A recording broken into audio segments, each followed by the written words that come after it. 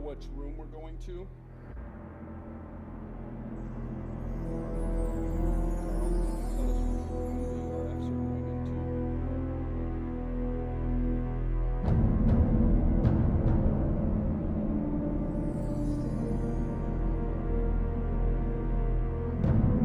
Thank you. Those are both on the other side, so I'm gonna move over there.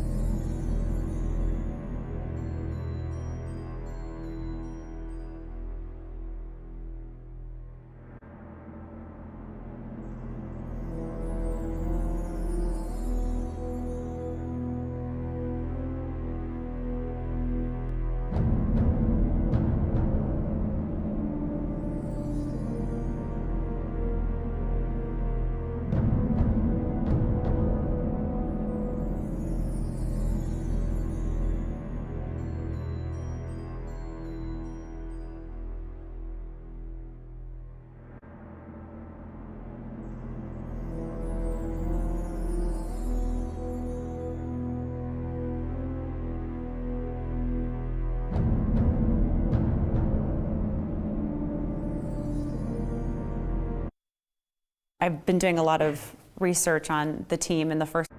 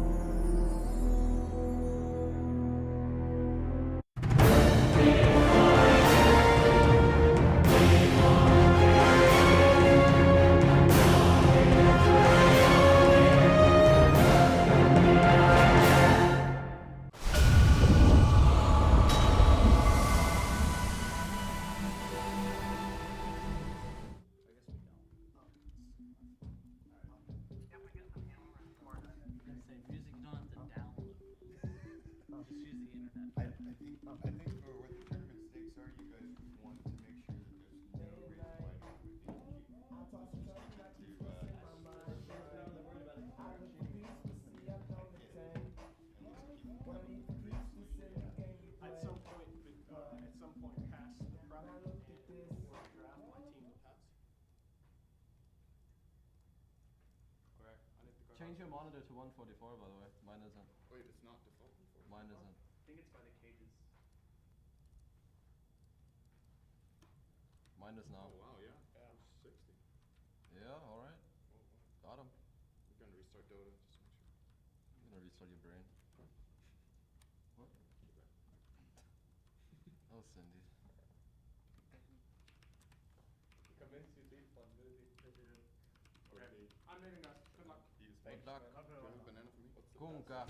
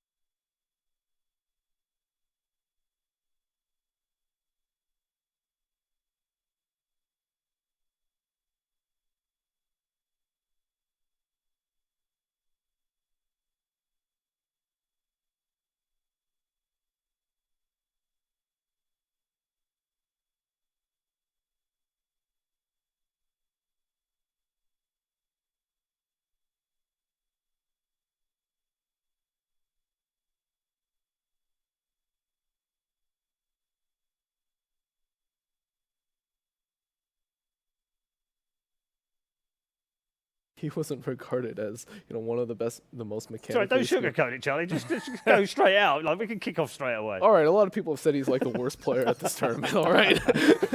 Wow. So, all right. Don't hold back, Charlie. Christ. Wow. Ted, I want to start with you in terms of the 4 teams that we've got in the come in to the the wild expert cards. first, Paul. Yeah, I come to the understand, expert yeah, first. These 4 teams, Yeah. everyone's going to look at them and go, well, Escape pretty good, Yeah. Complexity pretty good, a little bit unlucky, should have probably gone through already. eHome, really good team. Probably You haven't mentioned my boys yet. Execration. Execration. Everyone's going to look at this team and go, they've got to be the underdogs here. This is the year of the underdog, Paul. Okay. Let me explain something to you. All right. First of all, I want to talk about football for a second. All right. What And a I know surprise. it's not Dota. I know it's not Dota, but Leicester City, completely unfancied, won the Premier League in style, and they did it by playing exciting attacking football, and they blew everybody away. And I think Execration can do it. I honestly think if nobody fancies, you got nothing to lose. I just hope that they don't sort of go in and try and play the same kind of Dota that maybe eHome would play. They need to come in with something different, something that they're not used to playing. They've got to. Because you can't just outplay them if you try and play the same way. You've got to have your own style. Okay. Did you understand any So of that? No, I didn't. I I'm going to really translate didn't. for you guys in a minute. It's the Okay. round ball, the soccer ball thing, the round okay. version. The one that you use Right. your feet to It made the kick. news over Yeah. here. Don't try and make out the Leicester City. I saw we had on the news on the BBC. They were like, "Look at this! The Americans are talking about Leicester City. Leicester City won the Premier League." That's what they said, and they had pictures of people kicking around. do that again. Do that again. No, I don't need to. You heard it the first That was the best, Ted. I like that. That's a what lot. they say. Good All right, American let accent. me just bring it back to Leicester City then. If you want to All right. use them as your analogy, I can do, So yeah, who yeah. is Execration's Riyad Mahrez then? Abed, right? Okay. 15. Apparently he's amazing. I haven't watched many of the Execration games. I did watch one of their games against Fnatic, but apparently he's the key. And I love the idea of a young guy coming in and getting his team there. If you look at their sort of history of where they've got to and what they've achieved, it's not great. But they did as well in the C qualifiers as Fnatic and Tied them, TNC. of course, So in yeah, the league as they're well, all could've gone 7-2. through. So anything can happen. All right. Just bear in mind, if they had won one more game, they would be here. So they were Yeah. that close. Yeah. So I think to write Likewise- them off is wrong. Yeah, likewise, Complexity were one game away from being here automatically. Could have taken the top spot in the group as well. Yeah, that's kind of seems to be a common thread throughout the wildcard series is that there are going to be teams that are able to do well in a group stage and are able to show off in best of ones, but when it comes down to the full best of threes, they seem to falter. Complexity was one game away. All they had to do was beat Evil Geniuses again in a best of one, which they did previously in the group stage, and they didn't manage to pull that off. They ended up taking second in their group, which means they then had to go through the actual playoffs, and then they lost 2-0 to Digital Chaos. Then they managed to beat FDL, which was fine, Twice. But then they go into the finals, right? Immediately 2-0. Really dominant games too. Yeah. Now they almost managed to make the comeback. They pushed to a game 5 that was really close, but it still goes to show that best of ones, and perhaps we'll see here in the best of 2 format at TI, is that there are opportunities for teams that are perhaps a little bit lower to be able to prove themselves in group stage matches before teams are really able to figure them out in full series. Yeah, it's a good point you made as well. It is best of 2 for the group stages. It's best of 3 today. So really big chance for some of these teams to go through. Charlie, what do you make of eHome? A lot of people have been saying throughout the year that there's some potential here. They've got great players. They should have some good synergy by now. When are they going to kind of break through? And seeing them come through in third was almost a surprise, really. Yeah, I think this is going to be the tournament that they come through. A lot of people haven't seen a lot of them lately. They played a bit in H Cup and in DPL. Haven't shown the greatest results after they removed CTY and Kaka, but they're looking really good coming into this tournament. A lot of teams, I know the public hasn't seen this, but a lot of teams in scrims have said eHome looks like a top 6 team. A lot of teams have said, no, we look like a top 6 team. Yeah. But everybody else has said this about eHome, and they haven't said it about themselves. Yeah. And we've learned in Manila, didn't we, that we should listen to the teams when they're telling us this stuff, because they were all telling us the Chinese teams were on fire. They were telling us Newbury were on fire. They were telling LGD, you've got to watch LGD. They're really, really good right now. And we were all kind of like, how much do you take out of scrims? And it's difficult to read. And Execration yesterday apparently beat Liquid in a scrim. So Yeah, you And shut that down. We were talking about that 'cause before. Charlie and was was like, "Ah." no. I don't care. Yeah. I mean, sure, it's like a confidence boost for Right. them, but for how much does that mean in the overall scheme of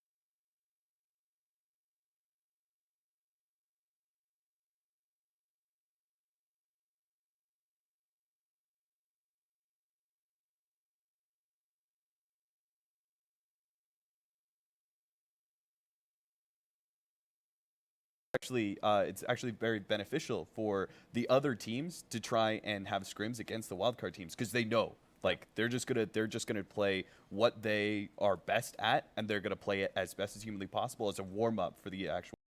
Right, and if Liquid is playing somebody like OG or Newbie, there's like a metagame between those two teams, so they don't know that. Hey, are they playing something that's really good right now, or are they also experimenting? Yeah, it's very interesting. A lot of mind games going on in the practice right now.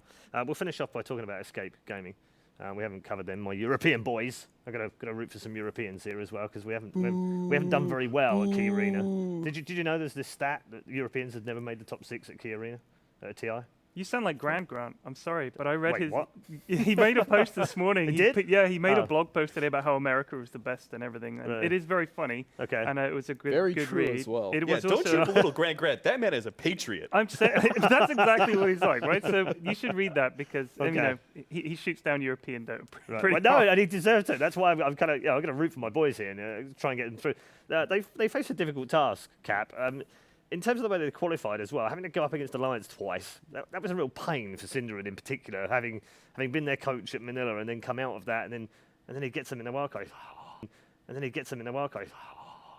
Why do I have to play? I have to play this thing.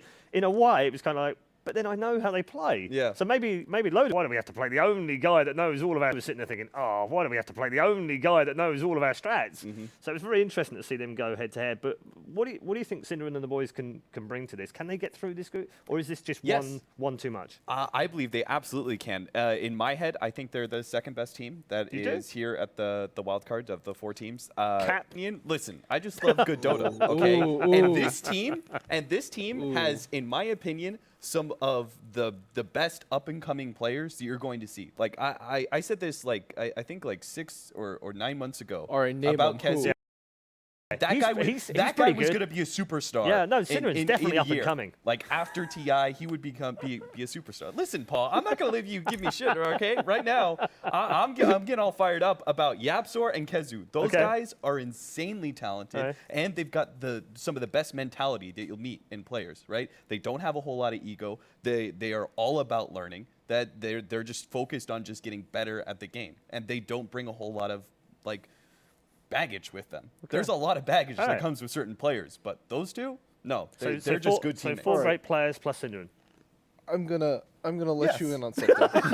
I'm gonna let you in on something, buddy. Okay. It's getting intense. They haven't won a scrim in 15 plus games. They've got the potential. I like that. I like the fact. Don't listen to Charlie. I just like the Charlie's a fact, hater. right Charlie's now. a I hater. like the fact that you have picked out eHome, Also- eHome and Escape to go through, Uh-huh. right? And I have picked out eHome and Complexity to go through. What has happened here? I mean, we just know you're a Swindles fan, so Wow. just because you came on the panel and you had some fun with him, now you're like, oh, go Swindles. Listen, Oh, I'm okay with I that. also know that they're going to be pulling out something special. Right. We'll see. Okay. But Something they, special. They've got something special. I Planned. mean, Are a you- lot is of teams this have based something on our special. breakfast with Yapsor this morning when we happened to be having breakfast and he sat down? Is that what you're basing we this talked about on? it a little bit beforehand. Yeah. You said to him, have you got anything planned? And he said what all players always say when you ask them that question. Oh, yeah. No. Oh, yeah. No. We Woo, talked. got we a talked. We suitcase talked full of about this plans. beforehand. We talked about Yeah, this right. beforehand. What did you say? He's got something special planned. Okay. I mean, I wasn't going to point out that, he specifically had something special planned, but Okay. way to ruin it, Ted. I'm sorry, dude. You know, I just want to draw a correlation. Do you know what other team also lost 15 plus scrims in a row? If It you was- say execration, I'm No, gonna... no, it wasn't. I thought you were going to say officials. I thought you were No, gonna... no, it was 15 plus scrims in a Uh-huh. row. Secret lost 21 or 22 scrims in a row I before remember Manila. this. I remember hearing Yeah, about they this. finished last place. Last place. I thought you were going to take a shot at Winter there for a second. I mean, I feel. yo, that guy recently just got married. I'm gonna let him have a good time, man. All right. Okay, we're going to get into the opening game of the day very shortly. It's going to be Escape, of course, going head to head with Complexity. Probably the two teams that you would look at and think this one could go either way. We've got some difference of opinion here on the panel as well. So we'll introduce you to the two teams when we hear that they're ready to go. But I also want to talk about fantasy because there's a fantasy game in the compendium. I was frantically spending most of my morning last week when it got released, getting all the cards, collecting dust, collecting more cards, trying to search for Synderen, as the last card that I needed. Yes, Synderen cost me a lot of money to get the final card. Why would you do that? You treat yourself. And then actually someone pointed out, but you're never going to use him. I'm harsh on Synderen. He'll watch this back and just be like, those guys, they're not my friends anymore. We did hear the secret earlier from Bruno. We'll let the public in on that secret. Okay. The longer games go, your hard 5 position continues to buy all those wards. Apparently that adds up to a lot of fantasy points. It does, yeah, especially if you have the gold So card. maybe Synderen is worth something. Yeah, maybe. He's top 5 right now. Yeah. That's pretty good. In value, apparently. We'll see. We'll see where he is after the wild card. Have you guys done your fantasy teams today? Yeah. Okay. I have nothing but e-home players on there. You just went 5 e-home? Yeah, I got 5 e-home. Okay. Does that, I think that's you're actually going to suffer from that. Okay. Because if they win both games, then they get less matches. Yeah. So you're better off going for an escape or a So complexity team, surely. I lose by going all 5 e-home and assuming that they get first place. I lose like one game where a team maybe loses. And I'm okay with that if I have to, because picking between Cole and Escape, who knows? Yeah, this is a bit of a coin flip. I barely had 5 cards to field, so, you know. Were you one of those people that got the original 15 packs and then you were like, oh, that's all I get? Oh, okay, I'll just go with those then. Yeah. Did you go to the marketplace and be like, haha, I can buy more? No, I didn't even know you could. I was in the those things same were like boat. 30 cents a pack. No, they really? no. Less than that. Really? Yeah, they were less I than have that at one Alliance. point. I don't That's know the if they only made full it team in I the- have. No, when I bought So I it just was picked 30. them. Alliance. That's it. So you're going with Alliance today. That's it. That's all So you I got have. 5 Alliance flags? I have that team, and then I've got like random people. I got Synderen in my first pack, I think. did? So I've got those, and I was like, well, I don't have my laptop is not working here, so I just thought, well, I'll wait, and I'll find a machine somewhere and do my fantasy then. But yeah. Okay. All right. Well, Go on, Charlie. What were you gonna say? Are you saying that people need to buy your signature so you have enough money to buy more packs? Yes. Wow. Please, Was that the yeah. first promotion Yeah. of the signatures? I didn't say it. Charlie said. I'm just backing him up. Yes, and that would be great. Yeah. Please. Thank you. Yes, but also buy caps. Yes. And Please. by Paul. I'm really poor, guys. I'll be honest with you. Please- Okay. please buy my We're going to signature. take a little break here for the panel members, but we do have more members of our broadcast team. We have quite a lot of them, as you probably saw from the announcement last week, and one of those is standing by right now. Sir Action Slacks is with the manager of Escape Gaming. All right, hey guys, this is Slacks. I'm going to be your interviewer, content creator, and fun fact, actually pro player massager here at the International. So fun stuff. And I am here with a very special guest. Would you like to introduce yourself? So, hi, my name is Marie. I am the manager of Escape Gaming, who's playing the wild cards today. So, Yeah, very exciting day for you guys. Escape Gaming at TI, man. How's the team doing? I want to know. You're the manager. You know how they're feeling. They excited? Are they scared? Are they motivated? What's up? I think they're very motivated, especially maybe Yapsor and Kazu, because they've never attended TI before. So I think they're really, I wouldn't say really confident, because I think everybody should be a little bit nervous. Right. Yeah. And that is your job as the manager to make them a little nervous, right? Yeah. So I make sure that they're a little bit nervous. All right. Yeah, I'm a little nervous myself now after that. But anyway, so yeah, first time at TI. That's super exciting. I mean, it's a huge event. There's a lot at stake. How's Valve treating you? I hear you guys got business class flights, right? Yeah, it was our first time doing business class, and it was very funny, like, because when we got on the plane, right away, we started, like, playing with the seats. They were going up and down, and everybody else was like, what are these guys doing? Like, we had never flown business class before. That was very funny. Yeah. They don't belong here. Get that? Like, what are they doing here? All right. Yeah, exactly. So, so tell me a little bit about, like, the kind of prep. How much have you guys been working towards this? I mean, it's a big event, right? What's kind of the schedule been like? So we went to Germany and Dortmund and had a boot camp there for a week. And they played all the time. There was almost no room for breaks. So I think the preparation there was really good. And since we came here, the jet lag hasn't really hit them very, very hard. So they've been playing almost all the time since we got here as well. Okay. So you're expecting pretty good games, and they're going to be on the top of their game. Yeah, definitely. That's what we want to hear from the manager. Okay, so this is a difficult question for you. You're kind of a new team. The guys don't know too much about some of your players, as you said before. So I'd like you to do a little thinking challenge for me. I would like you to take each one of your players and relate them to an animal that, like, sums up who they are. For instance, to me, Synderen is like a goose. Very beautiful, but if you approach, you can get really nippy. So what do you think? Hit me up. Okay. If I start with the Yapsor, that's easy. for sure. He's a very clowny and very funny. Okay. I think Era would probably be a dog, because he's very loyal and very friendly. Just any dog. Just Just any dog. But maybe I should choose a more specific dog from Max. yes. He's like a bulldog. You know, he goes to the gym a lot. He's quite big. Yeah. Yeah. That kid's ripped. That kid looks like Bristleback. He's a cool guy. All right. He's like, okay. You got 2 more. Oh, this is so difficult. This is so difficult. I was thinking about Kezu.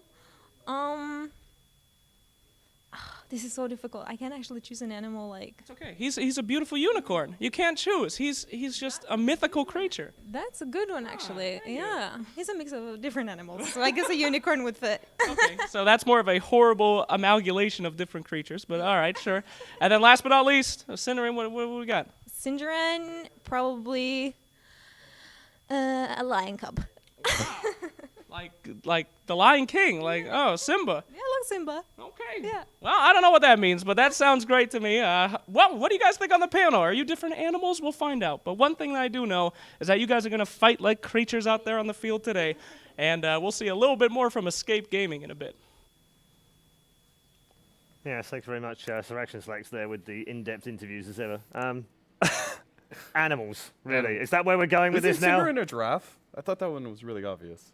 Really? Yeah. Yo, if Look at the anything, joke. Quickfoot is a bear. That guy got huge. Yeah. It's like He did get big, didn't he? Yeah, Yeah. he got massive. It's Yeah. like after TI4, he just ate way too. That's why that guy's been out of the scene for 2 years. Look, you said Unbelievable. he was jacked, which wasn't a phrase I'd heard. I'd heard swole and ripped and buff, but not jacked. I always Jacked? thought that That meant means the like same thing, isn't stolen, something was No, stolen. Us Americans have a lot of different words. Yeah, for love. getting huge. Yeah. Yeah. Okay, this went south very quickly. jacked. We're going to introduce our 2 teams in a minute. I also want to take you through the streams as well, because there are a couple of streams today. Of course, you have the option of watching either or both. If you would wish to do so, you can watch the other match that's going on between E-Home and Execration, or you can stick with us as the Complexity players. Could hear get that from ready. here. I did hear that through the walls here. I think they're 4 floors below us, and I did hear it from up here. That's it's incredible. So Complexity getting ready for their match against Escape, which will, of course, follow this particular panel. We're going to focus on this particular matchup right now as well. Charlie, we'll start with you. Complexity versus Escape. This is a really big game in many ways, not just because it's the wild cards, not just because the winner gets a shot at the upper bracket, but because, in a way, this sets the tone for the rest of the day for both of these teams. Yeah, this is the big one. This is the one where everybody is picking. It's going to be either one of these two, and the first match is going to give you a lot of confidence. I got to give it to Cole. They beat them at Epicenter. The fact that I think Swindle Melons just has this tendency to will his team through brackets.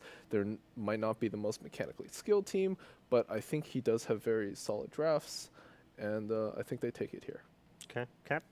I'll actually agree with Charlie. I think You I think they'll picked take it here. Escape to come through, Yes, though. but Escape will win the series that matters most. Okay. Paul. Oh, That is Alright. why. that is a bold prediction, Complexity, sir. Complexity So, will start off so strong. hold on. So let me just make sure that I've got this right. You think that Escape will lose this series, but still qualify for the main event? Yeah.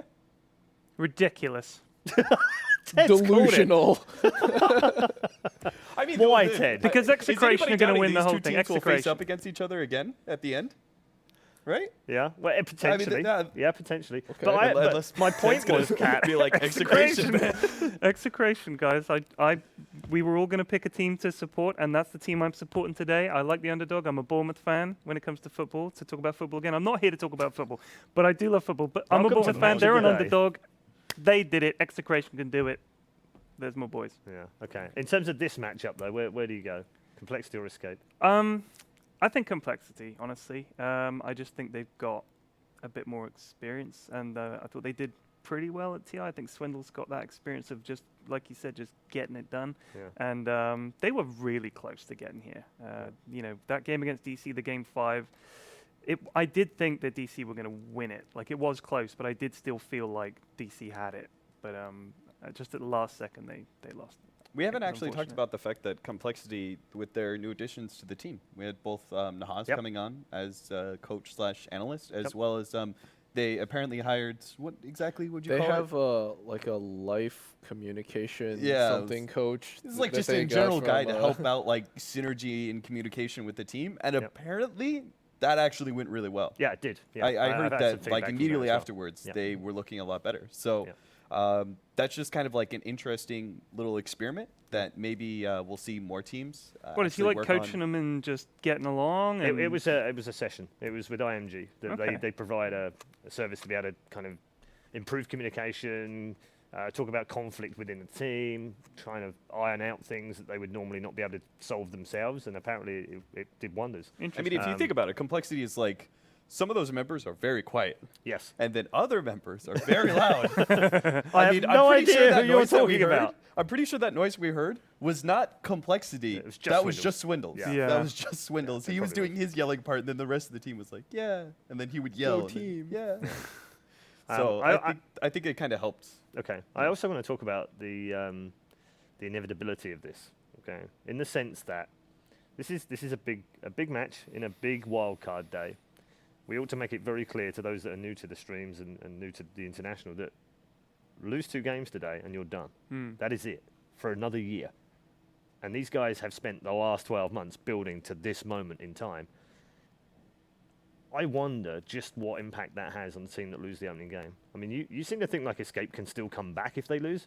Let me put it the other way around. What if Complexity lose the opening game? They won't come back. wow, All right. you should try that Okay. coaching role, the life coach thing. For you guys are in big trouble. I would say that these two teams actually have probably a higher amount of mental fortitude than most others.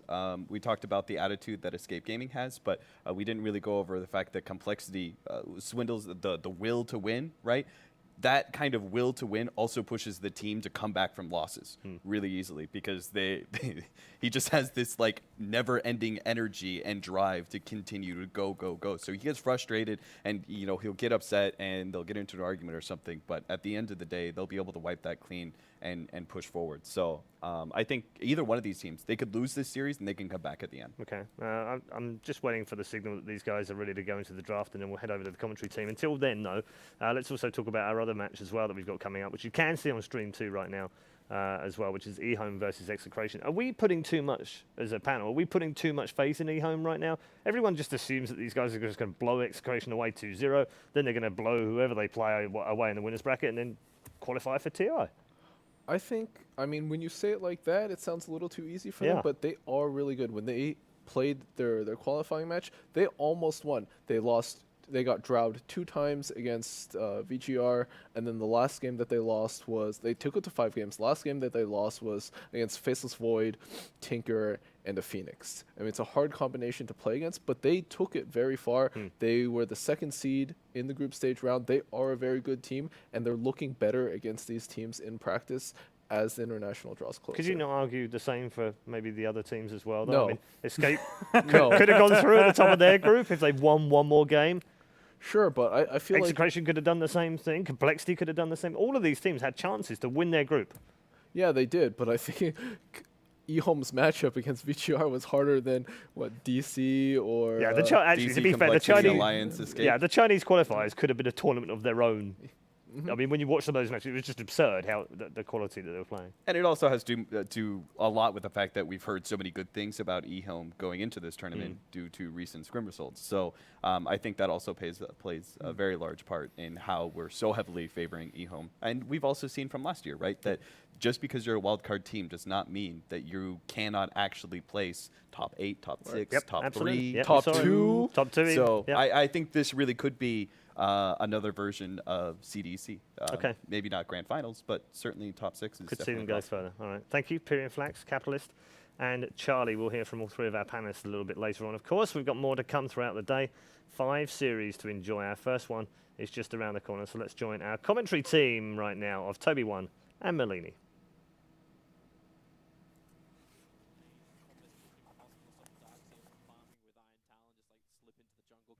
So yeah, complexity comfort zones being removed by Escape and straight into a Bat Rider. So Escape actually getting the aggressors. I was wondering how we would go with the first phase. Like Like the two big ones on my mind were Faceless Void as well as Drow Ranger. We saw these two heroes appearing through Star Series and the Summit a hell of a lot, but both of them get banned out in the first phase, as well as Koipfer's Invoker, which is more of a respect as well.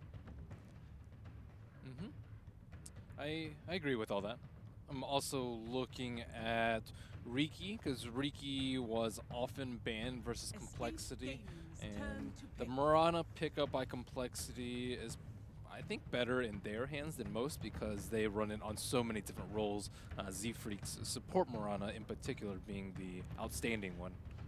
I'm interested to see like how his rotations will also work. The panel was talking about it before with massive wards being placed down by Cinder and all that kind of vision, just how well like a rotating Mirana would function against Escape. Speaking of rotation, we're bringing back one of the old classic ones, Earth Spirit in for Escape. I think having the instant silence is very important versus the Slark and the Mirana. Batrider is just not reliable lockdown versus a Slark. You don't see Slark first phased often, but versus a Batrider, I think it's a little bit warranted, and it's going to be difficult for, I think, these heroes to escape if the Earth Spirit is off to a good start. So you're already feeling with like Escape's first two that they've got enough they can deal with the Slark? Or I think so. Are you looking for something else to come up? I've been underwhelmed by Slark a lot recently. We've seen him picked a lot against Drow, which just doesn't work often because Slark just loses in 25 minutes. But in general, Slark just has not seemed that strong. And I don't think Complexity is a team that's known for running Slark. When you think of Complexity, you don't think of Slark. Yeah, you really don't. Like I think of MVP before I think of anyone when I think of Slark. I also think of Aloha Dance. Oh, yeah. But yeah, for Complexity, it's not really their 5-man hero that they're generally they like to get mech and win their lanes, and maybe have like a scaling invoker, maybe a Drow Ranger strat now and then, but they team fight far more so than the other teams. Maybe this is the reason too why Synderen looks towards the SD ban. SD was again one of the big popular heroes in the last couple of weeks, and it would be the setup for the Mirana. So you see more of a skirmishing complexity than a team fight complexity. It's also because they run Oracle too. Complexity run Oracle a fair amount, which is a solution for the Batrider that a lot of the T1 teams turn to, or other T1 teams, I should say.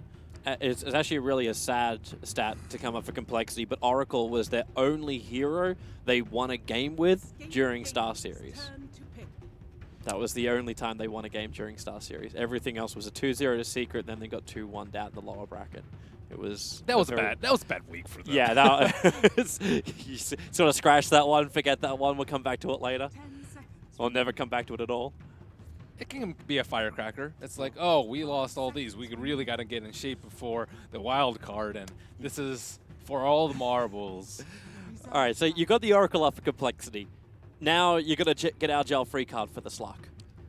Yes, so I think they need even more team fight now from Escape. Like right now they have two decent AoE team fight heroes. Batrider, not very reliable versus the Slark and the Oracle, so I think they might even need a third one. I think that's at least my opinion, so you can catch the Oracle out, or else you don't have a good way to control the Oracle. So the Morphling pick coming out from Escape is a little strange, but with the SD ban already out and actually no silences from Complexity, who responded with an instant Beastmaster pick. I didn't even know if they really recognized. That's why your brain stopped for a second. You're like looking, it's like Morphling instantly into Beastmaster. Yeah. Complexity do like that. Like Swindles, I know he was talking about this at Epicenter, where he really likes to just quick pick.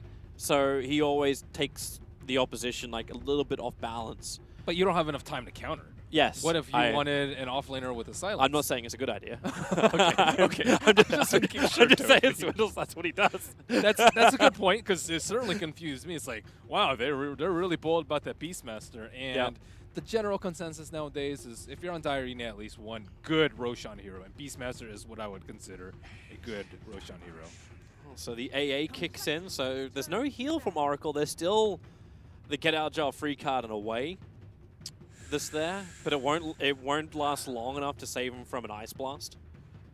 I think the AA, well, we'll see AA for a lot of reasons. One is team fight. That's probably actually like not the most popular. The second one is to deal with Alchemist and Huskar. And the third one is to deal with mass heal.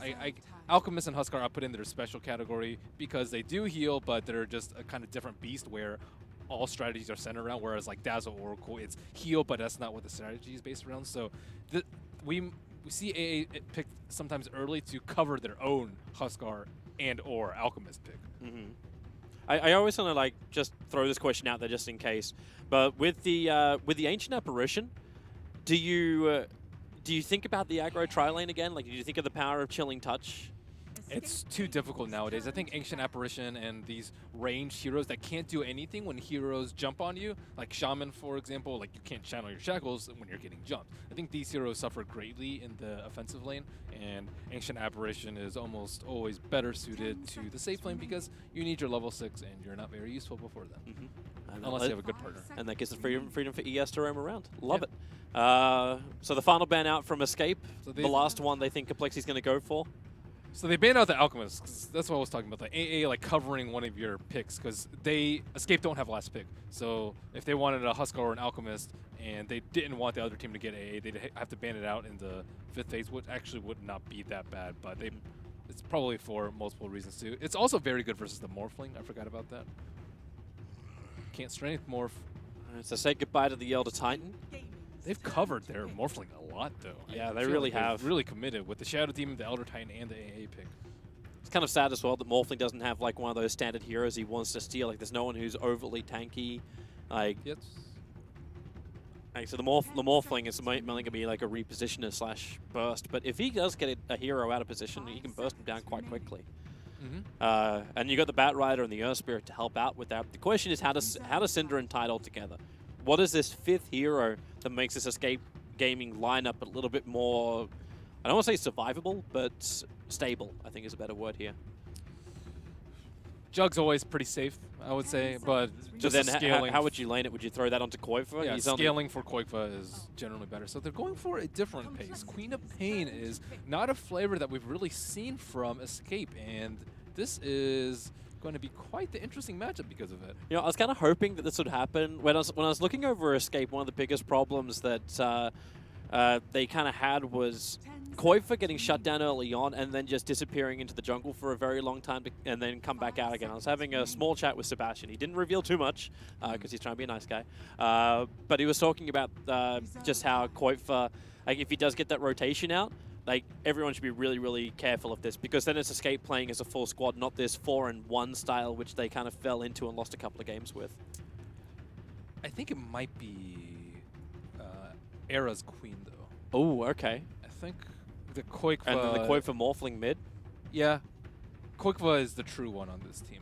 It's kind of like OG, I think, where Miracle might go mid, but he still is highest farm priority. And I think it's a very similar story for Escape. You'll almost always see him playing a scaling hero, Juggernaut, Invoker, these sort of heroes, Tinker, that just demand a lot of farm. And Morphling is that type of hero, especially in this lineup. That exact question could be the reason why Complexity is taking their time with their last pickup. They're not 100% certain who's in the mid anymore. And I suppose Escape can also just change it around, like the Morph or the Quap. They can switch that around. Even the Bat Rider is capable of going into the mid.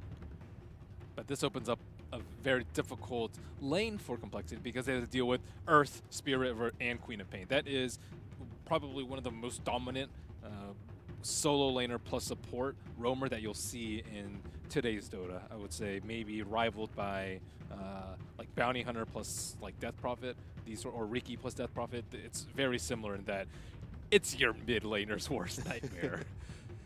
DK maybe okay. Well, speaking of the Riki, he doesn't have a Death Prophet to combo with, but this now means Mirana Core. Yes. Mirana Core, Slot Core, Beastmaster Core. They had a silence though. I think they definitely needed a silence versus Morphling and Queen, and Riki kind of covers both of those bases as well as shoring up the mid lane. So it will be Koifa and Queen of Pain.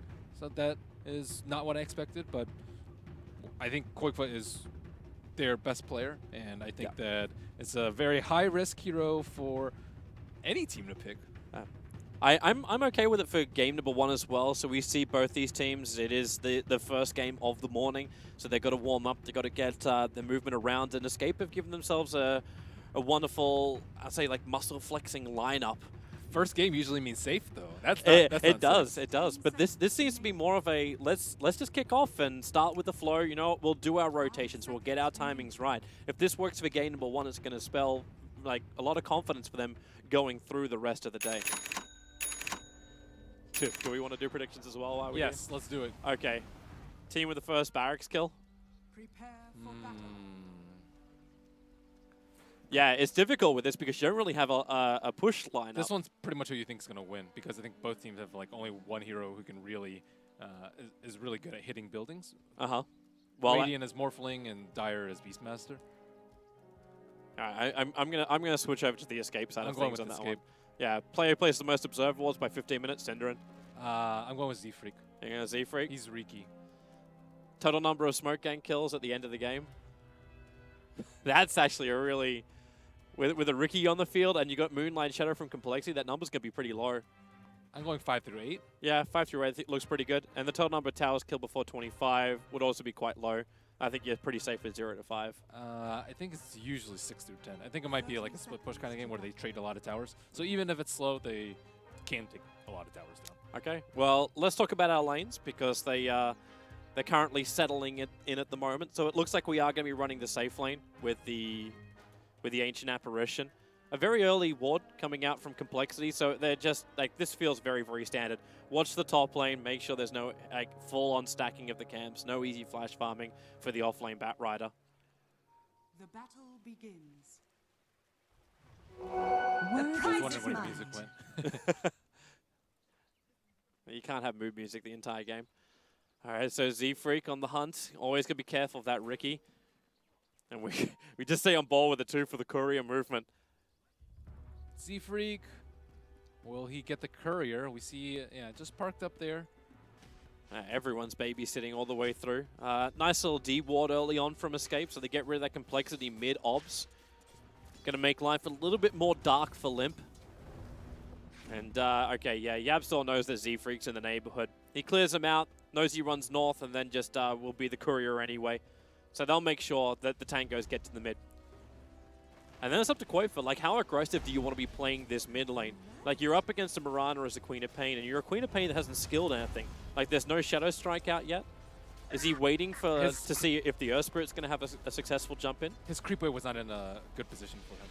You don't want to go when the Mirana's on her hill. Ooh, Keizu CPing out. Is he going to have enough time? Yep, he will. Problem with not having extra stuns coming in from the Riki. And then Limp being initiated on as well. Yapsaw. Like he's beating into Limp, but Limp just able to leap himself away to safety. And Quofa is not able to get that second Shadow Strike. If you get the second Shadow Strike, then you can maybe prevent Mirana from using her salve. But she's going to be full HP and should probably start faring over regen soon. I'd ask if you got a ticking time bomb right now on the bottom lane. The fact that you're giving Era free space on the bottom lane, but you also have a Beastmaster who's moved into the jungle. So Swindles is easily keeping up with any kind of farm. It's Iron Talon jungling at its greatest. So the Beastmaster's fine. It's something which he also was talking about with me down in Manila, where he's like, you know what, we just have like AFK farming for the first 10 minutes. For a Beastmaster, he'll come in with the Blink Dagger as well as a level 1 Necrobook and then just go ham after that point. So Swindles enjoying his farm on the inside the jungle, Era enjoying his in the mid. On the bottom. While the middle lane, Yapsor again looking for a rotation in there. But Z-Freak, he's stalking. Just can't get any levels because he can't find... There's no junglers coming out from Escape. It's more important for Z-Freak to keep tracks on Yapsor than the other way around because of the middle matchup. Like, Queen of Pain has the upper edge on Mirana. So that means the onus is on Complexity to make sure that the Queen of Pain doesn't get out of control. And Mirana needs a little bit of time. You need your axe, you need your items. Queen of Pain really doesn't need that many. Maybe a null or 2 before you can start going crazy. It's just the mana pool you're looking for right on the quad. Yep. To make everything work. A little bit of HP too, so you can blink aggressively if necessary or tower dive because she's just that type of hero.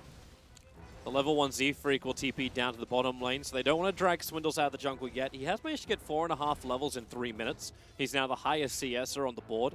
And Z-Freak soaked up almost 2 full levels. from being on that bot lane. But there's no big tower pressure coming out with the Morphling. It's not like you got a lone druid over on this escape lineup. And YapzOr continues to try and be a bit of a pest to Swindles. Rather difficult to do. He doesn't have a TP scroll, so there's no easy boulder out and just TP. But he's always got the distance with the rolling boulder. He's trying to slow down Swindles a little bit, but Swindles is already almost level 5. Yeah. And it's very early, and he has a TP scroll just in case things go awry. Like if Earth Spirit starts off with a stun and Queen of Pain tries to blink over, he might still be able to get out in time. It actually opens up also Swindle's rotations, because if he hits that level 6, he can move around with Z-Freak. They actually have a good ganking lineup. They could bring a lot of pressure to that bottom lane. But so far, it's still just a little bit of harassment here and there. Try and catch up to on any kind of farm. They might be getting a little bit annoyed here, Escape, but overall, like, it's not that big of a difference. Like, you're only looking at 500 gold or experience swinging either way. And KZU is now finally going to invade into the Complexity jungle. So they bring over the Bat Rider, and this will restrict the movement of Swindles a lot. Not to mention get some much-needed farm in for KZU. That would be a lot easier for them, though, if they had a kill rune on the Queen of Pain. And she got the 4-minute bounty rune on top, the kill rune going in the way of Mirana. YapzOr with the smoke screen. This could be the first blood right now. He wants to go for the kick, but it won't happen. Limp, an easy movement up, and he actually had the first blood rune, the double damage onto that Mirana. They were very worried about the Beastmaster, and I don't know if Escape's actually going to have enough time to get the items that they want before this Beastmaster and Riki combo, as you mentioned, is going to wreak havoc around the map. You're worried about the overcommitment? Like, just to stop him? I think they need to get their farm up. They need, like, Blink on Bat Rider. They need, like, whatever first item is up on Morphling, level 6 on Ancient Apparition. I think these 3 things are the most important things for them. And if they don't come out very soon, for example, if Beastmaster makes first move with a Roar, with a smoke and a Riki smoke cloud, and people are dying around the map, and then you have that one piece of the puzzle that's always missing, I think that Complexity can take down all objectives and kind of sweep them down after that, because you have some supports that are just very weak to the Riki. Yep. And even some cores are, too. We need to get the farm up. Currently, there's no real stacks for them to work with. Like, YapzOr's only managed to get 1 double stack inside the jungle. So, KZU doesn't have an easy flash farm. Maybe he was hoping he could catch out like a big Swindle stack. But Swindle's not even a single point up in the Wild Axe. He's not looking to clear that way. It's all about Call of the Wild. It's all about Iron Talon, just relying on his own strength. So there's nothing for Escape to steal. And the Moonlight Shadow being triggered. They're actually drawing a line to head to the top lane. Now, there's an Observer Ward that Limp did that right underneath. So, yeah, there's no surprises here, and KZU hides in the trees. But now Swindles has parked himself right into that camp. Let's see if KZU gets an eye on this Hawk. They could use a scan. Actually, they don't have the scan available. It looks like they used it a couple minutes ago, but this is about the time where you're worried. Well, they see each other now. Z-Freak as well as Limp were trying to make a bit of a move through the south, but yep, there's YapzOr rolling boulders himself forward. Swindles slowed down, silenced up, the Firefly forward. They're going to get right on top of him, and Swindles, he will burn. That is a very, very bad kill to give up, because he is the highest level in the game right now. Swindles is level 7 right now, and they were trying to go for the typical smoke, get a tower kill, after killing a hero with Roar. That is a very common thing, especially when you have a Beastmaster, because you take down towers very quickly. But his team backed off. They probably got wind of this because all their heroes just suddenly disappeared on the map, and someone was like, okay, well, I'm right here next to a camp, I'm going to farm it. And they just lost a very high priority hero without the Riki there, the scout, without their safe laner there to really protect him from that sort of maneuver. I want to watch this swing just continue as we still haven't felt like the big presence yet. Like, we talk about the fact that Slark as well as Morphling are both out of play at the moment. Who's really going to come online first? Like, do you want to see Chessie with early Shadowblade rotating around, trying to find these support kills? It has to be the Slark, just because Slark does not match up well versus the Morphling in the later game. Morphling's a lot more slippery than even the little fish, and he also is just a lot more safe when he hits towers. He also just does a lot more damage if left unchecked because of the agility morph. So I think that the Morphling just poses a lot more threats. And like Slark, he can kill heroes, but he can't like instant kill heroes like a shotgun Morphling. He has more of that sustained kind of damage. Once you pick up the Essence shift, then life's going to get a lot easier for you. And Escape are covering their bases. We see the scouting out of the Roshan pit with the Ancient Apparition replicate. So they do not want to give Complexity any quarter. They do have the Beastmaster, and they are respecting it. They know it's a hero that Swindles has played a hell of a lot of, so it does make it a little bit easier. Got more data to work with to understand how Swindles will play this hero. They don't have enough right-click damage for Roche just yet. Slark hasn't committed to any items. Maybe with Echo Saber it might be easier. They'll kind of need the Necro books, right? Yeah, well, he died, so it's going to come out very slowly. Yeah. Normally, I think free farming, Beastmaster just straight jungle is like 14, 15-minute Necro 3, and he does not have his Necro 1 yet.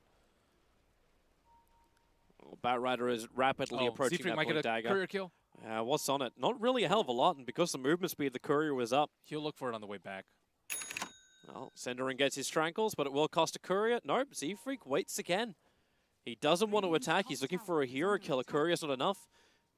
Ice Blast is flying all the way up to the top lane. This looks more like a way to dissuade Huntskin as well as Chessie from attacking into the Tier 1 tower. Does his job. And Ketsu will have his blink very soon after farming up this creep wave. Should just be about 3 to 4 more creeps. Z-Freak trying to look for a weak spot in the escape defense, but with a Sentry Ward down, it's difficult. Like, he just got flagged. Yeah, I'm actually a little surprised he didn't go for the Kirko. It looks like he was... Oh, Koifa blinks. Dust gets the extra slow onto Z-Freak. Smoke screens up with the kick and the waveform and the strike. Oh, they made sure that Z-Freak definitely went down. I think now the pressure has switched to Complexity. Complexity are...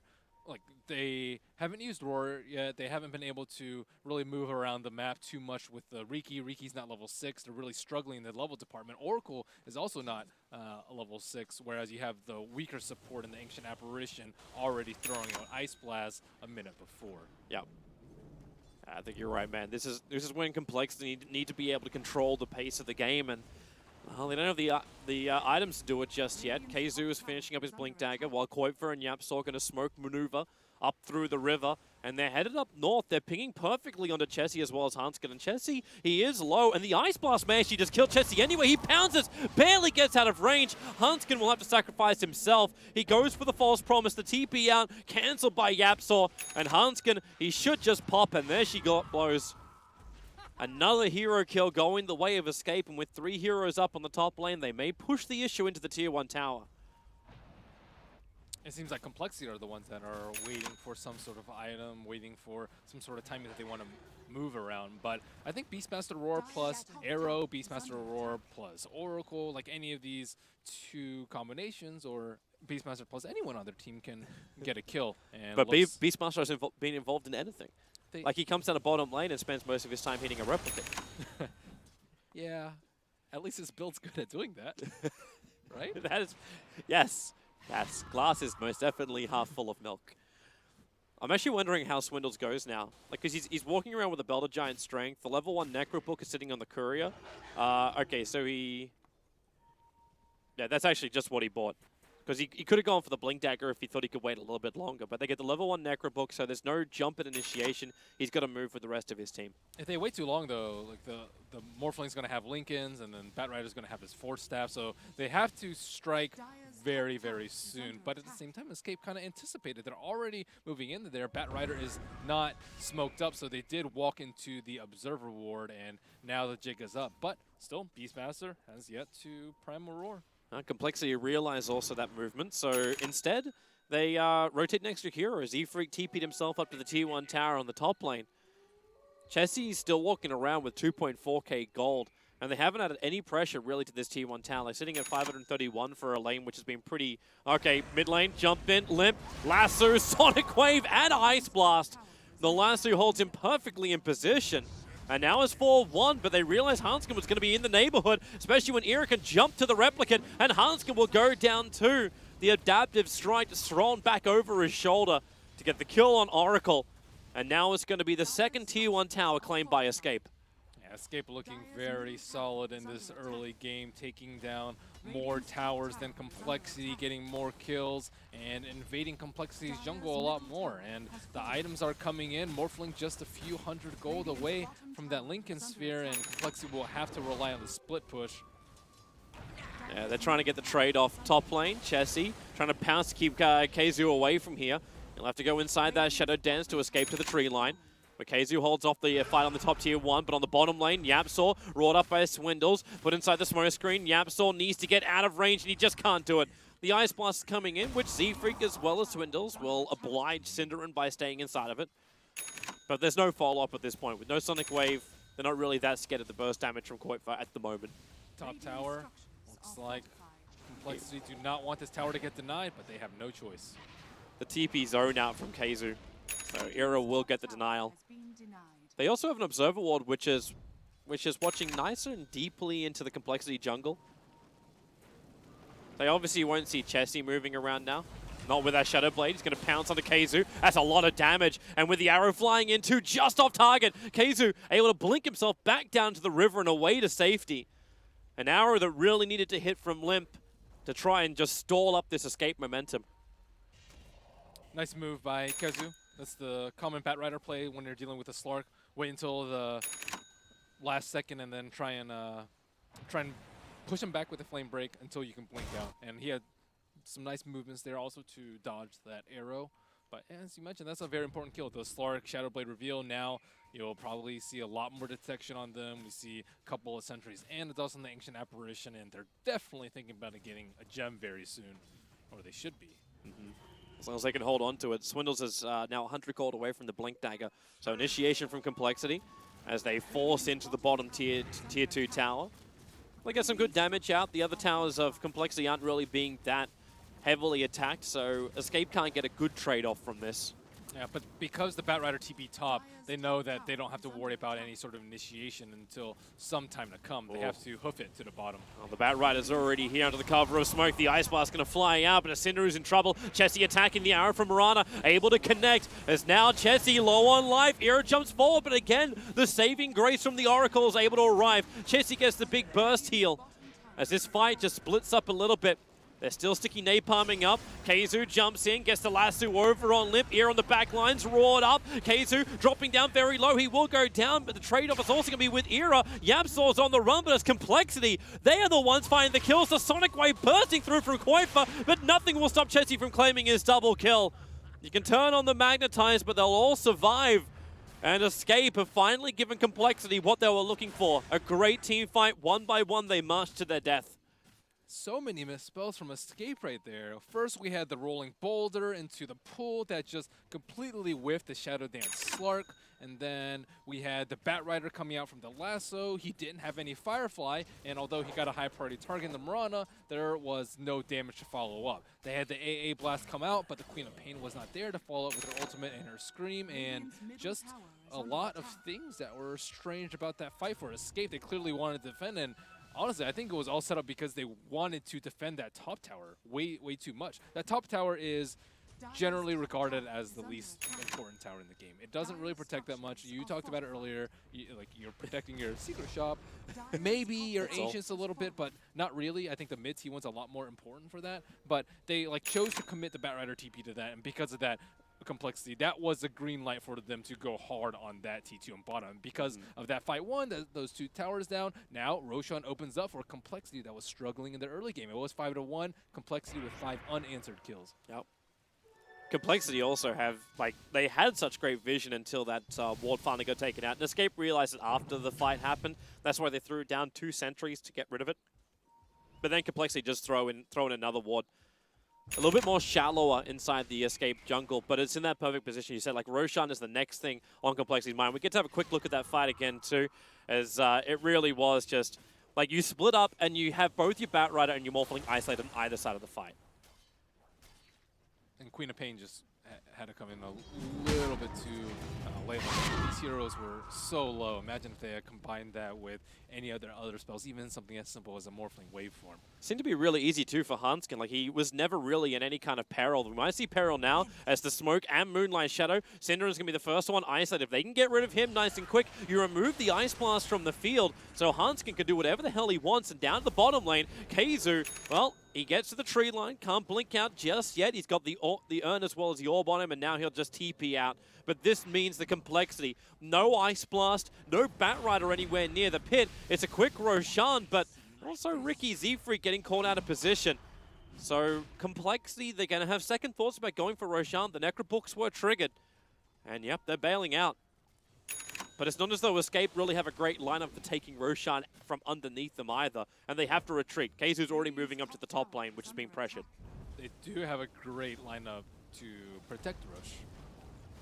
Not to do it though, as you mentioned. So that's one of the downsides of their lineup. Need to wait for Morphling to get a lot bigger. He does actually have the Dragonlance build, a rather unusual one that we see from Morphlings. Generally, when you're hitting towers, you're uncontested as Morph. I think the Dragonlance is very good for those heroes that are in the front of the team fight hitting towers, but I don't think that's what Escape's lineup is based around. But overall, good stats. Morphling needs strength, Morphling needs agility. Maybe it's an answer to the fact that Escape don't really have a great high ground pusher anyway. Like, what are you going to do with the Bat Rider and the Queen of Pain? They're not going to be the ones to attack up. Yeah. So they need something for that. It might be useful later to kite the Slark and or the Mirana if he decides to go for a Hurricane Bike, but it's just cost efficient. They're struggling a little bit. Maybe he was thinking about going a BKB, but realizing that is not quite the right time for it. And Escape having a very concentrated effort to keep in that mid area of the map. This mid T1 tower on the Radiant side is the most important tower in the game for both sides right now. They Complexity need to take that down, and Escape need to protect that. At least Escape have extra items to help them do so with Complexity. They're going to 4-man smoke with that extra TP down to the bottom lane. They are looking for an opening. But is the opening just for Roshan, or is it going for kills? They only got one Observer Ward, and it doesn't see anybody. Actually, they do have a second one. There's one up near the Radiant Secret Shop. Synderen is in a little bit of a weird position. Earth Spirit, let's see. Oh, the Replicant. Limp just arrowed it. He doesn't actually break his smoke with it, but it reveals the fact they are smoked up, and now they engage over on the Replicant. And they'll realize it is so. They're still instilling a lot of fear into Escape. Combine the smokes with the Moonlight Shadow, and you always have to fear Keizu gank. is coming over. They're going to trigger a second dust, but Chessie, the tier 1 tower's already gone, so he just blew 2 dust there from Escape and didn't find any openings whatsoever. In fact, Complexity, they're already getting out. TP straight back. Now the blink is up for Swindles, and they're circling over towards Roshan. That circle's actually coming out from Yapsor, just saying, yo, guys, like, they just took out tier 1 tower. Roshan is most definitely on the cards. I'm looking at Roshan. He's perched a little bit away from his usual position in the pit. Usually he's like deeply recessed in there. Maybe he's admiring his skull collection. Finding a new spot. Swindles actually TP'd himself up to the top lane. This got scouted out by Escape, so they're just pinging the fact that the Beastmaster is not anywhere near Roshan. But he is forcing someone to go back, which is normally very effective, but when you're versus a Morphling who can send a Replicate TP to split push out the lane and then come back to the fight with a Replicate, is not as effective, but... Complexity just smoked on top of an Obs Ward. They should have known as well. In fact, yeah, Synderen, he was walking around there with a Sentry Ward already on him before they did the smoke. Now he throws it down, realized both the Obs and Sentry is there. But it's Complexity who are not here to defend Roshan. Escape, they're looking to bring him down, and at this point they might be able to succeed. The scans used by the Radiant side, it should now start to ping and flag red as Complexity. Here they come, Roshan low, he's at 1k life, they've almost finished the job. Here comes Complexity, the arrow will fly forward, it hits Koifa. He does have the Aegis Immortal, however. Era trying to keep Swindles out, they use both the Adaptive Strike as well as the stun to hold him. Koifa lets the ulti blow, he triggers the Aegis to the Immortal. The Necros are around him, Chessie will get in, and then the blink, they get back up, but is it far enough? No, not with Keizu being roared. They get the Adaptive Strike, so you will lose the Slark, and it's allowing Era to block the path with the Morphling, but Hanskin giving them a license to just keep on fighting. Era on the run, another kick, catching out 2. Era needs more time. The Linkers is finally back off cooldown, he'll waveform up. Can he survive? He holds in the tree lines. There's not enough mana for him to TP out. They don't realize he's in the trees. He'll start the TP. Swindles now. The axes will fly, but it's all a little too late. The extra TP out as well. Coming from Koifa, they will get out of the pit. It did cost him a little bit, but it was a 3-for-1 trade-off in total. But that's including the Aegis the Immortal. That should have been so much worse for Escape. I don't even think that the phrase "getting away with murder" really quite does it there. Getting away with easy deaths. There were a lot of small things, though, for that fight that set it up. Koikva, I think, constantly using Orchid on the Roshan, because that was a fight of, like, a matter of seconds. If Complexity have gotten there, I would say even, like, 3/4 of a second earlier, they likely could have killed Queen of Pain, killed Roche, and taken the Aegis. But they were just waiting for a couple of things. The TP mid, so they could smoke, came out a little bit late. Hanskin, I believe, was waiting for a separate ward coming from the chicken. Keizu, they're prepping. There's your leap. Well, Keizu can't survive all. No, yeah, he can't survive. The kick from Yabsol wasn't going to control up enough. And then, well, Z-Freak, he's coming back in. Did you actually think that was a real Synderen? Either way, it was a replicate. And they're going to boulder, 4-staff out. Chessie's still on the hunt under the cover of the Moonlight Shadow. Synderen, he's a little bit out of position here. Swindle's going to start with a raw Necrobox, and Synderen, he will evaporate as ice. Complexity finding some free kills across the map, and this will let them push with the Necrobox triggered. That tier 2 tower stays numbered. Number is also very low. Escape do not seem that well versed in playing around the AA. We've seen a lot of hero stables coming out for Synderen, the Dazzle, the Vengeful Spirit, the Winter Wyvern, but with the Ancient Apparition, you can't buy time for your team to come. Winter Wyvern and Dazzle both can buy maybe a good 5 or 6 seconds, but Ancient Apparition, if you get cut out of position, you're just dead, and there's nothing your team can do about it. Kind of surprising when Synderen walked outside of his base, but is this also then just down to vision? The fact that Escape can't keep any kind of vision over their own jungle complexity. That's where their attack angles have come every single time. They've taken a really good fight. They've had obs up on the hillsides, and Escape, they're always countering it a little bit too late. This is getting a little bit easier now because Keizu's got his gem. And this means also you don't have the moving obs ward of Z-Freak.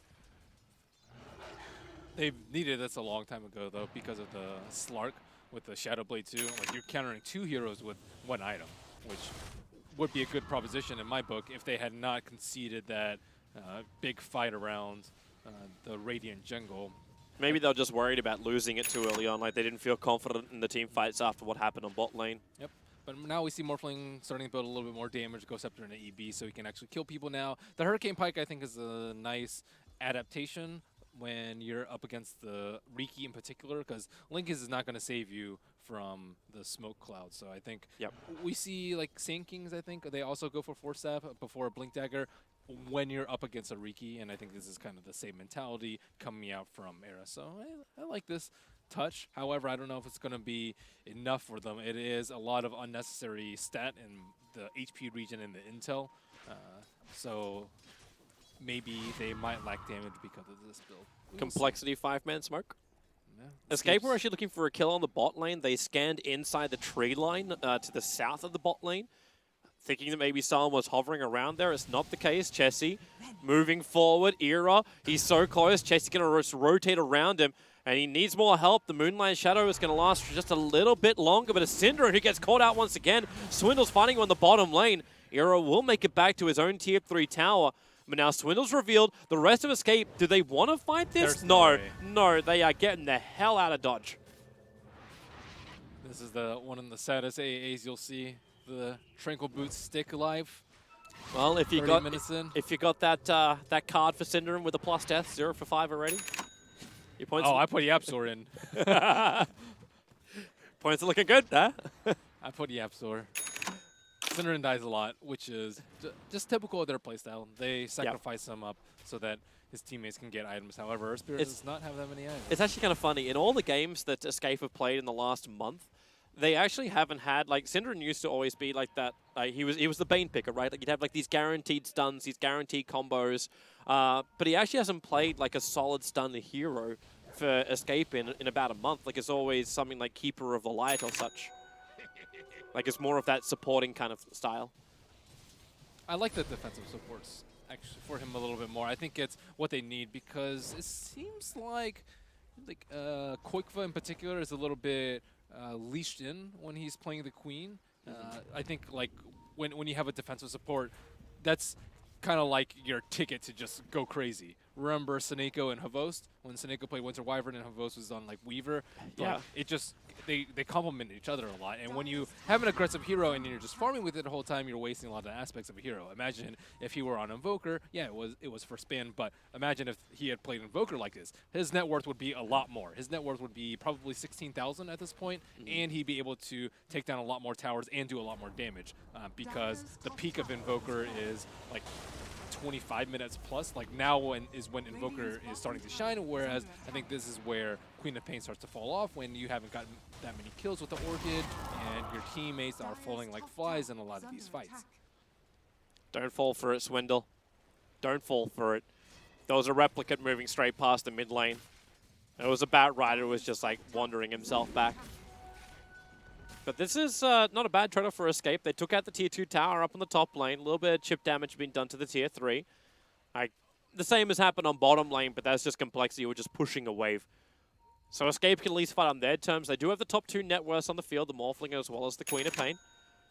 That E-Blade is also rapidly approaching for the Morphling, but already a bit of an answer for Chessie coming for that. So he already had the Echo Saber and the Shadow Blade. Now he's going to add the BKB to his item list.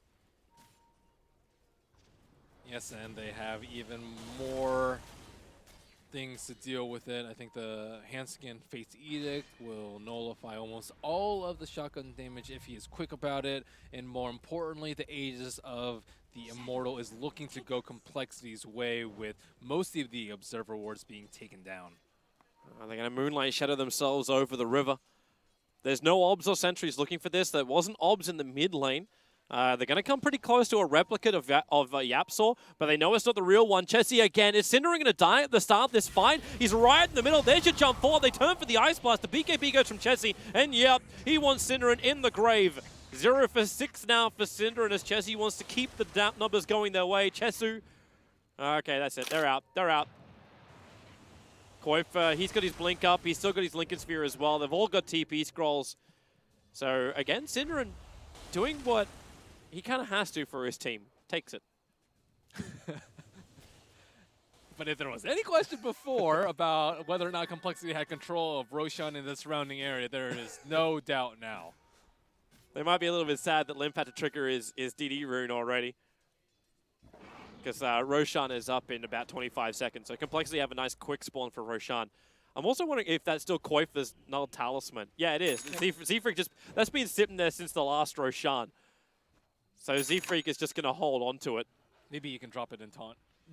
just drop it in front of him, just like stares him down, denies. Asserting dominance is what he hides it. Wait, no, that's not. He just threw it over the tree line. It's on the other side of the tree line. That is one that you're not going to find. Yeah, I don't think anyone from Escape is really thinking walking around that place. All right, so Complexity, Ice Blast, really good timing from Synderen's going to scout this out. Also going to connect on 3 heroes of Complexity. It's not going to stop them from taking Roshan, however. It'll just make them a little bit more cautious.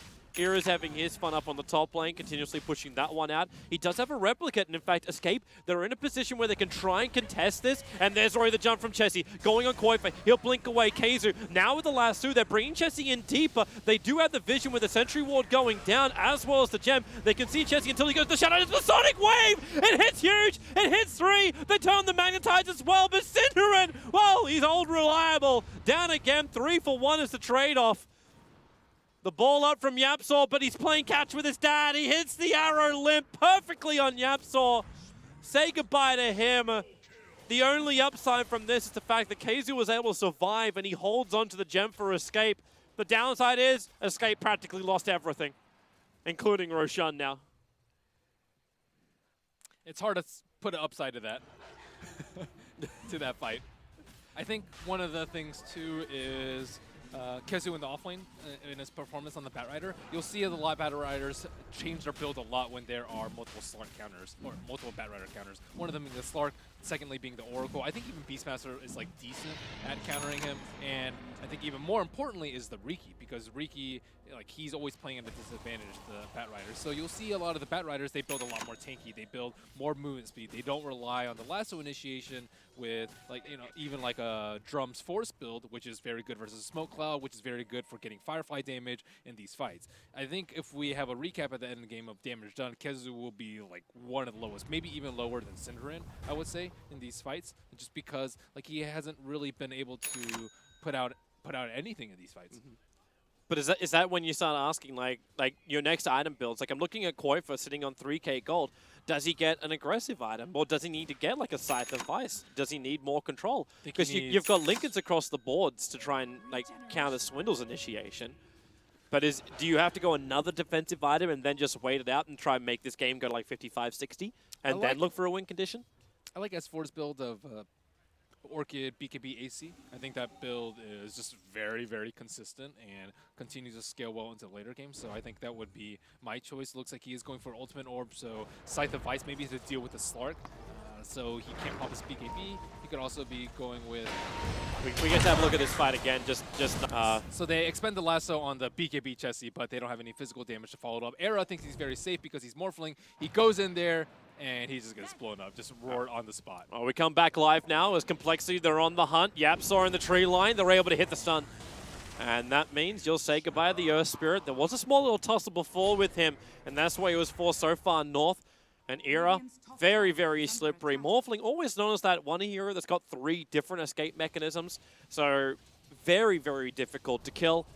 But he jumps himself down to the bottom lane. He'll have to TP to the top in a moment, because the push is already coming. Keizu puts down the Firefly, trying to slow down the advance of Complexity. Koifa doesn't even want to bar of it. He's pushing the mid lane. He needs more money. And Complexity are pretty, well, they're not terrible. They're just not terrific at going through buildings. When you have the Aegis, you have a lot more wiggle room. Oh, Chessie, be careful. Ice Blast is going to connect on him. That's a level 2 Ice Blast as well. They won't get any more damage thanks to the help of Huntskin. Unfortunately, Huntskin also can't heal him up anymore until... Okay, yeah, now Ice Blast wears off and he's good. But Era's still taking out the Tier 2 tower in bottom lane. They're getting the much-needed money to get these big items in for Escape. And they haven't lost Rax yet. They lost a T3, however, so I don't think Morphling will be able to trade. But with the creep wave, Complexity will still come back. They're still... Like they're the ones in the lead, right? They're not under any kind of pressure to lose anything major. Like, you open up the top racks. Why let it go? Why force the issue now? I agree. A lot of that also has to do with the Ancient Apparition. Like, Ancient Apparition doesn't really have any setup because Lasso's super unreliable. Like, Boulder is not your ideal top lane setup. Chessie going to initiate. Era, Lincoln Sphere has already been triggered. Hurricane Pike, he can't get himself away. Now the Ice Blast is on its way in. It'll connect on Chessie. The arrow is flying into. Era doesn't catch it. The rest of Complexity just backing out. Era feeling very safe to go that lane thanks to his replicate. Yeah, he is very good defensive toolkit versus Riki +1. So I think he just needs to keep on pushing, try and wear out this Aegis, but with a minute and a half left, Complexity are looking to... Swindles, blink, roll forward. This is going to be the gem, lost for Escape. The detection is gone. Then again, no one is here who has an inventory slot to hold on to it. And there's a refresher up on the Beastmaster. Yep. Swindles has the farm. Yeah, he's ready to go again. Hasn't triggered it just yet, but now the blink forward. Cinder and so low. They get the Sonic Wave off, but Limp, he's protected. 3 heroes down for Escape. Complexity can just keep pushing. Hanscom, the perfect saving timing, so Complexity can just keep going. No big oldies up, and there's your blink refresher or Era getting hit by the arrow too. They bring him down. Chessie is, however, still very, very low. The tower damage was actually killing him off. He has the Aegis, the Immortal, so he knows he's going to be okay. Z-Freak, however, okay, no, he's actually fine. Hanskin got rid of the Orchid effect, so Z-Freak was not going to pop from it.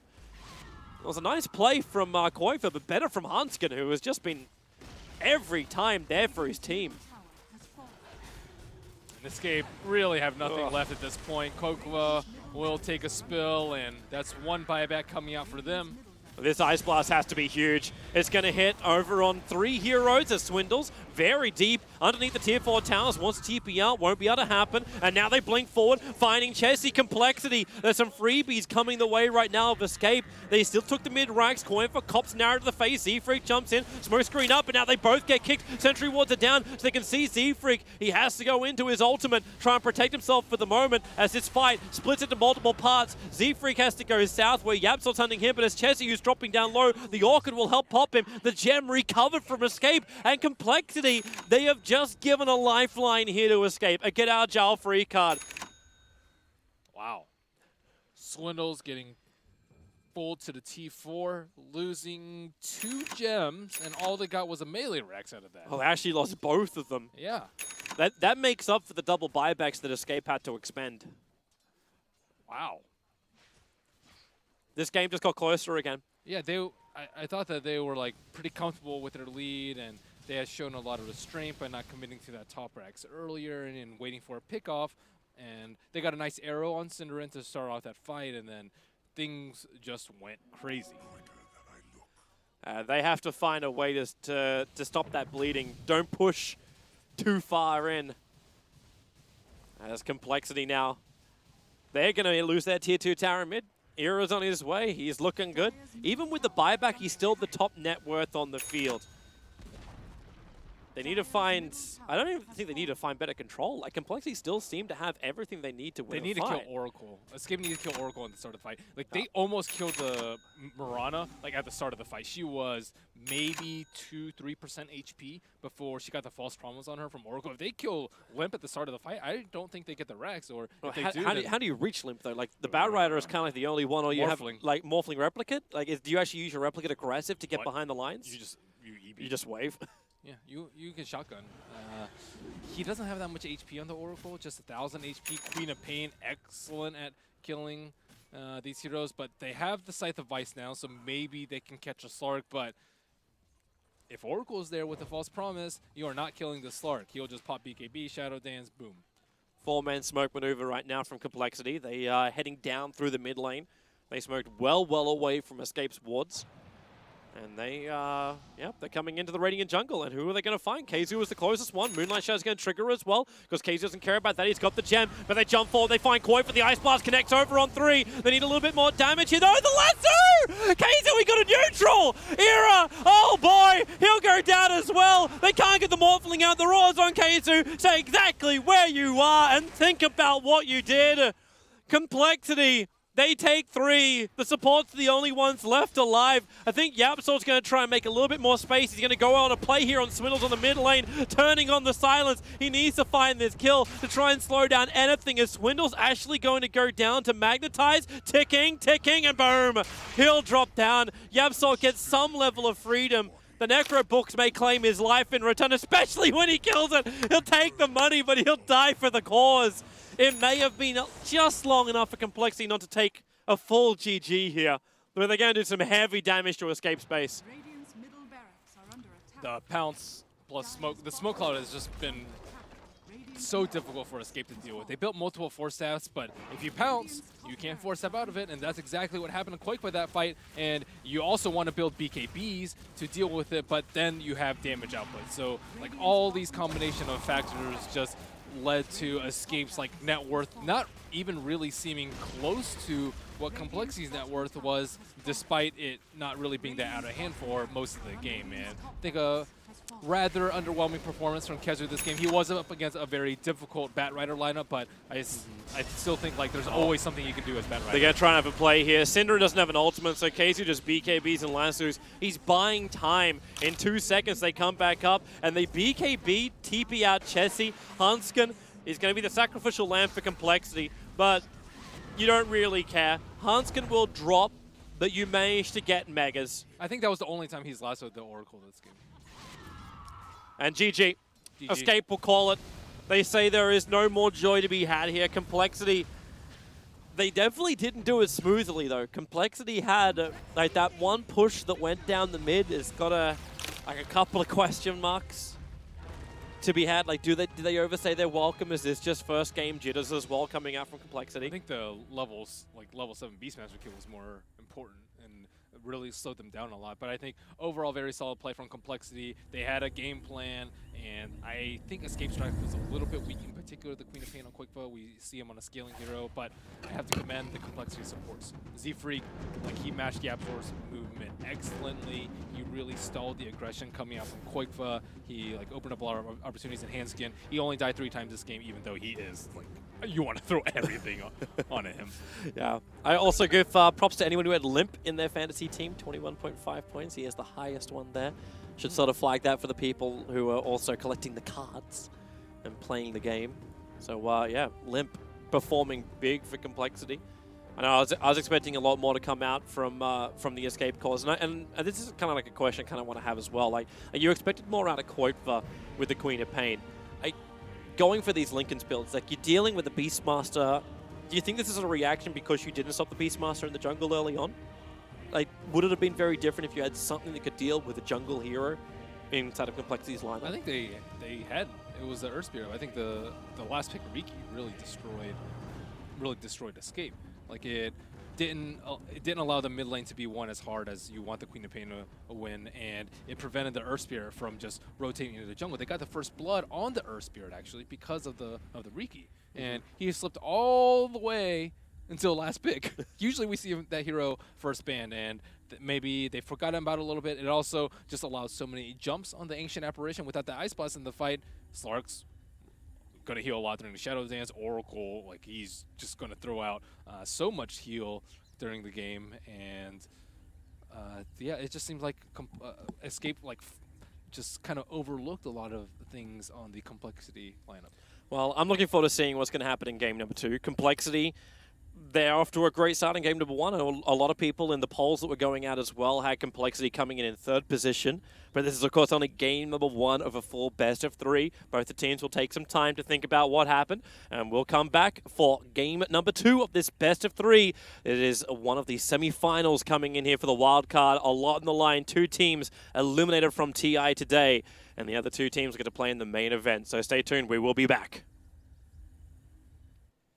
There we go, Toby and Malini with our first game of the day, and our first game is in the bag. It goes to Complexity. We're back with our panelists right now. It's Piri and Flax, Capitalist, and Charlie, as we see Nahaz in the middle, who would normally be here on the panel. What are you doing, Cap?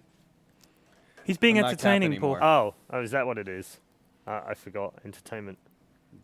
Is that Jakiro? Why do you guys have to point out my weird Like things like that Twitch I do? chat. Come on. Twitch chat normally is like. You didn't have to address it. Come we on, did. guys. No, we did. We did. We did because it was. With the pillow over It was a little bit weird, Cap, right? And normally my in Twitch security chat, pillow. normally in Twitch chat, they're like hashtag production, right? Right now they're like hashtag entertainment. Hashtag awkward. What face? Wow. Okay. Steady on, Charlie. No need to insult the old Twitch chat. We like them. Okay, because they'll get upset with you otherwise, and then you'll be. I'm not insulting Twitch. Right. chat. Right. What do we make of that first game then? Queen of Pain is a really bad hero. Queen of Pain is a We very all bad said that. hero. Really- We were watching it. We're like, Okay, Quap's not good here. Quap's not good.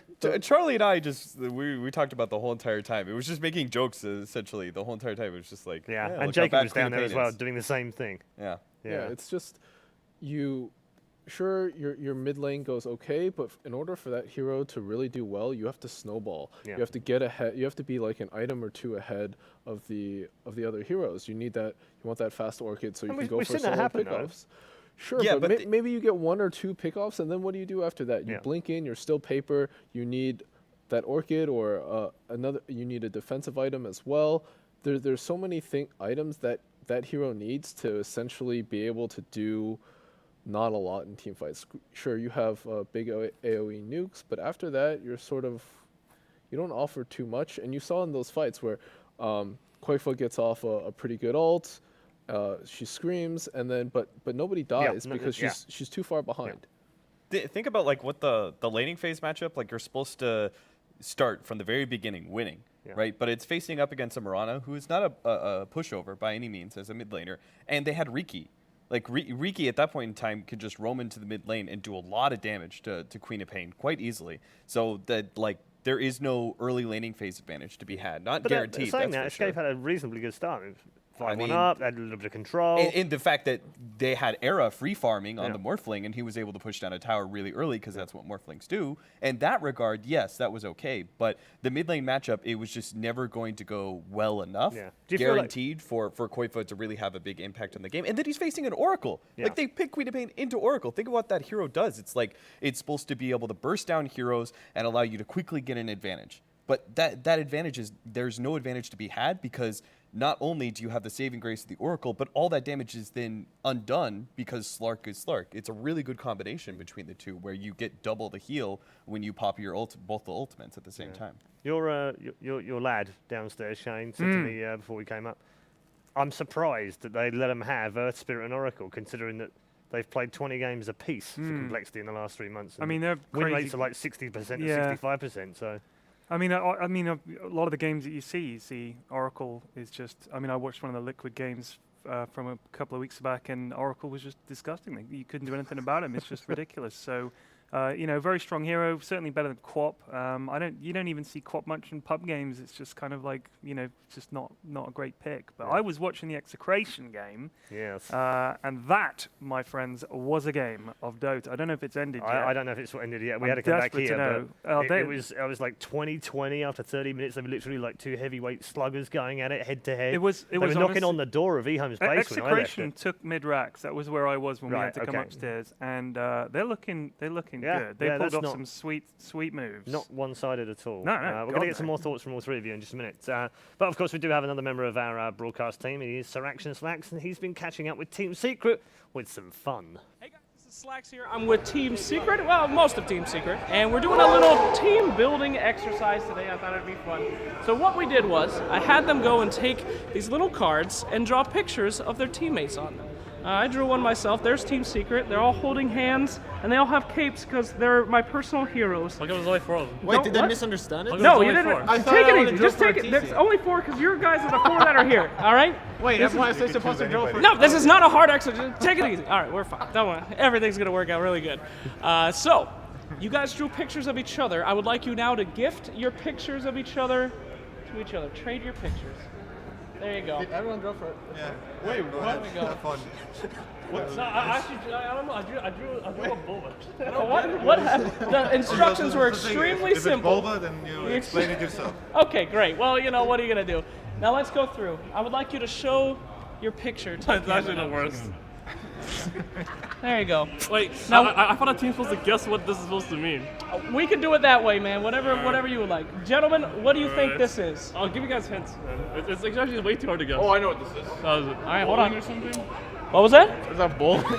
It also kind of looks like that virtual reality. No, what is it? VR game where you shot arrows? You shot the guys, yeah. Space trainers? Can I change this to be whatever it is said? Cause okay, what was it? Because this is psychology. This is what you're feeling inside. So what are you feeling I inside? don't know what I'm feeling. It's like Boba missing a Stardust stun. It says Boba missing a Slardar stun. I think you can have way more effort to make that look like Slardar. That's how you feel deep inside, is Boba missing a Slardar stun? Yeah, it's My lord! I can feel that. All right. Sir, what did you get? Let's take a look. Show it to the camera. It kind of looks like some kind of Halloween costume. Like trick-or-treating bag right there. With I couldn't find clothes that fit me. I'm too small or something, so I got very big ones. And then you got the anime hair, like Goku or something. Yeah. So what is I don't know what it is. I'd like you to explain it. Who drew it? Oh yeah, please explain your picture. This is Sujiro Akashi, from the anime Kuroko no Basket. That's Pi. I couldn't illustrate the hair or the eyes, but I tried my best. I think it's beautiful. I don't know what that anime character does. I don't watch anime, but I'm sure it's a good character, right? I didn't want to go crazy, Yeah. Yeah. Okay. Sorry. It is beautiful. Thank you. All right. Got nothing. No Go one next. drew a picture of you. It's not important. It was a misunderstanding, I believe. It's a scary thing to do pictures of me. What do you think psychologically that means? How does your team view you, where they won't draw pictures of you? Does that respect you too much? You're like their god? No, I'm just an evil man. You don't want to, screw with. Fair enough. I can understand that. All right, last but not least, Arteezy. I got 3 ones. You got 3 pictures. Your team values you very highly. Can we walk through picture number 1? This looks just like a baby razor. Look at it. Is that? How Do you know who this is from? That guy. He's a memer. How does that make you feel? Do you feel like he respects you still, even though it's babyface? No, it's hashtag triggered right now. Okay. Honestly. Well, that's Triggered? good. All right. Yeah, hashtag triggered. Hashtag triggered. Sorry out there. All right, one more. Yeah. This is another picture. I don't know what this is, honestly. I actually have no idea. my first guess was forehead, but then there's some whatever this is. I think that's hair. Can I explain it? Yes. Please explain that picture. Nah. Because first I thought we were just drawing portraits of people. So, but in the end, all right. So, okay, let's take a look at the next picture. Okay, one more. All right. Well, so to you, what does that look like? Show the camera, please. I don't know. I got a clown? Yes. All right. Okay. So what my artistic interpretation ended up being is. All right. So this is you. This is the serious you. You know. And this is how everyone sees you. The fucking clown. Oh, god damn. Oh, see? Okay. All right, that was pretty This good. is deep. I feel like we really learned a lot here That's today. pretty good. Okay, good. What are these people out here? They're the ones looking at you like, who is this guy? Okay. All right. All right. Well, I feel like we learned a lot. I feel like the team's really bonded now. But yeah, thank you so much, guys. And we'll see more from Team Secret later in the event. I don't want Wait, it. you don't want this? No, I don't. I'm gonna wear this in my pocket for the rest of the day. Truly beautiful. Thank you. All right, guys. Unbelievable. Unbelievable. Yeah, I don't know what we actually learned about Team Secret. Very quickly, Kat, what did you learn? I mean, I want to know if Charlie has the same. Do you agree with Pilot interpretation of our Pilot tour? Eye's got a great career in the future as an illustrator. Uh-huh. He got Arteezy's big nose. Right. Uh-huh. He got the hair. Yeah. The hair. Yeah. I don't know how to. Even though our tour was like, what is that? I don't even know. Oh, that was definitely him. The moment I saw it, I was like, Yeah. that's our tour. Do you agree with his interpretation of everyone seeing our tour as a clown? But You know, the I actually real thought- our tour I is actually- actually very serious. I and- actually thought it was Bulba. Jeez. All right, we're gonna get more from our panelists throughout the day. Of course, we've got plenty more to come, but we are gonna head back to Toby and Malini now because the game 2 draft from Escape and our wonderful champions from the first game, Complexity, is underway. All right, we're back here for game number 2 of the International 2016 Complexity versus Escape. Complexity hitting out hard, do America proud, and now Escape, well, they kind of have to find something that lets them escape from this situation. They're taking away the Murana. That's my bad pun done. That was. I'm out. I'm done. I'm done. I was considering acknowledging it. It was so low. I'm not even gonna go there. Well, this looks very familiar. Just a little bit of a switch. You know, I think Escape was actually the first team to really run Core Murana a lot. Yep. And now that it's pretty popular, they get it stolen away from them. But not this game.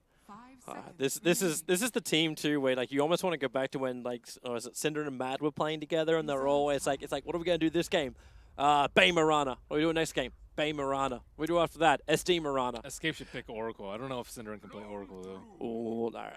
I like this kind of approach when it comes from Escape to get a lone Druid into the field because you can pick it any time later though. You can. It's first phase, Toby.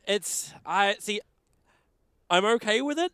I'm okay because with it. it at least lets Escape play the game style that they want to play. Instead of having to have a reactionary pick if it gets banned out, then like, crap. No one's going to ban out Lone Druid when you haven't shown it.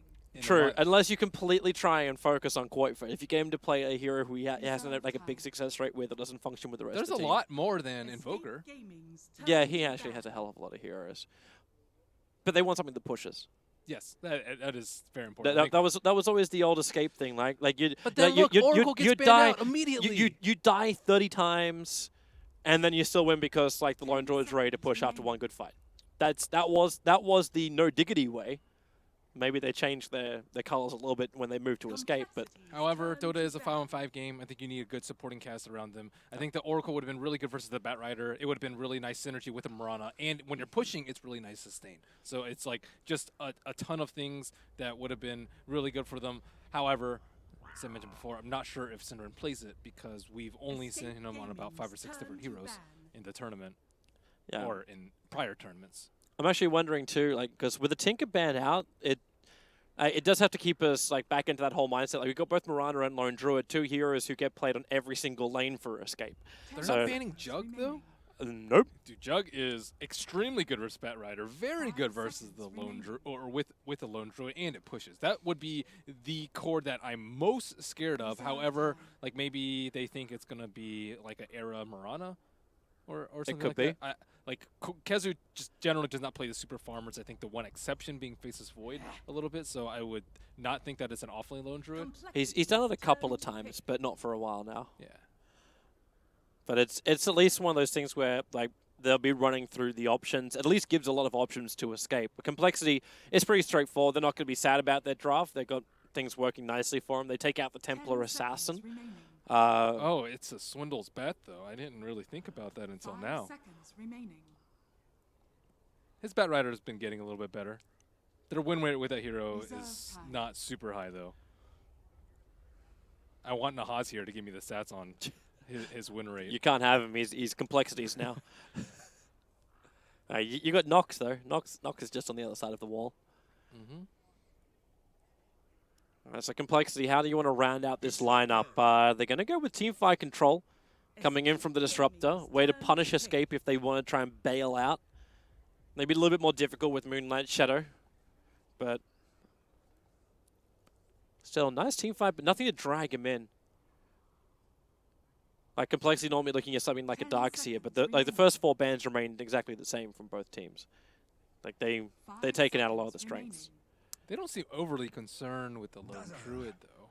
Like Escape's lineup is gearing up towards a very typical Koikva-centered lineup with a Midas Radiance Lone Druid popping out 17, 18 minutes with the nice supporting cast behind him with the Dazzle. And can a Disruptor and Earth Spirit deal with it at that point?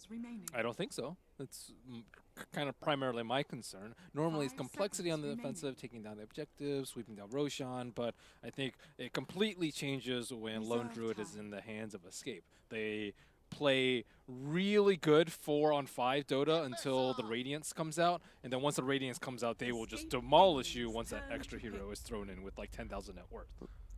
The Timber is up for Complexity. A hero who I was expecting to make big waves in this competition. He's kind of been crushing beforehand. And it gives some strength behind the lineup of Complexity now. They're still missing one more core, and there's the Juggernaut you're talking about. Escape have got such sustain. How do they not? I don't understand. Like, are they just not scared of the push? Do they maybe they're like, we know exactly what's coming, and we're going to let them pick it, and we're just going to let them push us, and we have a plan for it. Like, their heroes are like not the best at dealing with a high ground siege with a Lone Druid. That's another thing about the Lone Druid. Like Bat Rider, normally like very good at defending high ground, but you're not going to last with the bear in like the first 25 minutes of the game. You usually don't want to. And then like you can try and spam them out, but they have the healing ward for that, and it's not like they have an AA to really kind of slow down their early game. They have pretty good early roam though with the Earth Spirit, so I think that if Z-Freak performs as well as last game, maybe they can slow down the timing of Escape, maybe delay the Lone Druid Radiance to like 23, 24. That's kind of what you're hoping for Complexity. Complexity don't look that phased. Like they really do not. This is how they actually look before most games. Like if Swindles is worried, he looks worried. Right now he's just like, no, calculation, we're okay. This is one of the drafts though we've seen from Escape before, so I think it's not a surprise to him. But it's scary. Like I think a lot of teams like sometimes first ban Lone Druid versus Escape, and oftentimes second phase if they haven't picked their Koikva hero yet. But you can understand the reason why you put Faceless Void and Invoker in the first phase now. Like Koikva's Invoker is just so damn difficult to deal with, and it's obvious respect to Keizu. What's Kezu's hero gonna be? So the Lone Druid. They don't have a mech bear. I don't really think they need one though in this game because they have the healing ward. What other heroes does old Kezu play? He could still be on the Druid if they want to. I just seen him on Faceless Void so many times. I kind of you forget everything else that he plays. Tidehunter, Slardar, I'm thinking about all these. Has he got something better up against the Timber? Like Nyx is okay, I think. Yeah, Nyx. That way you got your mana burn, interrupts him. Really good against Bat Rider. I think it's also very good versus Timber, because like if you're on top of the Timber, like there's just you can't escape without getting hit by the stun. You're just done for 5 seconds. Suppose you shouldn't really be that worried about laning phase either. Like if you're in trouble, the Dazzle can rotate up. Your healing ward that's going to let Juggernaut do his thing on the bot lane. The Mirana rotations can also couple nicely with the Nyx stun. So yeah, they got a lot to work with. I'm liking that hero more and more. I think Tide is good versus Bat, but not that great versus Disruptor. Not terribly great versus Timber. I think they still need an Initiator, right? Not if you have a Lone Druid. That's the thing. You just run at them. They have to come to you, or else your tower just dies. like they don't have enough physical damage to kill the bear, nor magic damage. So I think. All right, they seem to make the decision, and they're going to go with our mindset. It's going to be the Nyx Assassin Yeah, as that's the what I last like. one up for escape. It's good for them.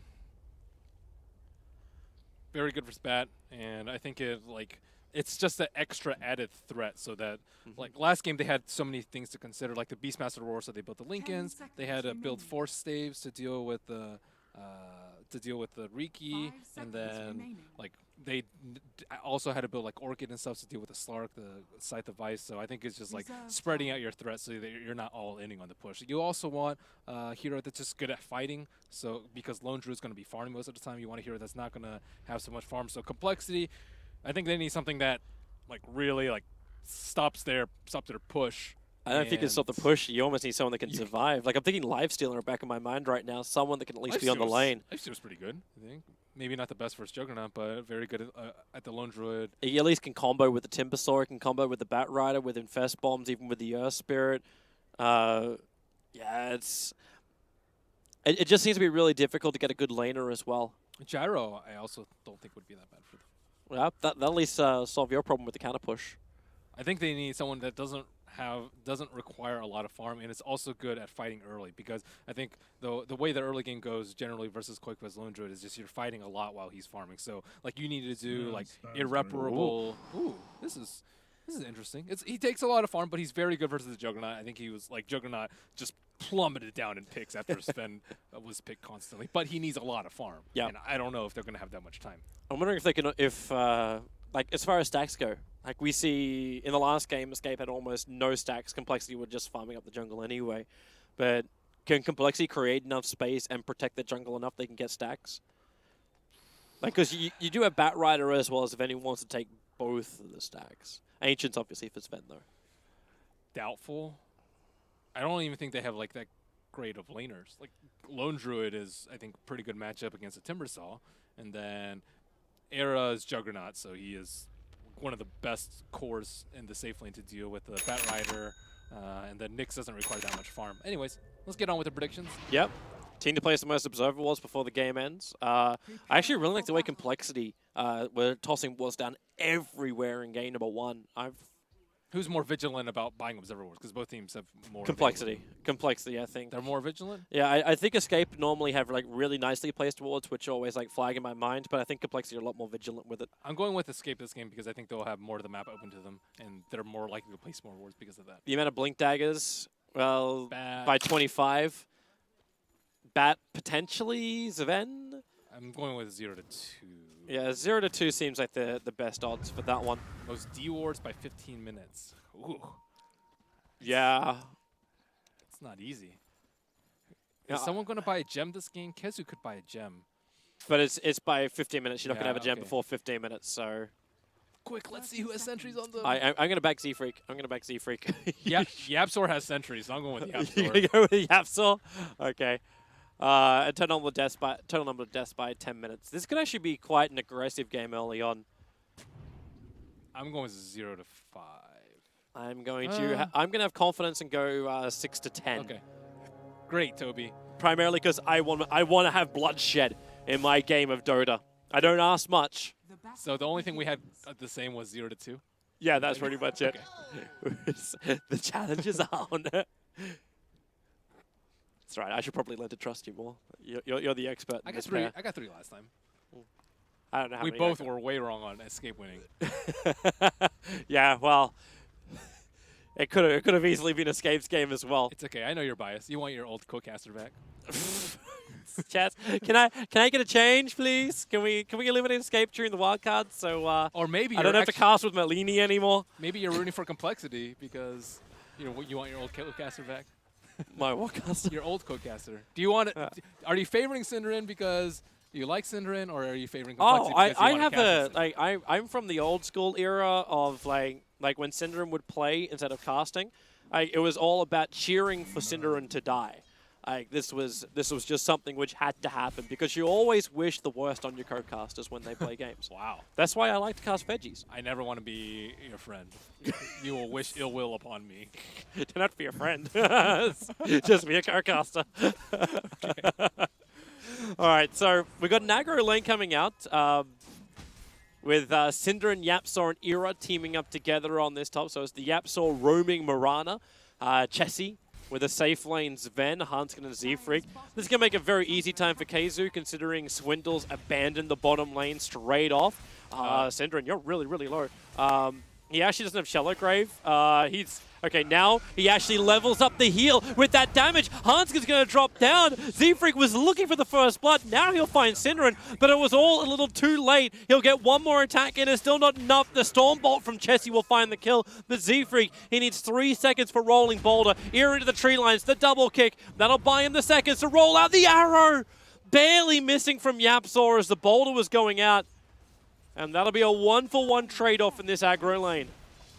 I regret my total number of player deaths by 10. I should have looked at the aggro lane before, but this is a pretty interesting choice because they do not actually have a setup for the Mirana stun, unless you want a max poison touch, which Dazzle has not made any move to put points in there. So they're having a lot of faith onto this Mirana to hit her arrows.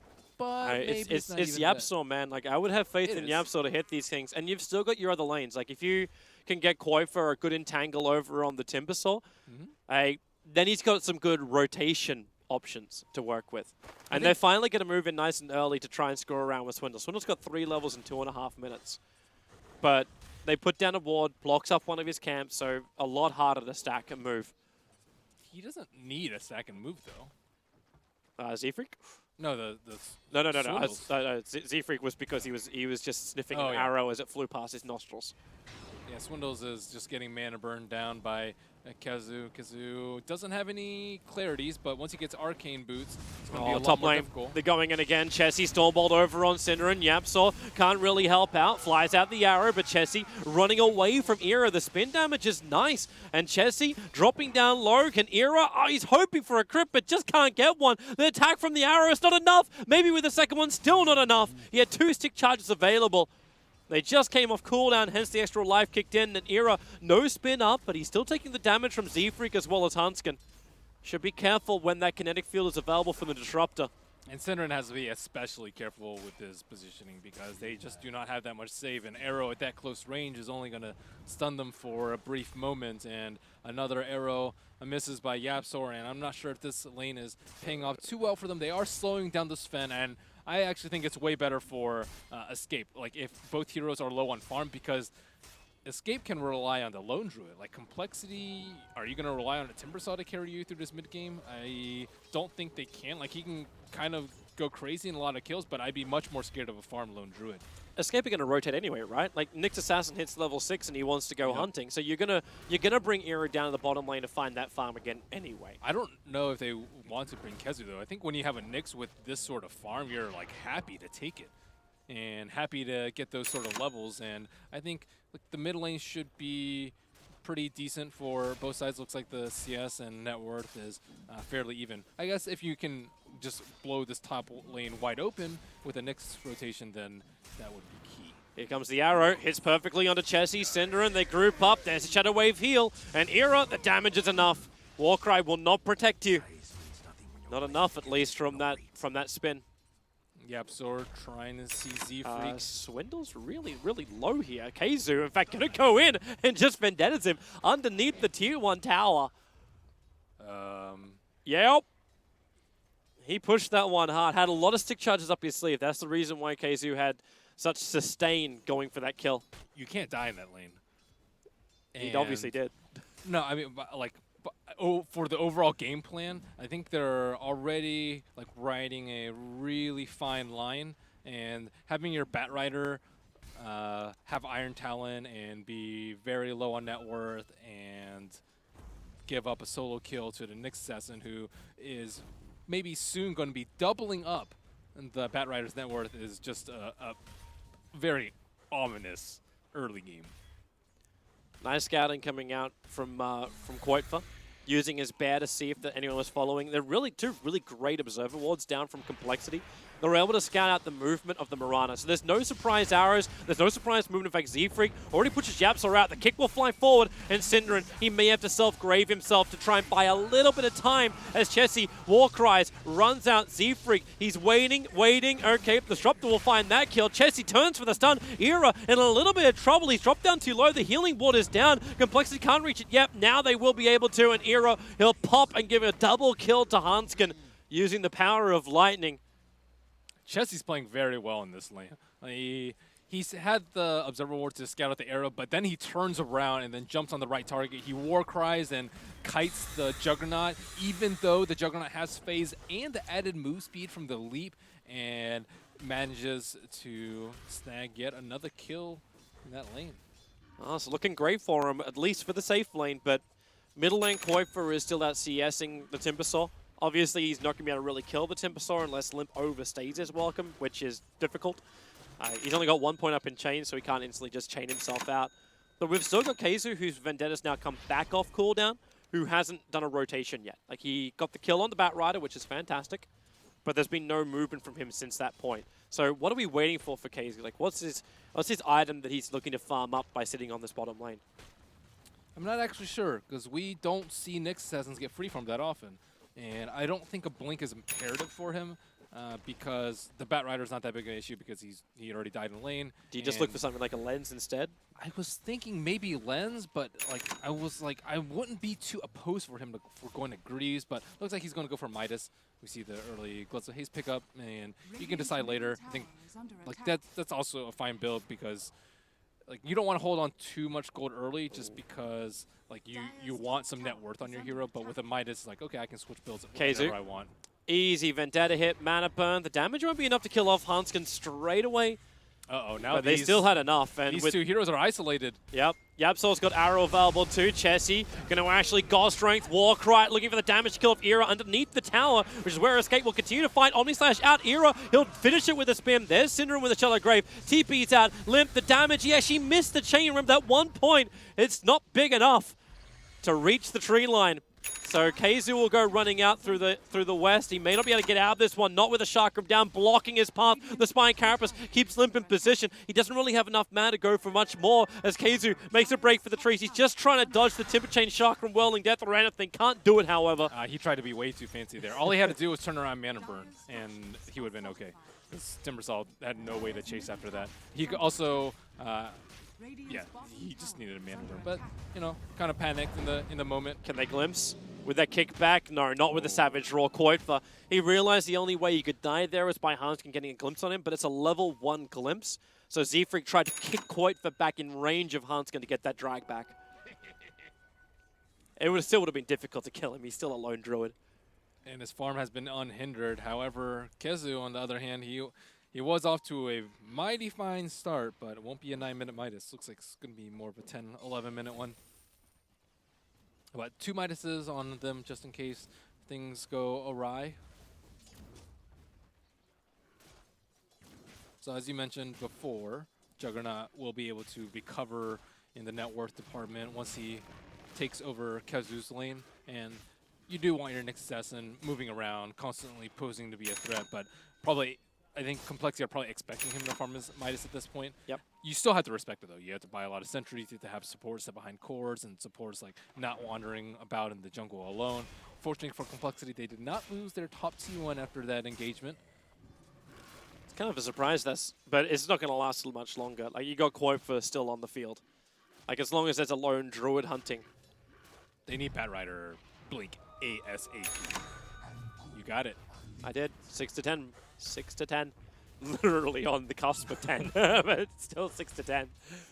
Want to keep my eye closely also on Swindles with his Blink Dagger timing from him to try and find out when Complexity can get aggressive. They got a lineup which can do a lot of damage. It kind of needs to. It needs to create space for Chessie. Immediate smoke coming out from Yapsor and Keizu. They are coming out from the mid lane. There was an Arcane Rune. There still is one on Mirana, but just about 20 seconds left, and looks like they want to slow down perhaps this Blink Dagger timing. But they're looking for this Ven. They're looking for the stacks of the Sven, and they can't do anyone anything prepping about it. the Sven, I think, because it's Well, more they for could do something with Z-Freak, though. Like, Z-Freak's coming over, and it's right, like, just before the 11-minute mark, when you know there's going to be one support just rotating over there to do the stack. Sad life. Read it like a book. And Escape now can, in fact, do a little bit of damage to the bottom tier 1 tower. Dire's bottom tower. And Swindles is like, yeah, that's my ticket to Blink Dagger. Well, he can have that if he wants it. But then again, top lane, Yapsol gonna fire off from the hedge, hits Chessie, that's a 4-seconder. And Keizu looking for the extra stun. They're gonna glimpse, in fact, Keizu all the way out. The wall is up, but Synderen, Poison Touch, slowing down Chessie, still taking too much damage from the tower. There's no more Starfall, but the Shadow Wave from Synderen. That'll be just enough damage to get the kill over on this Ven. That is now his 3rd death of the game. And Koifer just has all the freedom in the world to attack into the mid. Swindles, like, you want your Blink Dagger, but you don't want to die here. If he gets entangled, like, Keizu's rotating over, he can just fight Carapace, gets a guaranteed follow-up stun. This is what makes Nick so good against a Batrider. With the Vendetta attack, he's almost down 60 HP. Swindles will survive. He'll turn around looking to beat down the Bear, but then the Bear, nope, obviously Koifer out of range. The Bear can't attack him. So Swindles TP's out. They hold their tier 1 tower in the mid, and the Swindles gets his Blink Dagger without dying. It's time. It's time for the smokes. Let's see what damage they can do. Koifa is very close to his relic. Just about 2 or 3 minutes more of farming, and he is the priority target. Juggernaut, still kind of unfarmed. I guess you could cripple him at this point if you did lasso him, but I personally think the Radiance timing is a little bit more important. Let's see what Complexity think. Yeah, it really has to be there, but it's if you catch Koifer. Like, Koifer is one of these guys too. Like, if he has a rough lane, even if he has a good lane, he'll still disappear around the 10 to 20 minute mark, and he'll be inside of his jungle. He'll get his good item timing, and then he'll come out and fight. So if you're going to try and catch Koifer out, you got to go deep. You got to have deep vision as well. But right now, vision-wise for Complexity, they have 1 obs on the map, and that's up on the top lane. Bottom lane is where they initiate. They find Era, so they put the Blink Dagger to use. They'll shut down the Juggernaut a little bit more. But as you said, is this really going to make a big difference to Escape's timing? Escape actually expected the gank on Quickbow. They had the scan onto their own jungle. The timing was a little bit off, but they thought that Complexity were like 30 seconds or 40 seconds ahead and were already in their jungle. So I think Era's like, I'm really not worth it, but when you take a tower out of it, I think Complexity are okay with that trade. Yep. And that tier 1 tower will belong to them.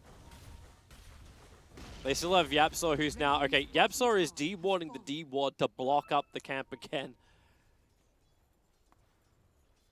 That's important. They need the Sven to be relevant, and the clock is ticking.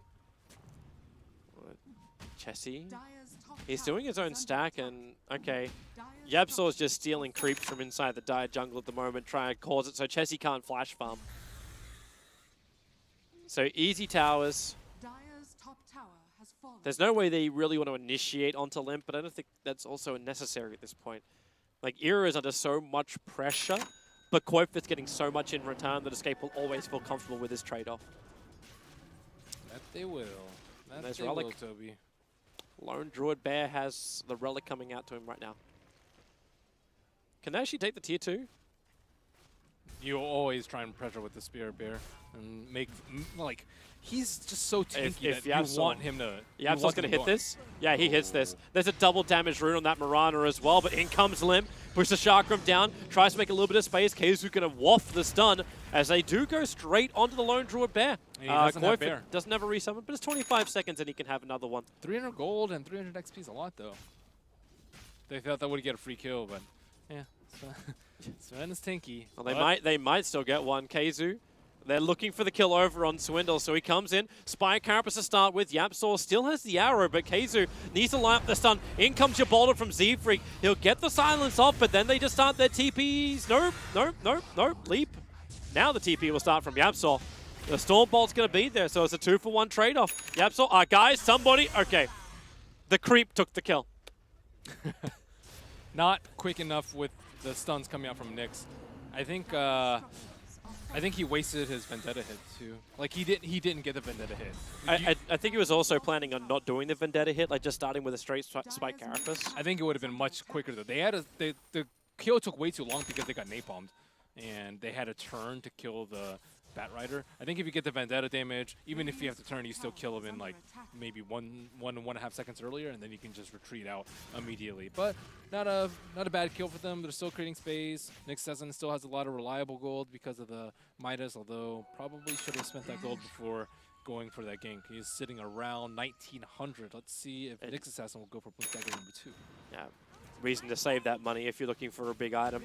I think the Scepter would be better personally. Just I think it's much stronger in the team fight. They don't really need to get pickoffs right now because the Sven's like very difficult to kill with an Assassin because you don't do that much magical damage versus the Sven. Like Vendetta, physical damage, Impale is like minimal damage, and it's going to be difficult for you to hit like, a Spike Carapace on him. So like I don't think that they can kill him even with like let's say a Mirana. It's going to be very, very difficult. Sven's not. Swindles. Swindles. KZoo was hunting the fire trail. And, well, he kind of knows there's more around there thanks to the Observer Ward that got on top of the Secret Shop. He has to be worried, though, of the Sentry Wards. And he knows they have Sentry Wards because they thwarted the camp. block. Well, Jesse, he's going to God Strength it. Now they know this is going on, and that means KZoo, under the cover of smoke, they move forward. Era's only got a 1-level Omni Slash, so it's not going to be really that effective, especially when there's a Centaur also hovering around, but the Radiance is up. 17 minutes in, the Radiance Bear moves forward, gets an entangle over on Z-Freak. He has to boulder himself away to safety. The glimpse back Koifa into the storm. Maybe they can find the kill. Limp jumps back in, but that big stun arriving in from the Nyx Assassin. Have they got enough? They get through two. The Shallow Grave kept Koifa alive, and now Swindles isolated as well. Complexity will lose 4. All they wanted was an Ancient stack, and now they're going to get completely team wiped off the face of the earth. Z-Freak is gone. Koifa will finish up the stack, and they'll even probably take the tier 2 tower to boot. And that's what happens when you ignore a Lone Druid for 17 minutes. A 9.5k net worth Lone Druid after the fight. That was some very nice micro by Koikva. He actually tried to roar off the... he tried to roar the Earth Spirit as he was trying to roll out, and they just commit so much on him. Very timely grave coming out from Cinderin. He heals him up, and as you mentioned, a great Burrow Strike coming out from KZoo, and they just get cleaned up after ticking down with the Radiance damage. Yeah, that was just a lot better execution as well from Escape. Now, we can actually go back live as Roshan being contested up by Complexity. Savage Roar going to send the Timbersaw away. Swindles just blinks himself in. Probably expecting Roshan to be a lot lower than he really is. Spike Carapace will stun him up. They know he's on the hill. And maybe with the Starfall, yep, the last star will fall on his head. Chessie comes in looking for the contest on Roshan. KZoo, the arrow, it's going to miss. He hits with a Vendetta. Spike Carapace stopping Limp in his tracks. And now with the bear on the front lines, they're going to catch out more of Complexity. They boulder away. Roshan still needs to be completed. Koifa will resummon his band now while Yapsor hunts the kill over towards Z-Freak. So Roshan down to 1400, now absolutely nothing left on him. The arrow from Yapsor is going to find Z-Freak. The kick, the silence. Z-Freak can boulder himself away. Did I get that right? He blinked into there as the Bat Rider? Yep. He has Firefly. Normally, what you see Bat Riders do around the pit, they fly around with Firefly. If Roche is low, then they'll make their play. But he, as you mentioned, maybe expected the Roshan to be a lot earlier. I think they were just kind of still he was reeling probably from thinking about the snatch. Like, if you do the calculation, last time we saw Roshan was at this life, maybe now I can go in. But yeah, you got a Bat Rider, you got Fish it, so you don't have to guess. Yeah. We'll just call it classic Swindles. Just a Swindles bad. Just a Swindles thing. That's okay. It's similar to last game. There are a couple of heroes that are very good at dealing with a Bat Rider. Juggernaut and Nyx, I think, in this game. Not as strong as the Slark and the Oracle from last game, but still something that always plagues your mind as you're going for these plays in the team fight. And Swindles getting stalked by KZoo yet again. No support inbound. In fact, Complexity were looking for a kill up on top lane. That's why the Observer Ward got planted down by Hanskin. It was looking behind, but then he saw Era and realized that as a disruptor, he doesn't really do anything against Era. Chessie's also rapidly approaching that Blink Dagger of his, if that's his item of choice. With the Helm of the Dominator, maybe he goes the more greedy kind of style. Oh, Swindles, KZoo just runs in, Spike Carapace, the arrow to boot, and Swindles will drop. Synderen with the kill secure, thanks to the Shadow Wave level 4. But they don't care about that right now. Move straight up, take the tier 2 tower. They tried to do this a while ago, and they'll finish it now. They're trying to finish off the bear in the bottom lane. It's a game of cat and mouse. You'll spare up. Still lose the tier 2. And now he gets the recall up. They have a resummon anyway, so they're not that concerned about it. But it's the extra hunting again. Hanskin was being hunted down by Yapsor, but Limp bringing in the deeps. Hanskin will be able to TP himself away. Keizu was hunting alongside of Yapsor there, trying to make the most out of their Vendetta movement. Don't just rely on getting that tier 2 tower from the top. Get a kill, move into another objective. They have to fight 4v5 at this point, though, and they do have the Aegis on the Juggernaut, but I don't think you want to squander your lead by having a chain feed here, which seems a little bit risky with the threat of the glimpse. Unless Maybe Complexity is 2 glimpses. just that scared that they don't even want to, like, you're just here for the tower, right? There's no opening for them. They'd have to like drop a Static Storm onto Juggernaut, but you don't want to commit onto him because of the Aegis. And then the bear has too much HP. So don't fight, just take objective, and let Complexity watch you do it. You wait for them to mess up. Like you wait for like Nyx Assassin hit the tower, for example. That's a mistake that they could easily punish. It's Escape not giving them the opportunity. In fact, they now start to rotate down to the bottom lane. It's the last remaining tier 2 tower. Swindles was so scared that he popped the dust there. As he was popping up the hill. Like he is feeling the threat of the Nyx. That's the concern when it comes to the mindset of Complexity. Complexity have always been known, at least they're going to get the bear on the top lane. Even if the arrow from Yapsor barely misses Hanskin, that lone druid bear will be picked off. But Complexity are definitely a team of confidence. And if that confidence isn't there from their captain, I would be a little concerned for Complexity in the rest of this game. They need something to make it work for them. Like this one, you really want to see like the Darks here comboing with the Zven to make Complexity just have something that they'll always be able to turn to, something they will focus on. Yes, I agree there. But it that just doesn't exist. You need the confidence, but sometimes confidence is ill-founded, Toby. Uh-huh. I was waiting for a fantastic example. Well, that's a good sentry ward. Limp sees Keizu, but they can't bring him back. Use your imagination, Toby. I know exactly what's in your mind. I'm not going to say it. How dare you? Yeah, How dare you? If Charlie was here, he would have said it. How dare you use your imagination like that? What do you want to do here? I'm sorry, I just want to be a little boy and have fun, all right? All right, so Complexity. Can they finally take out this tier 1 tower up on the top lane? Get a little bit of breathing room for their own jungle. They're sweeping in on them. The Juggernaut's coming in from behind. Very bold and confident with his Aegis of the Immortal. It only lasts for about 15 more seconds, though. He finds Hanskin. Jump forward. The storm very quick from Hanskin. Z-Freak will get the follow-up kick. Era, not a healthy man, but they're expecting a lot more behind Era. But it just wasn't there. So instead, Complexity get out. They do burn the Disruptor Static Storm, however, so that's now down for another 70 seconds. This may be an opportunity for Escape to maybe do some chip damage to the tier 3 tower without getting heavily punished. Oh, I might get all my predictions wrong this game. Terrible.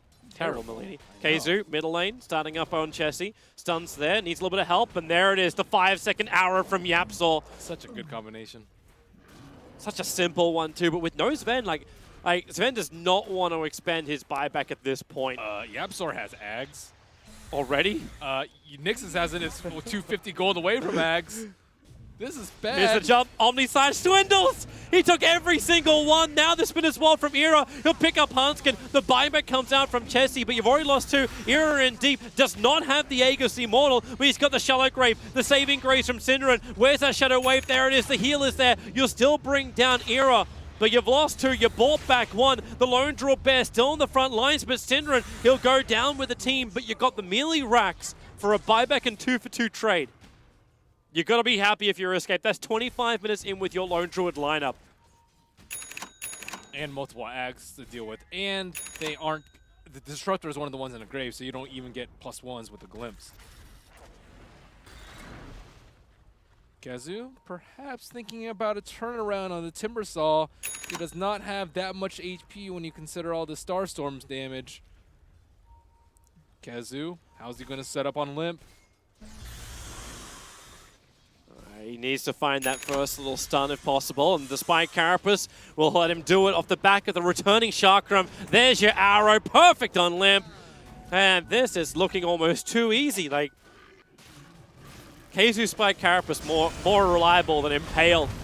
As Koifa, lassoed, stormed up, a 3-man gank over on that lone druid. He's pretty tanky, but he's not that tanky. Will go down, and his death timer will be the exact same time as his resummon on the bear. So he will not buy back.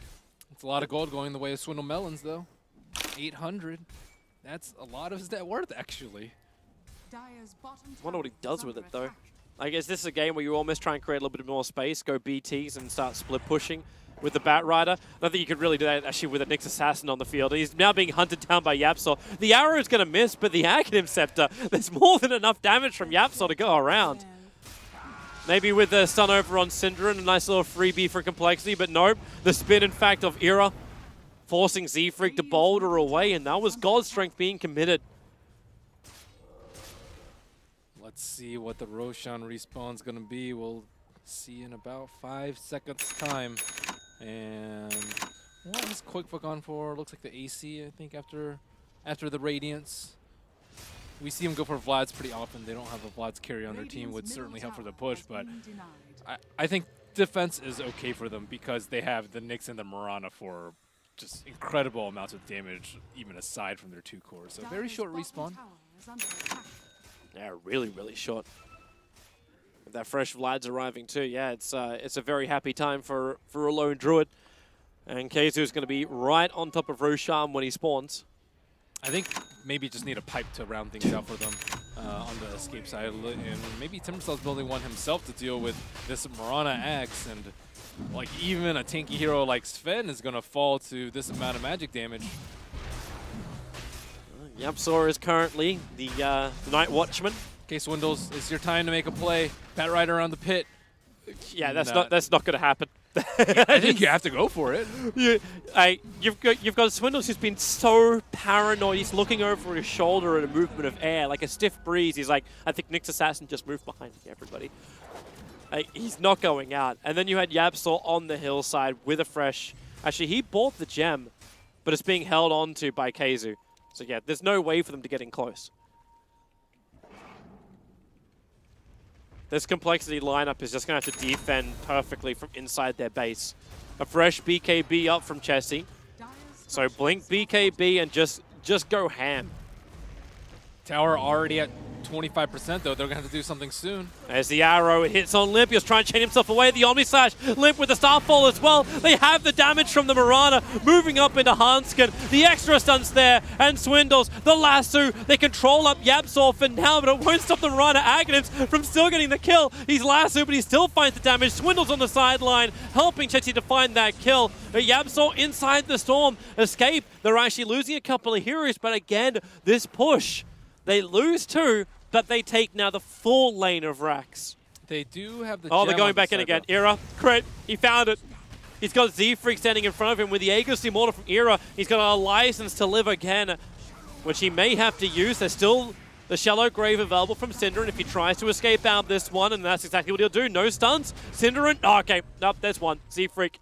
He had the kick available, so Synderen will die. And in the meantime, Koikva gets another 75% on the mid tower and barely dodges the blink stun from Z-Freak. Where's the entangle? The entangle into Swindle's death.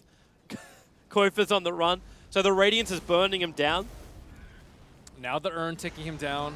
Now the Yols. They want to fight this? Yep. Era jumps in the back lines. He's going to catch out Z-Freak with that spin, find the kill, back up in the lane, and the bear gets the entangle over on Chessie. Era can just start attacking in, look for the crits, look for the damage. They just want one other entangle, and Chessie will die here. He can't find it straight away. In fact, Limp will just rip apart the bear, and Era blinks forward, gets the first crit, then the follow-up damage. Swindles can't escape. A triple kill for him, plus the entangle. Give that man an ultra, and that's exactly what they'll do.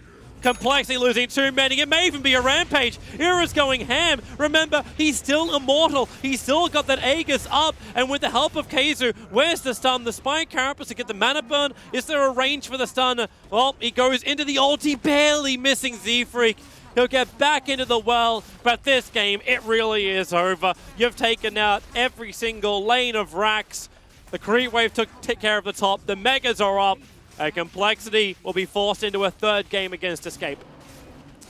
Quickfoot just lured them into the waiting jaws of Era and the Lone Druid Bear, and that is the GG. Well played. I thought that Complexity had a better plan to manage the Lone Druid first phase pick from Escape, but a little bit of a underwhelming performance from Complexity all around, especially when you look at game number 1. And that is just... I'm looking forward to game number 3 to see how Complexity pull themselves back up. But it's nice to see Escape playing the Dota, which we thought they were going to. Escape were a team that had a little bit of trouble during the qualifiers. Like, they ended up going through in third, hence they found themselves in this wildcard. But a lot of people before the qualifiers would have also given Escape like a good chance of going through in number 2. Obviously, having Secret in there made it a little bit more difficult, but... I really want to see some really great Dota from them. This felt a lot better than game 1. I think they need to focus their lineups around Quickfoot a lot more and just make sure that he is given the time to shine. Era, very flexible, can play the hard carry like the Juggernaut or a Space Creator. I actually think it might have been a little bit better for them to put Era on the Queen of Pain last game, but regardless, Quickfoot needs to farm. He needs to play the 1, and like Complexity just had no response to that. It was great. I still love the fact, like, when you look at the stats, it doesn't look like Koifa did that much. Like, he's 2-1-14, and, like, his goal per minute, everything is really nice. His items are really nice, but it's like Aero who, as far as, like, stats-wise, looks really great. Like, 12-3-9 on that Juggernaut after being part of an aggro trial lane, which didn't go amazingly. It kept this Ven down. It was the Lone Druid that won that one fight at 17.5 minutes, right when they were trying to defend their Ancients, and... they lost 4 heroes there. They lost control of their stack. They lost Roshan shortly thereafter, and yeah, everything just went straight down after that. You could see Escape preparing for it, though. Like, that Observer Ward was up there for a good 3 minutes beforehand. Like, all the D-wards were being used by Complexity to take care of the sentries, which were on the camp. So, like, Escape almost knew, like, their sentries were going to get D-warded. So, it was, yeah. I can't wait for game number 3. Of course, before we head over there, we are running multiple streams today, so we're going to throw up our second game, which is eHome. Versus Execration. Versus Execration. Were you waiting for me to finish? Yeah.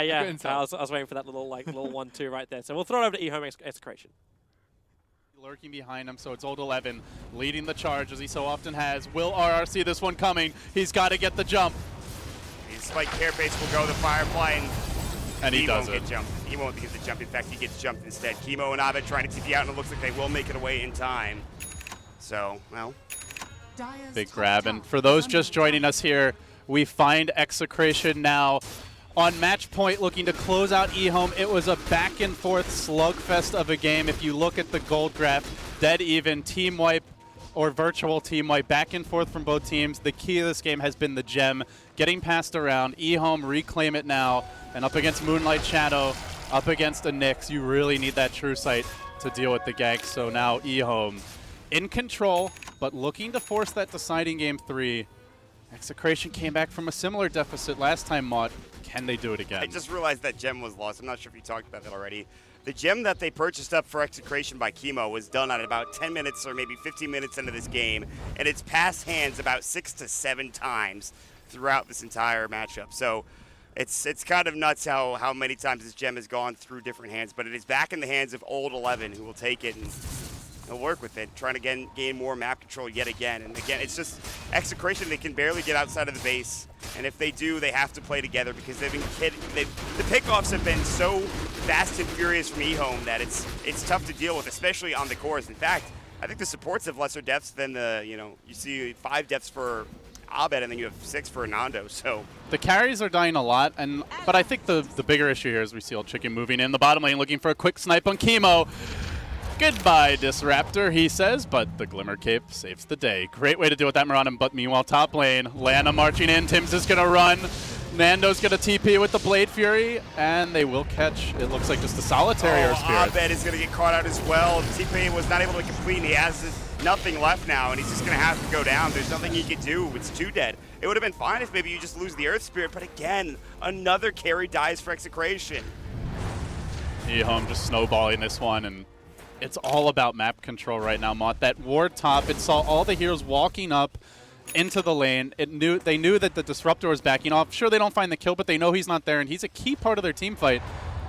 On the back of that, eHome muscle up. They look for their first lane of Rex here. They're going to have to force out the buyback for the PL, and again, we talked about how much he's been struggling to farm. A buyback here is really going to hurt you. He's looking for that Scotty, and that'll keep him alive a bit longer in some of these engagements, but 30 seconds, they have Glyph, but that won't last nearly long enough. He will end up having to buy back, I think. Static Storm, unless they can find a good fight. It's only going to isolate Lanham, and they move in. But again, the Yule Scepter just completely countering this Omni/Nando. He's in too far. He's got a Blade Fury away.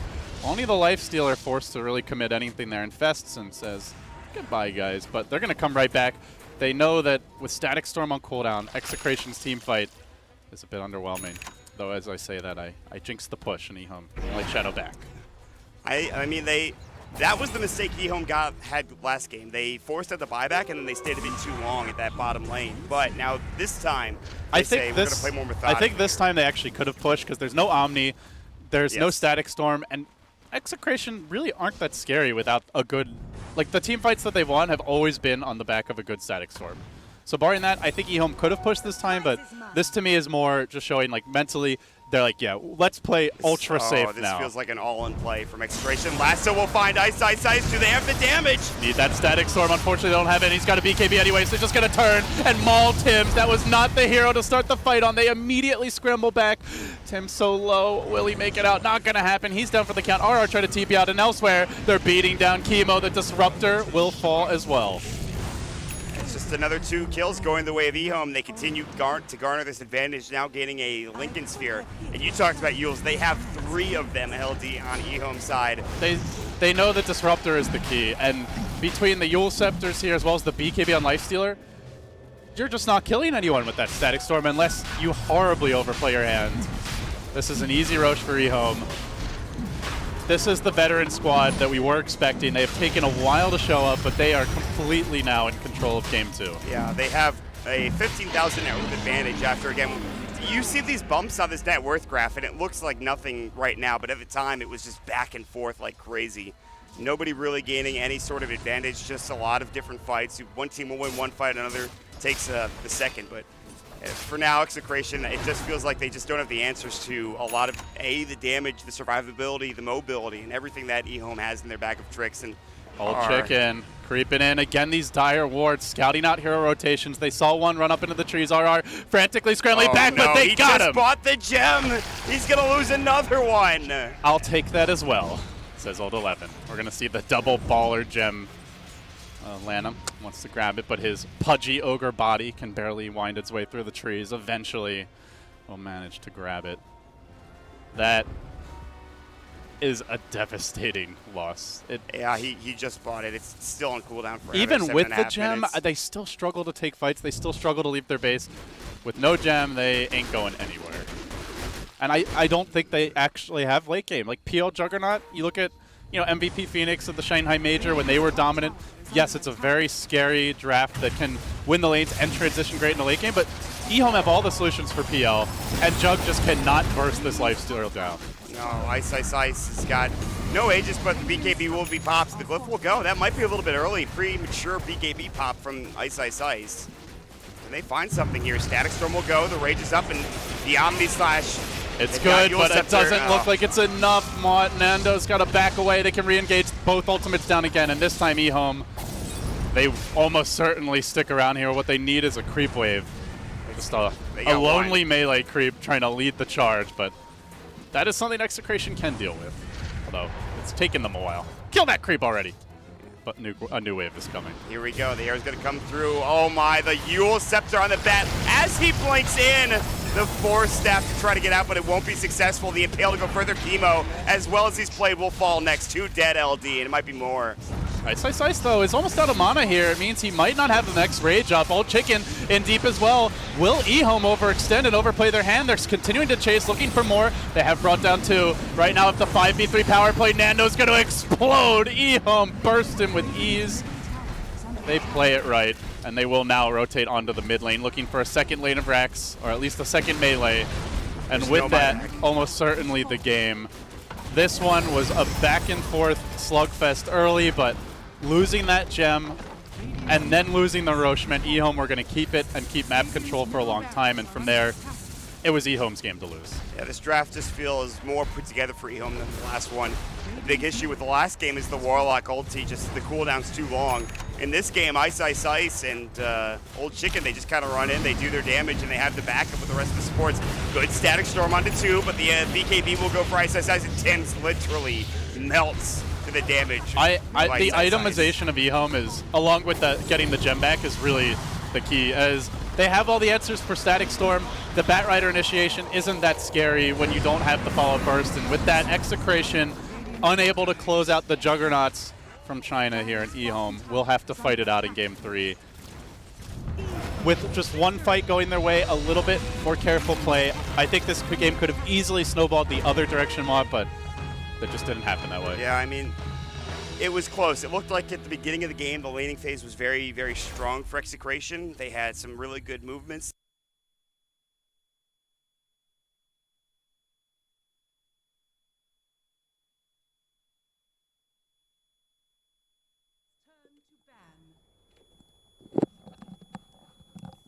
Escape Gaming's turn to pick.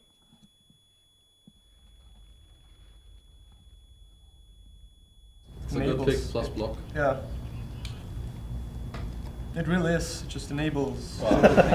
No, all kidding aside, yeah, it's great being here, and I really like the fact that we're mixing up even more this year. So I won't actually be doing any desk work, or potentially maybe a bit, but we're taking care of the teams as they get eliminated and have a chat with them. Because in the past, you know, a lot of these teams have been it's been a lot of focus on who wins basically. And essentially all the teams participating at the international are winning teams in their own right. You know, they're the best of each of their regions and they're the best in the world. So we want to put some more focus on these teams as they get out of the tournament. Yeah, it's going to be very interesting because you have that.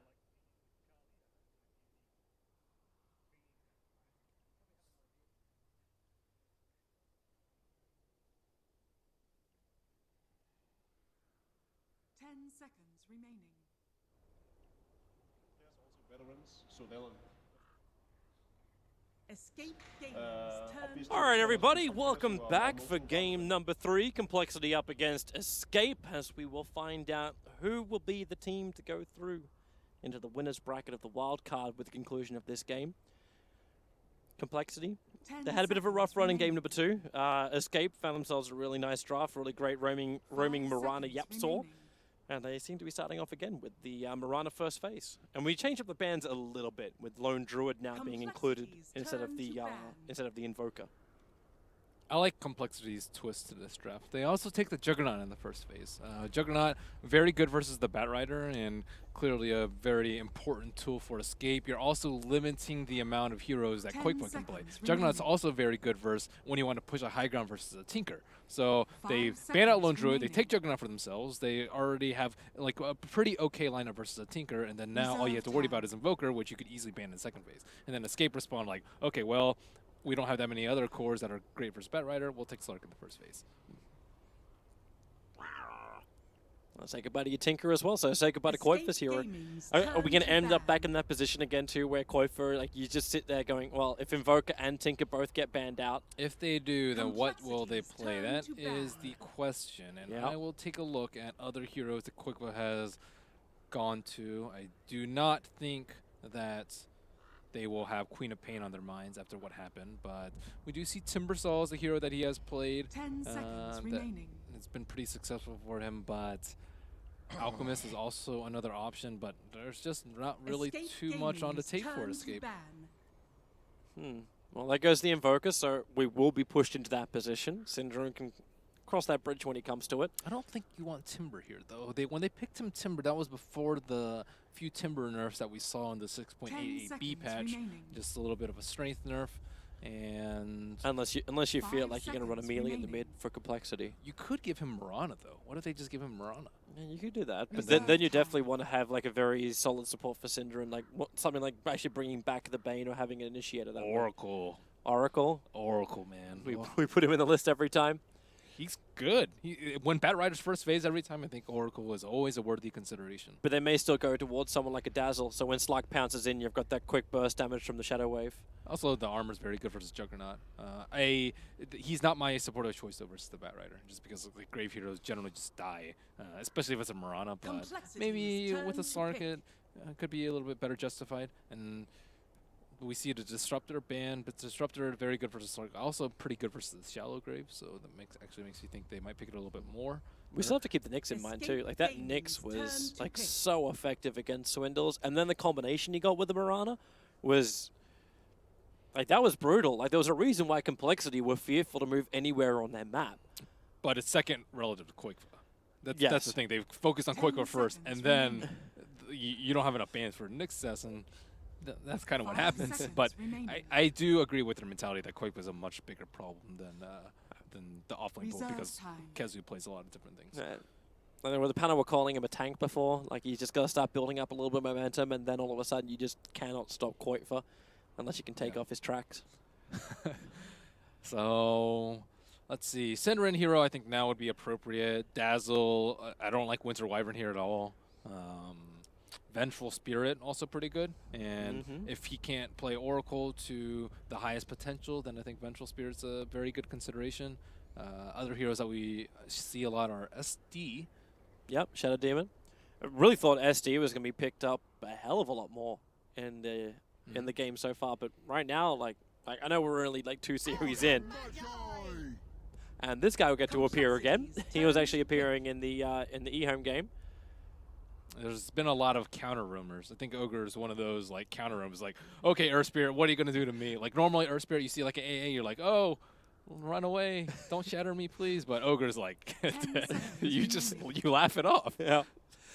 I'm a little concerned, though, because Ogre Magi isn't a guaranteed stunner for the Mirana, but Escape also proved during the last game they don't always want that.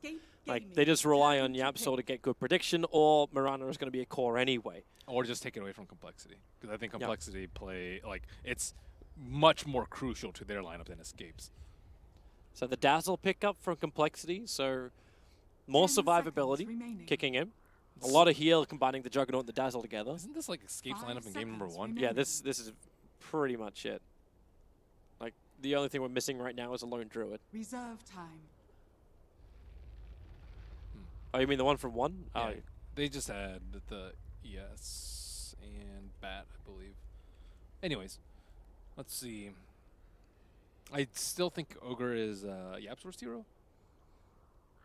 He plays more the roamer, and Cinderin plays the stable, steady support. Oh, no, we get Kazu's Beastmaster. The question is just where the Mirana ends up, because if the Mirana ends up being a that's true. a support, then it should be Syndra on the Ogre. But we don't have that many Koikva heroes left, which is why I think it might be Koikva's. But we haven't seen him play Mirana.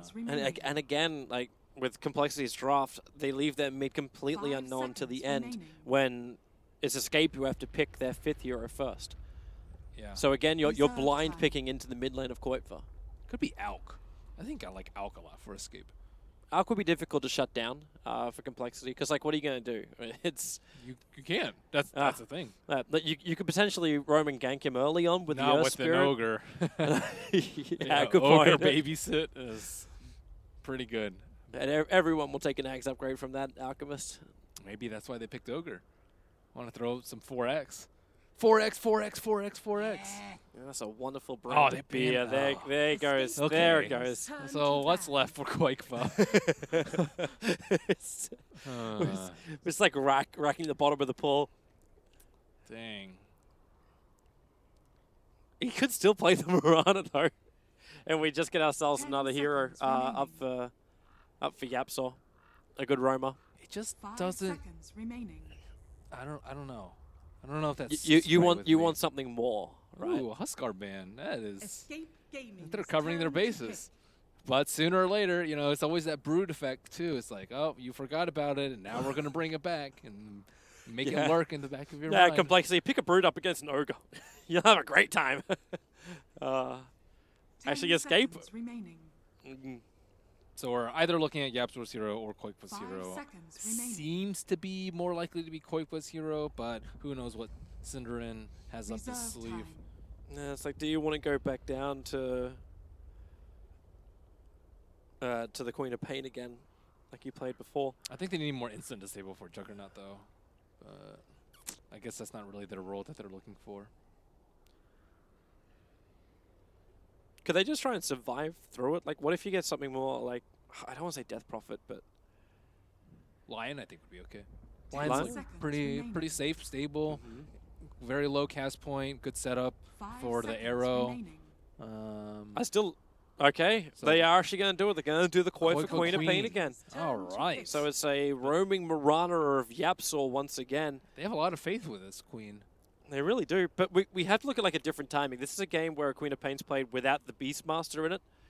But then again, you're up against Lasso, right? So you might still be thinking...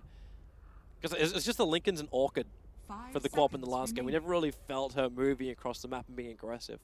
The most we felt from the Queen of Pain was a good Sonic Wave after a fight was already lost.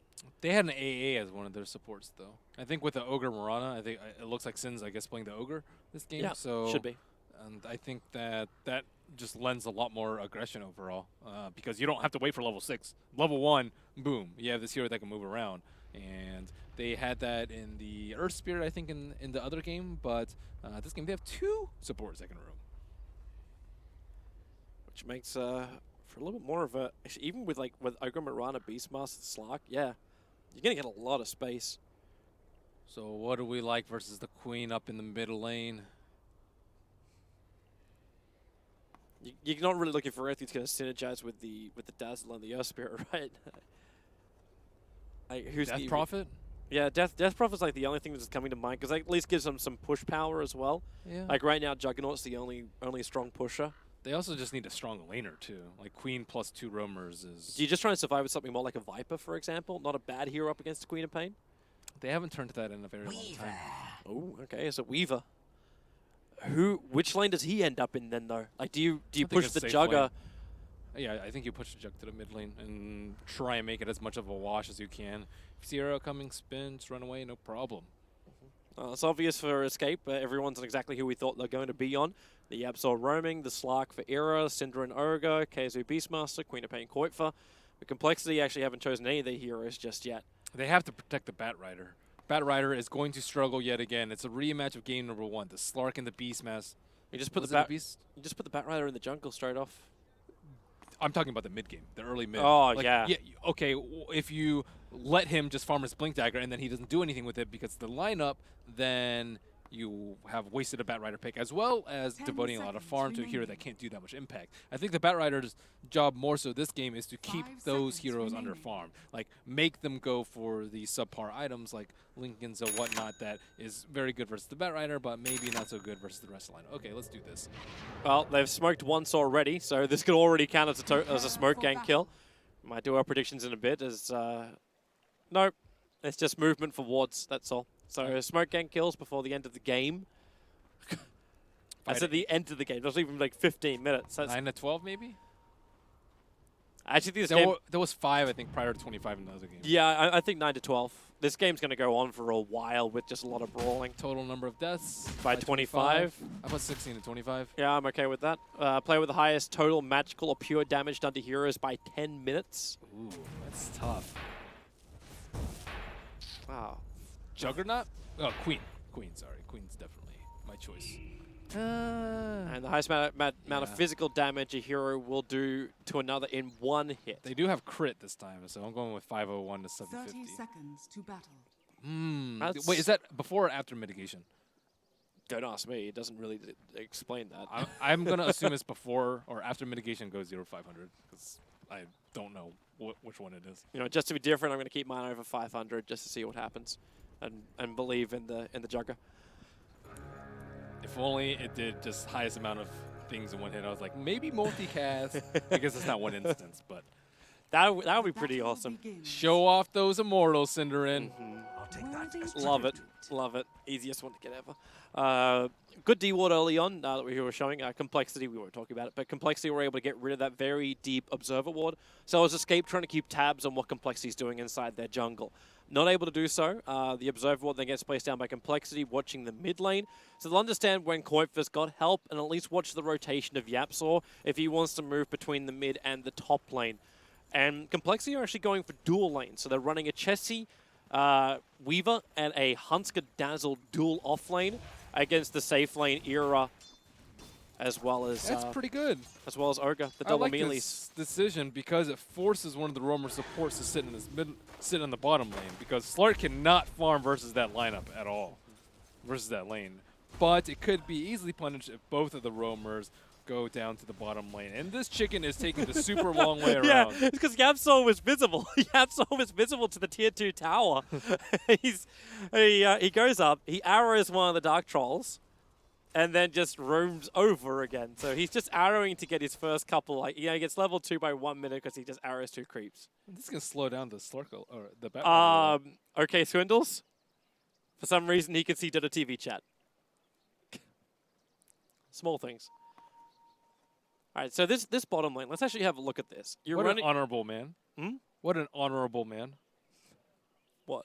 I don't know. What if you see Dota TV chat and you like don't say anything about it? You're like, oh, I can see when they're doing Roshan. I think Dota TV chat would tilt him more than would help him. That's true. Yeah. Yeah, I agree. Like if it's just sitting there, like just spamming drop heals, like he'll be out. That's only if they know that he sees it. Oh, yeah, very true. They definitely know now. But he's back to normal, hopefully. You sound like you're well versed in the arts of trolling. No, not at all. I'm a very nice guy. What are you talking about, Melini? Yeah, okay, Tofi. Okay, so with Chessie on this lane, you got one sentry ward down from Cinderin. Do you get concerned if you're Chessie? Like, is Ogre as well as Slark enough of a threat that you should be careful with your Shikuchi? Not really. Not when you have a Dazzle. You just Shikuchi, and if you really get scared, you just go in the middle of creeps, and you have 2 melee heroes who have to deal with a heal bomb. They have a lot of armor on the Ogre. 8 armor, to be exact. He's a little tanky. So to combine the best of both worlds. Just have a love child of Ogre as well as Jakira. All the strength, all the armor, all the support.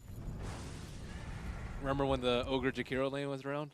That was good times. It was a two-headed dragon lane. Top lane, initiation over on Keizu. Z-Freak bolted himself forward, got the stun off, and now Keizu, the arrow's going to fly in, but Complexity already split. Swindles knew they had the kill anyway, thanks to Firefly and Yapsaw. He'll have to leap himself out to safety. Could not get there in time to help out his teammate. And that's first blood going the way of Complexity. A good start for Swindles. Very important. And I'm glad to see that both teams have gone with a hero that didn't work out so well for them. Game number 2, Swindles, not a great performance on Batrider. Game number 1, Koifa, not the best performance on the Queen of Pain. He didn't die that much, but still like not really impactful and game-winning. And we see a rematch, kind of, in game number 3. A chance to prove the critics wrong. Yeah. Why would they pick this hero? And I'm still wondering that question. Actually, Batrider not so much. More so the Queen. Because Queen is just not very popular nowadays. Yeah. And up against a Juggernaut, like, she came close to doing a little bit of extra damage to Limp, bringing him close up, like, for a potential, like, blink scream kill. But then Limp just triggers, healing ward. There's no way, really, unless the Koifa wants to blink forward and kill off the healing ward, then he's in range of spin. That's how I know you've been using the word triggered too much. I'm going to use triggered healing ward instead of cast or uses. I don't use triggered at all. I didn't even think I said that word. Okay, cool, great. I know what gets you upset. Yeah, just everyone who keeps using the word grill. Chessie going to jump himself into Cinderin, and they do have one answer to the Ogre's high armor, and that's the fact you're going to have the Swarm available too. And in fact, here it is. So Cinderin, watch him start to drop. Hanskin with the poison touch. They slow him down. Z-Freak gets the kick, and Cinderin might have a lot of armor, might have a thick skin, but it's still not going to save him. They get the pick off. And that's now 2 kills going the way of Complexity. And Swindles arrives at the top lane just in time for a creep wave and a half for him to farm that up as well. So, really good movement coming out from Complexity. They're getting a lot out of every lane. Juggernaut's got high CS. Chessie's managed to pick up some really good CS as well. I do like that Swindles did not go for the Iron Talon this game. I think it's a little bit different because he's in a safe lane this time, but still I think there is a tendency for him to be like, screw this lane. I'm going where someplace where I won't get outplayed. YapzOr. There's arrow available. Z-Freak's going to jump in. He'll get the kick off. Keizu, low. Stick charge will let him survive a little bit longer. In comes that Starfall. The extra star doesn't fall on Swindle's head, however, which means he may not. Will he go? Yeah, he does go down. YapzOr able to hit that last arrow in. Z-Freak unable to save his teammate. But you still had Slark down the bottom, Beastmaster up on the top, and the Batrider to join him. It's a nice kill for them, and Batrider's quite poor, despite his early kill. He has bought a lot of small items, though. The Mango in the lane. The ROB is an interesting touch. I guess safe lane, maybe he thinks that he can push a tower a lot, but I think that Sage Mask slows you down a lot. Most of the time when you want mana regen nowadays, you go for the raindrops. It's also good protection. For now, Chessie and Hanskin can split off the side. I'm waiting to see what's going to happen with Era, but it's Limp. Sonic Wave, it connects in the mid.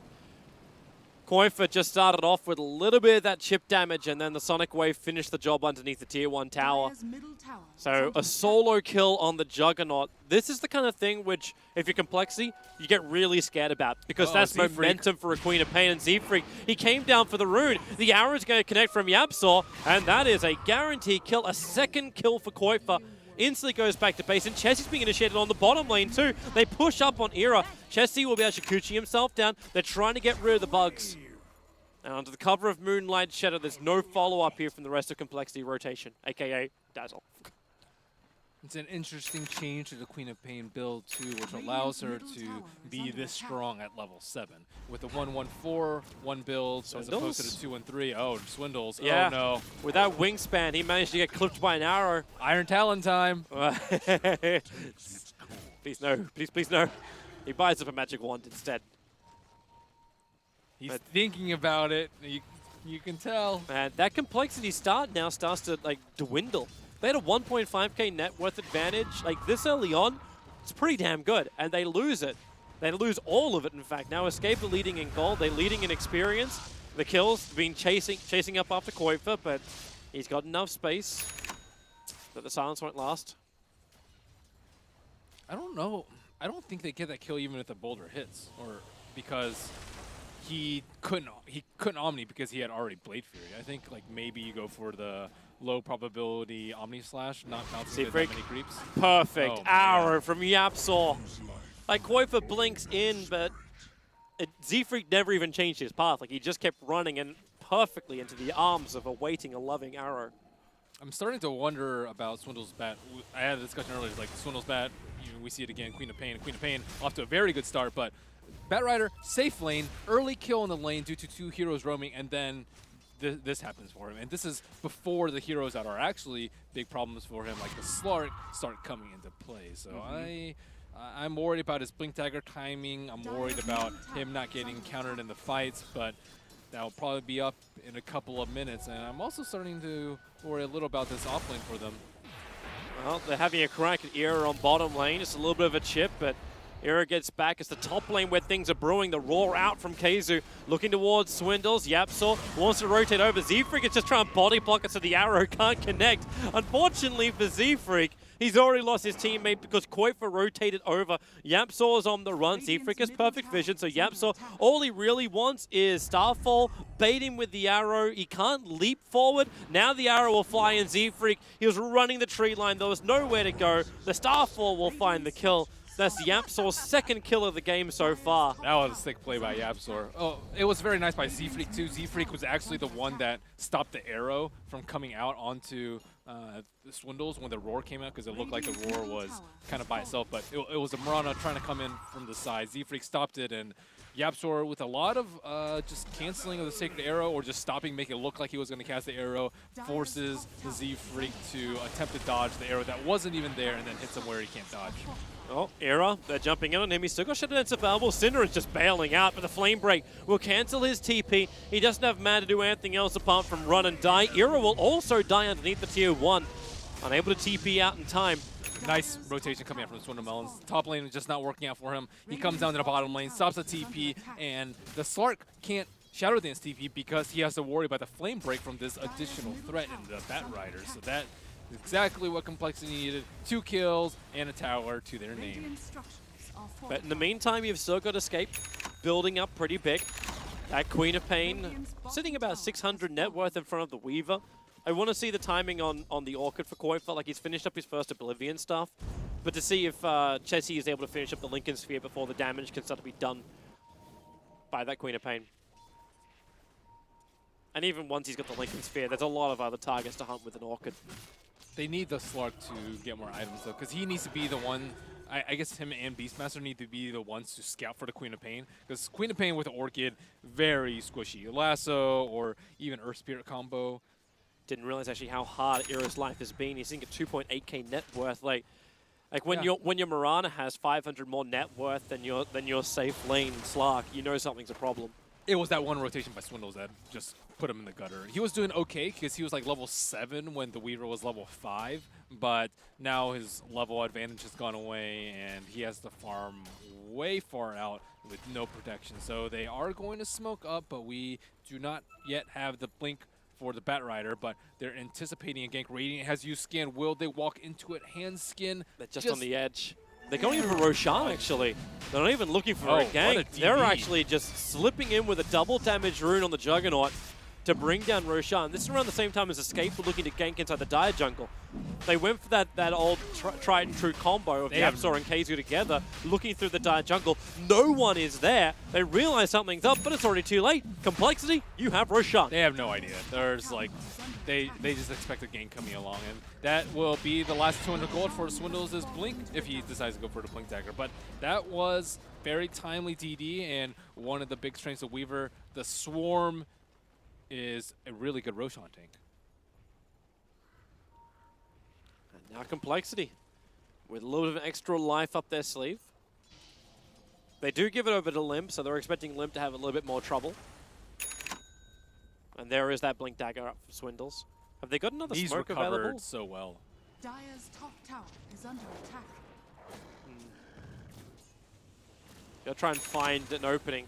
Very difficult when you've got Hawks flying across the map, and you know Escape has been through your jungle. So let's see, will they get whiff? They got a whiff with the Blink Dagger. They see it. Yep. So this is why you just generally smoke every time with the Blink Dagger first, and now they can aptly prepare for it. Arrow a little bit off target there from Yapzor. It was only going to like slow down Limp. It was not going to do anything more. It's just because he's got the mana to use it. Swindle's looking for a kill. And he's going to find one too. Keizu nearby at the ball, causing a couple of problems. Okay, Swindles. Swindles. Error is here.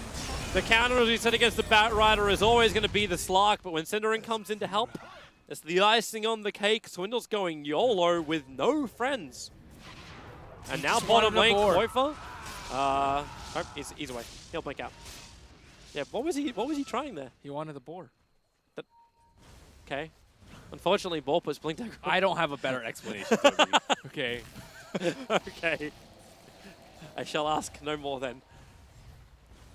There's always a reason of Swindle's bad, but that's not an appropriate reason. that is not an appropriate, yes. Top lane. Good rotation in from behind now. Era as well as Yapzor. The Hawk is doing all the work for him. They perfectly see where Complexity are. So Era, he actually just focuses on Hanscom. Like, they don't care about Chessie. They want the guaranteed kill. With the arrow, they save it so there's no Shallow Grave TP out. And that's actually real chaining of stunning there too, realizing the fact that Cinderin used his stun to initiate, then they hold the arrow. Really nice use of the Hawks by the Beastmaster. It really led to like Swindles dying there because like normally the Beastmaster would be right-clicking those creeps along with the boar, and then you just get lassoed and pulled in. Chessie? Okay. That was really close. That's the good thing Weaver doesn't have a tail. That was really close. Era has to Shadow Dance. And he just instantly starts the TP. Shikuchi through, not enough damage, and he'll be back home. I think that's the second time Swindles actually like died in that position too. Even in game number 1 when he was, or game number 2 when he was Beastmaster and kind of like fifth death. Oh, Swindles! I actually thought he was going to increase the stun duration by 3 seconds by blinking into a longer arrow, but he'll dodge it. Give him more credit than that, Toby. Swindles is a great player.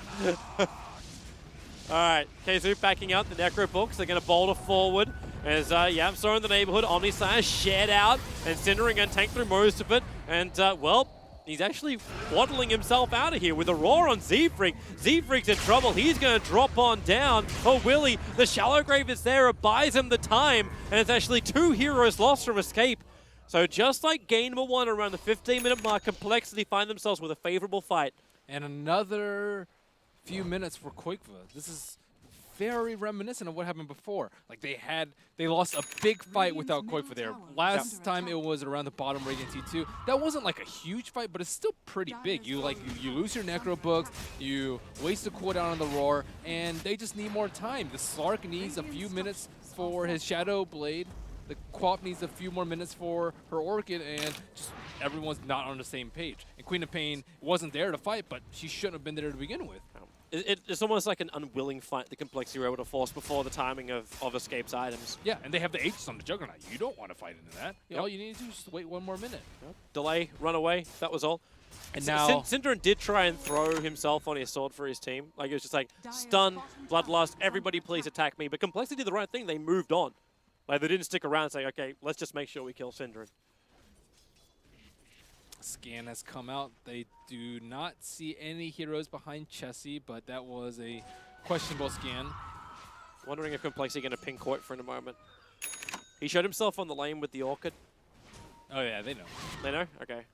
It's also just been that long. That time. Also, Complexity set up wards really deep into the Radiant side, so like they can be looking to like a smoke gank while someone's farming that big camp into that T1 tower. So, and those 2 deaths cost Escape a lot of ground. And Limp is how's he doing on his item progression?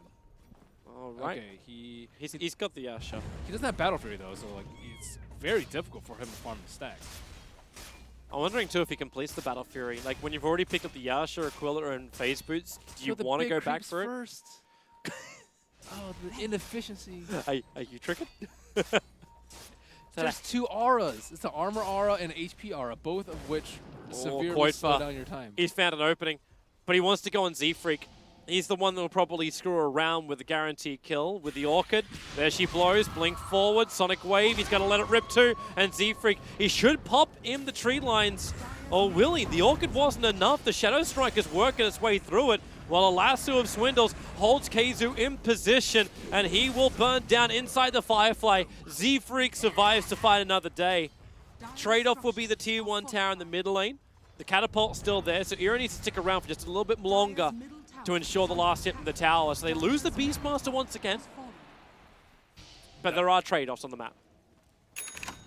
Earth Spirit, just very tanky. Even the Trinkle boost for the extra added armor, a lot of strength coming up from the Urn and Magic Wand, paying dividends there as he survives the Queen of Pain burst. And I think he actually maybe could have killed the Weaver, but he'd have to... Oh, yeah, never mind. With the Link is no. Yeah.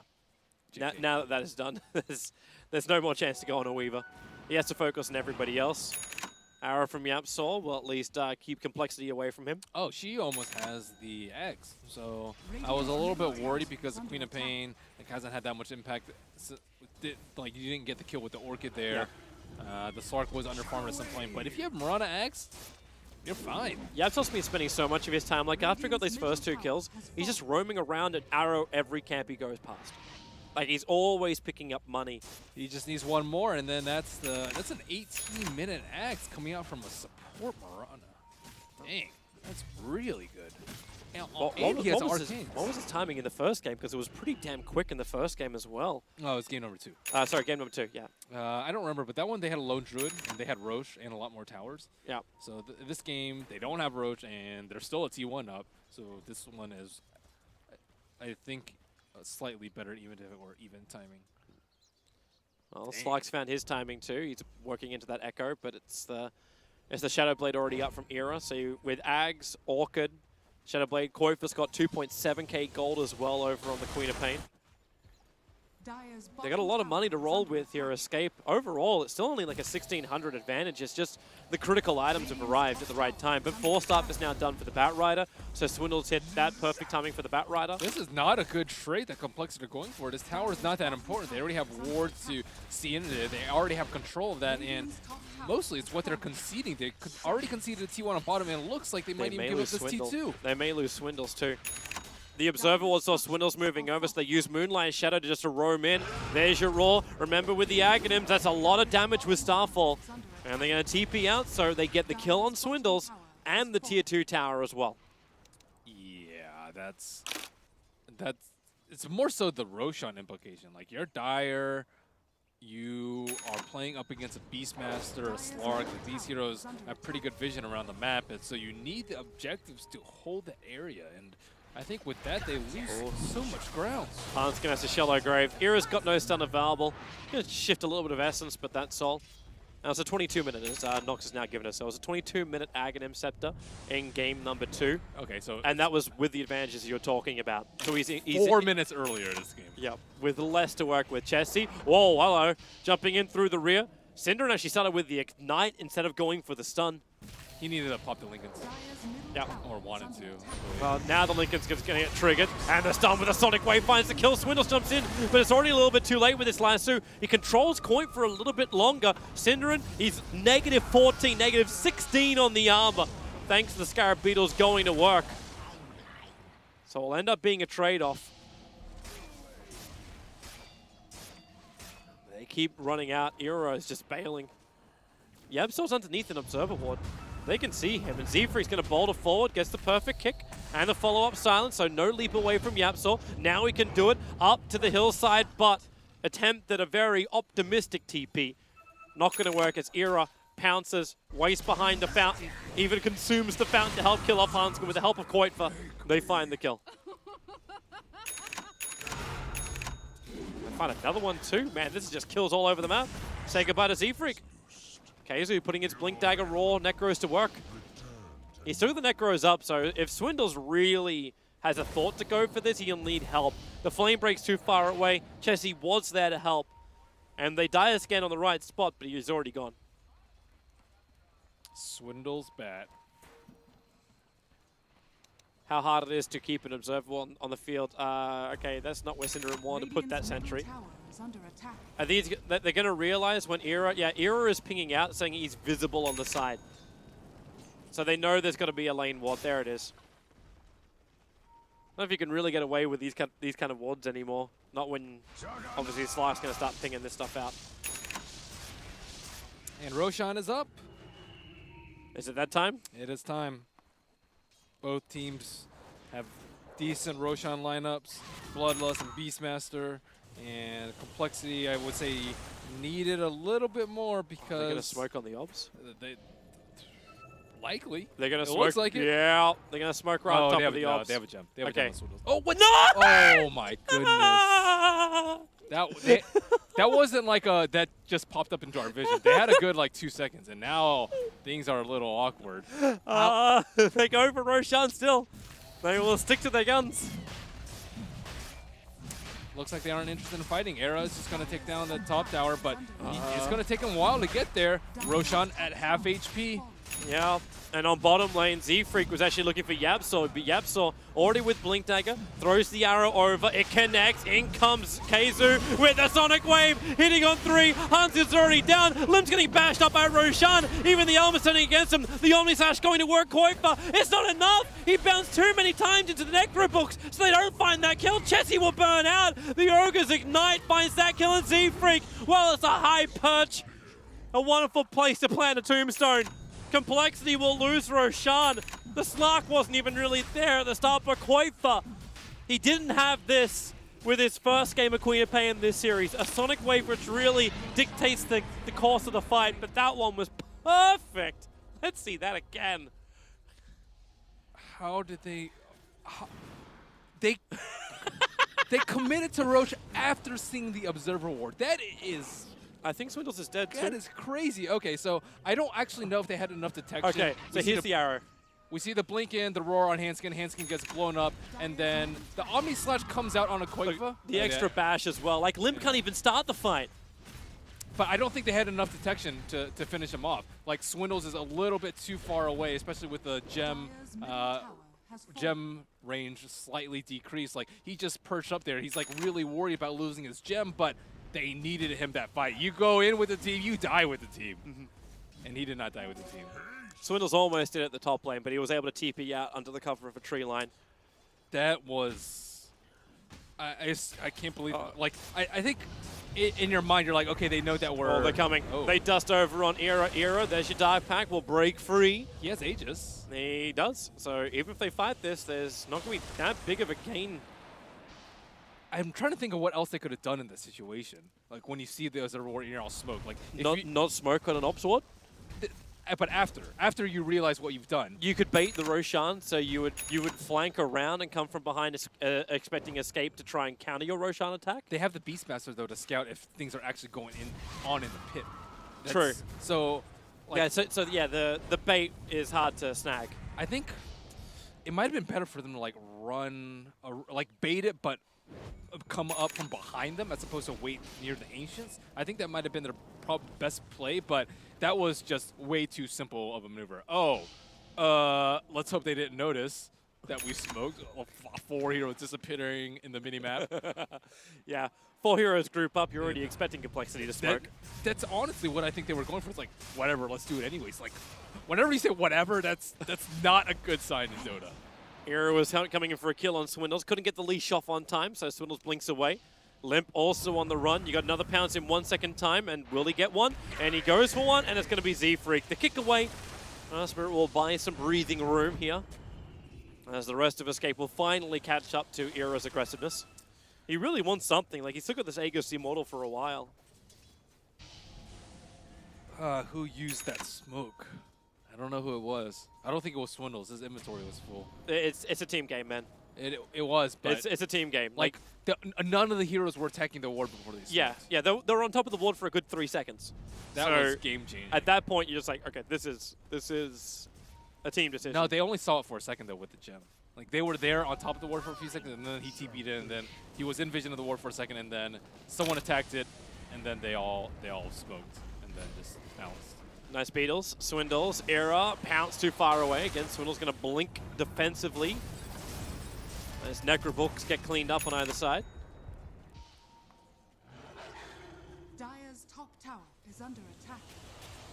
Alright, so Escape in full control of the map. They don't want to take any risks, remember. There is a lot at stake in the wildcard. Only 2 teams out of the 4 are able to advance themselves forward. So no risk Dota. And you've got a Queen of Pain who's got momentum. You got Koifer staring you in the barrel of another big item too. 3.8k gold sitting on Koifer. He's got 15k net worth in the space of 27 minutes. AC. Assault Curiosity, you want to go for the S4 build again? Well, S4 build requires BKB. This game I think you can actually get away without a BKB. And I think the AC is very good versus the Juggernaut and the Weaver. Like, BKB doesn't help you versus that. I guess you can blink out, but he blinked in last time. Is it worth getting like another disable though? I don't think they need it. I think they just need to outlast. So you use something else to trigger the Lincoln Sphere on the Weaver every time? Because that's like where my brain's going. You just kill everyone else. Okay, that works. Screw the Weaver. You kill Earth Spirit, you kill Dazzle, Weaver can't fight 1v4, 1v5. And then, like, you can also just, Ignite is okay at popping Lincolns. He didn't max Fire Blast, so Fire Blast is really good at popping the Lincolns now, too. And then you have the Necro Mana Burn. Like, you have a lot of ways to deal with the Weaver and the other heroes, so I'm not particularly concerned about the lack of disable. Not like the other game where he had to go for Decisive Ice, but we'll see. 4,200 gold, still considering what to buy. I think Scotty's also okay, but... Wild Slark is going to appear. It's going to be very effective against Hanskin. He Shallow Grace to protect himself, and now Moonlight Shadow from Escape. Battle of the Invis. Hanskin actually getting chipped by the Beastmaster axes. Complexity were the ones looking for the kill. They actually had a small opportunity over on Keizu, and that was with Swindles moving forward. If he was in Firefly, he would have had better vision for it. But he sticky napalm, but that revealed the Complexity movement into the Radiant Secret Shop area. Yeah. Life be hard. And now Era's found another one. slipping in behind Chessie, sees Limp, and able to get that leash over on Chessie. Time-lapse will break him free of the damage. Synderen in the neighborhood too. They'll get rid of the bugs to start with. They have to be a little bit careful now. No more Aegis on the Slark, and he is holding that prize gem. He is sticking in treads a lot for some unknown reason. Okay, he's not anymore. I guess maybe trying to be super efficient. He already has Echo Saber. Don't think he has mana issues at this point, but Bloodlust, I don't actually know if you build that with an Ogre on your team. I guess, or yeah, Echo Saber I guess is already good enough for the mana regen. Even though it's a little bit of overlap with the attack speed. Not a big deal. Attack speed is Here goes the smoke again. They got a glimpse of the courier moving. Oh, Era. He's going to come in from behind. He breaks the smoke over on Hunskin. Instantly being revealed. The Dire scan up. Yeah. Almost walking into it was Yapsor, but now they're just caught in no man's land. They want to go back up and they're going to find Era. Remember, as you said, he's got the gem and completely surrounded. And there it is. The big hit from the Juggernaut hit 521. With a DD. With a double damage. Thanks, Era. He popped the smoke and then he just like stuck behind them, like he wanted to have more information. I think he didn't expect this observer ward. I think it was slightly outside of the gem vision. So they actually threw down two. Like I think there was another one sitting on the Dire side of the river, which he got rid of beforehand. That's a big kill. Yeah, that takes away the detection. Got 2 gems now on the side of Complexity. You got also downtime without the Slark having an impact. It was actually the Scythe advice from Coit. Coit likes to be that one-man army. So if he wants to, he can trigger the Lincolns and then follow up with a Scythe. Very good versus the Juggernaut in particular because of the Manta countering the Orchid. As you mentioned, though, I think they should have played no risk at that point, though. The Orchid over on Chessie. Support's going to arrive in case who gets the roar off, but the damage of Kuiper so high already. Z-Freak gets hit so hard by the arrow. Yapsor wants to go in for a little bit more damage. The Shallow Grave will protect. And the only thing that was really lost here, well, okay, Kuiper. They're just losing heroes left and right. This is not a good time to be just out on your lonesome escape. And like Scythe of Ice, if he had any defensive item there, it would have helped him out a lot more. I think like Queen of Pain already packs a lot of firepower. You just need to be able to survive so that you can do your damage. And he won't have buyback for this fight either. No, he won't. They have to try and defend. Bloodlust the tower, increase the movement speed of the stationary object.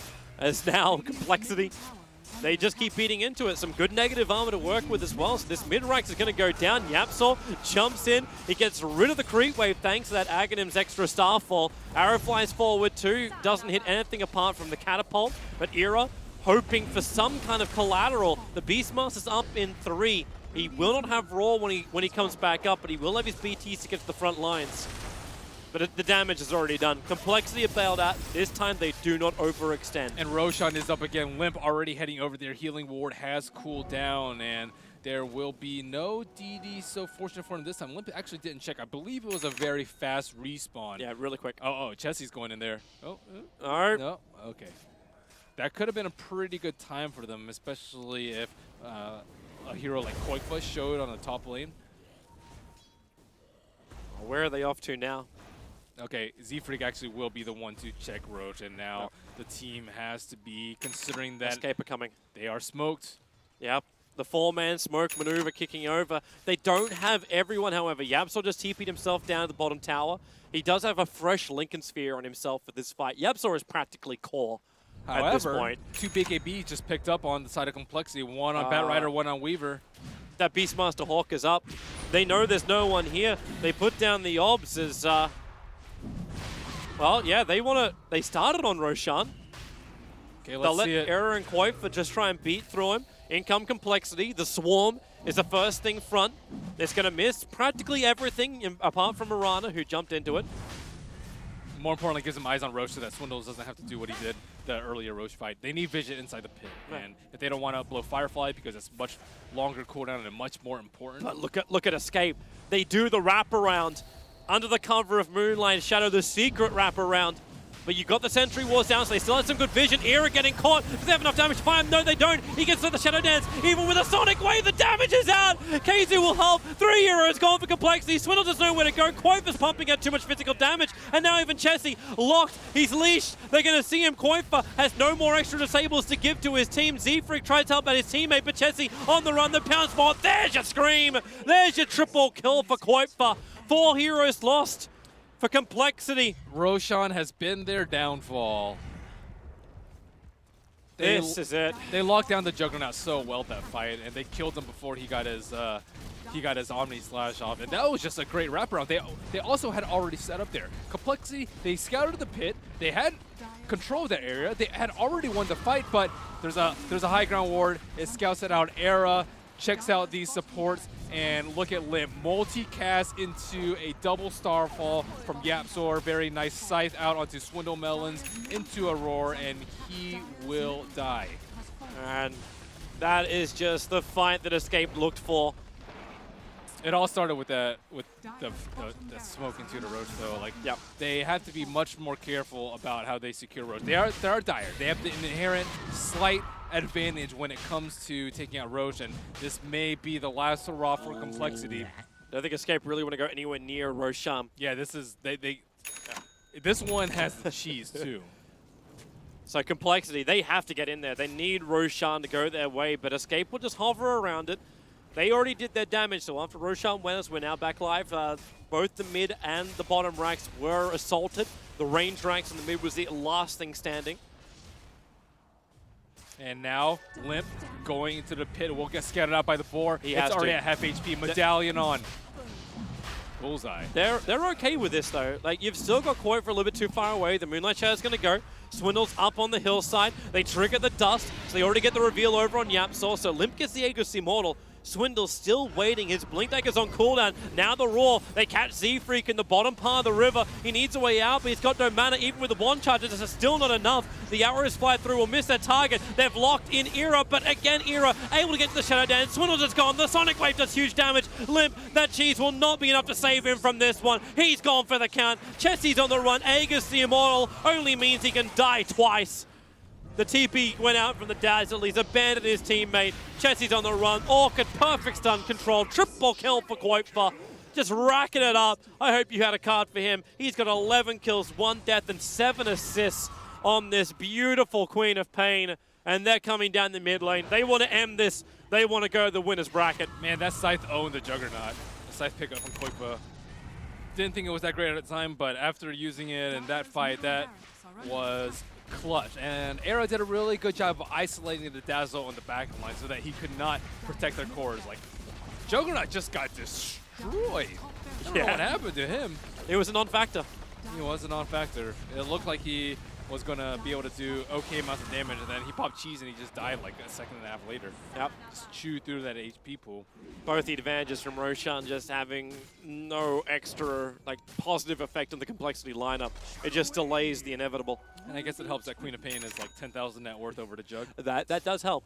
And you can almost have like a secondary saving mechanism. Era's already on the back line. He forces Dazzle out of the fight, and he gets his Shadow Dance off. Swindles. The BKB is okay, but not when you're talking about the Queen of Pain. Isn't that like the second time too? Like the fight in the bottom lane, it was Swindles going on Era, and they were they just couldn't get him. Incapable of finding that kill. Swindles just try and delay again. Era. Oh, there's your blink away. The arrow's coming in from Yapzor. Doesn't hit Swindles, but reveals his position. He's in the trees. There's your Starfall. There's your Roar. The Hawk gave him the vision. Jeez, Roar for good measure. Who cares about axes? Just Roar him. It's a low cooldown. Case is probably going to be picking himself up refresher anyway, so who cares? But efficiency to it. Actually, no, he gets Medallion. They're trying to end. But look at complexity. They're making a run. Okay, they realize their only way to win this game right now is a straight GG push. Yeah, you have to back off and defend. It's just much safer to do. When you're in the lead, when you have 5 heroes, Blink Omni, and they have 4, Z-Freak get the vision. He needs the kick. They don't really have great vision. This is nighttime, however, so they just drop the sentry. Chessie starts over on the towers.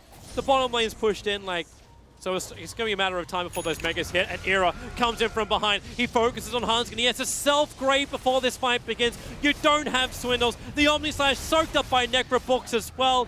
This is not going to be the dream fight. Not when Sonic Wave from Koifa hits so perfectly. This is over. It's done. It's cooked.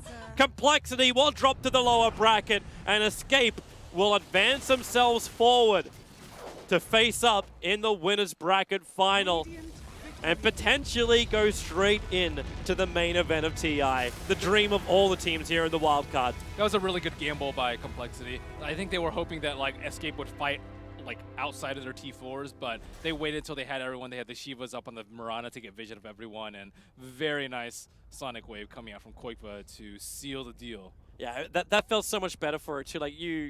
For the people who go out there with the stats, you just look back and go, okay, Koifa game 1, Koifa game 3. Or Swindle's game 2, Swindle's game 3. Yeah, that actually felt so weird as well. Like it's kind of hard for Swindles. Like when you thought, okay, is it weird though? Okay, it's not that weird. Like, it's but you see like the pat from the house. It's like, yeah, it's okay, bro. It's just chill, just breathe. We'll look at this. We'll work it out. The stats have an answer. There's somewhere there. There is an answer. Just believe me. But there's a reason why Nahaz is talking to him. Yeah. They have to work out what the hell went wrong here. Like, also, like, what happened with that Obs ward? Like, that's going to be one of those moments which will appear in the highlight videos of the clown moments. They were like, really close. That was when it was still anyone's game, and after the first Roche, like. Even Escape made mistakes after that, right? They lost a couple heroes. They lost their mid racks because they lost a gem. They lost a Slark. They lost a Queen. They lost so much. But Roche losing Roches as dire when you have this sort of lineup and that sort of positioning is just disastrous. The GG Shakes Escape should be very happy with themselves. That felt a little bit rough in game number 1, but they showed their fortitude. They kicked back, and they won. We were talking about it too, like the ability to win with a hero, which you already lost pretty badly with. Like you want to be able to repair that kind of mindset. So for me, I think Koifa definitely stepped up huge in that game. Was so much better in that game. Good sportsmanship. Yeah. Coming out and GG. Complexity already going into reviews and figuring out what they need to do in the lower bracket to emerge victorious from the wild card. Yeah, and that game's going to be coming up soon. But before you end up there, you've still got the second semi-final, so we're going to be jumping over to stream number B without any more further ado. Well, I don't like. Even if you can push the group waves out, I don't think they're going to be out for very long. So even if they are able to get a couple of kills, I don't see them being able to push high ground or anything like that. I mean, there's still tier 2s alive for eHome, so I mean, Expression have to win a fight first, and that doesn't look like it's happening anytime soon. Again, though, the shotgun is available. Aegis is now gone. You have, is there a Lion Blink yet? Nope, 1,800 gold. He needs that so badly. Timps would have had this blink faster if he just sat in the fountain, but had he done that, his carries may have fed more. So it's a rock and a hard place for the starved support. I mean, I think Morphling should be letting him last hit, though. This is... You want the blink, man. That is your reliable follow-up damage after Lasso to get a kill. Invisibility. But he ain't getting it. No, not yet anyway. The struggle. Yeah, I mean, at some point, do you go for a smoke for Execration? They have one on Chemo, but I guess you have to keep the lanes pushed out first, because otherwise, just take free tower damage. But Execration, as was the story in game number 2. Dead even through the mid game, and then it all seemed to fall apart. This time they haven't lost all hope yet, though. The rack's yet to fall. But under heavy duress here, eHome fighting the never-ending war against these Alchemist illusions. But they have the tools to do it with Gandalf by their side. You can see the lanes are permanently parked on the Execration side of the map, and barring a smoke gank, barring a bold move outwards, they're going to stay there. Yeah. It's so hard. It's so hard for them to even be able to... Oh, they get a net off. They're going to move on Chemo, maybe. Yeah, Riptide's going to come in. Starstorm, see you later. Old Chicken will find the kill, and he just, again, melts. that nuke damage. It's so good. The Starstorm damage comes out, and that's all they really need. Veil that and a maybe Veil, on top and of you're that. dead. Exactly. The Veil on top will even make it even worse. Another arrow. Oop, just off the mark. But they're killing these Alch illusions so quickly. Like, maybe one gets out, kills one creep wave. Being very diligent about that, which is great. And they've Moonlight Shadowed. They're going to maybe try to group up for the first time. They'll deal with the illusions down bottom. Firefly from RR's RR's going to go. The song. He's out of range. He doesn't find the bat. Oh, they barely catch him out. Can they find the follow-up? Old 11 has a BKB. He's going to go back in. He wants to. He calls an illusion. This is not the best fight right now. Nando from the backside trying to go for Fenrir, but doesn't do nearly enough damage. The point booster and mech keeps him alive. With ease. And at this is a Naga in her prime. She'll have that song back in 15 seconds, Mott. Oh, that's nothing ventured. Just the BKB. But Lion Blink. Lion Blink. There is yet a small ray of hope for the Pinoy squad. Did you, the blink in from, or the leap in, no, the blink in from Old Chicken and then the Starstorm, he had like 3 or 4 of them hit up onto the Morphling. It did half of his HP in terms of damage. The great Illusion Wars, they rage on. Roche might be up soon, though. It is. We're going to find out when that Roche will respawn momentarily, and that might be what eHome waits for. There is a BKB picked up, though, for Nando for the Morphling. Allows him to be a bit more aggressive with that shotgun and probably go full Agi, or at least close to full Agi. You know what they say about going full Agi, Mott? Sometimes it can be really bad, but no. In this situation, I think he has to. Nando is a little far up. He has Replicate. Lincoln Sphere will go. They actually use the song. They're going to catch him out of position. They're going to cancel the song, though, and Tim's can come in and make a huge play. Oh, he only gets one.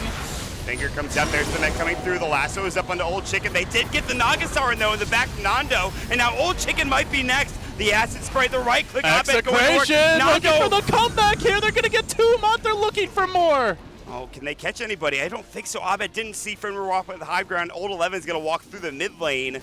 Oh my God, that has to be at least like a 5-6K gold swing. Let's see. Oh, actually not that much. Okay. For 2 heroes, 4K. For 2 heroes, if it was that much, I would have been like, oh my God. I mean, they're down a lot, man. They're down 20K really gold, but it will end up being a 5-6K gold swing. They may even get the tier 1 bottom if the Execration wants to rotate there, or they can threaten Force high out ground buybacks. and try to force out buybacks, but that is risky. Yes. Do they have their own in case they overextend? They do on the Morphling and the Alk, so yes, they're going to risk it. They're going for the big play here, Execration. 1 buyback.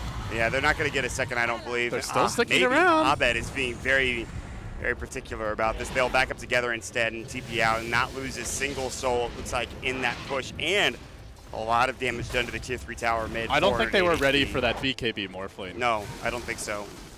They committed everything with the Saw and Arrow combo. He just calmly turns the fight. And this is now, the Alchemist was struggling in that mid game the past couple of minutes, but now he has room to buy his team. Hey, look who's winning the Illusion Wars now. Creep waves all shoved past the river, or at least to the river in the case of the mid lane. Alchemist is coming back. That tier 1 wasn't there bottom lane, and it probably pushed even further, but as you can see, the tier 1 sitting at 115 HP and deny range now, and Old Lana can go ahead and deny it if need be. And he will have an Aghanim Scepter. He's going to buy it and fly it out, and that's where this game gets a bit easier for an Undying, but it's still an Undying in the late game situation alongside a Keeper the Light. But They're very farmed, though. That's right. Especially the Undying. But once you get an Ags on this Lion, the Ogre, they're right up there with them. So we'll see an Aghanims come out for the Alk. Who's he going to give it to? That's the question. Who do you give this Aghanim Scepter to? Who's the likely candidate? Who's it going to be? He's heading towards Nando. Yeah, he's going to go to Nando. Special delivery. He's going to get the hybrid. Here, Morphling. Come on, buddy. No. Okay, it looks like it's not for the Morphling. Or at least he's in no hurry to claim his prize. Everyone's actually walking up top, including eHome, who are making their Nando's way. like, you come to me, my friend, but there's a lot of stuff about to break out here. They gave it to Morphling. They have hybrid now, but they're all tipping away, and it looks like they'll all make it out. Moonlight Shadow's going to be useless here. It's not going to be able to find anything, and they lose the tier 2 tower, I believe, as well. So that's just a quick hit and run that works perfectly for Execration. All right, so they have, I guess, another Alchemist now. Yes. Wow. Very true. Cannot use the chemical raids, though. Where's that hybrid? Where is that thing? No, he hasn't actually used it yet. Okay. But, I mean, is there? I don't think there's anyone else you would really want to hybrid. It's a 60-second cooldown. Okay. Yeah. Is it 20-second duration too? I'm not sure that's the hero you want to be. Like, to me, these supports are really squishy and easily burst. Like, sure, hybrid's a strong ability, but I kind of like the idea of giving it to the Lion or the Ogre, just so they're not like so easily brought down. I think the Ogre one in Starstorm particular. and a Riptide, you're just dead. I think the Ogre would be my choice in that situation. Roche, by the way, is being taken currently, and it's actually below half health. This is so freaking cheesy, though, dude. You could have replicates, hybrids, Alkalusion, just... I thought Naga was dirty, but Execration may have found a way to one-up that. Well, there's the hybrid. It's walking through. It's only got a couple seconds left. Where's he going? He's just walking straight down mid. Oh, so you can't use the Chemical Rage, but if he already has Chemical Rage active, the hybrid will have it active. Okay. All right. So you have 2 Chemical Raged Alchemists. Seems pretty good. And then you just throw down an acid spray, and you just you only get it for 20 seconds, but that's long enough to do some damage. Yeah, I'm still with you. I don't know about the Ags. I mean, with him having Chemical Rage, that seems pretty annoying. All right, that was, by the way, not Cheese Roche. That was the second Roshan. So it's just the Aegis picked up for Old Chicken. Old Chicken, Lincoln Sphere. We haven't really checked any Home's items recently. It's been all about who are we seeing the Aghanim Scepter going for Execration. And eHome's items are, as you would imagine, you have the Diffusal Blade. We already talked about the Aghanim Scepter for Lanham. Old 11 has picked up a Lotus Orb, so he could just make sure he could just take off any debuffs or anything that's a problem. Yeah, really good versus the Lion to deal with the Hex mainly, as well as the Batrider Lasso. Whew! All right, Mott. This one ain't over yet. 43 minutes, and we could go even longer. I just Alchemist strutting out everywhere. Old 11's like, I must spin, I must chop, but there's too many targets. Now Abed, his finest creation about to be complete here. The Assault Cuirass. Still has room for a Moonshard. Also worth mentioning, we often forget about this, but they have Bloodlust. Bloodlust with 2 right-clicking carries late game, do not underestimate. Tread with caution. I mean, you get like a Maelstrom Mjolnir with Alchemist, and he gets Bloodlust, and you're like max, or not even max, I don't know what attack speed you're at, but it's ridiculous, I'll tell you that much. And then all of a sudden, you're just dying instantly to this hero if you can lock any targets down with the Alchemist. So we'll wait and see where. Man, if eHome lose this game, oh my goodness. That's a tilting loss. Then you go into the losers bracket with this loss on your back, with a Naga and a Murata. I mean, the game felt, look at the graph, look at the map control, the game felt entirely over. They had shut down the Alk, they killed him like 3 times in a row, but they have yet to take that lane of Rax. They've only exposed the north lane, and they're heading south. RR's sitting in a nook where they don't have vision, and if eHome walk up even a little bit, I think he wants to go. Lasso. He's going to go now. He He's gets bringing him in there, and Old 11 is in trouble. He's got BKB the finger. He's done. Shotgun will go first, and Nando is going to clear up. They're going to kill the tombstone, and they're going to look for more. Ice in pretty far. Does have a Psalm available. There is no Axe buyback. They're just backing up. But they're ratting it out a little bit top. Good news is Tim's, as the Lion, can quickly deal with those Naga illusions. Yeah. This is truly a chess match between these that teams. replicant is doing some work against Fenrir. And he's going to go in for it. Hey, buddy.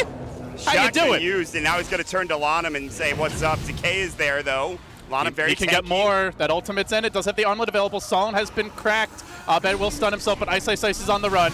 It's Execration hunting eHome. They don't have vision for Lanham. Yeah, he has no detection, and he's going to be able to TP away, luckily enough. But they're fighting back, LD. They're getting these engagements going their way. I mean, eHome did a little bit of damage to the range racks. Let's remember, this is a game of objectives, but just chipping away to range racks will not win you this game. You need at least mega creeps, and even then, one of these teams might be able to win in the throne race if they're not careful. Even if they kill that top lane of racks, I don't know how much they care. This is not a 1 lane of racks game. I don't even think it's a 2 lane of racks game. It's mega creeps. If you have buybacks, you're pretty good. All right, well. But Alk and Morphling can base race. These heroes hit buildings very hard. Yeah, and he's picked up a Scotty now for the Morphling, not to mention, obviously, the Aghanim Scepter that he already has. And is there another axe coming out after he built the AC? Not yet, anyway. He just finished that item up. He sold his armlet for it, too. Now he is 6-slotted completely. And now the supports. They have waited so long for this.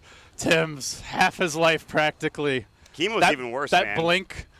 That blink took him, like, what, 37 minutes to get or something? Yeah, I'd say. He could all of a sudden be more farmed than the Keeper of the Light here. And Chemo is... Ogre, it's Ogre's. Ogre doesn't even know what he's missing. He doesn't look have at that idiot. Arcane Have you heard him person. talk before? It's like, I'm trying to get Yules the entire game. It's even worse. Something you doing? pretty much. That's pretty much where he's at. He's at peon level from Warcraft 3 at this point in time. It's really bad at this point for eHome, or excuse me, for Execration's supports. And yeah. It's now a 10K gold lead, which considering the drafts, considering the stage of the game, is a mild lead at best. eHome creeping up, but the lanes are being cut here. Alchemist Illusion cutting the bottom lane. Nando getting to work top. They hold the high ground. They have a Hex Roll Chicken lasso. They get it off. There's the call in time. Old 11 was there. They But used the Song of the song. Siren. He's going to stun himself here. And Abed, no, he misses. He gets the slop out, and now he's going to move in onto Ice Ice Ice. Nando dealing with the tombstone. They're going to look for more. eHome needs to disengage. This doesn't feel like their fight to take. Ice, the Ice, stun, Ice. the burst. Can they get the call? He's low. No, they managed to turn it around. That Illuminate damage. That was a massive sick from Illuminate. eHome. Heals them all and just nukes the crap out of Execration. That was insane. The Illuminate with the Veil, and I think they also got like a Riptide, and Radiance was burning with the Moonlight, or the Starstorm rather. That is a lot of damage. That fight looked real bad. It's so bad for eHome, but it just... Well, I can't believe it turned around like that. That Illuminate actually did so much work for them. Without it, this game is... With the Veil, that is insane AoE damage. Nando's going in Nando. though. He wants to fight Old Bonham as well as Fenrir is done with a shotgun. Now he's going to turn his attention with the right click. Slam's going to get caught out. Here's the song though. Backup off cooldown. Isis is going to come in. The arrow, it's going to hit. Now he's in trouble, but here comes Old 11. Abed as well. He's not that tanky. Oh. He's got Abed's got to buyback. be careful here. Abed does not have buyback. They're chasing him out. Moving in a bit deeper. They have Lasso ready to go. And they have Morphling Flicks also coming has in. buyback, but he also may need to use it. Yeah, he's going to have to use his buyback here. Luckily, he's pretty much got all the items he needs. He's roughly 6-slotted with the exception of a Moon Shard. RR has his Lasso backup ready again. An Old Chicken. He's got his Lincoln Sphere. We're at that stage of the game where just not having a buyback can instantly cost you everything. Yep. Lower bracket is not where you want to be in the wild card. That is probably the most stressful position you can be at. I would say up until like deep into the main event. I would agree. This is your tournament life. It's one thing if you're in the BO1s in the main event, like you had your shot in the group stage, but to have 4 teams come into the wild card, only 2 emerge, and then you spend 2 weeks in Seattle wishing you were playing Mott, that I think is the deepest cut. Yeah, for sure. And all 4 of these teams, including Execration, have shown they are no pushovers. They deserve, I think, all 4 of these teams deserve a shot at TI. And right now, this is your shot. Out. Yeah, you gotta earn your place in the main event. They're not forcing the buyback out from the Morphling right now. He is 13 seconds in, and he's respawning without any. This is great buyback whatsoever. Great defense here. Now, they still don't have an Alchemist buyback, and that's where eHome can maybe punish. Our first Rax finally crumbles to dust. The ranged top. It is but a chip in the armor of Execration, though. It's a very small chip in the armor. Honestly, it's more the kills that matter right now. Forcing out buybacks, killing the Alchemist, and preventing him from buying back with the 4.5 minutes to go. That's where you can really start chopping wood. I've heard of slow siege, but this is a very slow siege. Old Chicken jumps in. A bold strut forward, Chemo. Oh my God. This is why the supports need the axe. Yeah. They just need the HP. Look at this Ogre. If there's any follow-up to that, and then Chemo's dead. And that's an Ogre McGee. Yeah. It's a tanky mother. He was tanky. He does have a Yule Scepter now, which will help. Actually set up a lot of kills, potentially. And also break Lincoln Spheres as well. But I'm just seeing creeps. Creeps being dragged the wrong direction. eHome, where are you guys going? Get back in that lane. You can see Ice Ice Ice is back at the base potentially. Not sure if they know it's the real one. Illuminate clears the group went down bottom, and at some point someone's going to have to make a move. You say that, but there's an Alchemist and a Naga in this game. Nobody has to make a move, Mott. I mean, let's be real. At the very least, we might have to find another Aghanim Scepter pretty soon. He has 3,000 surplus, 3,200. He needs another 1,000 to have buyback, which of course is still on cooldown for 3 minutes. Nando and Ice Ice Ice having a little fun in the top lane here. There's the net. BKB gets forced out. He's going to just TP home. That's a lot of damage, though. Now they get the last off an Old 11. Back, they get the finger off as well. He's low. The Soul Rip, there's the mech on top, but it's too much damage. He buys back. They're going to Song, prep, set up, arrow coming through. It's a whiff. They didn't time it right. Nando's able to wave away. But they get is onto in trouble. Abed. He's got no buyback, and he is going to fall down for 108 seconds, and that's just too much. Now you've got to defend without your Alchemist. It's going to have to do so much work for your Morphling. And no hybrid either. They truly have no alk. eHome still have to be careful, though. That shotgun combo can quickly burst heroes down.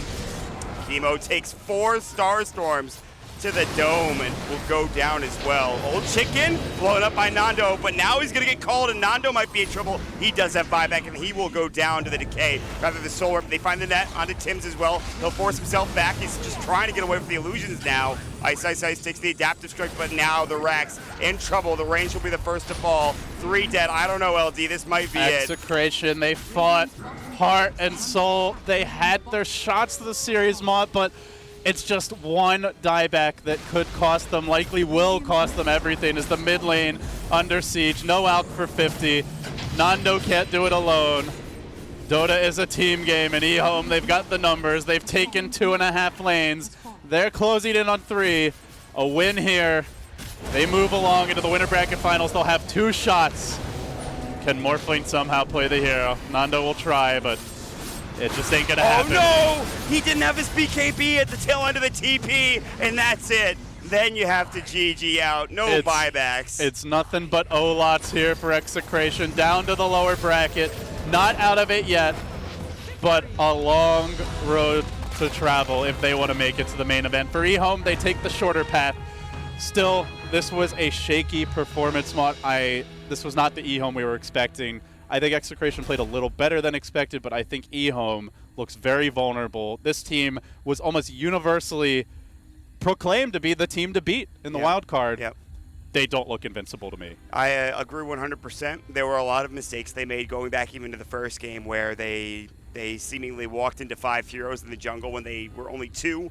And from that point on, it was a couple mistakes here and there. In this game in particular, the mistakes were kept to a minimum, I think. They played solidly overall, and that led them to a victory. And in fact, it was Execration's mistake with Abed in the mid lane that really cost them this game because they were coming back in. And they could have had a much earlier Aghanim Scepter for some of these heroes had Abed not died in that situation. Abed did not have his best game, unfortunately, No. and he was the hero that had to, especially with the start Nando to me played really solidly, but was just not given a good start to work with. And with that, game 3 a wrap. Execration looking a bit dejected here. The problem is you don't get a whole lot of time to rest. They start that next round immediately. They play 2 matches at a time up until the lower bracket finals, so they will have to collect themselves very quickly. Mm-hmm. And that's going to be tough. Although I will say this about Execration. They look way better than they did coming into this tournament, playing in some SEA tournaments, and in the way, just in general, what people thought about them. Execration looked very good. So, LD, I think that's going to be it for us here today. That wraps it up for our cast, guys. Hope you enjoyed it. Winter bracket finals and lower bracket round 1 coming up. 2 teams fighting for a guaranteed slot at the main event with a second chance should they fall short. 2 other teams fighting just for their single shot. There's last opportunity. Stick around. You're watching the International. Thank you very much, LD, there with the commentary alongside Mort. We're going to wrap up both of our games that we've had so far, both of our series that we've had so far, and head towards lunch, I guess. I mean, LD said it's very upsetting for Execration now, but I don't know.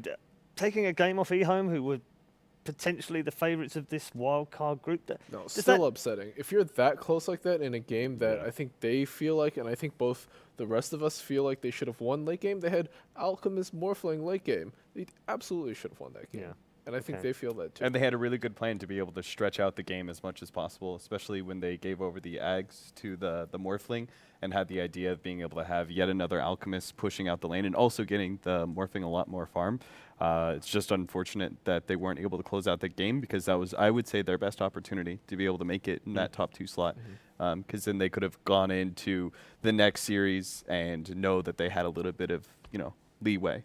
You guys were asking, sorry Paul, you guys were asking why are they so committed to this one Rax? Why are they throwing everything at this Rax? And the commentators were the same, and they just seem to be like, no, they can't get a single Rax. And of course, by doing that, they opened up the other 2. It's like they just got blown away because I think, the Alk died back and that was it. But they did, honestly, game 1, they looked good. Your boys, period. Yeah, no, they Your did. boys. They did well. And eHome, they had this Warlock mid, and I think Execration played around it well, and they did well. And game 2, the problem was when they were up against the Mirana, it's like, oh, they're doing really well, and then Mirana gets snagged, and it's like, oh, they're losing the game. It just seems to be the way it's gone, and they just kind of blew it at the end. But I think they should be pleased with how they did, but I wouldn't be happy to have gone 1-0 up and then chucked it away. That was. Let's talk about eHome as well, because we all made out the point that they were the heavy favourites for this wild card. Did they do enough to impress you to make them strong favourites in this group? They're beatable, aren't they? Oh, absolutely. I think the first game, for me, while they did lose, it showed an understanding that they're picking up some of the heroes that you haven't seen very much that will start to get popular as this tournament goes on, like the Warlock and then the Coddle. I think they should have won game 1. They messed up on that first high ground push. So they need to shore it up. They need to, clean up their play. They can win, and I think they do have that understanding, but not like this. Okay. If they're going to draft like that, they need to actually have much cleaner execution, right? Like I personally am not a big fan of limiting yourself and having in this meta at least having drafts that peak at like 35 minutes and then start going downhill from there. I'm not a big fan of that. And we had a disagreement about it, but I kind of felt like the Warlock mid and safe lane Sven was one of those kind of lineups. And then this lineup as well, I felt like also had a timer. And it's kind of interesting to me that eHome is willing to put themselves in that position. Just because, I mean, clearly the execution isn't clean enough to make it, very clear dominant victories by 30 minutes like it kind of should be with those kind of drafts. Do you feel like maybe they underestimated execution? It's always a danger, isn't it, when you're playing a team that you think we should win? It could be. I mean, should they're dominate probably this not used to. Let's play a little differently, a little outside of our comfort zone. Maybe the executions aren't quite as clean, but we'll still get away with it. Maybe, but I don't think this is too much out of their comfort zone. Like things like Warlock and Keeper of the Light aren't things that the public has seen too much in the last few weeks with the recent tournaments, but teams are starting to pick it more. Yeah. And it is something that you're gonna teams take as serious picks. So I don't think this was very we're gonna go outside of our comfort zone or too out of the box. Yeah, I don't think they're experimenting by any means. That's for sure.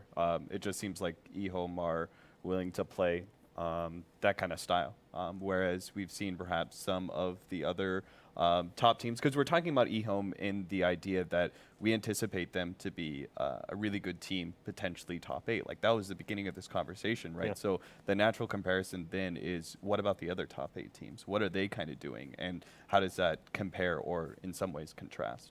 Still got a lot of work ahead of them, still got to win, and the team they've got to win against is Escape Gaming after they came back from one game down to Complexity. Complexity, we start with them in a way because they won the opening game and you start to think, oh, okay, they've brought their A game, they're ready, they're going to blow everyone away and they're going to go straight to the upper bracket final. But they now have to fight their way through. That's not a foregone conclusion against Execration based on the way that they played this first set. Yeah, I agree. Execration also showed that they had a pretty good understanding of, I guess, not how exactly how to play this patch, but the heroes that are going to be important and in that they're this patch. good with as well. Right.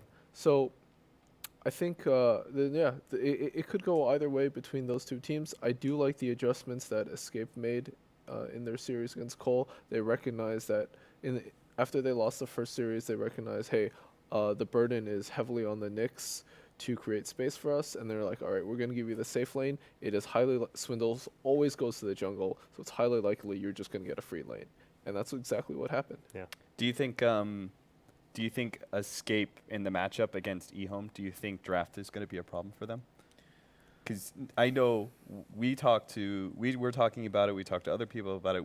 We weren't particularly thrilled with Escape's drafts. Yeah. And I would say eHome looks like a stronger team. Maybe not from this series, but overall. Overall. Yeah, I agree.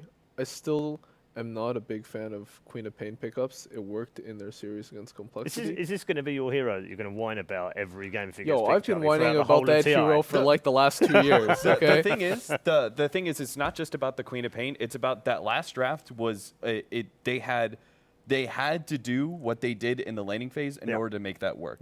And that is a very one-dimensional, sort of way to draft. It's an you easy back read yourself as well. into a corner where you're putting a lot of pressure on these things have to happen for us to have a chance. No team right now wants to be in that kind of position because everyone is executing at such high levels of play that you can't ever, like, you have to give yourself certain margins of not necessarily error, but accepting the fact that the enemy team is going to do certain things right that's going to stall your game plan. So you have to have multiple avenues to be able to find win conditions. Okay, I'm going to bring you back to your first point this morning. You said, I quote, Escape will lose this, but still get through as the second best team. They've now won this against your expectations, which presumably, using your logic, means Complexity beat them if they play again.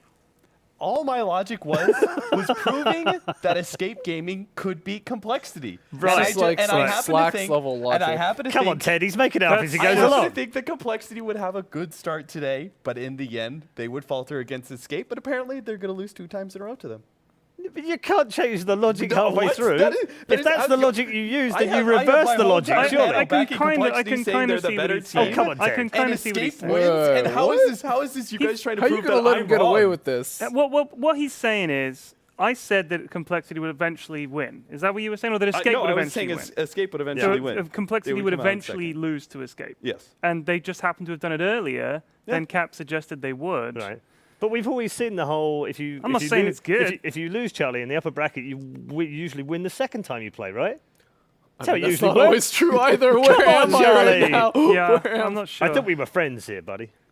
Let's be real. I'm not friends with any of you. I will back. I mean, Charlie doesn't have any friends. Period. He just has acquaintances. That's true. But people I will that back you up unfortunately slightly. work with. Okay.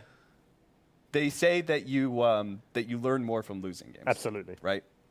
So in that regard, that is oftentimes where the adjustment comes in. Right. So. Ted's still on the fence with this one as well. He's not completely convinced by this logic. I mean, I think they'd rather just win and not have to learn something. You know what I mean? We learned so much, guys. Come on, high fives. I saw Escape just coming out of the room, and I was like, "Good job, guys." And they were like, "Yeah," like that. Like they don't think the job's done yet. I don't think that's the right attitude. So I don't think the job's done for either of the two teams in the upper bracket. You, anyway. you can't relax now. Yeah. All right. What would suck would be winning this and then losing the next one. That would suck. Yeah. That would suck a lot. Yeah. Because that would be it. So big games coming up. We are going to head to a lunch break very shortly, but before we do that, let's catch up with Sir Action Slacks, who earlier on interviewed the Complexity manager Beef. This is Slacks here with a rare opportunity of one of the most illustrious managers in all of esports. Could you introduce yourself for the fans? So you guys going to go to a break My now? name is Kyle Beef Bautista, and I'm the general manager of Complexity Gaming and our Dota 2 manager. Oh, man. Every time you say that, it's so good. You got your title on lock. Nice. I love it. But anyway, so Complexity's here. They're fighting for their lives in the wild card. You've been through a lot with Complexity, so just tell me, how are they feeling right now? I mean, I know it's stressful, but, I mean, are they confident? What's the general feeling? Well, thankfully for at least a few of us, it is our second TI, so confidence coming from there. Our others are very excited to be at their first TI, and we've fortunately had quite a bit of time to actually boot camp. We finished up our P1 visas a few weeks ago, so we've been all together for almost 4 weeks now. Brought in some outside help and just pure boot camping, and there's a high level of confidence, I would say, going into the wild card. Oh, that's fantastic. So tell me a little bit about boot camping. A lot of guys don't know what that is, what that entails, and I know that it's intense. I mean, boot camp is the right word to use, right? I would certainly say so, and for us, it's at our house. So, I mean, it's where the guys live most of the year, so we're not going to somewhere else, and so it's still very comfortable. They have Chef Josh there making them meals. They've got their own beds. They've got their own private space and stuff, but we're working hard. We're making sure that we're up at the same time every day. We're getting in scrim sets. Stuff is scheduled way in advance, and as I had mentioned, getting outside help, making sure that Coach Nahaz was there. He's been with us for a few weeks now, and getting his help, making sure that we even brought out some help from IMG Academy, where he had a leadership coach come out and work with us there. So they're busting ass, that's for sure. Well, it certainly seems like it. So let's talk about stress, though. I mean, I really want to know how you guys deal with that from this kind of situation. I mean, it's all on the line. Do you guys have any special ways that you deal with that stress? Back massages together? You get them Starbucks every morning? What's the deal? We got bagels this morning. Hey, Hey, bagels. That's number one. Well, Josh woke up at 7 a.m. and went and marched a mile to go bring back bagels because that's how we start our day. I mean, the Friedmans, they're New Yorkers, and they like their bagels, and it's become a team tradition. Yeah. But other than that, I mean, we did some go-karting last week. What? Yeah, we went to an indoor go-kart place. They have like 70-mile-an-hour go-karts, so we went and raced those around for a bit. In the past, we've done things like bowling and laser tag, and you got to find some way to de-stress because scrims, preparation, $20 million tournament, it is high stress for sure. So do something to remind you that you're friends. You love hanging out with these people, and then on top of that, your teammates, your brothers, your people that are going to come together and win. All right. Well, that sounds amazing to me. I just imagining Swindles on a go-kart right now just fills me with joy, seeing him slam into everyone else. But all right, so your plans. We talked a lot about stress. Let's talk about when they win. You as a manager, what are you going to do? They win the whole thing. What's the first thing you do for the team? Oh, God. I just give them a hug for sure. I mean, just give them a hug and try to prevent myself from breaking down into an emotional ball because, I mean, I've been with these guys since before they were even a team in Dota. Yeah. And so it's really been an emotional journey for all of us. And hoping that if we do win, we're going to show just how emotional it is. Everyone's going to experience it in their own way, but we're certainly not going to be robots. All right. Well, that's good to hear, and I hope that we get to see a little bit of that fun and fun-fueled emotion and a little bit more go-karting, right? Of course. Absolutely. All right. More go-karts it is. All right. Well, thank you so much.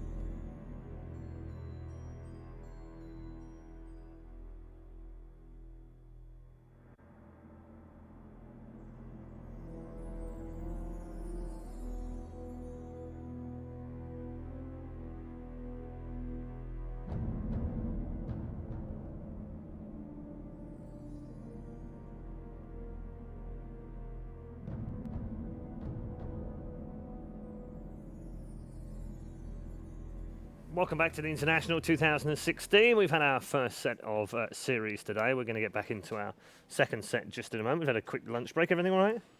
You all good? Yeah. Looking forward to this afternoon's games? Yeah, man. Looking You're forward. so excited, Charlie. Yo, I'm looking for. I want to see whose streams get crushed. You getting what? I want to see whose streams get crushed. That is what gets Charlie excited. It's Yo, not the great crushings. Dota. It's not the it's not the So highlights many of people's these careers. teams came into this tournament It's the thinking low that they were going to moments. do really well. They all told me like top 6 guys, top 4, top 8. Somebody even said top 3 that I thought had no business saying that. I want to see who's the most delusional of them all. Okay. Charlie's back on form. I like it. Feed him and he comes out like a gremlin. How you doing, Cap? You're a terrible human being. You know that, right? No, he's good. He's everybody good. should He's feed good. know off that. of people's Everybody misery should know like this. that? Like that's just No, terrible. no, stop. Let's not pretend that like I'm the only one here. Everybody knows that the best part about coming into TI, like all the teams, all the other teams, everyone's favorite part, like maybe you guys don't know this, but everybody's favorite part when they come here is the wildcard matches. Everyone sits around in that little room while they feed us catered food and we watch these teams battle for their lives. And all the other teams sit around and they flame the crap out of them. They're like, what is he doing? Okay, and that they is true. laugh. That is true. Everybody's like this. It's not just me, man. Okay, that is true when it comes to the players. But come on, dude. We're supposed to, be able to empathize with the people battling for their lives and cheer for them. And no, none of this is really ringing a bell with you. It's just like all I see is dead. I look into those eyes. It's just like nothing is happening there. Tyrion Flax, bring some love and joy to the panel. I will. Okay, I'll take that role. I know Charlie's a hateful man who's like probably a Sith Lord or something like that. He's the bad guy. I'm the one that took your hair away. I'm done. That's it. I'm done. There's no. Yeah, I mean, revenge will be mine. But yeah, it's God. That's really sucked the wind out of it. I was just. Ted's defeated. I can't believe I was it. like gonna say, all right, we do come here and it's not easy, and we watch some of the teams and they get their dreams crushed, and I feel bad. Charlie's just like, fuck those guys, like that. Like, Remember, period, you could have had an alliance with me. You're right. I offered that this morning. He offered me an alliance this morning. Very quickly, because I'm being told that the draft has already begun for our next series. So, very quick predictions. Where do you think this goes? Is he home straight through, or do we see Escape coming through? No, I don't actually. There were a few moments today against Execration where Ice got picked off at the same place, the same like 2 minutes apart, and I just thought that maybe that was the first game of the day. But if Escape can capitalize on that, I can see them doing it. I really can. Okay, very quickly, Cap. I don't think that either team looks very solid based on their first series, but I've heard better things about eHome, and I'm going to go on that information, the fact that maybe that first series wasn't great, but they're going to ramp up. Okay. Charlie, final words? I hope they both. No, I'm just kidding. I won't say that. I'm gonna go with eHome as well. I think they need a little time to, get today going. First series is usually rough for almost all teams, so I think they'll pick it up here. Okay. Without further ado, let's head over to our commentary team for our second series of the day. It's the winners bracket game. The winner, of course, qualifies for the international.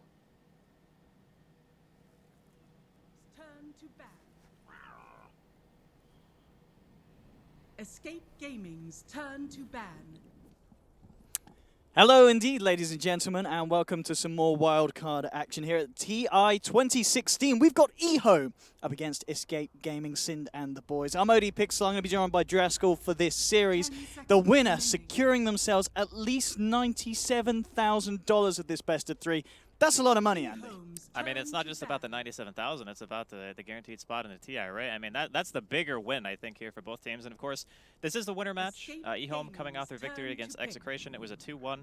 Escape beating Complexity 2-1. So both series went to a third game. In this draft so far, we're seeing something that, eHome just did against Execration. They ran the Naga Siren. Escape Gaming, obviously having seen a little bit of that game because their game ran longer than Escape versus Complexity. So they took out the Coddle.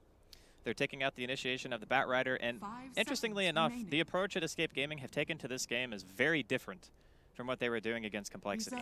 So, interesting to see a bit of a change-up. Obviously, Cinderin has a plan.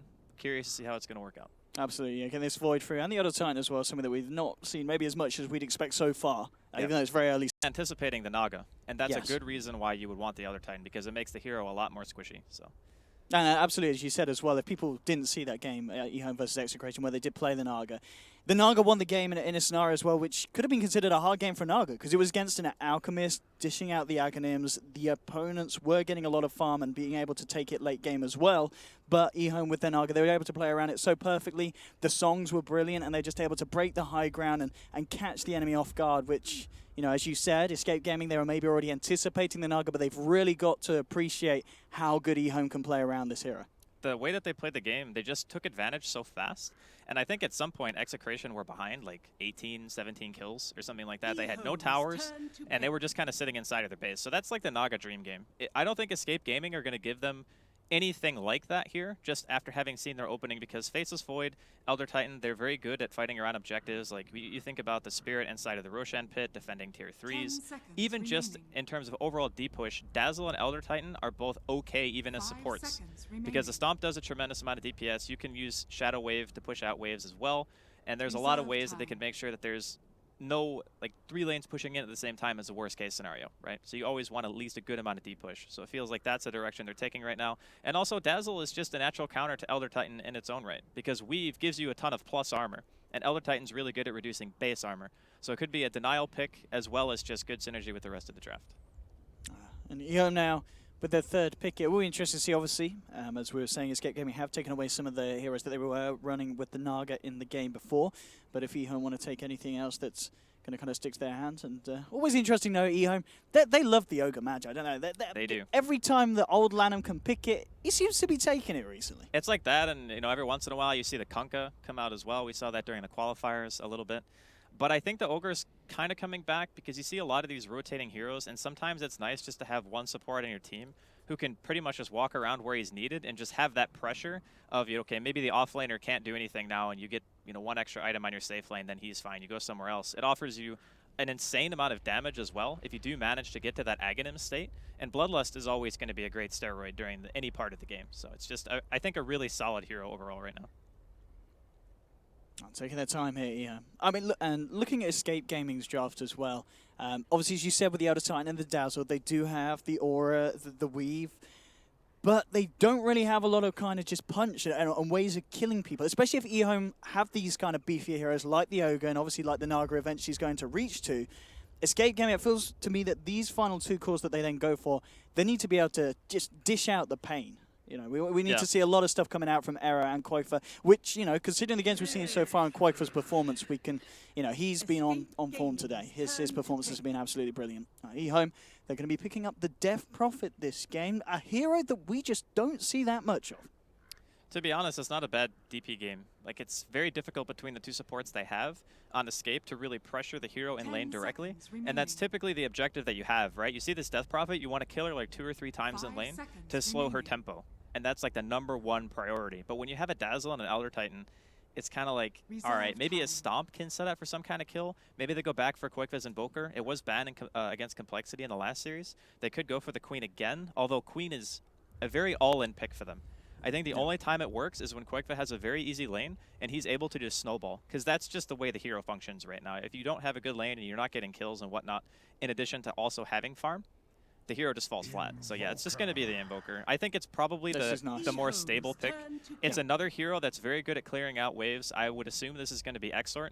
It's very good synergy with the Faceless Void. Even Elder Titan Stomp can set up for Sunstrikes. It just overall fits the draft very well. Yeah, absolutely. As I said, this is what they were lacking, and this is going to fit the bill. Absolutely. It's the missing piece of the puzzle that really just absolutely makes, the Elder Titan, the Dazzle combination set up for huge amounts of damage. And we obviously know Quaifa's Invoker, very, very impressive.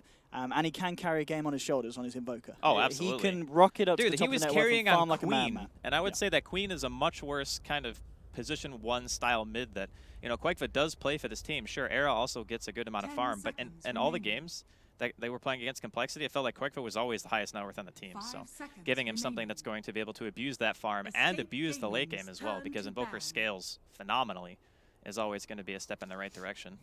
I do like this Disruptor pick from EHOM, and I do like what they're doing with the fact that they've got both this Disruptor and the Death Prophet, because that's, with the Static Storm and the Silence, that is going to be very, very annoying for Escape Gaming to fight into in these team fights. Dazzle, he's got to be very careful with his positioning. He's got to make sure he can get that Grave off before he's silenced. Invoker, Void, they can just be shut down, chased down, caught out.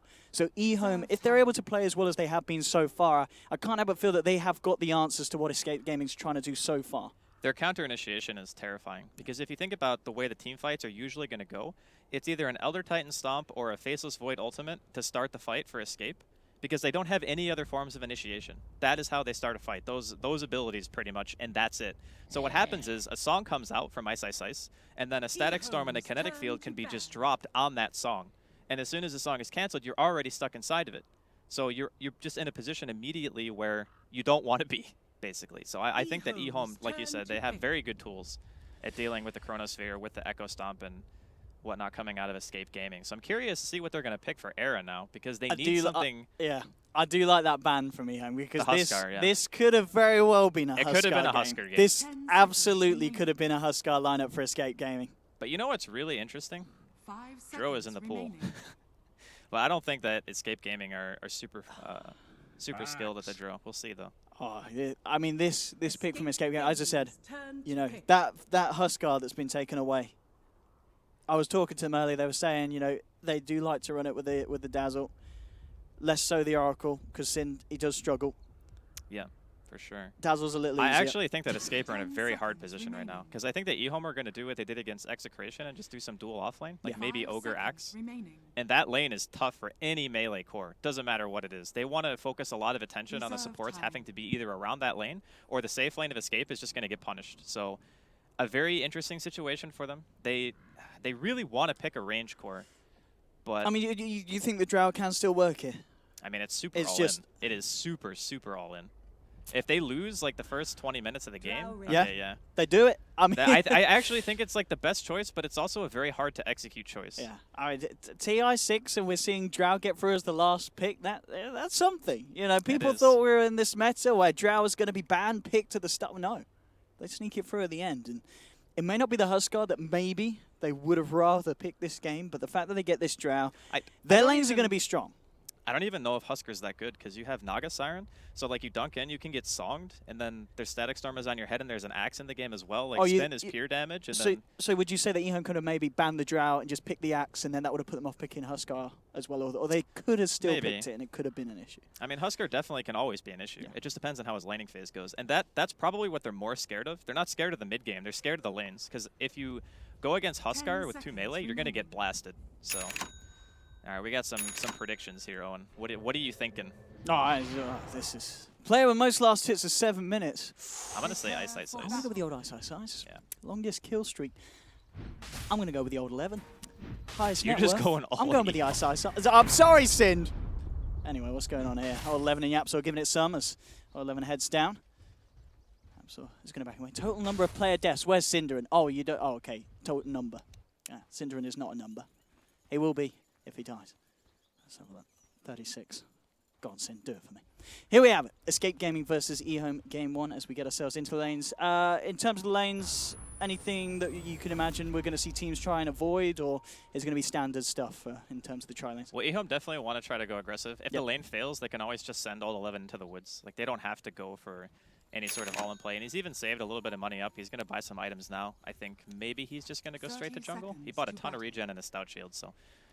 Yet to be decided if he's actually going to go to that lane or not. If he doesn't, the blink timing is going to be very fast, and I feel like Yapsor is limited in what he can accomplish on an Elder Titan against some kind of AFK jungler, right? Because you can't really just follow the hero around an Elder Titan. So the early game for Escape is going to be more predicated around, getting Quakefa farm, getting Era farm, and then hoping that you can group up and get something done before the Axe gets a blink, because that's going to be a really big issue for them. Stopping that initiation and also having to worry about Naga Siren song during the mid game. Interesting there as well. They did have 4 heroes around at the bottom rune Escape Gaming, but not wanting to contest against EHOM's lineup there. Is it just the superior early game fight? Is there a reason why they wanted to dodge a fight at the bottom rune there, Escape Gaming? They have okay level 1, I guess, but the problem is Invoker, he only has Sunstrike, and that's not really the easiest thing in the world to land. So they're going to make it so that they have the aggro tri lane still, and they're just going to put the Axe against the Void, which is obviously a favorable matchup for the Axe against any melee. Old 11 is going to do more than fine.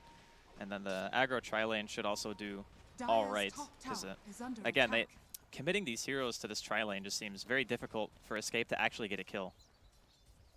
Like, if anything, Escape are going to be the ones who get jumped. Yeah, we're already just hammering down onto Era. Lanham trying to keep the supports at bay on Escape Gaming, keeping Cinderin and Yapzor away from their fellow core. So bottom lane, top lane, indeed in your words, how do you feel that eHome, they've got the better hands? And well, bottom lane, let's see if they can actually manage to finish this one through as they try and go in. Sunstrike isn't going to connect to the Echo Stomp. It's going to be walked out of by old Lanham. But Yapzor's going to give them the old rundown with the stapler. A slap and a half here. Ice comes across to fend them away, but as we can see, I mean, they're getting outplayed, honestly. Like, Lanham is way too far away from Fenrir, so he's just taking, like, these unfavorable trades, and he's almost completely out of regen already. That's not a good thing. Like, their supports are supposed to be beefy and want to trade hits. Sin coming in as well. Again, Ice looking to finish through for the kill. We're going to quite get it. Both teams really going at it down here, making sure to try and just hinder Era's CS. I mean, at the moment, he's 6 for 2. He's not falling behind that far at all. He's still finding the farm. And the question is, I mean, how much does this aggressive tri-lane on the bottom lane need to achieve? Do they need to be finding kills, or is it enough just to slow down the Drow's early game? I think it's okay to slow down the Drow, and the other thing, too, to keep in mind, so we're going to see a defensive stomp here. Actually hits on both and gets the rune. What a player, Yapzor. That was such a nice play. If he didn't get that rune, he was dead, for sure. But the biggest thing to me right now that's concerning is look at the mid matchup. Old Chicken versus Quakeva right now. Old Chicken is destroying him, and Quakeva is an Exort Invoker with Drow Aura. That should not happen that badly. This is he's doubling his CS at 2.5 minutes. That is insane. So if they're forcing like the supports of Escape to sit bottom, and your mid's losing this hard, yeah, I definitely think it favors eHome.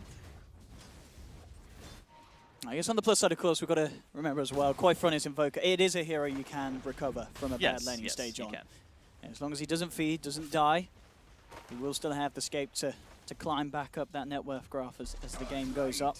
But indeed, Death Prophet's going to have the edge, and that could potentially lead to early towers and early pressure elsewhere on the map. Kezu jumping away from Old 11. This lane at the top. Kezu's still managing to find a fair bit of CS. He's 13 for 2, 11 for 0. So Kezu arguably playing this lane very nicely against the Axe. He's gotten a lot more in the first few waves than I think he probably should. But once the pulls start coming out and he's getting his creep wave denied, that's when the Axe is going to start getting further and further ahead. Fortunately, I don't think Kezu needs to win his lane. He just needs to make sure that his chronos are on point, and you can follow it up with things like Sunstrike and Echo Stomps and whatnot to get kills. Still hunting for that first blood, both teams. Yapzor stomping down onto one. The Thunderstrike out. Yapzor falling low. The double man gust, but already they've lost one. First blood here to the side of eHome, trying to finish off old Lanham, but he's too tanky on this Ogre. They just don't quite have the damage at the moment. Escape Gaming. So eHome get themselves the kill, and they lose nothing in return on this bottom lane. They just didn't have a good target to go on. Like, if you're attacking Lanham, okay, that's an Ogre Magi. He's got 10 armor when he's around Ice, who has that Bassi, and 700 health. And I see a call here, just going for a little bit of farm. But yeah, the Escape have an issue where a lot of their damage is physical during the early game, and both Ice and Lanham have just an insane amount of armor. Poison touch from Sin down onto the old Ogre. I'll turn around, try and slow them out here. The Stomp is going to connect. It's going to allow Yapzor and Sin to close a little bit of the gap. Also, Quaifa's moving over as well. He's going to look for the kill. Old Lanham, he's going to look to kill himself to creeps. Isn't going to work out. And ends up feeding a kill to the mid laner of Escape Gaming. Quaifa going to be very happy with that Ogre handed to him on a plate.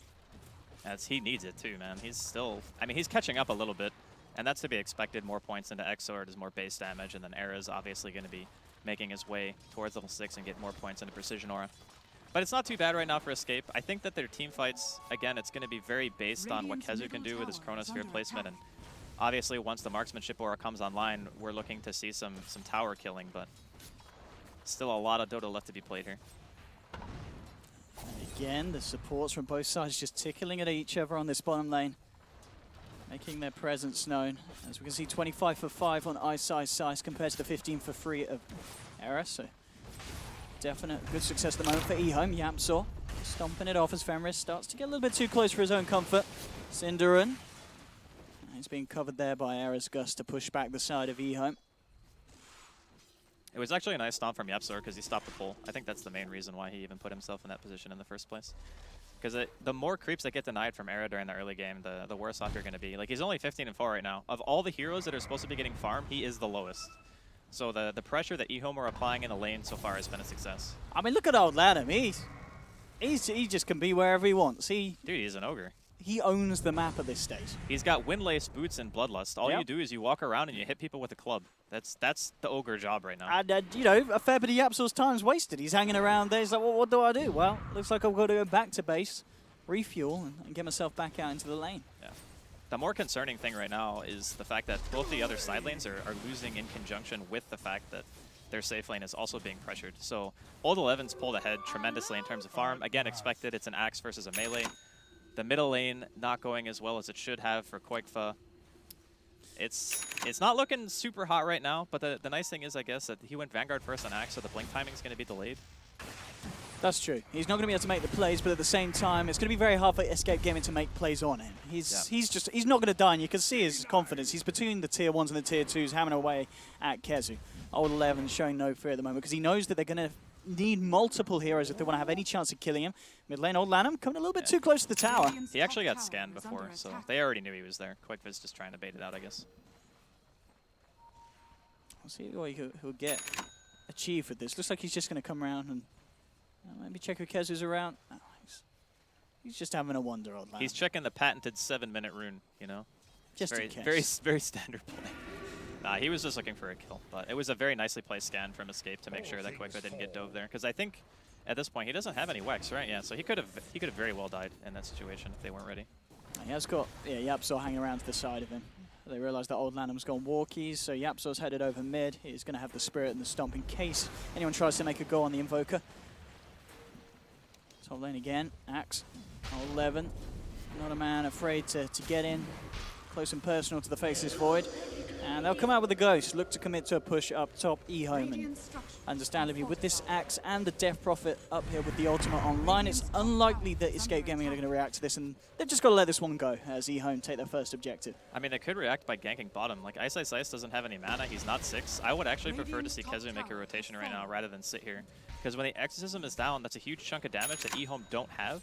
And the offlane tier 1 for Radiant is not really that valuable, but if they're not going to get punished, like they're not going to make any other movement on Escape to try to go for a counter kill, then it's fine, because your ultimate will be back up by the time you need it again on eHome. So I think that they need to make some kind of rotation soon. You have Chrono, you have Exort Invoker. Alright, here we go, trying to have a go on to Old Lanham. He'll turn around with a Fire Blast to Koikfa. Old Chick is turned back up to the mid lane as well, so Escape Gaming unable to get the job finished. And as we can see, yeah, just across the board, the top 3 net worth at the moment, all over on the side of eHome. Escape Gaming certainly falling behind in this laning stage, and as we've been saying, it's not something that you want to be happening, especially when you are running a Drow lineup. Well, not just that, but just the fact that Old 11 has done so well in conjunction with your Drow being slowed down. Like, we talked about the Vanguard delaying the blink. Sure, that's true. But the guy's already got 950 gold on top of his Vanguard. So it's not like it's going to delay it by that much. You got your level 6 on Era, so marksmanship is available. But I still feel like maybe they're thinking that they want to go into a later game, but I don't think you want to go into a later game against what eHome have.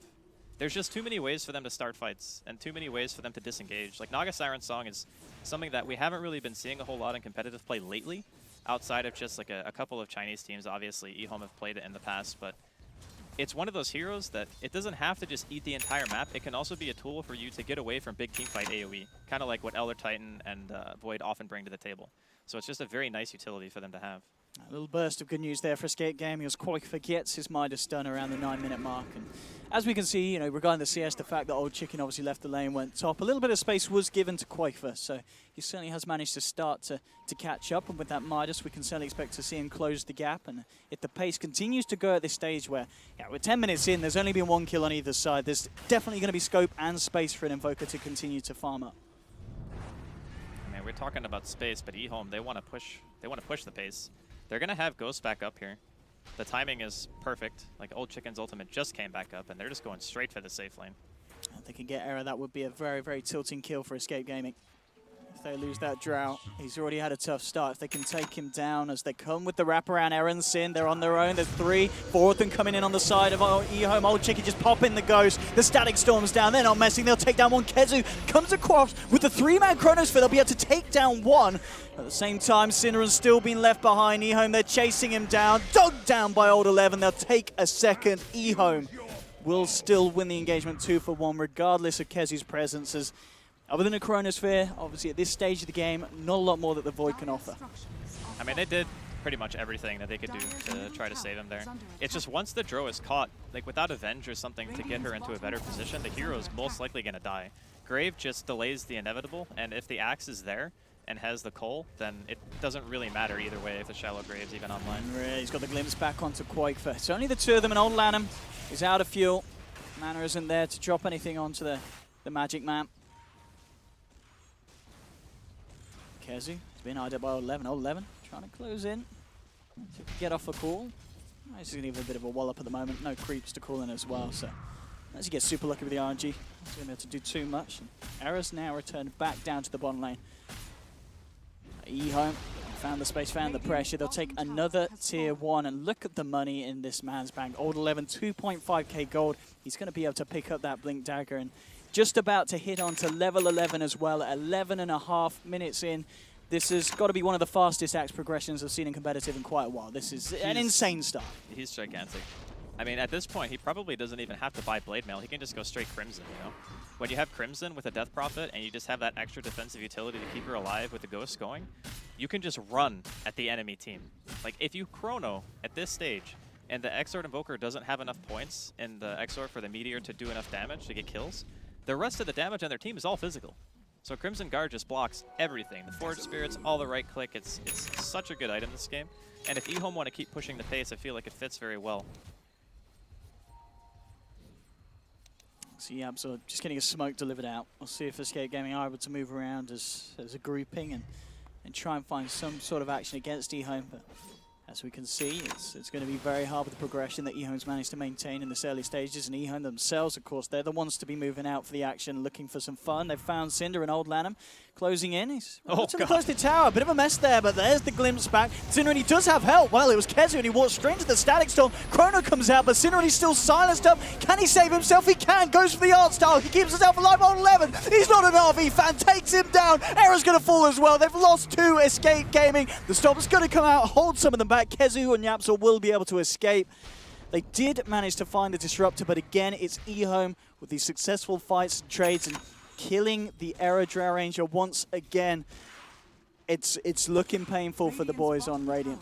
Well, he's definitely not getting what he needs, that's for sure. And the problem is they haven't really been able to counter pressure any towers.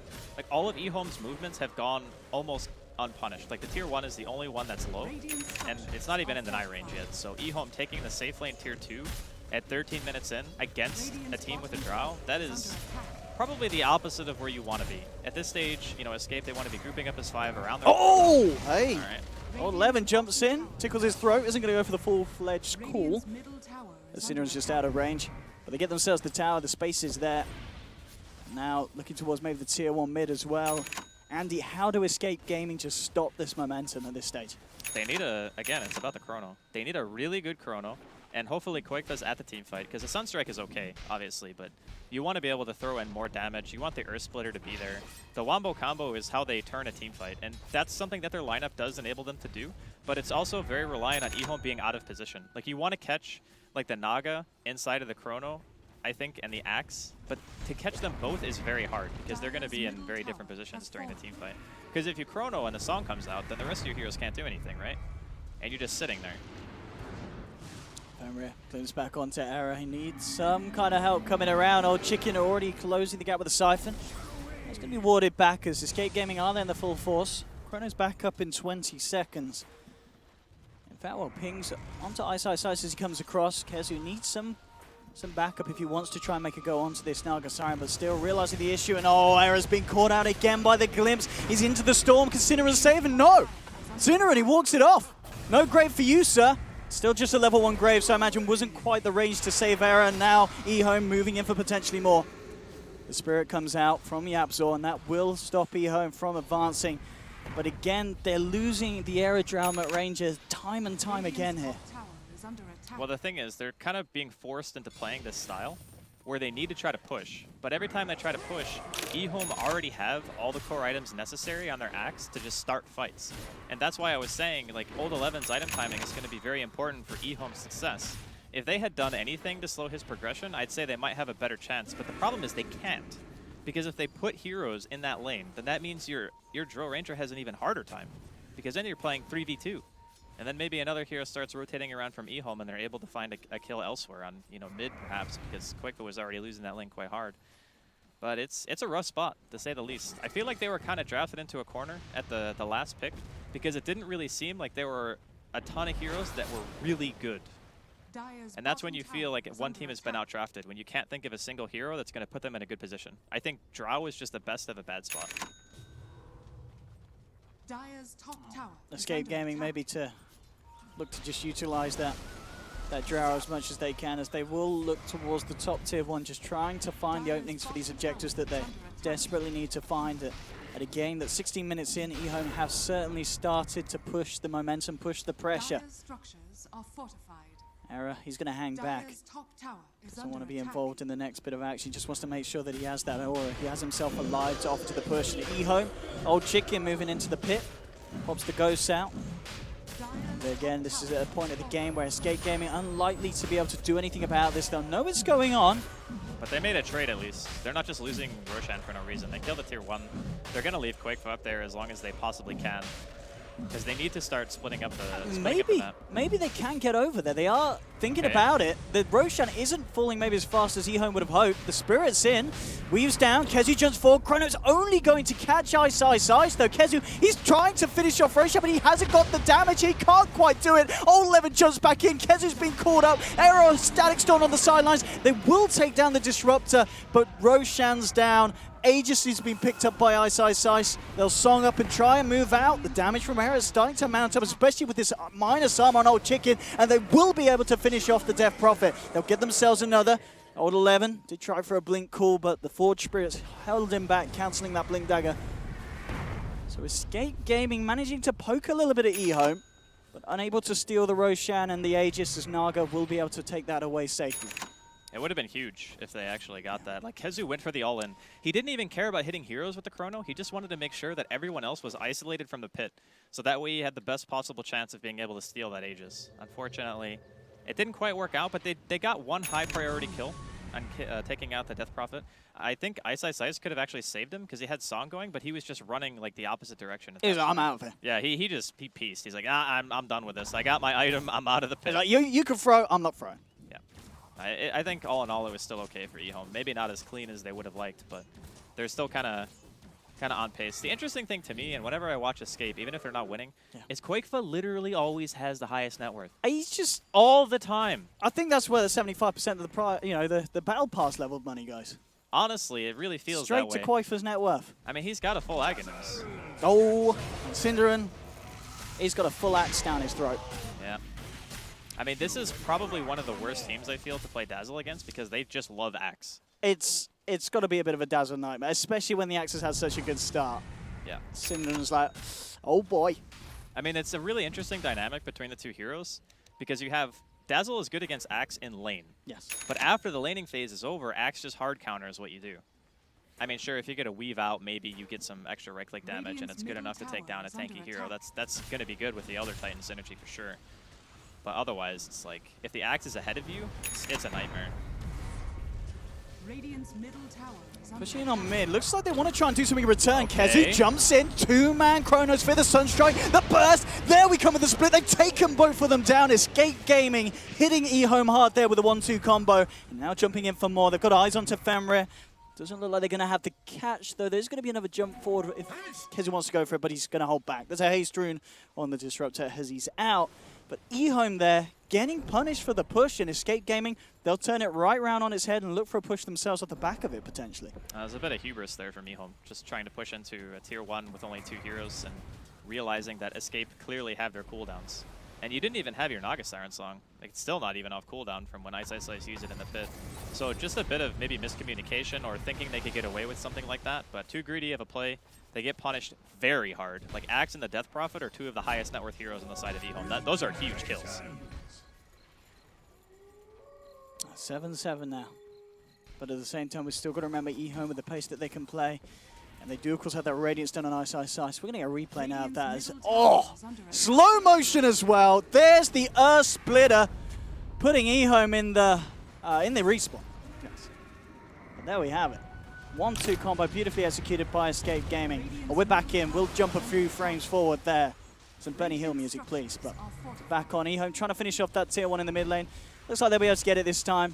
Splitter or Chronosphere available, so Escape Gaming can't put together that formidable defense they did before. Kezu, whoa! Nice time walk, son. There's a glimpse, though. There she counters. Static Storm as well. Old 11 trying to move in for the dunk. Karoo, can you get out? No, you can't. Old 11, he's got the dunk down. If that wasn't a multi, I think he actually lives there. Because the glimpse He would have used, had a right? chance to time walk again. Yeah, and he had time dilation on Old 11, so he wouldn't have been able to call twice. That was very, very close, actually. A very valiant attempt there from Kezu. But eHome are they're still on point. I mean, they haven't really done anything to pressure the Naga Siren, so Ice Ice Ice now has his Radiance completed and almost 1,700 gold in his inventory. He's still on track for what he needs. Obviously still ahead of the Drow Ranger, and there's going to become this time in the game where the lanes are getting pushed in slowly. You know, Escape have decent amount of wave clear, but that's the point where eHome's lineup really starts to become terrifying because you have to worry about illusions more the longer the game goes. And when you're worrying about illusions, you're not always paying attention to like blink initiations or, you know, if eHome are smoke ganking and whatnot. So it becomes a lot more difficult. And all ults back up now for Escape Gaming as well as Kezu's Diffusal Blade. So we'll be able to offer a bit more punch to the next bit of action that happens. As we can see, Old Chicken picked up the point booster, looks a bit casual now. Now he realizes he needs a BKB on this Death Prophet. Yeah. This game against BKB and such. It's super, super good against their heroes. But this is a hard game to itemize, I feel, as a Death Prophet, because you're against a lineup with a Drow, and then there's Dazzle as well. So you have like this mass minus armor. You want a BKB because you're playing against an Invoker, and just that hero alone makes you want to buy BKB. So I feel like in some ways, the kind of damage output that Escape Gaming have is difficult for the Death Prophet to itemize against, even when you're ahead. So like the next item he needs after BKB has to be an armor item, or like a Ghost Scepter or something. Otherwise, he's just going to get right-clicked down. Well, at this stage, I mean, we talked about earlier how the pace was slow. eHome started to step it up. It started to slow down a bit again, but eHome moving into their own jungle. Escape Gaming has come across, and well, they've caught him out. Old Levin jumps in immediately, gets him with the call. Arrow will be punished for his presence, and the rest of Escape Gaming start to get themselves on the retreat, but Cinderin, oh, he's been glimpsed. They get the vision, they bring him back. Cinderin, he'll be able to join Era back in the base for 30 seconds. He must have held that TP for a while, because like the Drow didn't die that fast, right? It feels like he might have just hesitated a bit. I'm not sure why. I feel like he should have been able to get away from that. I don't know, I have to watch the replay to be sure, but a bonus kill for eHome. Still no pressure really being applied here to Ice Ice Ice. He goes for the bots, just disassembles the Arcanes. Now he's probably making his way towards what I assume is going to just be the Octarine straight up. Unless he feels like he wants to make a pit stop at Yasha. Kind of differs, I think. Yeah, he's going to get the Yasha. Yeah. But the game plan is very, very clear from eHome. All they want to do is restrict the map away from Escape as best they can. You know, you only take team fights if Old Chicken has his ultimate.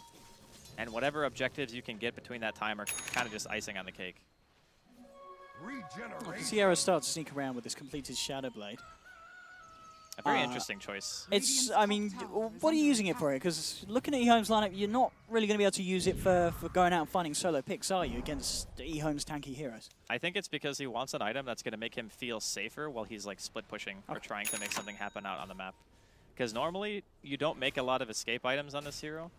And you, like, Force Staff is pretty mediocre. Sure, you already have the Dragonlance, so you can make it into a Hurricane Pike or whatnot. But this gives him more damage, and it kind of gives him that survivability, or maybe not survivability, but the way to escape ganks that he's looking for.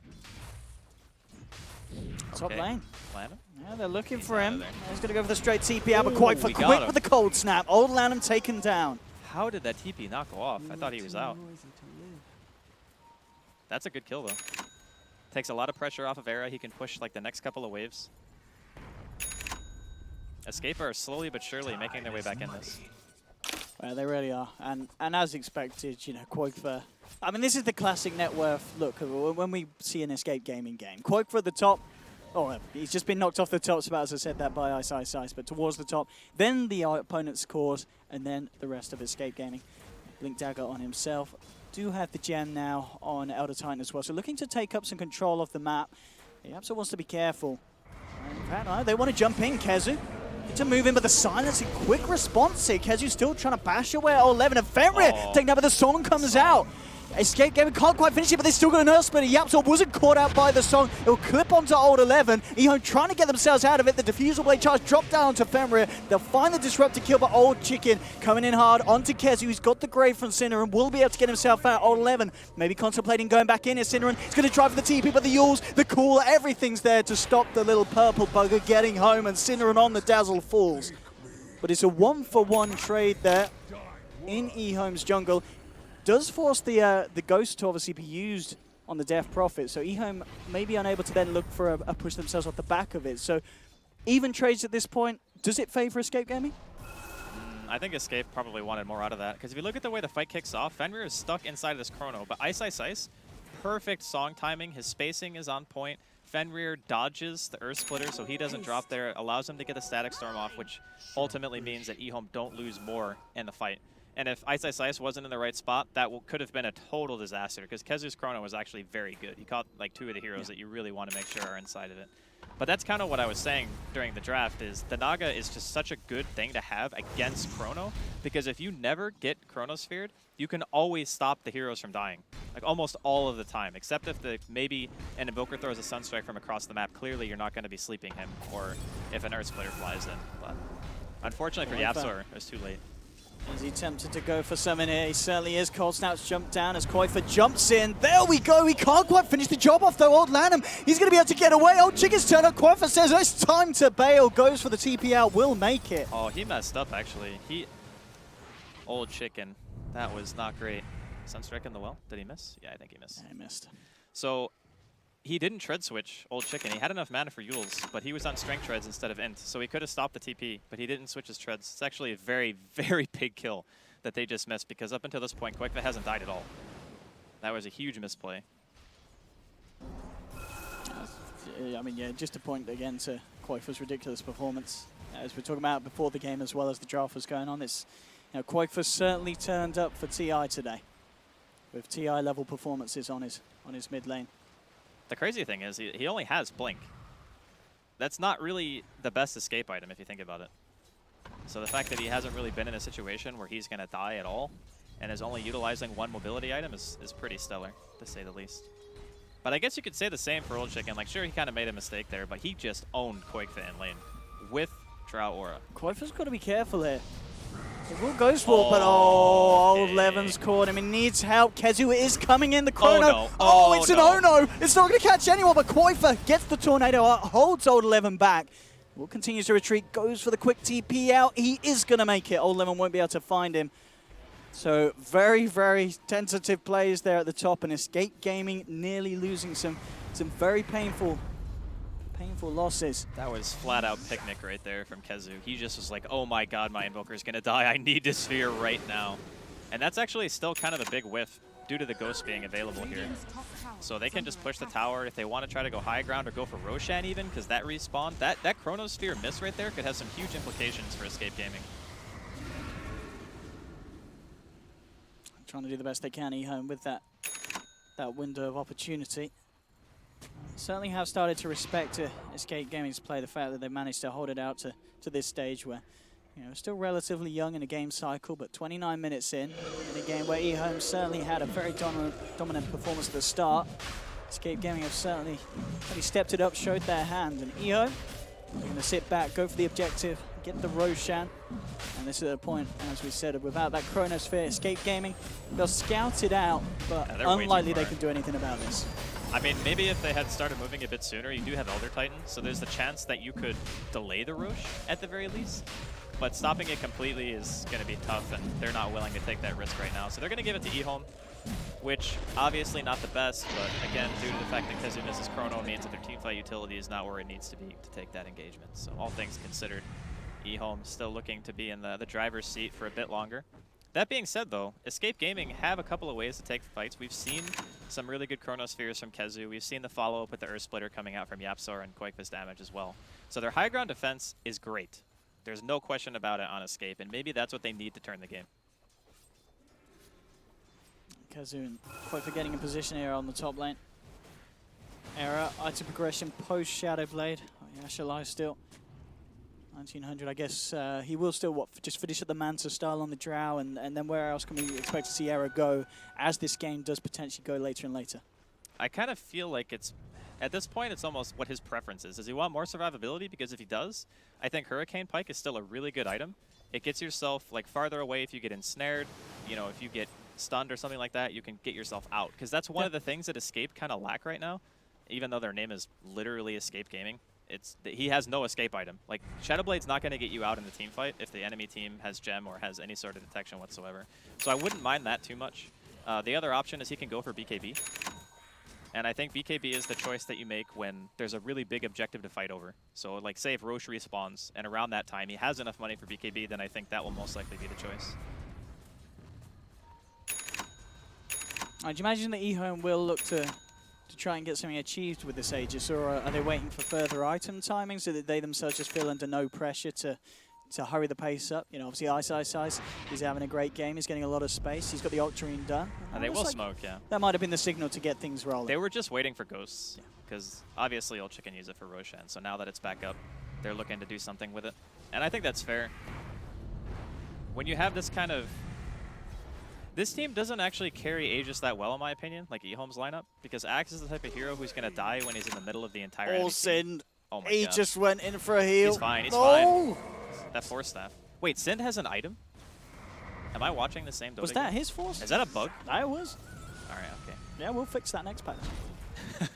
Synderen no longer can buy items in-game besides wards. Yeah, they did that a few years ago.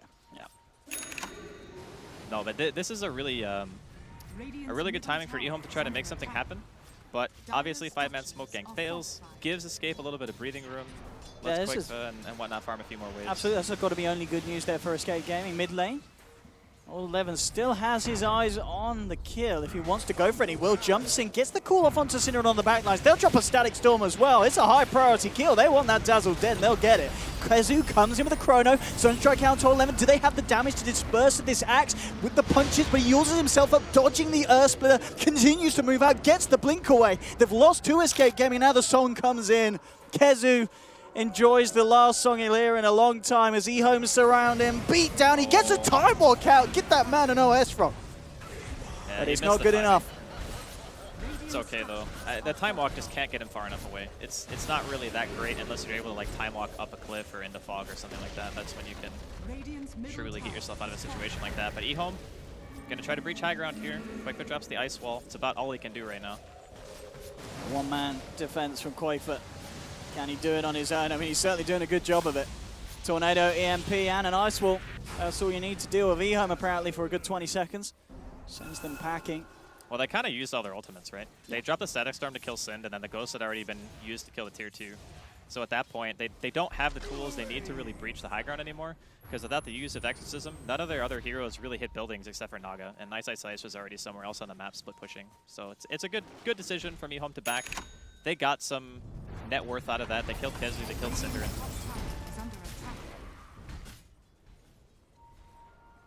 eHome now, at this point, is that simply going to be just rinse and repeat, sit back, wait for the song, wait for the Exorcism to come online, and then go again? They just feel no need to try and do anything. And looking at the positioning of them as well, they're not too scared about Escape Gaming doing anything or looking for any pickoffs at this stage. Well, they know that Chronosphere was used as well. So they have that timing. They're saying, okay, well, we know at least, you know, it's not level 16 Void, so the Chrono's like almost 2 minutes cooldown, give or take. And then at that point, maybe you're a little bit scared. But the problem that Escape are running into is every time eHome cross the river, almost the entirety of Escape have to go back to base to defend. And when that happens, you're not really split pushing enough to make eHome scared of really anything. And the lane equilibrium is going to become more and more important, and that's why I mentioned, you know, as Ice gets more items after that Radiance, it's harder for Escape to take fights because they're always worried about trying to deep push their lanes. And that's why Quickfa, you know, obviously goes bots and he's top lane, he's bottom lane, he's all over the place trying to make sure that Ice Ice Ice doesn't get that map dominance that you so often see from an Naga Siren.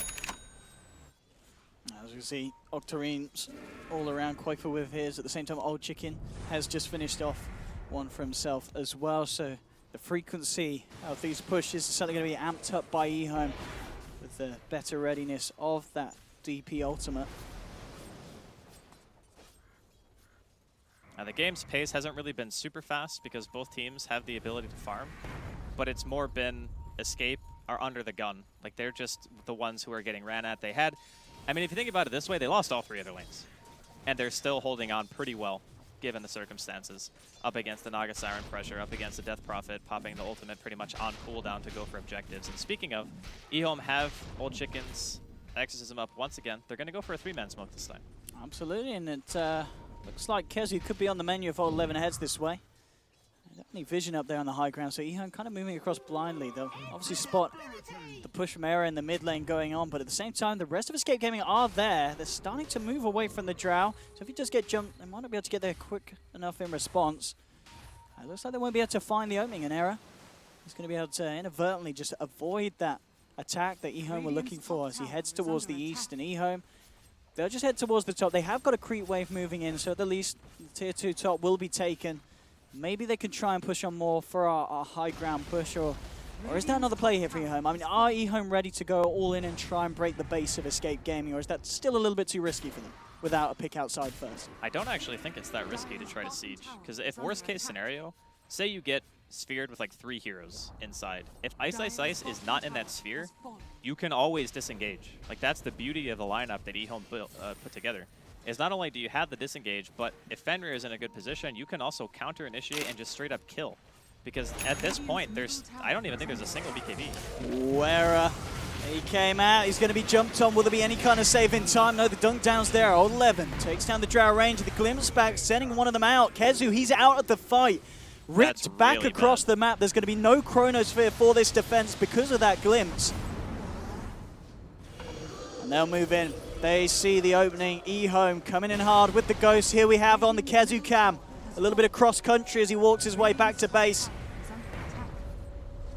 eHome, let's see how much they can get done to the racks. Kezu, he's put on his jogging boots. He has managed to close the gap, and in he comes with the blink. Chron onto 2, the buyback from Aaron, making sure that the aura's there. Old Chicken getting bursted down. The Earth Splitter, ripping through 3. They'll take it down the Death Prophet. Old 11 uses himself up, but he's still going to die. The Spirit from Yapzor finishes him off. This Elder Titan playing out of his mind there to follow Kezu's Chrono.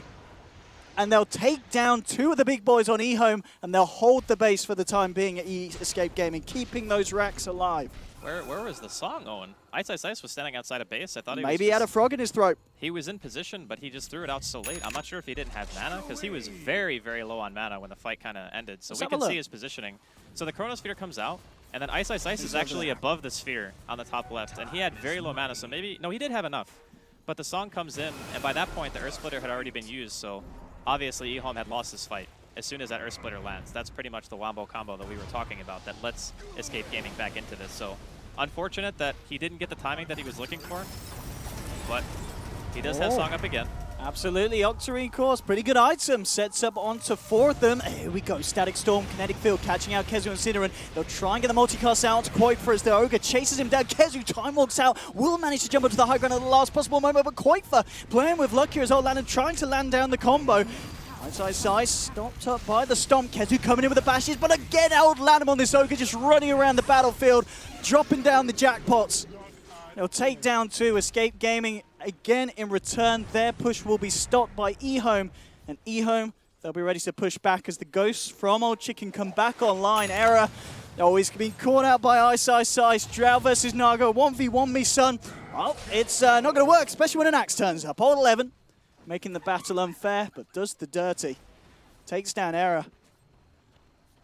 And when there may have just been a little glimmer of hope for Escape Gaming to capitalize on eHome's mistakes, again, it gets harder for them. Push comes in, 60 seconds without the Drow Ranger. Of course, he did use the buyback on that last fight Error. Chronosphere, it's going to be there in 20 seconds. No, they have it. He's going to he can buy back, 20 seconds, yeah. Yeah. But I don't know if he buys back for 1 set of racks. It looks like he might be back in time.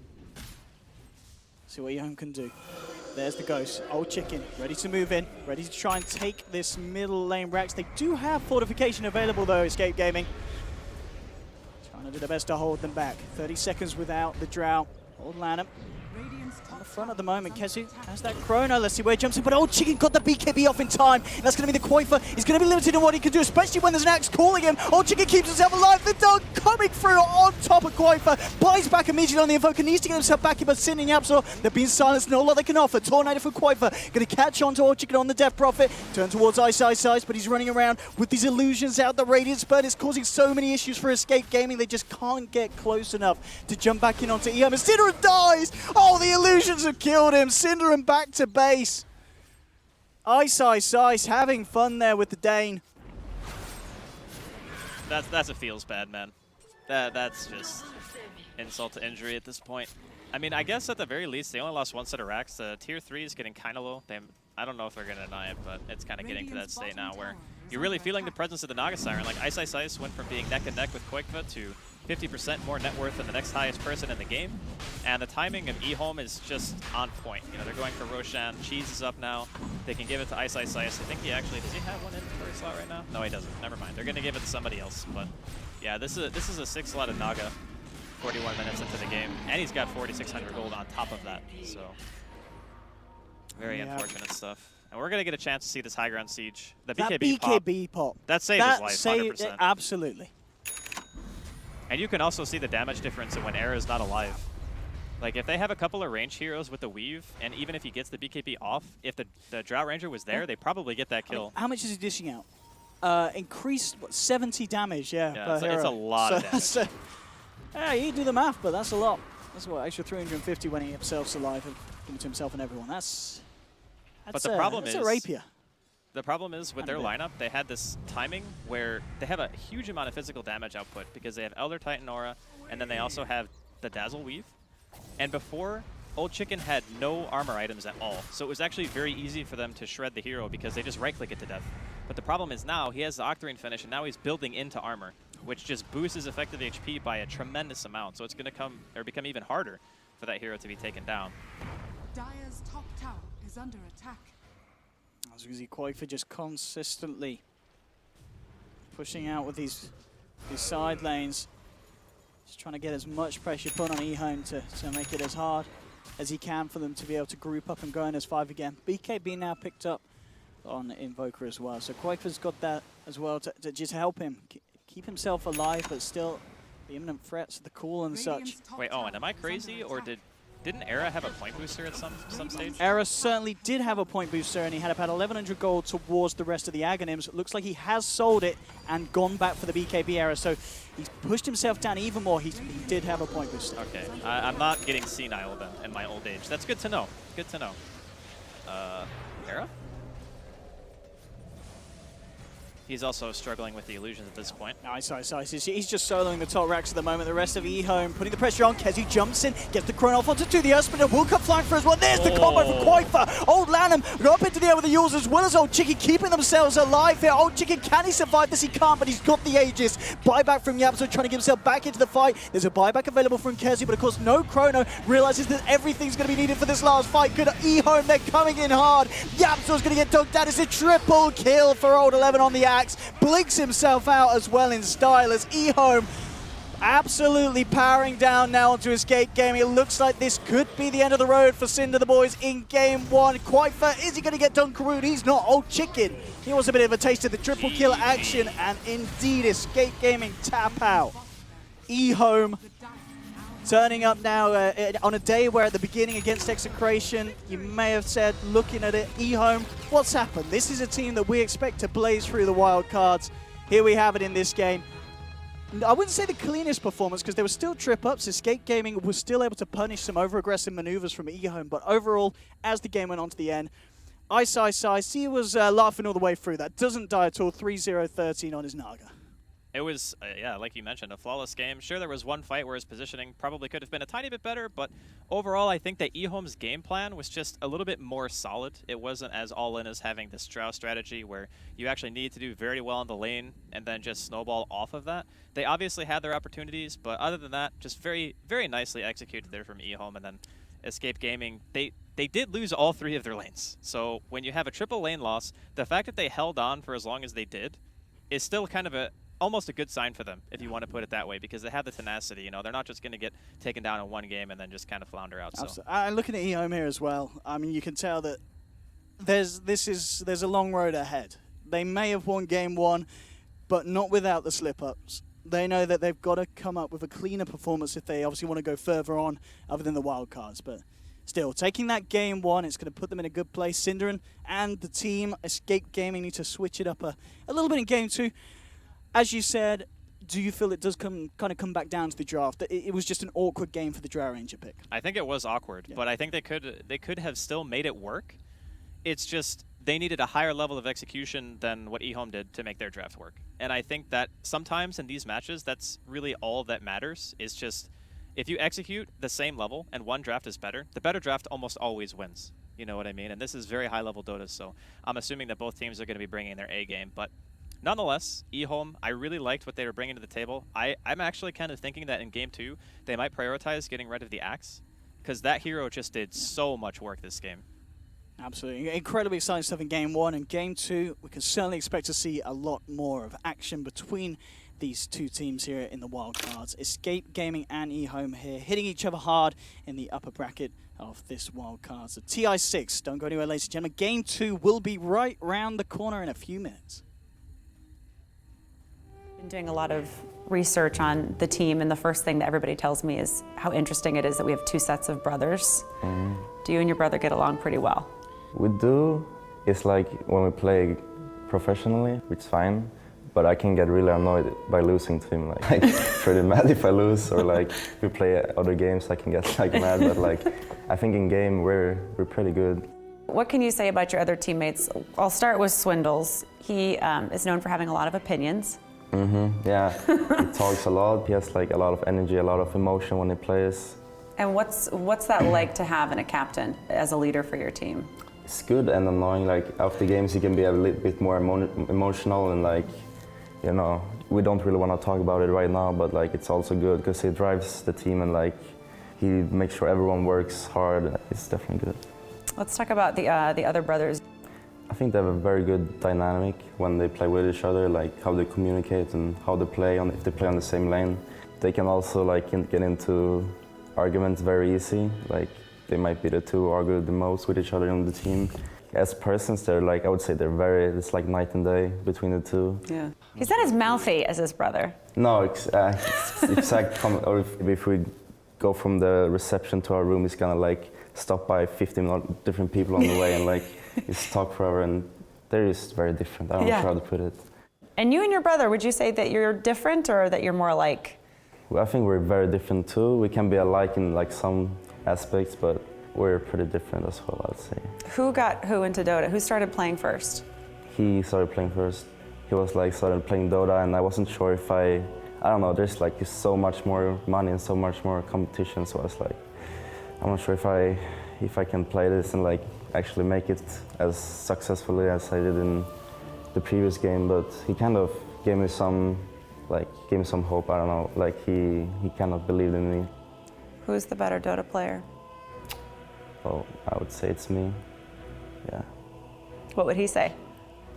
Probably himself, you know. I wouldn't expect anything else, but you know, everyone knows it's me. Of course. Yeah. I mean, I knew that. Yeah, for sure. Come on. Right. And things have changed a little bit for you guys in the last year.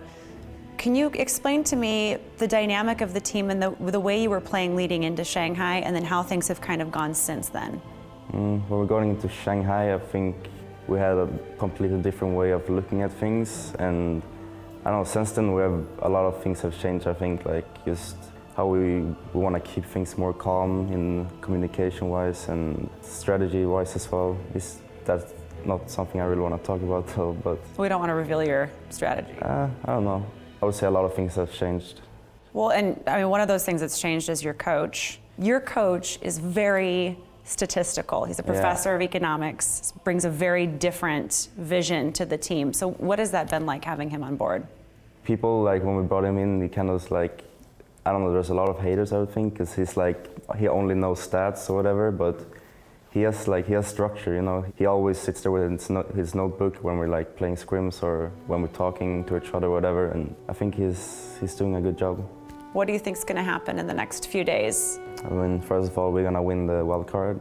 I would say we're gonna go to the upper bracket in our group. I'm not gonna say more than that for ourselves. Okay. Final question. How do you think I would be as a coach? Awful. Exactly. They would probably not even focus on Dota, I don't know. Try to interview them all the time. You think I'd interrupt the play to ask questions? No, I'm not sure. I don't even know. Go for Shadowblade, you have to get a lot of kills. You need to be snowballing right now. I mean, he's not exactly snowballing, so at some point you have to be defending your towers because Exaggeration is going to force the push soon when they get their timings. So he's going for the early BKB. Like I said, BKB is extremely important. Just want to take a quick moment. Welcome, everyone. If you're just tuning in, this is going to be game number 2 of Execration versus Complexity. This is a lower bracket game, so loser of this is going to be going home. No more TI6 for you. Now up top, RR gets shackled up. It's just going to bail out of there, hit that TP like it's hot. We are going to have a rotation up. Looks like the Ogre Magi might want to go through, just putting up some nice vision. Yeah, so right now you can see Limp is transitioning into the jungle and they are allowing Clockwork, played by Z-Freak, to get his level 6. Oh, going in. Nando in some serious trouble. Is going to be able to go and leap up to that illusory orb. And that's going to be a free escape pass for him. And, you know, I'm excited to see the first Ravage. Tidehunter holds on to that tightly. When do you think it's going to come out? I said this before already. They have to get the mech. That's very important. Mech plus Blink. I mean, we might see early Ravage if there's a reaction. Like if called. Nando still in some trouble here. Might be able to hop back. Will be able to do so. Now here we are going to have the Dream Coil popped out. Chessie under tower, able to go leap back away to his Remnant. Tidehunter just sitting back, farming the jungle. Nice and cool for him. No pressure just yet, but now with Limp coming in, stealing some of that farm. Nice little bit of farm going his way. Man, 120 gold just from popping out some raises. Yeah, like you mentioned, the first Ravage will most likely feel they're ready to play the mech and they're going to force tower. Escape Gaming's turn to bat. Otherwise, I don't think any Ravages will happen unless there's going to be an aggressive play by Call and Exaggeration will be reacting towards it with a TP from Tide.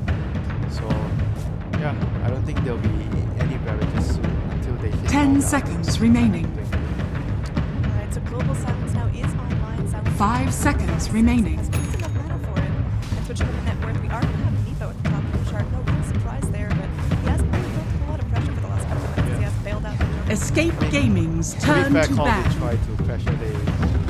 They put 2 heroes on the offlane. You see a hook shot. Bottom lane, hook shot connects. Chemo in some serious trouble. Mass rotations in, though. Everyone wants to get a part of this. RR is going to go ahead and pop that Ravage, trapping everyone in. Z-Freak taking an Anchor Smash to face Abed, joins the party. Z-Freak silenced up. There's nothing he can do. He will go down, looking for more. Swindles not able to TP out. One more club of the Anchor. He was able to get his blink before he went down there. So that is really important for them. It's not, he didn't lose to any goal there. Got his blink. Despite going down, wasn't a really good exchange there. 2 heroes for a lone support silencer. But there you go. A reaction from Exaggeration when Complexity made an aggressive play, allowing them to utilize their first Ravage. Yeah, meanwhile, up top, Chessie able to get a lot of free farm. And we've been talking about how terrifying it is that Nepo's been unchecked, but this Ember Spirit, he is actually starting to have a decent impact in this game. Yeah, but he's going to take a while more before he reaches his Boots of Travel plus Battle Fury state, whereas Meepo is going to get towards his timing, which is the Eggs plus Boots of Travel soon. So Meepo is going to be able to try and influence the game sooner than the Ember can. So that's going to be the part where Complexity needs to chill and not lose too much objectives before they hit that timing on the Ember. SF is going to get his BKB soon. He's more or less halfway there right now. Alright, Z-Freak sitting back, all the Dire Heroes grouping up. There's a smoke on the Clockwork if they want to look for something, but for now they seem content just to exert a little bit of pressure here onto this Radiant Tower. Yeah, right now they understand that the Ravage is still on cooldown, so they are using this timing to try their best to get as many objectives as they can, since it's a big cooldown and Exaggeration. Cooldowns on Ravage, so they're trying to get any trade-off. When you don't have your spells, you try to get a trade-off.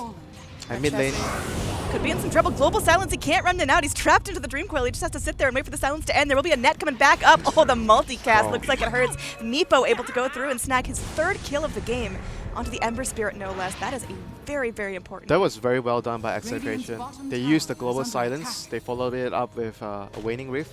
from Nandel, and then it allowed, like, every spell was used at the correct timing, and it allowed the Ogre to come in with the final disable. And Teams is going to get hookshot by Zfrick here. Oh yeah, he's trapped in there. He's going to be spraying out the garbage. He wants something out of this. Dazzle doing what it can. Heal Bomb will end up taking it out this time, and that's going to be Dazzle's 4th kill of the game. He's had a really high impact there with those 2 points in Poison Touch. Yeah. Good rotations overall, good movements. They don't have any wards in the jungle at the moment. Like against Meepo, you want to have wards in the Meepo's jungle, so you want to scout out his movements.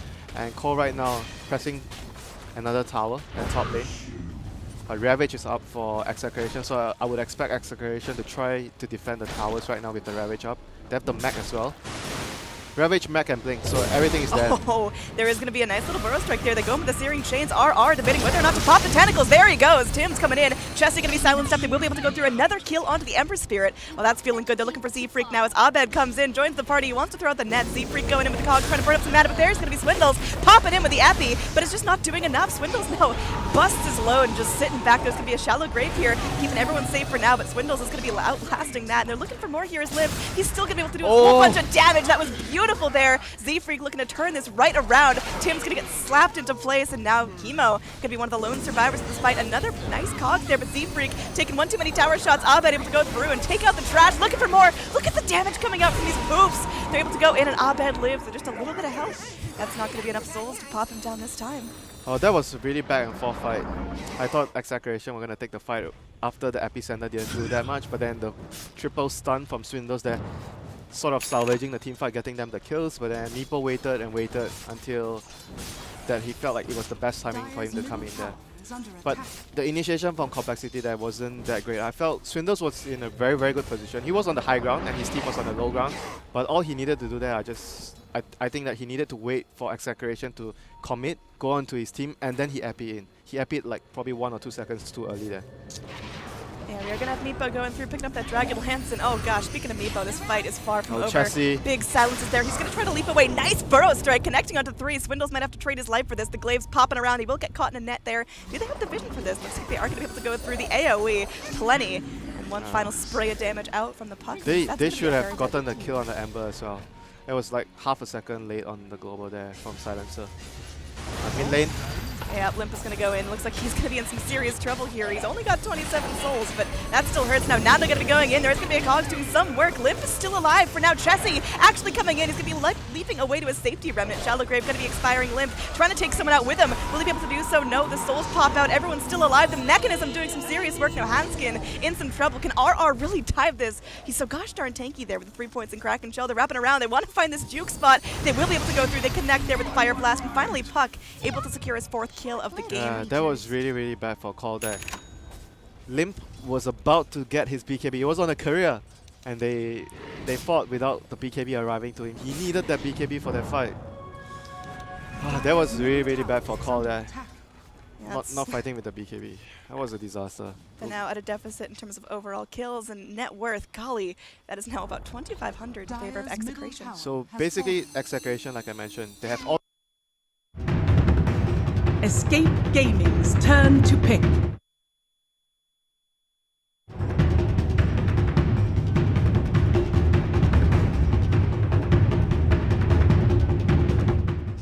So I still think that eHome are feeling pretty confident in their picks, but both teams are more or less just doing what they themselves are comfortable with. Just a big welcome to everyone joining us who was watching the Complexity versus Execration game on the mainstream here. If you do want to keep following the action of that game too, you can head over to twitch.tv/Dota2TI_2. But of course, stick here if you want to see some action from Cinderin and his team against eHome. If you have been watching the other series and you haven't caught up with the progress so far, eHome currently stand at 1 game lead. They managed to Naga the hell out of the boys on Escape Gaming. A very, very solid performance from Ice Ice Ice. We're here now, 3 picks in from both sides. Escape Gaming, they're picking up the Kotl. That's obviously very good against Timber. It's just frustrating in the offlane when you get level 1 mana leaked and your lifeblood more or less outside of reactive is being able to Timber Chain away from any immediate dangers. So especially during the mid game, you're going to need a Yules or a Lotus to dispel that. You know, God forbid you have to buy a BKB on Timber. That's like the last thing that you want to do. But it's still a very solid pick again for eHome. High damage, good burst. It's kind of what their lineup is built around right now, just getting quick picks. X is insanely good And Lanham plays probably the best support Kunkka, I would say, in the world right now, because he's pretty much the only guy who plays it. There was that NA team. Do you remember they did the Kunkka, what was it? NA team. They did the Kunkka Tinker. You know, where the Kunkka just sits in base. Oh, that was a while ago. Yeah, I know what who team you're was talking that? about. I don't remember their name, but Grant I do Grant know that would it know. happened. He would would know. definitely know. He and would he's- definitely know what I'm He's talking probably watching right now and being angry with me He that I is. don't He's like, actually know Andy, off the come top. on. Dude, it's on me. It really is. But other than that guy, Yeah, Kunkka that's eHome's hero. It really is. Oh, CM. Okay, so Gaming's turn to pick. CM, a bit of a dream for well, Timber, Kunkka, and Batrider, a little bit of extra. They do extra this a mana lot to run around with. when they pick support Kunkka. They do this because the hero has a very naturally low mana pool, but you want to be able to use X and Torrent a lot, and you don't really want to have to go back to base much because the hero is actually very level starved. So it kind of supplements one of the biggest issues that he has in a support role, and that after you use a combo or two, you normally have to go back to base. But now when you have CM Aura, that's not really the same. You can just be out on the map doing what you want to do. And obviously that's a very nice thing. But Escape respond with the greedy choice. They're going to take the Faceless Void off lane. It's a good answer because the Crystal Maiden is going to have to choose between, okay, do I want to jungle or do I want to sit in the lane and try to stop Kezu from getting any amount of farm? And in the last game, there was only one sphere that I would say that just wasn't really that good. The rest of them were actually on point. I would say the majority of that game, Kezu was playing very well. He really was. There was He only really one was. point where he kind of like panicked a was. bit and, you know, stuff happens, whatever, it's fine. The only downside, I guess, with this hero is the synergy between the Slark and the Faceless isn't really that strong. So I'm looking back again and I'm thinking perhaps they want to go for the Invoker for Quakeva just 2 games in a row since they pick up the Void. I mean, Queen's banned. And they do have the last pick out of this phase. So I'm thinking it's probably just Invoker again. I mean, we saw it last game, and indeed Quakeva was able to do a lot with the setup of the Chrono. But again, as you said, not very good in this certain synergy in terms of being aggressive with the Slark, but kind of nice defensively. Even if you catch the Slark, gives him time for his pounce and his Dark Pack to come back off cooldown if he's just used them to, you know, just make it even easier for the Slark to slip out of the hands of eHome. It's also one way of looking at it to say that if you have Coddle and Void, good luck going high ground. You know, it's similar to last game when they had the Elder Titan and the Void. Even though eHome were ahead for a very long time, they had a very, very hard time breaking tier 3s. And if you think about Escape, back to their earlier iterations, they pretty much always picked really good high ground defense. So this is back to their roots, right? This is what they know the best. So we're going to see the Alchemist ban here from Escape. They're assuming that this, yeah, they're assuming off lane Timber, not mid. Or I guess potentially eHome could have also put the Alka in the safe lane too. It's always a chance. You don't see it so much, but it is definitely something that you can get away with. 5 seconds remaining. Is it that Invoker? I mean, with those bans, it certainly it seems could just like open up the floor even more for Quakeva's Invoker. It seems like it would be strong. Oh, Storm Spirit. Okay. I was not expecting this. This is ballsy. This is so greedy. This is Bull Lightningsy. This is so greedy. I mean, sure, if they make it past like the 35, 40 minute mark, they're going to be in great shape. But eHome are not the kind of team that are just going to sit on their laurels and let you just farm. So I'm a bit concerned, actually. I mean, it is a way of killing the Timber, you know, with a magical burst that, you know, what if you get ahead, get yourself the Orchid, you can zap around a Timber. Is there a chance that they... actually, I have to see the last pick in order for that to make sense. We think eHome could change? No, I was going to say just Escape could change their lanes a bit. Because I feel like putting the Storm mid is a little bit risky because it's a Kunkka and a Crystal Maiden. And if we know it's Kunkka support, that hero is very good at ganking. And yeah, they're just going to go with the last pick anti-mage, which means it's going to be the... I guess it's the Timber mid. And yeah, this is going to be quick to Storm. So it's a Storm Spirit's nightmare. This is like... This is such a hard Storm game. This is such a hard Storm game. I'm really worried for Quakeva, and I know he's a phenomenal player and everything, but I would never want to play Storm in this game. Not even one time. Batrider, Kunkka, I have no defensive save on either of my supports. It's and there's an anti-mage. I mean, I'm sure Synderen's got a plan with this job. He definitely has a plan. He's got a plan. I'm not sure if it's a good one. But, you know, I love Synd. You know, clearly they have an idea of what they want to do with the draft. I am heavily favoring eHome. I think, as you said, you're just kind of just looking at it side by side. eHome's lineup is indeed very, very terrifying. There is one thing to say, though, about Escape is that their lanes are very strong. Like, because of the fact that they have the support Ogre and the Keeper of the Light who can farm the jungle in a very greedy fashion, like, Synderen might actually get more than one item this game, which is crazy to think about. But they could do jungle stacking for the Storm to give Quakefo a little bit of boost. You know, Cinderin could take it himself. They could go aggressive. Like, there's a lot of choices that they have on their lanes. And if they want to do well here, they absolutely need to do well in lanes. Here we have it as we get ourselves in with a quick prediction as well. Most kills at the end. Got to go E-Home, play with the highest physical damage done to heroes. I guess it would be AM or Slark. I guess it would be AM. We'll go with AM. Total number of player deaths by our sins in the game, 36 plus. Number of smoke gank kills at 10 minutes. We'll give it a number 1. As we at 10 minutes? 1 smoke? Yeah. It's going to be a chill game. I suppose. We had a chill game 1. It was 10 minutes in, it was 1-1. But it was a Naga game. That's true. I guess an AM game is not all that different in some ways. Yeah, I'll be interested to see what he does with the AM ISO. Do you think we will see the Vanguard into Battle Fury? Does he skip the Vanguard at the start? I think Vanguard's really good when you can force the enemy team to react to your pressure. So like you buy Vanguard treads and then you like blink behind the tier 1 and you're just farming the creep wave. And then it forces reactions. But if you can't get away with that because you're going to die, then you need to go for something else. So Ice, as a player, I feel like he's the kind of guy who wants to get the item where he can make the aggressive play. So maybe Vanguard is going to be something he's going to look into here. And is this, the laning wise from Escape Gaming, they're going to do something aggressive on this top lane? I mean, it's possible. I think it would be okay because you don't want the AM to just get a free start. And it looks like Ice is prepared for it. He's picked up 8 tangos. Nice blast coming through. Kezu levels up the time walk, jumps away.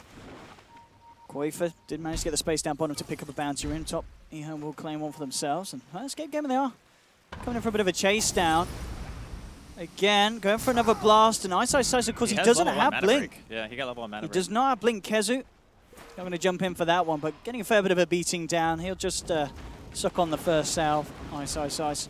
Getting himself back up, but indeed, as we see the lane start to come to fruition. I mean, this bottom lane, though, this is leaving Air on the Slark alone against old 11 Batride. I mean, this could be a little bit nasty for the Slark, surely, after a certain level. It's not that bad, actually, because what you do is you buy a stick, and then you level up Dark Pact, and you just remove all the sticky napalm stacks, and you can just pounce away if you ever really get in trouble. So it's most of the time, we used to see a lot of Bat mid. There was Slark counter picks constantly. Because every time Bat wants to go for CS, you really want to use Sticky Napalm because it gives you more damage and allows you to CS easier. But the problem with that is Slark is always going to have mana and health to dispel all of your Napalm stacks. And that's usually how Batrider gets his solo kills. We're going to have to put a lot of eyes onto the mid lane because, as you said, you know, with this Kunkka and CM, Quafer's got to be ever so careful. On this lane. And I guess this is one of the things that Escape Gaming are trying to achieve with this aggressive tri-lane. They're trying to take the support's attention away from the mid lane. As we can see already, old Lanham coming in with the Torrent, just giving some aggression down onto Quafer.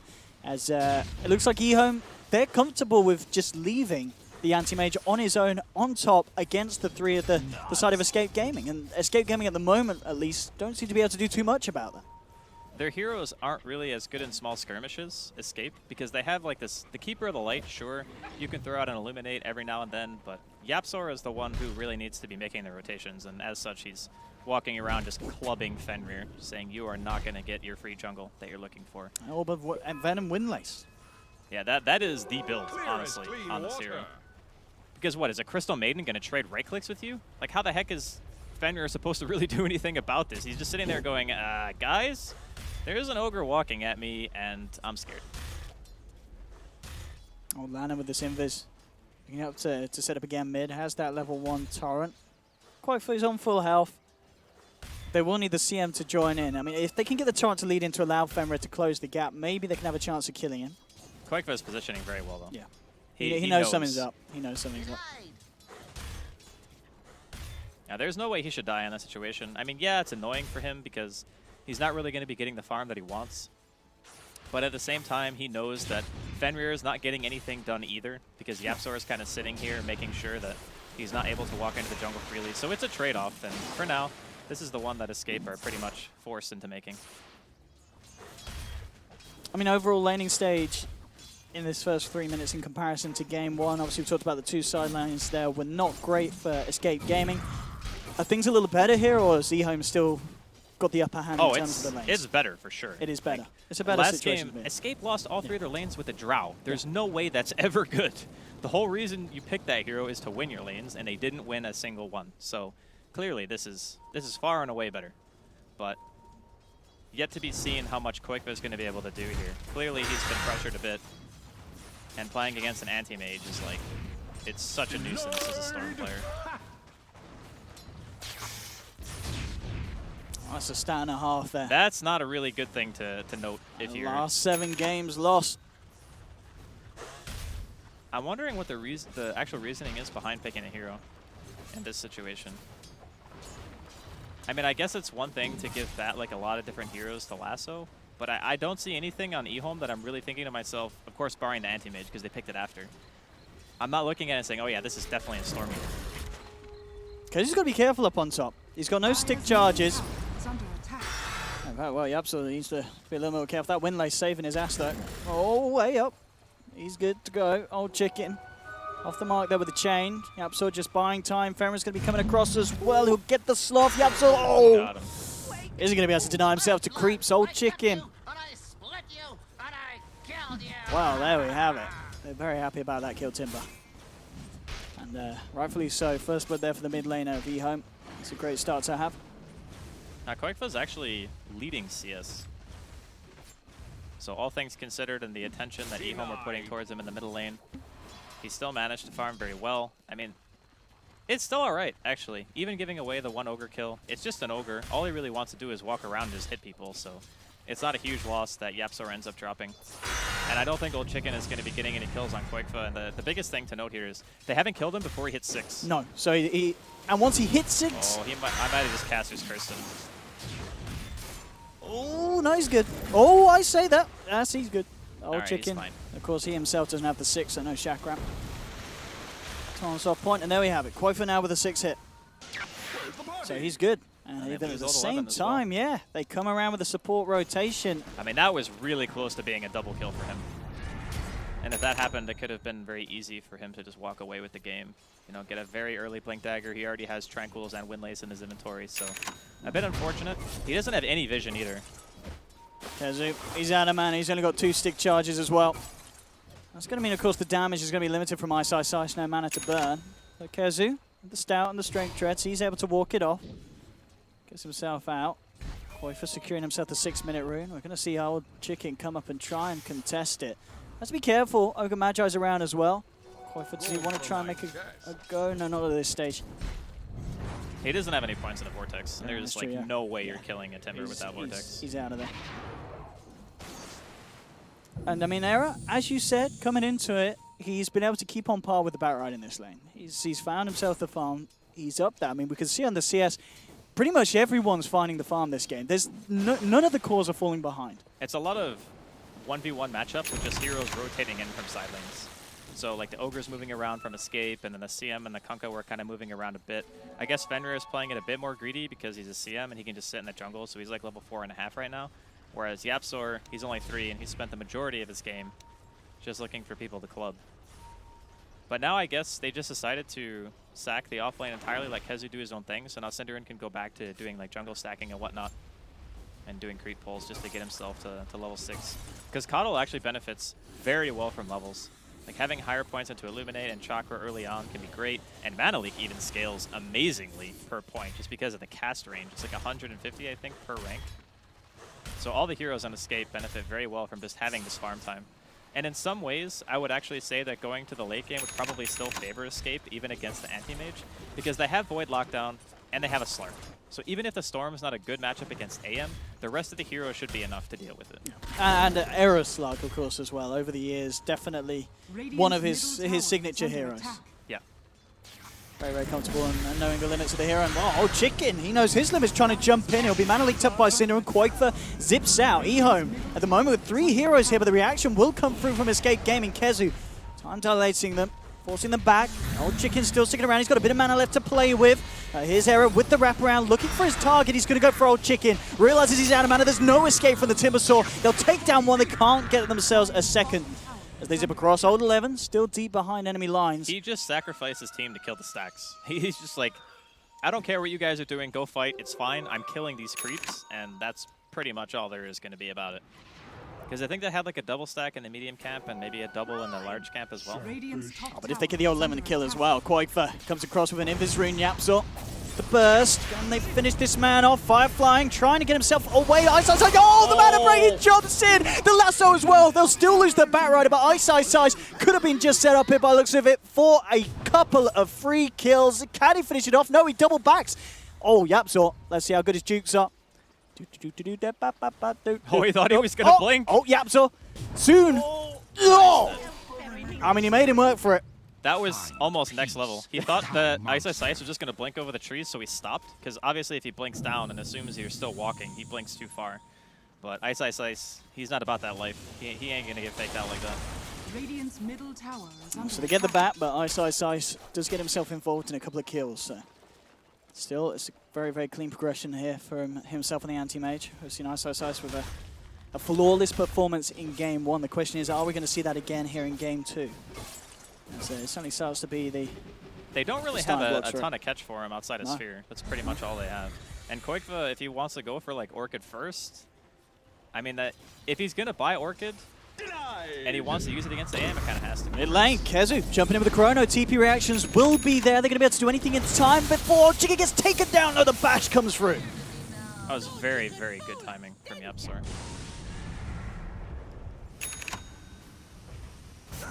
There we have it. Escape Gaming, 4 heroes towards the mid. They're not going to commit for a push at the moment. In fact, Fortification will be coming out from the side of eHome as Era. He's just about to be able to finish off this tier 1 on the bottom lane on his own. Old 11's coming around for it. Can he get the deny? Ooh, yes he can. Oh. And Era, he's been lassoed up, but at the same time, Shadow Dance is there. He thinks about going for the kill on Fenrir, but realizes it's too risky to try and attempt. He's got to get himself out. Yapzor coming across, he may look to chase down Fenrir. He's got his eyes on the Crystal Maiden, but again, he's just kind of toying with him. Knows it's a little bit too dangerous to get too close to the bat. Storm Spirit, mid lane though, meanwhile, taking down Kunkka. So Escape Gaming not finding a kill down bottom. But Koifa able to use the Chaos to find something, and Yapzor does end up going down as both mid laners causing a bit of action to happen for each of their respective sides, and it's not done yet for eHome as they're looking at Cinder, and Chakram comes through, and Old Chicken finds himself a double with the rotation down towards the bottom. Just underestimating, I guess, the damage output of the heroes, more or less. But eHome are still down here in forest. Like, they're going to chase Era back. He's got to be careful. Yeah, absolutely, and he jumps forward. It was blocked by Old Chicken. Can they get him? Yapzor coming in, trying to get the start off Era. Oh, gets the dart packed off, but he's going to be seeing Dart for a while as he's put 6 feet under. Oh, there's Kezu. Turns in, takes one. Old Chicken on the way out, but eHome, they've overstepped the mark. They kill Era, but they lose 2 heroes for it. As Escape Gaming, they are quick to react, and 11 minutes in, 7 for 6. A game that's certainly starting to be at a much faster pace than game 1, but at the same time, at the same stage, a similar story in terms of the net worth, as we can see that eHome have got the 3 highest cores at the moment in terms of money. The other thing, too, is their cores are much harder to kill. Like, the Timber requires a huge investment. Ice went Vanguard, as we were kind of talking about earlier. So you're going to need to bring, like, Chrono plus 2 or 3 heroes if you want to kill Ice at this point. It just gives eHome a lot of freedom in how they want to play the game. They can just run at Escape Gaming as long as their anti-mage isn't being forced into fights, or if they have somebody else farming the other side of the map, like maybe, you know, Old Chicken on the Timber, it's fine, because at least one of their cores are getting something. Let's see what they can do about this. It's limited. Ice just stands. Oh, he jumps in. He wants to go. Here comes the boat, and they'll take a kill. Cinderin getting a boat and a half in his face. And eHome finding a tower as well. There's a smoke up from the rest of them towards the mid lane. Maybe seeing if they could get some kind of catch onto Koifa. With this Blink Dagger ready on Old 11, Koifa's got to be careful. How's he going to react? Immediately zipping out. Old 11 not quite quick enough. Koifa dodges the jump in. Now, has to be careful as Kezu's coming around. Maybe looking for the battle. Old 11's going to go for the TP out. Oh, they're going to be able to... Oh, Kezu feels it right. Pops the Chrono down. Knows that he's up there, cancelling the TP at what seems to have been the last millisecond. God, that was so close. Man, what a play. A lot of players could just say, okay, he might already be gone, but they saw the Firefly, so Quake was just pinging saying, he might still be here, he might still be here. Very nice catch there from Escape Gaming, and also needed. Like, they need to make sure that they're controlling their side of the map as much as they can, because eHome are pretty much running rampant everywhere else. Like, look at Lanham, he's just sitting in front of a tier 1 of Escape going, yeah, whatever. I'm farming my armlet, it's no big deal. This is just what I do. You can tell how confident they are in this game just by how they're positioning around the map. Like, they are fearing nothing right now. Bottom tower is under attack. Let's have a look at this replay as well. Here we go. Kezu. Yeah, he feels it. Let's see the second. Oh, 4, 3, 2, 1, 0. It was on 0. Yeah, the Revenant it was gave on vision, 0. I think, just on the edge, right? But the reaction of Kezu is... It seemed It like seemed like it was on the. I don't think it was it too far away. I think it might have been. But too either far. way, on 0.0 seconds, he lands that chrono. Yeah, that was sick.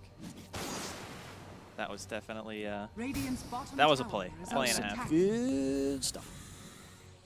Era nearly finishing that Shadow Blade as well down here on the slot. Just needs a few hundred more to finish it off at mid lane. 4 heroes from Escape Gaming coming around. Timber keeping himself fine. Old Lanham, as you said, with this positioning, still feels very, very confident. And he has actually got backup coming in as well. So they want to try and make a go onto this slot. Turn it into maybe a tower push as well. Ice joining the fray. Gonna head straight into the lane. I think Era knows better because the ward vision. So the creeps don't really see that far at nighttime.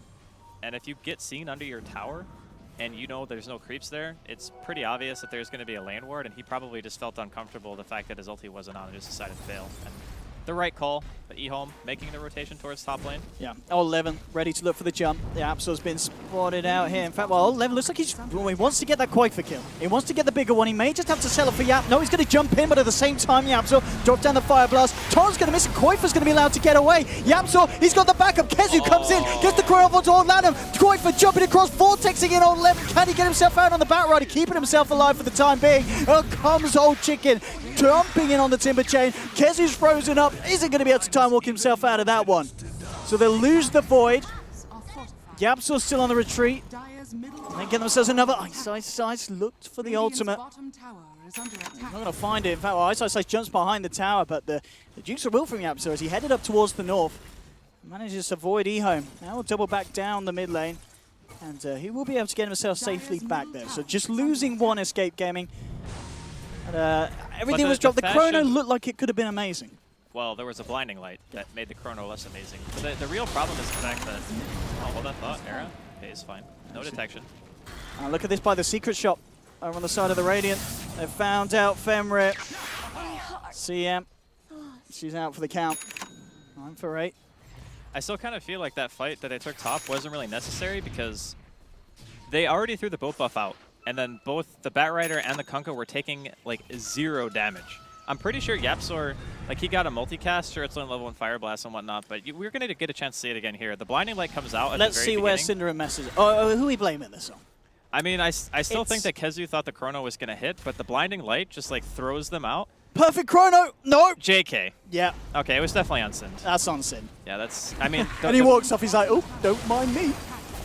And the funny part is the Blinding Light wasn't even really necessary. So we're going to see Era? He's, he okay? I don't think he is. Not okay. I certainly isn't. Radiant's bottom tower is falling. Napzol, he may have just signed his own, sealed his own fate as well. He's tanky.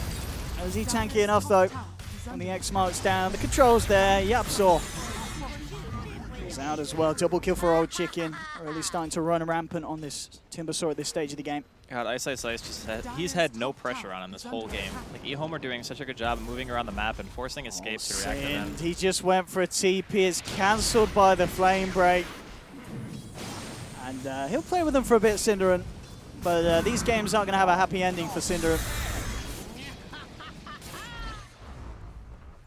It's a very hard situation right now for Escape because the heroes that they're relying on to carry, like Koikva, it's a Storm versus AM matchup, which is never really going to be favorable. He's going Bloodstone first, which means he's pretty much never going to stay on the same pace as Ice in terms of farm. And the only time Storm is good against AM is when the Storm is ahead. There's just no way that he is going to be ahead of the AM right now, like given the pace of both heroes and just how much map control eHome have. So that's already kind of a not great thing for Escape right now, but they do have still Chrono to fall back on. Not necessarily the best synergy, but it might be enough to defend high ground and maybe get Koikva to a stage where he has enough items. There we go, Era.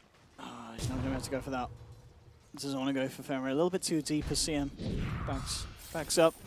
We didn't talk much about Kezu's Midas, did we? We didn't. He did pick it up, obviously, as his first item. Yeah, a fair while ago. He got a decent time. I think it was about maybe 12 minutes. Or yeah, he got it at a good timing, but I think it's actually fairly good this game. Yeah. They know that they can take the game late. They know they have good high ground defense, and there's a good chance that no other item that he's going to buy at this juncture is really going to influence the fights that much.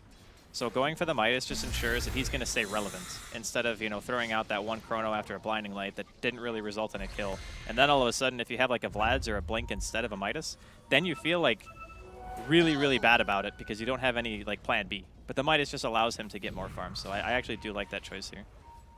I see a big collision between the two sides as eHome smoked up, ready for action into the jungle of Escape Gaming.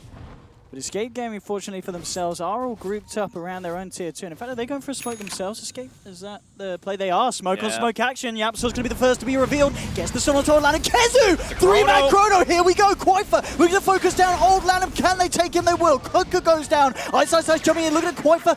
Gets himself out to the side with the ball lightning, trying to keep himself away from the team, away from the anti-mage. Ice jumps in, drops the mana void. Can he kill Quaifa though? They've already lost 2 on the side of eHome, and they may even lose more. Old Chicken out of mana. Kezu looking for the chase down. Gets the bash, cancels the TP. This time the blinding light bangs Old Chicken back into the hands of Escape Gaming as they find a third. Ice wasn't able to finish off Quaifa, regardless of the fact that he drops the mana void, and eHome lose 3 and take nothing away from the side of Escape. Kezu God. That chrono was so game-winning. He caught the perfect heroes in the perfect position because the Kunkka was in the front. The biggest difference between the last fights, like watch this, he hits 3. Look at this chrono. He hits 3, Fenrir can't ult, Old Chicken stuck in the chrono as well. The bat cannot go in, and the biggest thing is there's no boat. So the boat buff for his team doesn't just reduce all the damage they can deal by a gigantic margin, which was the problem that we saw top lane when they were trying to kill Old 11 and Old Lanham. So complete turnaround. We talked about the importance of the chrono, and Kezu definitely delivered. And he got the bash. I mean, it's that really. I mean, the bash any was better skill. for Escape Gaming. It was a skill bash. The bash was skill. The chrono was luck. Yes, he deserved that bash after his chrono. I mean, in a game where Sin's blinding lighting them out, the chrono is a bit of RNG if you get a good chrono. I mean, yeah, you never know what Cinderen's going to do, right? Absolutely. He just all of a sudden, he's like, wait, blinding light. And there we have it, 12-11. I mean, game 1 was certainly an eventful one. Game 2, so far, it's been even better. A lot of action. Both teams with the powerhouses at the ready. You know, Anti-Mage, even though he didn't get the kill, he obviously continues to have this clean game. 1-0-2, Ice. Well, here's the pick-off potential. Jumping in onto Cinderin. Backup's on his way, and yeah, Cinderin, he's a goner. Yeah, it's okay, though. I mean, him dying, honestly, he's quite high level for this stage in the game for a support. Like, level 11 at 20 minutes is pretty good. You expect Coddle to be kind of a little bit higher level than a lot of supports just because of Illuminate and whatnot, but he understands that if they're committing like the Bat Rider and the Timber to kill him, then his cores are still able to sit out on the map and do pretty much whatever they want. Now this is where things can potentially get painful. Arrow's got an Echo Saber as well as the Shadow Blade. They're looking for Ice. They're going to need some multicasts here. Is his luck working for him? It's a 2 times. It's going to allow him to get a fair bit of damage down. Not going to be enough to kill him. But yeah, the multicasts are going to be pretty key this game from Yapzor if they want to catch out some of these more elusive heroes. I mean, the thing to note here is he only has level 1 Fire Blast, so even if he gets like a 2 or 3 times multi, it's not like it's dealing that much damage. It's not going to be until a bit later where that really starts to become more of an issue. Fenrir, why not? Got to get them creeps. I mean, it's not that long of a cooldown, right? It's like And he 90 hasn't seconds. had the chance to use it yet this game. Yeah. So why not? I thought it was beautiful, Fenrir. I'm surprised that eHome didn't just go for Roshan with that DD. Like, Ice has a Vanguard and whatnot. That's more than enough to tank the damage. And plus, the rest of eHome are already kind of in the area. They saw that Escape were pushing top as well. I feel like they could have just done Roshan with that. Maybe they're feeling a little bit apprehensive after getting chronoed in the last fight. I can see Escape Gaming ready to react to whatever eHome want to do down here on the bottom. Coming in with a wraparound, all ults are at the ready for Escape. Let's see if Arrow or Kezu can find an initiation. Eyes onto Ice, but immediately Old Lemon jumps in. They've caught out the Slark. Slark needs help, and he needs it fast. There's a boat coming in as well. Arrow gets the Shadow Dance off. Will be able to get himself out to the side. He needs help, though. Falling low. Jumps out. Kezu! 3-man chrono again! Fenrir's down! Can they get themselves anything more? Quite fast. Zip it across, but the Battle Void is incredibly painful for Escape Gaming. They've got to get themselves out as Ice starts to turn the fight around. Cindery gets a double kill, but he's going to pay with his life. They've lost 3 on the side of Escape Gaming. Quaifa, he's got to get back as well. There'll be a blink in 5. Let's see if they can go any deeper to try and find for the storm kill. Looks like he's going to be A-OK. So he's able to just get himself far enough away. But as we're seeing there, they've just got to be so wary at the punching power of that Mana Void, dealing an insane amount of damage. One ability cast. Look at this chrono. This is like, that was so close to missing. Ice is probably sitting there going, how the hell was I even caught in that, honestly? But the Mana Void just obliterates Escape Gaming. They got really excited at the fact that they landed such a good chrono that they grouped up too much around Quakefa. And just imagine if he wasn't playing Storm and he was on like Invoker or something else, that would have been a disaster for eHome. I mean, I actually kind of feel bad for Quakefa this game because this is such a hard game to play Storm. Old 11. Nice, we've got to be careful there. Oh, okay, he will. Fast reactions, fast fingers. Old 11 escaping.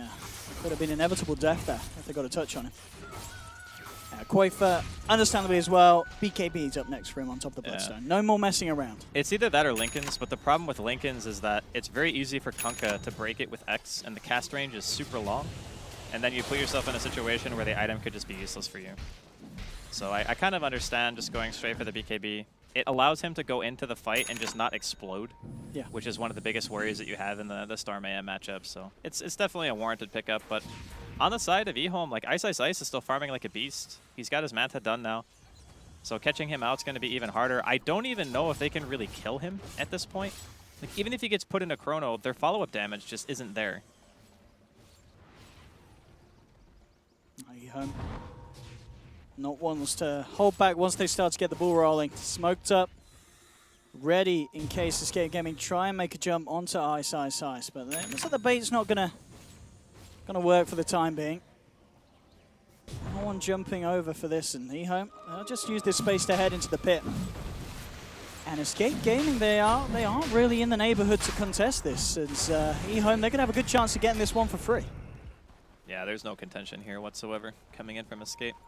I think as time goes by, they're going to just realize that, A, there's probably a ward there, because Slark just walked past it, but there's no one showing on the map. So one of two things is happening. They're either getting smoke ganked or they're doing Roche. And with them not pushing, feels like they're assuming that they're getting smoked, or no Invoker to Sunstrike the pit or anything like that, so they can't really know either way. I see they just told Chicken, I imagine, what? Yeah, this, I mean, Ice doesn't really need it. No, I'll take it. I don't think Ice can really die, but at the same time, it's nice to have that kind of failsafe. Yeah. Because he's the hero that you're looking to just be like, this is still technically a one-core draft, if you think about it. Like, sure, the Temper Saw is going to get really farmed, but he's not really good at breaking high ground. He just does a lot of damage, and he's hard to kill. Yeah, he's not going to win you the game. He's going to give you the space to do it. I mean, he can wreck in team fights. But he can kill everyone, but he's not going to kill the base. No, definitely not. So it makes sense to give the Aegis to Ice still in the situation. And I still feel as though overall eHome are ahead in their game plan. But, you know, the later the game goes, the Slark's going to get more items, the Storm and the Void are going to get more items, and there will come a stage where the AM is not going to really be able to do all the heavy lifting on his own. So eHome do have some semblance of urgency, I would say, to make something happen. And of course, we're talking about the effectiveness of the Timbersaw as well, and there's going to be a bit of a chance that, you know, they can kill him a little easier with that Silver Edge complete on error. But at the same time, Bash is done on the anti-mage. It really is getting to that territory where AM, any target he sees, he can just jump on and finish off. When he's got the Abyssal done as well, Quakefa just has to be so careful. He's nearly got enough money for the completed BKB. But even then, you know, if Ice gets the jump in and drops, that's Quakefa's essentially a walking nuclear bomb. He really is. I mean, look at the way the last fight turned out. When they get like a 3-man chrono, Quakefa's like, oh yeah, I'm going in. Wastes like 80% of his mana using Ball Lightning to get into a good spot, and then he just kills his own team. And it's not really on him, it's just like the nature of the matchup. It's just difficult. So the trading going on here, obviously going to favor Escape because they are a little bit behind, and they don't really want to fight into Aegis. Doesn't look like eHome are willing to give him a tower, though. So Ice makes his teleport towards the bottom lane. But yeah, I still feel like Escape have a chance. It's just they need to split up the map as much as they can. Try to wait out the Aegis. Like, don't fight into Ice with an Abyssal Blade and 2 lives. I mean, Ice. That's super hard. He really has been having a ridiculous day today. And especially this series. Not a single death in either of these games. He's a monster. Yeah. But you also have to attribute a lot of that to just... I think that the drafts, both games, favored eHome. And I feel like the way that they play the game and how much space they give Ice is just... I mean, I would love to play AM in a game like this where my team is just doing everything. Yeah, they really are playing, as you said, as a team and playing perfectly around the drafts that they picked up as well. Mid lane, no chicken. Again, it's it is eHome at this stage realizing, just give the space to Ice. They will try and maybe look for something here. So Old 11 does have an invis room. We'll see if he can get some sort of catch, but Escape Gaming, they are going to be prepared for it. Moving up to the high ground. Old 11, what's he going to be able to catch? He's on top of YapzOr. He'll go for the Ogre. Starts to bring him back in. They'll burst him down immediately. No escape for Ogre. 45 seconds without him for this defense, and Ice will simply batter down onto the tier 2 in the mid lane. As eHome, it's actually going to come in hard with this push now. Koifa's just going to be there to skip the wave. Their heroes they're very durable, especially if Landham is able to get the poke. So taking down like Ice at this stage, 2000 HP, natural magic resist with his passives, and then Timber Saw. This is a very hard push for them to stop. They just don't have good enough synergy with the Chrono right now to make the push worrisome for eHome, especially having the Aegis on Ice. He's just going to sit there and just kill the tower. He doesn't care. He really, really doesn't give a hoot. Yeah. Ice. I mean, what can they do? They need to Chrono him somehow and kill him. But if they do that, then he respawns, and then they don't have Chrono. Top lane, there's a sentry down, Era. He's got to go for the Shadow Dance walkout. Old Chicken, he's got enough burst to do it. No. Era will be able to escape. That was close, but unfortunately not enough. If they can somehow wait out this Aegis and not lose a set of racks, that's a big win for Escape, because right now is like the best power spike that eHome possibly have. Their AM's pretty much unkillable. They have Abyssal Blade, so if he jumps on the Storm and the Storm doesn't BKB, he's dead. Like, just gone. It's a very, very bad spot for Escape at the moment. They need to find a way to either go for a play that forces the game to go longer by smoking, which is still very risky, I feel, or get some vision up and just try to turtle as best they can.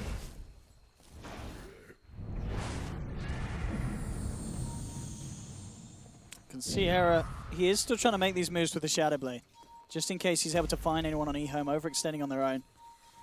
Well, the problem is the bat has Gem, so if he catches the wrong hero and he's not ready, all of a sudden could be a lot of trouble. That sound, of course, not something that Escape Gaming would be hearing, but I'm sure if they did, they'd be a little bit more relieved now that the Aegis has timed out. Ice doesn't have that in his repertoire anymore. And a bit of a double edge, though, on the plus side for Ice. It means it's another slot that he can put items in, and indeed, immediately, he'll be looking to buy up that BKB. He's going to have it, like, now. Yep. Okay. All right. So you don't have to worry about the Aegis, but you have to worry about the fact he's got a BKB. The BKB Abyssal is... Okay. Okay, here we go. Jumping onto Old 11. Koifa pots the BKB. No messing. They're going to look to move in for more. Old Chicken trying to get himself out. But Kezu again with the Chrono. There'll be a buyback on the Batrider. Fenrir burst it down. Ice turning up. Looking towards Era. Can't quite burst him down. And Era gets off with the Shadow Dance. They now don't have to worry about the Mana Void this fight. Ice. He's out of mana. Kezu looking to finish off Old 11. And he's going for the bashes. Can he finish off this good? No, he can't. Old 11 jumps and gets the last one. They've killed Ice though. Escape Gaming take down the anti-mage. Can they get Old 11? This would be a dieback on the Batrider. He's trying to get himself out into the tree line. Era looking for his target. eHome still dancing around with this one. Old 11 hanging on. Just forcing back Escape Gaming. But they lose Kezu, but what a fight for them there. Getting the bat, he buys back, and they also get that anti-mage kill. God, that was so good for Escape. Like, if stuff like that doesn't happen, I'd say that eHome probably walk away with this game in the next, like, 10 to 15 minutes. Oh my goodness. That fight just started so badly for eHome. They lose their initiation immediately. He's forced to buy back. Ice isn't even there, and he had already used his Manta before he even came to the fight. And so Fenrir brought back as well, so 2 buybacks. Yeah, so watch what happens, right? Like, 11 dies. Ice is in the freaking river. He's not even at this engagement, so when the Chrono comes out, they don't have to worry about this Mana Void bomb that's going to kill the team. And what quite catches it? So Ice says he jumps in here. He jumps in, but he doesn't have Manta. And he loses all the mana. Yeah, so when he doesn't have Manta style, he's unable to get rid of the mana leak, and then gets forced by YapzOr, and all of a sudden he's just out of mana, so then he dies. Everyone turns around and says, oh look, they're all killing our Void. Let's go for this AM, and we get the kill. That was like a total disaster for eHome. Oh boy. I think Ice Manta mid or something to push the wave. So when he went bottom, he didn't have it for the engagement. And obviously the Lotus Orb was used on all the 11s, so there was no way to dispel it in that regard either. Oh, and they found Old Chicken. Koifa, he's out of mana. He's going to be topped up by Sin. Era's turned up as well, though. Old Chicken, he's going to look to move in, take down the Kotl, but Sinner and Blinding Lights him back over the cliff. Old Chicken will be allowed to escape, though. I won't be able to kill him. Himself unable to get any kills. Kezu And Yapsor smoked up and Chrono at the ready. See who they can find. I mean, do they want to try and go for Old Chicken? Have they actually got the damage between these two to deal with them? I guess that they get a few multicasts off they could. But still, seems like a relatively hard kill to find. It's tough to kill him. I don't think it's worth the effort, honestly. 2,000 health, and even without many reactive stacks, he's still sitting at 17 armor. You're going to need, like, one more hero, I think, on top of that to reliably get the kill. Haste. All right, E-Home. See if this smoke works. At least I have Ice Ice Ice this time. Roshan will be up shortly. E-Home certainly ready to try and do something even Oh, without top lane, the Old Aegis. Chicken. Ice being caught out alone. Arrow and Quake for finding out the Timber Saw. One Silver Edge hit onto the man and he'll fall quickly. Arrow at this point certainly starting to turn up how scary he's looking on that slot. Well, as I say that, he's dead. He's dead, so not that scary. E-Home, they're not wants to get spooked. No vision in the area, unfortunately, and not fast enough fingers. I don't even know if BKB would have saved him, to be honest. He might have still been dead, because his Dark Pact was on cooldown when he got lassoed, so obviously not unable to break it or anything. A big pick for E-Home either way. I guess the bright side is that since he just spent his money, he didn't really lose much for his death there. But at the same time, it does allow E-Home to reestablish map control. Roshan's going to be up before I think the Slark even respawns. So that's not really good. Now Escape need to think of a plan in order to delay this Rosh or try to have something good happen for them before the Slark respawns. The two of them here have eyes onto Quakefoot. The Quakefoot, he's got BKB, and he's got a hell of a lot of mana, so he simply zips himself right back. Yeah, E-Home are just trying to establish the map control they want for when Roshan spawns again. They're just going to abuse the dire advantage, I think, for now. Like, not taking any needless fights, just only fighting over the objective. Like, Fenrir is already going back to scout the pit, so they're going to know that Roshan's up, and as soon as that happens, Ice Ice Ice is probably going to make his way down.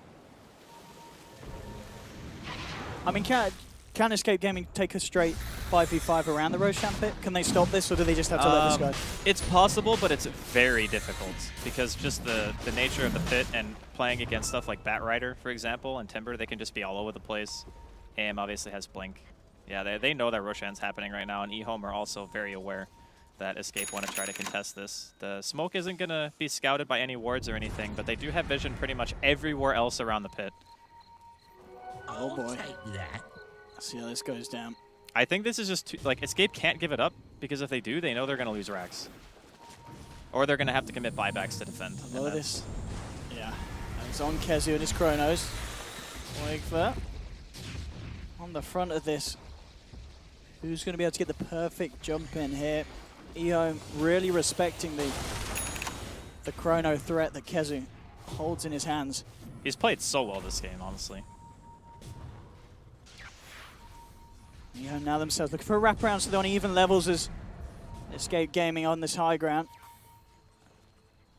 They do have the gem, of course, back on 11 after losing it earlier. Yapsor, yeah, he's still got the stolen one. We'll jump in. Yapsor. Get the Fire Blast off. Still tinkering with each other. Ice, Ice, Ice. Not wanting to jump in himself and drop the hammer onto anyone, as he knows that Escape Gaming can quickly turn and take him down, even with the lead that he did manage to get. Both teams just very, very scared of making the jump. Eyes on Torching, they'll go for it. Silver Edge Burst is there. Immediately the BKB from Storm. They're looking to finish him off. Can they finish him or get himself out? But it's not going to be quick enough. Timber will fall. Still hanging around, it's Kezu on the back lines. He's found Ice Ice Ice, but the BKB will come out. But the bashes, they're real. Ice Ice Ice trying to fight up against Terra. In comes the boat. They'll burst down the Slark, and now they turn towards Kezu. Time walking away, but the X-Mark's down onto him. They'll find themselves another Kezu to fall. Ice Ice Ice, he's not done yet. Jumps forward, looking for the Ogre. He'll get the bash down. Old Lanham as well, X-Marked onto Cinderin. They're going to be able to pick themselves up a fourth. The gems dropped by Yapsor. E-Home picking the perfect time to fight, and they'll do it in style. 4 kills for the side. The scales balanced.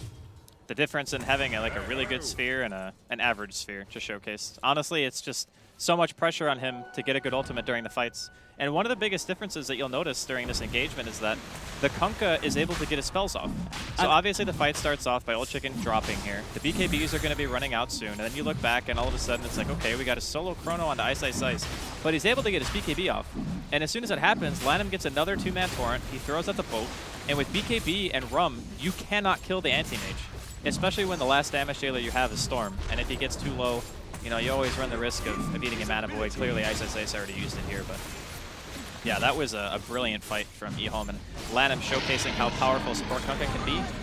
And we now are back live in game, seeing that eHome take Roshan successfully. Of course, that whole fight kicked off because Roshan was obviously the objective that both teams wanted. But yeah, Lanham and Ice just doing a lot of work. Fenrir's ult was also great. Yeah. Crystal Maiden multi. I think, as you mentioned, it really was down to the fact that Aaron Koifer just straight up blew the BKB. He's going for the old chicken kill. Yeah. The Timbersaw bait worked out perfectly from eHome. And Escape Gaming, they were just caught off guard off the back of it, because suddenly your Slark and your Storm Spirits lost the BKB charge, and Ice jumps in with his fresh one.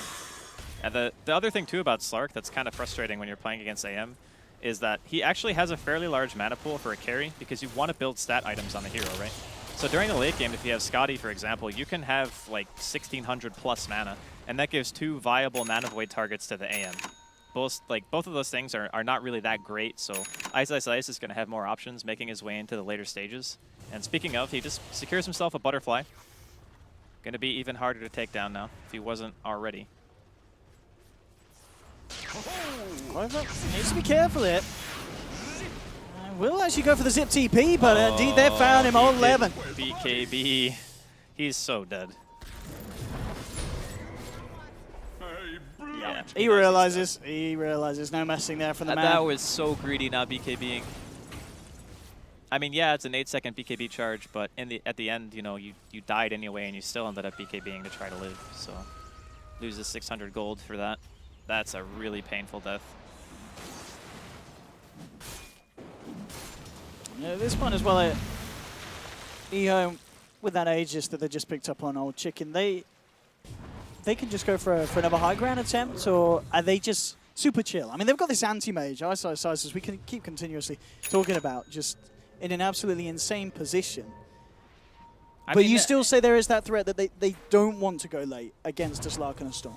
And a Void. This kind of tri-core that Escape Gaming have against their one core. I think what ends up happening in this game is that the cores of Escape are very mobile, right? So you have Blink Void, a Slark, and a Storm.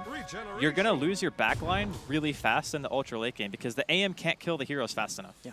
And you're going to have to deal with 3 heroes on Escape that have great mobility, who can just jump on whoever they want and get those kills really, really quickly.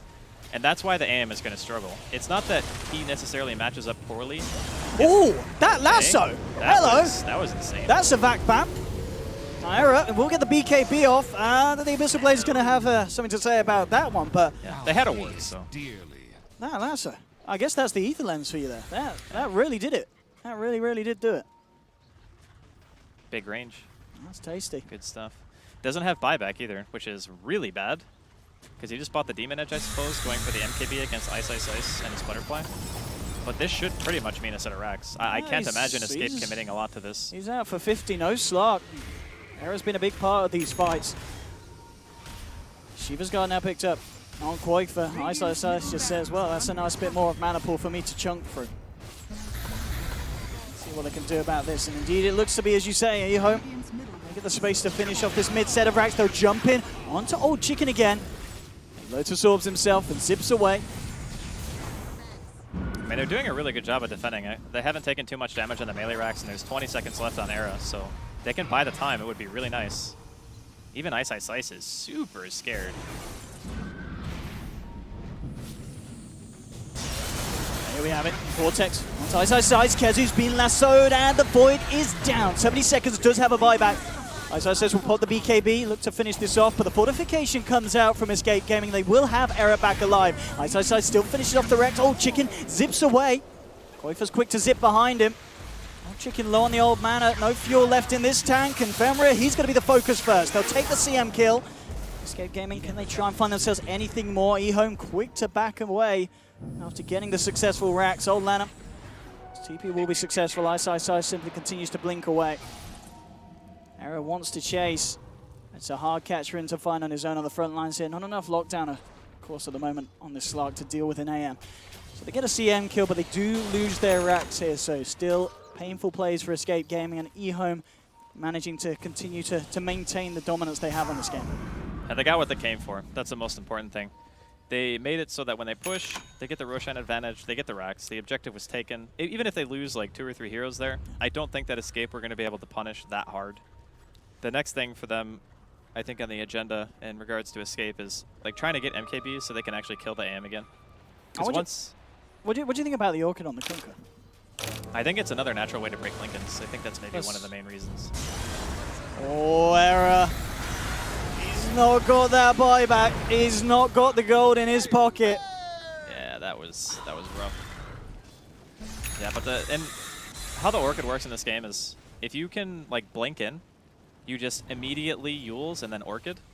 You force the Storm to BKB pretty much, or you force the Slark or the Void to BKB or pop out the Drizzle charge. It's just a nice little utility, and when the BKBs are down, you can just continue to chase forever. It gives you mana regen on top of the Yules that you already have. You pretty much never have to go back to base at this point, and they've had map control for a long time, so I think it's solid. Really good item. Again, these very, very insecure positions that Escape Gaming are being forced into, losing error like that. 35 seconds. He's not going to be here. We saw him last time with the Slark off the map. We're able to claim a set of racks. Let's see if they can go for a bit of a repeat encore performance on this bottom lane. Gozu. Eyes on to them. Can they do their best to stop? There's 20 seconds and they will be not necessarily back in the clear, but with a bit of a better chance of doing something about this. And it looks like they will be able to buy time for Error to come back into the game for this defense. As eHome respecting it as well. They're not going to stick around, and they are going to back off and play it safe. I feel like something too that we haven't really mentioned yet is, you know that one ward that was by the Ancients that we talked about earlier? That ward somehow didn't get dewarded, and Era died in the same spot pretty much 2 times. So I don't know how that ward's even alive. Maybe he just wasn't paying attention when he was walking into the creep camp. Because your ultimate does fade when you start getting hit by the neutrals. But I really think that ward should have been taken out, because it did cost 2 very big deaths on the Slark this game.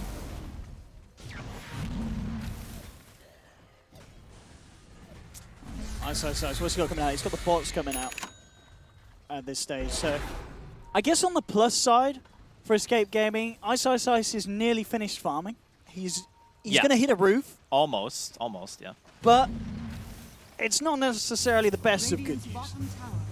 As Ice is still... It's like saying, okay, guys, the enemy team is so farmed that he can't really get any stronger. It's a good thing and a bad thing. Good because if you manage to delay the game long enough, your other cores might come online. A bad thing because eHome probably don't want to give you that time. It definitely is... it's not unfair to say that this is Escape Gaming on the verge of potentially losing this series. eHome chipping away at the racks. Again with the old X marks onto the anti-major Lang. Also starts to just jump in and punch away with no fear of being taken down. They can just rinse and repeat this to finish off this racks, and it really feels like there's nothing that Escape Gaming can do to stop it unless they're able to get themselves around onto the backliners of eHome. Yeah, they need to jump behind the AM and kill the rest of the team. There's no way you go on Ice. He's way too durable. Here we have it again. This is some abuse, but it's extremely good. Because if you're mana leaked and you get X back, it doesn't actually count as you moving. Nope. So you don't lose mana. You can just pop Lotus Orb if you need to. And what are they going to do? Chrono the AM? You can't. You don't, yeah. Yeah, you can't. He's just going to get ripped right out of it. And here we go again. It's such a frustrating position for Escape. Like, they're going to get some damage on him, but it's nothing, really. They can literally just go up top and do this again, and yeah. I don't know what Escape Gaming do to stop it. They need to smoke, like, now. Yeah. They know need to do something in this time. As soon as eHome back, that is pretty much their last opportunity to make something happen. And if they don't smoke and get kills before eHome get to their base, pretty much exactly what we just saw is going to repeat itself. And that cannot happen if Escape want to bring themselves back into the game. Do they even have a smoke right now? I feel like... No, they don't. That's really unfortunate. Okay. So without the use of a smoke, getting those kills, or at least making something happen on the map to where eHome aren't just going to be able to freely walk down top, is going to be much harder to accomplish. And now, eHome, they're just feeling super confident, and rightfully so. I don't really feel like they ever lost control of this game. Sure, there were a couple of fights that didn't go well for them, but I never really felt like Escape were in some huge advantage, if that makes sense. No, absolutely not. eHome, I think for the whole series as well, they've certainly been the team with the upper hand. That was a... Oh, Okay, Synderen receiving the hate from Ice, and Ice trying to chase down for more. BKB's now run out. Yapsor goes for the slide clap TP, but there's the break to stop it. Yapsor's going to be in trouble. We're going to watch Ice, though, chase down the remaining members of Escape Gaming. So Koik that Kezu will be lucky enough to get themselves back out safely to base with Era. But again, Escape Gaming losing 2. Neither hero with buyback available. The Courier, he's certainly not going to have... Oh, okay. A little bit of mercy there from the bat. He sees a ward and he's like, all right, we'll take it. So all 11. You know, he might have actually missed Quake because the Courier flew right over the ward. Yes, it looked like he should have had that. But old 11, he loves his animals. Yeah. All right, so here come eHome. It's the last push. There's no buybacks on these heroes. Oh, and Kezu, they need this man and his chrono, and they're not going to have it for the defense. eHome, definitely the team there that was just playing at another level this series, and Escape Gaming unable to step up to the same. As indeed, there we have it. They're relieved, they're happy. eHome will move forward, and they have just secured themselves a spot in TI, at least taking home 97,000 American dollars. A very impressive 2-0 coming out from eHome, and I think a lot of people were expecting them to make it through the wild card relatively unobstructed. You know, Escape Gaming did their best, but in reality, I felt like there were 2 games in a row, maybe the second one more so than the first, where the draft I just wasn't really feeling it. The synergy between the heroes, the Slark and the Void, I didn't think it was there so much, and then Storm on top of that against the AM. There was just so many things that had to go right for Escape in order for this game to go well. It's just asking for too much, I think. Absolutely. And I think eHome, as we said again, they had a bit of a slow start to the day. They get upset in the first game against Execration, obviously move on to take the series. And yeah, as you said here, with this 2-0. But of course, for the side of Escape Gaming, it's not the end of the road. They're going to have themselves another chance as they will go up against the winner of Complexity and Execration, which I imagine could potentially be over. We're not too sure ourselves. I'm sure you'll be able to see on the stream, or of course on this second stream that we've got running as well, /Dota2TI_2, where you can follow these second matches. But that'll be the final game coming up today. Sin's team once again playing against the winner of Complexity and Execration. But eHome, they can rest easy, at least for the rest of the day. Tomorrow the group stages will begin for them, and the heat will certainly be turned up. But I mean, overall, eHome, the performance they've been able to bring out at the end of today, you got to say, you'd be feeling pretty confident about how they're going to be able to stand up against the class of the rest of the teams here at TI. Yeah, absolutely. They looked good. I mean, I thought they looked good in the qualifiers. They were just stubborn and didn't ban Drow Ranger, so that's why they're in the wildcards, in my opinion, at all. Absolutely. eHome. Very, very relieved with that. And as I said, $97,000 in the bank because of that game. It's definitely a reason for them to go and celebrate tonight. But for now, that is it from this series. Goodbye from myself and Draskell. We'll see you guys around. Well, we're going to throw you to a very, very special segment for you, ladies and gentlemen at home. I hope you enjoy. So I'm here with Jacob, one of our other members of the broadcast team. Obviously, we have a lot of broadcasters here. We want to catch up with as many as we can today. And Jacob, it's great to have you at TI again.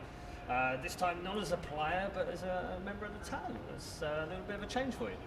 I mean, I've been a part of the talent in the past as well. You know, I stopped playing TI back at TI2. So is it really that long ago? It is that long ago. I'm almost as old as you are.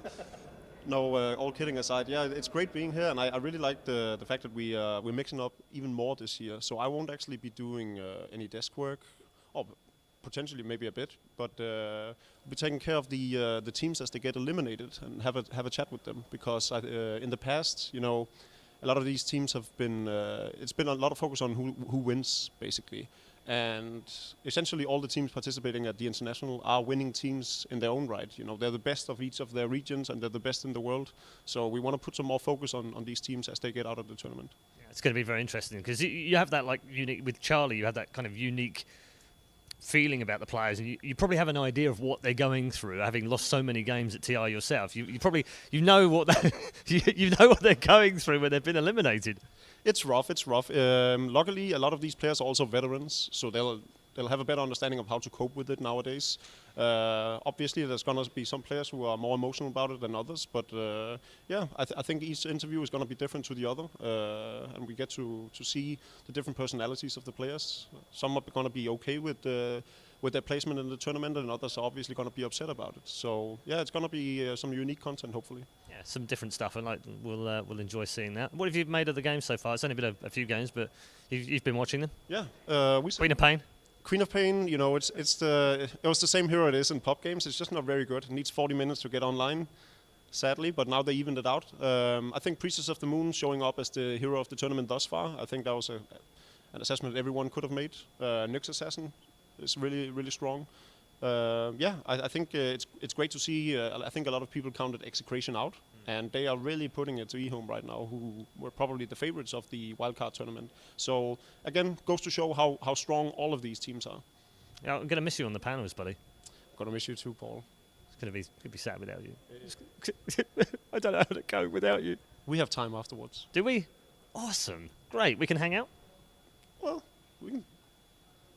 At a limited amount. A little bit. You don't. I mean, I don't want to cramp your style or anything. I know that you've got Tinder on the go and stuff. Well, maybe.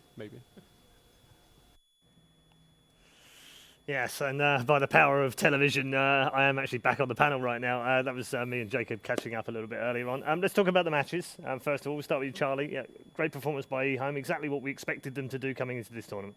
Yeah, they definitely picked it up with that 2-over escape. Looked a bit shaky earlier, but I think this is the eHome that most of us expected. Yeah, always a bit of pressure on them, Kat, though, isn't there, when you're favourites? Because there's that underlying feeling of like, oh God, what happens if we lose? Oh, and when they lost that opening game, you kind of maybe there was a bit of jitters there or something, a bit of nerves. Yeah, maybe. They might have just kind of been, it's like the first game that you've played all day. You're also the first official that you played in a little bit. It might have been just a little bit of nerves, a little bit of anything really. But there is a lot of pressure, I think, on you as not only the favorite of the wild card, but also knowing that you're probably going to be a pretty good team going into the main event. Yeah. I think there's a lot of eyes on you.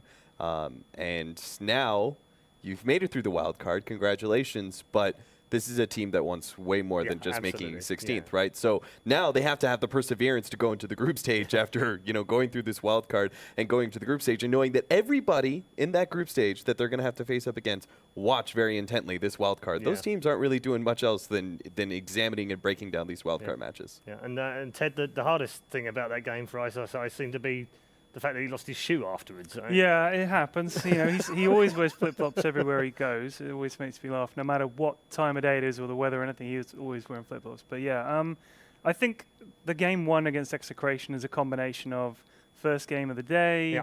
Yeah. You've just woken up or whatever. It's quite an early start for the players, and maybe they just kind of thought it'll be cool. It's Execration. We can beat them. But then easy.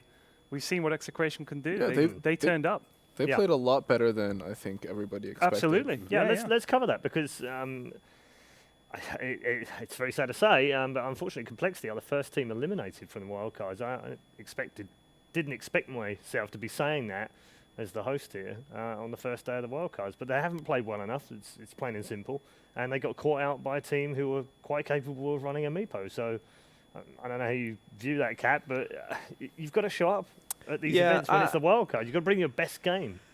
Yeah, I mean, it's just such a heartbreaking thing that you were one game away from making it top of your group. I mean, that's why I would bring you back to you're not making it all. The 26th of June at 4:15. Yeah. On the 26th of June. You are top of the group, joint with Evil Geniuses in the America qualifiers. You win one game, and you auto-qualify for the international. They lost that game, and now they haven't qualified. That's where it leads from, for me. They had a golden opportunity right there and then. They'd beaten EG earlier on in the day as well. They qualified. So just shows you how important just losing one game can be sometimes. Yeah, or FDL. Yeah, I mean, it shows you that you have to be... Yes. You can't just win one best of one, and then, you make it in. You have to show that you can continually do it. You have to win best of threes, not just against one team, but against a multitude of different teams. And you have to have that mental fortitude to say, hey, if I lose one game or whatever, I'm not going to draft a Shadow Fiend the next.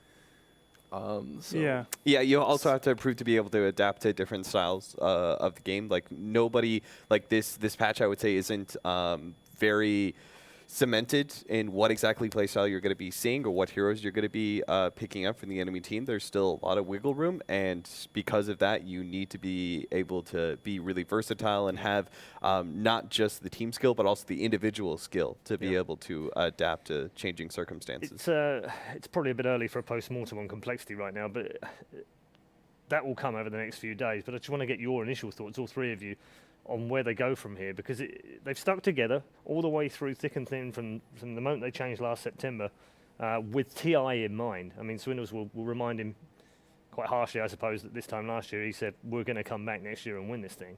And they haven't qualified, is the bottom line. So where do they go from here, Charlie? And what is going through their minds right now, other than the usual pain of, holy crap, we didn't even get through? I mean, you look on for the next year. You stay for the rest of the event because as a Western player, you have to, and you wait for the event, and then you get yourself into that hotel lobby after the event is over and see who else loses and who wants to play with you next year. Do you think they'll make changes?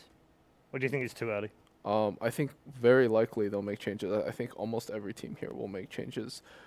And it does all depend on results, but I think for the most part, for this group of guys, they're going to spend a lot of time after TI, like, examining where they go after the reshuffle. Cap, thoughts? A lot of it in what I would remind them is that they are still a young team, right? The players-wise, they're all relatively young, relatively new to the game. Compared to some of the experience that we've had. Players that have got 18 months experience in the game. Yeah, that's what we're talking about right now. In that regards, this definitely isn't the end. Many of these players, I think, have a lot going for them when it comes to individual talent. I think, like, for example, a lot of people have told me that Z-Freak is one of those kind of players that any tier 1 team would be happy to have, right? Yep. So I think that that they have a number of players who would easily be picked up by tier 1 or tier 2 team going into the next season, and they can absolutely prove themselves next year. And just remember that this year isn't everything. There's still going to be another international and one to come after that as well. Okay, Ted, I heard wasn't a rumor so much as someone said to me, I just feel like if Complexity don't do very well at this international, maybe Swindle steps back and takes a coaching role. I don't know how valid you think that is, but he's got the kind of temperament that you would need as a coach, isn't he? Very motivational. I mean, we've seen that a lot.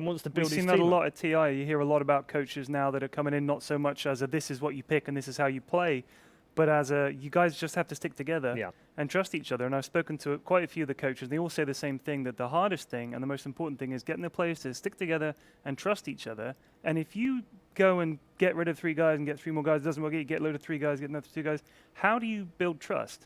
And if you feel like if I make a mistake, I'm gone, and you erode that trust and that confidence in your teammates, you just feel like every game is like a tryout, and you're going to get cut.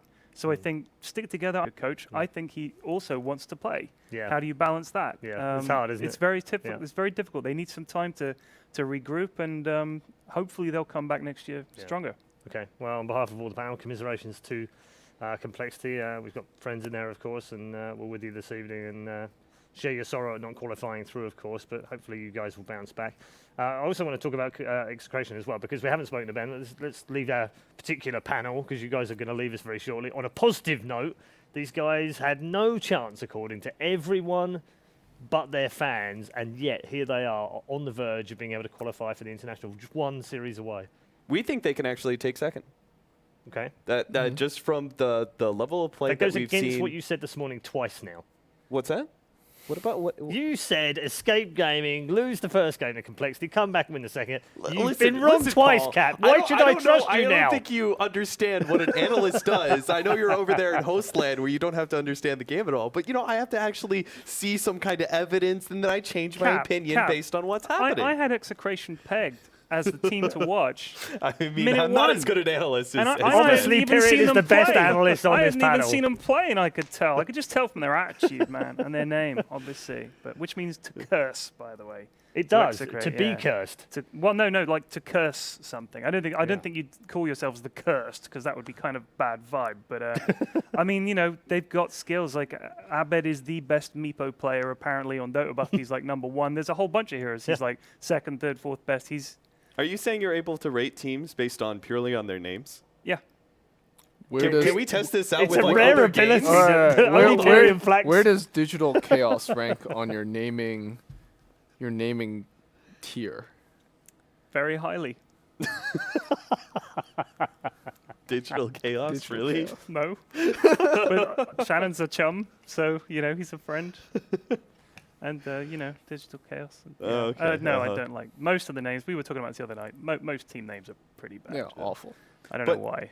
But seriously though, I think the level of play that we've seen from Execration, they are absolutely good enough to take second place here, and it's also because of the fact that Escape haven't looked fully solid. Like something that we thought about that matchup between Escape and eHome is that drafting was going to be an issue, right? And I think that proved to be absolutely true. That you could say part of that series was lost in the draft, and maybe that will happen against Execration as well. Okay, final thoughts of the day so far, Ted? It's been great. I mean, it really has. I mean, it's obviously sad to see Complexity go, but I was worried it would just go exactly the way we thought it would go, and just be like straightforward, right, no chance for you.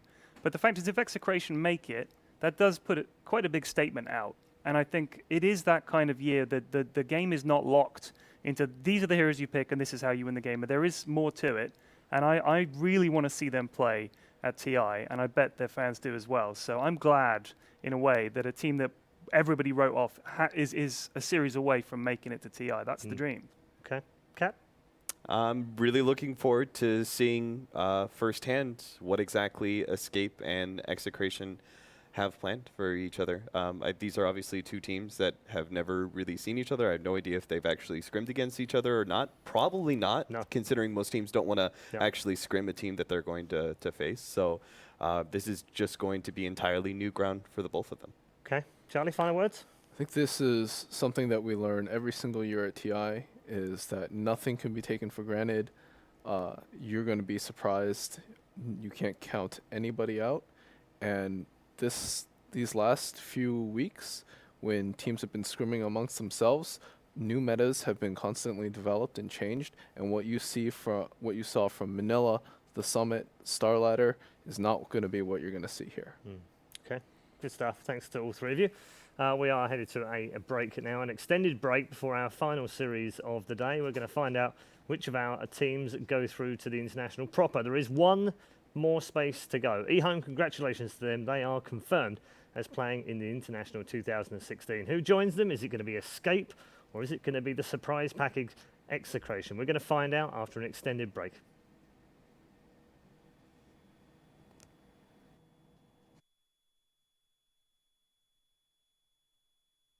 Here on scene to do my very first interview of TI. I'm excited about this one. I have with me, well, I'll let you introduce yourself. Who are you? What are you doing here?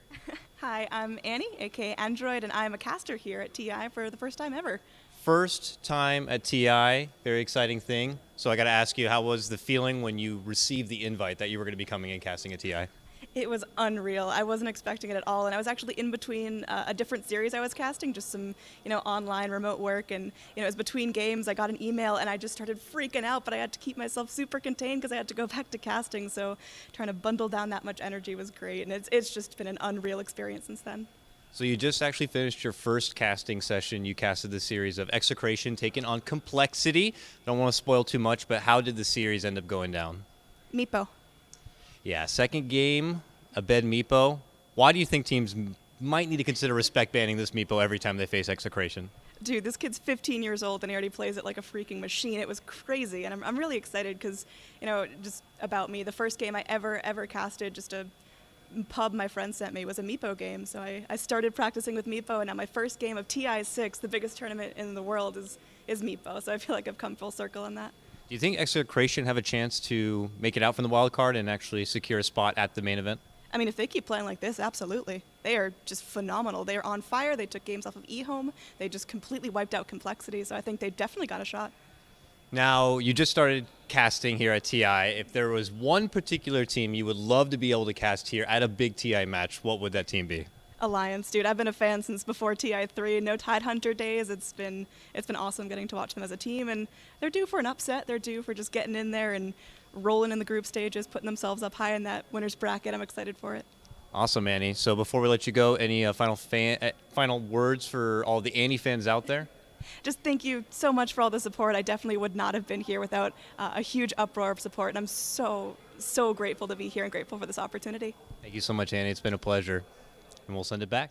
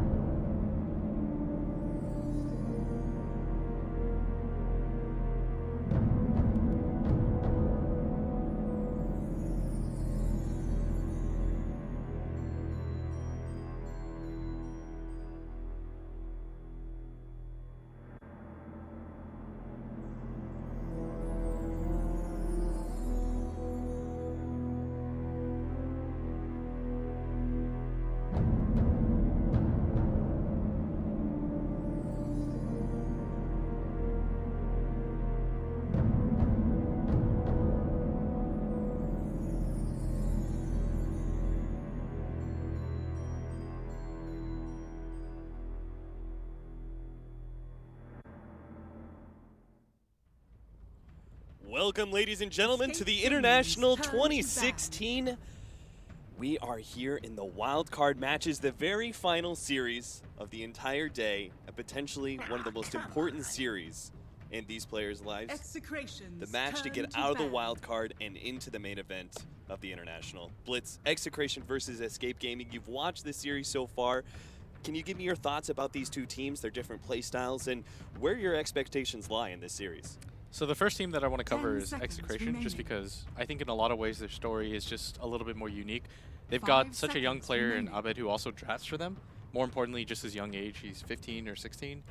Does he do the in-game shot calling as well? I've just heard him referred to as the captain. I'm almost certain if you're going to be drafting, you're also going to be doing the in-game captaining. So it's kind of absurd if you think about it. It's kind of like that S4 role where you do it all, but you're also doing it at such a young age. More importantly than that, they pushed eHome to 3 games, something that Escape Gaming could not do. And honestly, a lot of people considered Execration to be kind of the free win of the group. I know myself, I had kind of low hopes for them, but they have done nothing but surprise, and they came well prepared for this tournament. And on the flip side of things, I think Escape Gaming is a team which a lot of people thought would get second place in the group behind eHome. eHome, of course, did make it through first in the group, but I think Escape has a very good shot in this game just because they might be a little bit more grounded and have more experience. But at the same time, like, Execration did not look that worried against Complexity. They were 1 game away from being out of the tournament and didn't seem like it bothered them too much. Yeah, they are now here, and we're going to see our draft open up with a first pick Mirana. Escape Gaming going to grab the Batrider, which hasn't had a whole lot of success in the wildcard series so far.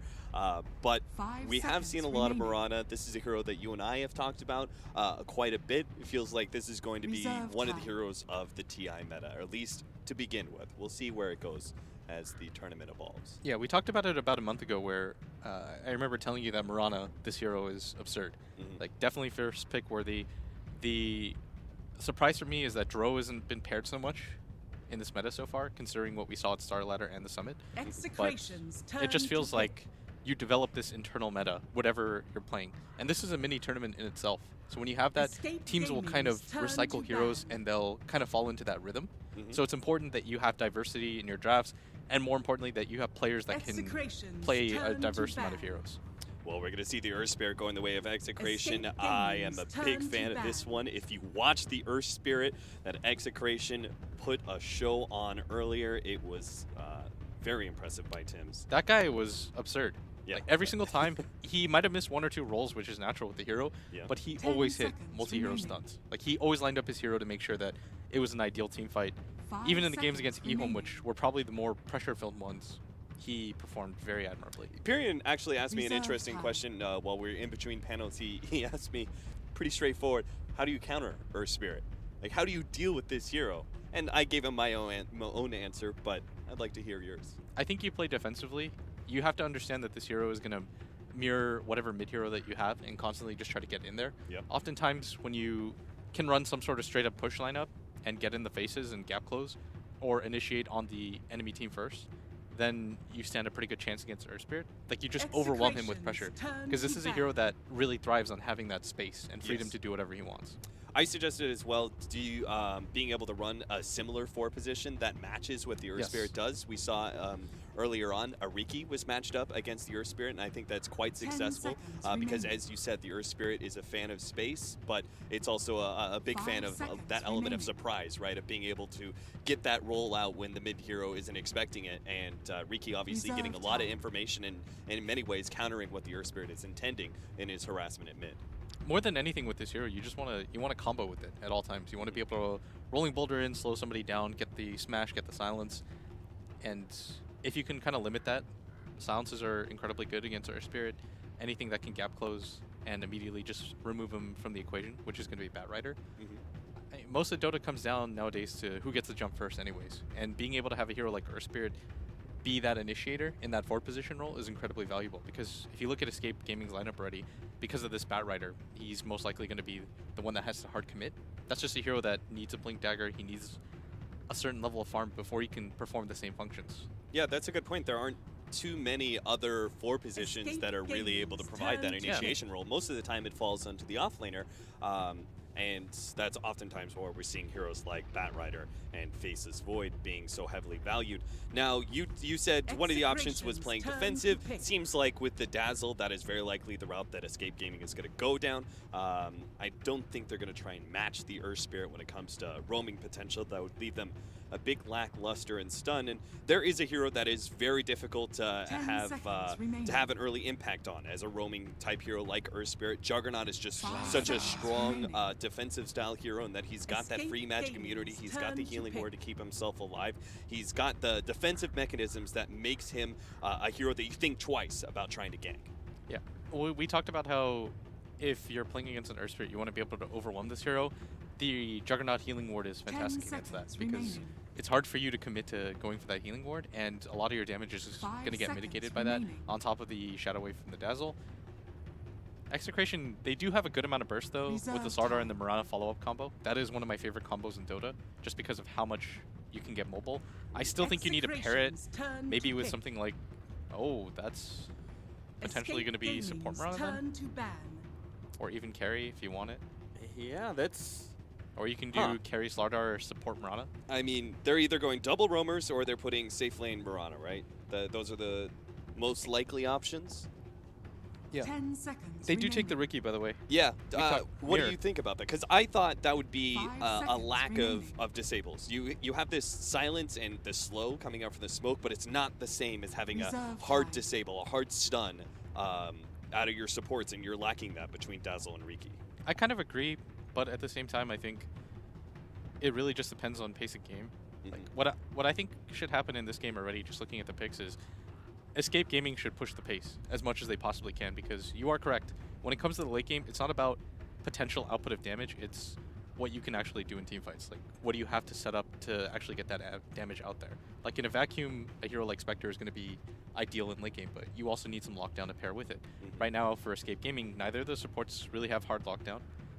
You have heroes on Execration that easily go Force Staff in both the Invoker and the Slardar, so you're really left to that Batrider being your strong initiator. Right. And we could even see that counter. I was just about to say we could see that counter by a defensive style hero such as the Oracle, in which case, if your only initiation is so easily taken out, then Escape really have to go kind of all in. Now, Execration actually ban away the Tinker, and they immediately go for the Bane as our setup to go with the Mirana. So Bane Mirana as a dual lane scenario, with the Mirana being the farmer, Earth Spirit kind of roaming around, Invoker mid, Slardar off lane. Is that the lanes that we're going to see from Execration? Yeah, I could see that. I'm just trying to think right now what Escape Gaming pick, because I think for Escape you just run at them. I think that's your best option right now, because a lot of the heroes from Execration rely on a decent amount of farm, especially the Slardar. And if Escape can just kind of get going with the healing ward, I think it's very hard to stop that. It's a very Wings/newbie-esque concept. Okay, now we've seen a lot of the Queen of Pain. I'm not a big fan of it here. There's just so many heroes of Execration that would be good against Queen of Pain. But is that the kind of hero that you're thinking about, like really tempo focused, or do you still want to see a bit of scaling and more of a semi-carry style mid? I kind of want a tower hitter. Okay. Unless you're going to put that Juggernaut mid. Tiny. Okay. So Juggernaut mid instead? Safe lane Tiny? I actually... This should be fairly obvious going in, just because the Jug mid is very good against the Earth Spirit. It's really hard for Earth Spirits to gap close against that hero. The downside is that as a pressure point, Jug does kind of okay against Invoker with the help of the Riki, but at the same time, the Tiny was a little bit of a surprise. But it is Era. It's kind of like when you watch Era or Limp in a game, you always know that they could just run the solo Tiny without the Wisp. Right.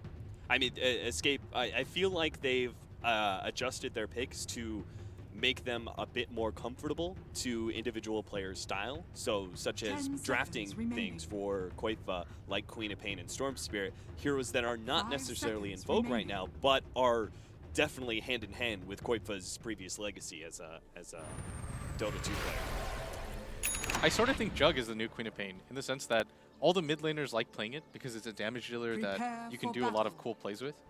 Just with spin, it makes it very hard for you to die. It's got a relatively decent high skill cap. It can scale into the late game. He's the ideal new Queen of Pain, because that's what Queen of Pain served as a function before. but he's a lot more safe than Chio is. Yeah. And more importantly, Healing Ward I think is the true ability of this hero, just because you can push behind it very easily, you can do Roshan with it, there's a lot of different options. Post-team fight, it's like a heart for your entire team, incredibly invaluable. Right. Well, we're already seeing the Riki being put to use.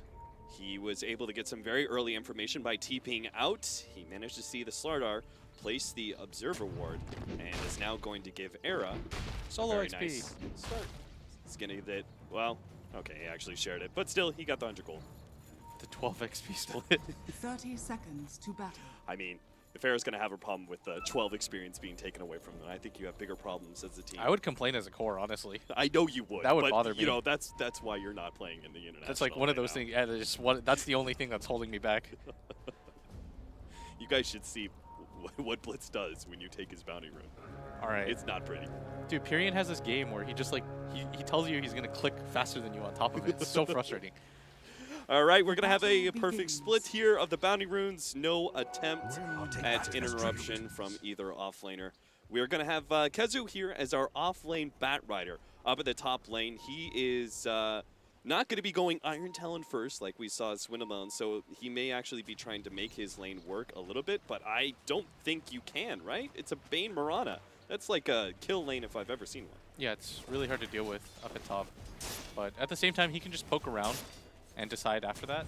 Okay. It's not like he's in that big of need so far as Yapzor is going to get spotted in this mid lane as Execration wins the sentry battle. That is a big win for Ovid. He's going to feel a lot safer. Yapzor obviously having to use his other counter there for the Observer Ward earlier. We are going to have our first sleep and arrow combination on Kezu, and that is going to be a long one too. Looks like he is very, very dead. They don't manage to give the first blood over to Abed, which would have been incredibly helpful. Both the experience as well as the extra gold. As you can see, he is once again feeling some harassment from Yapzor. Yeah, it's like you said, it's a hard lane to be in.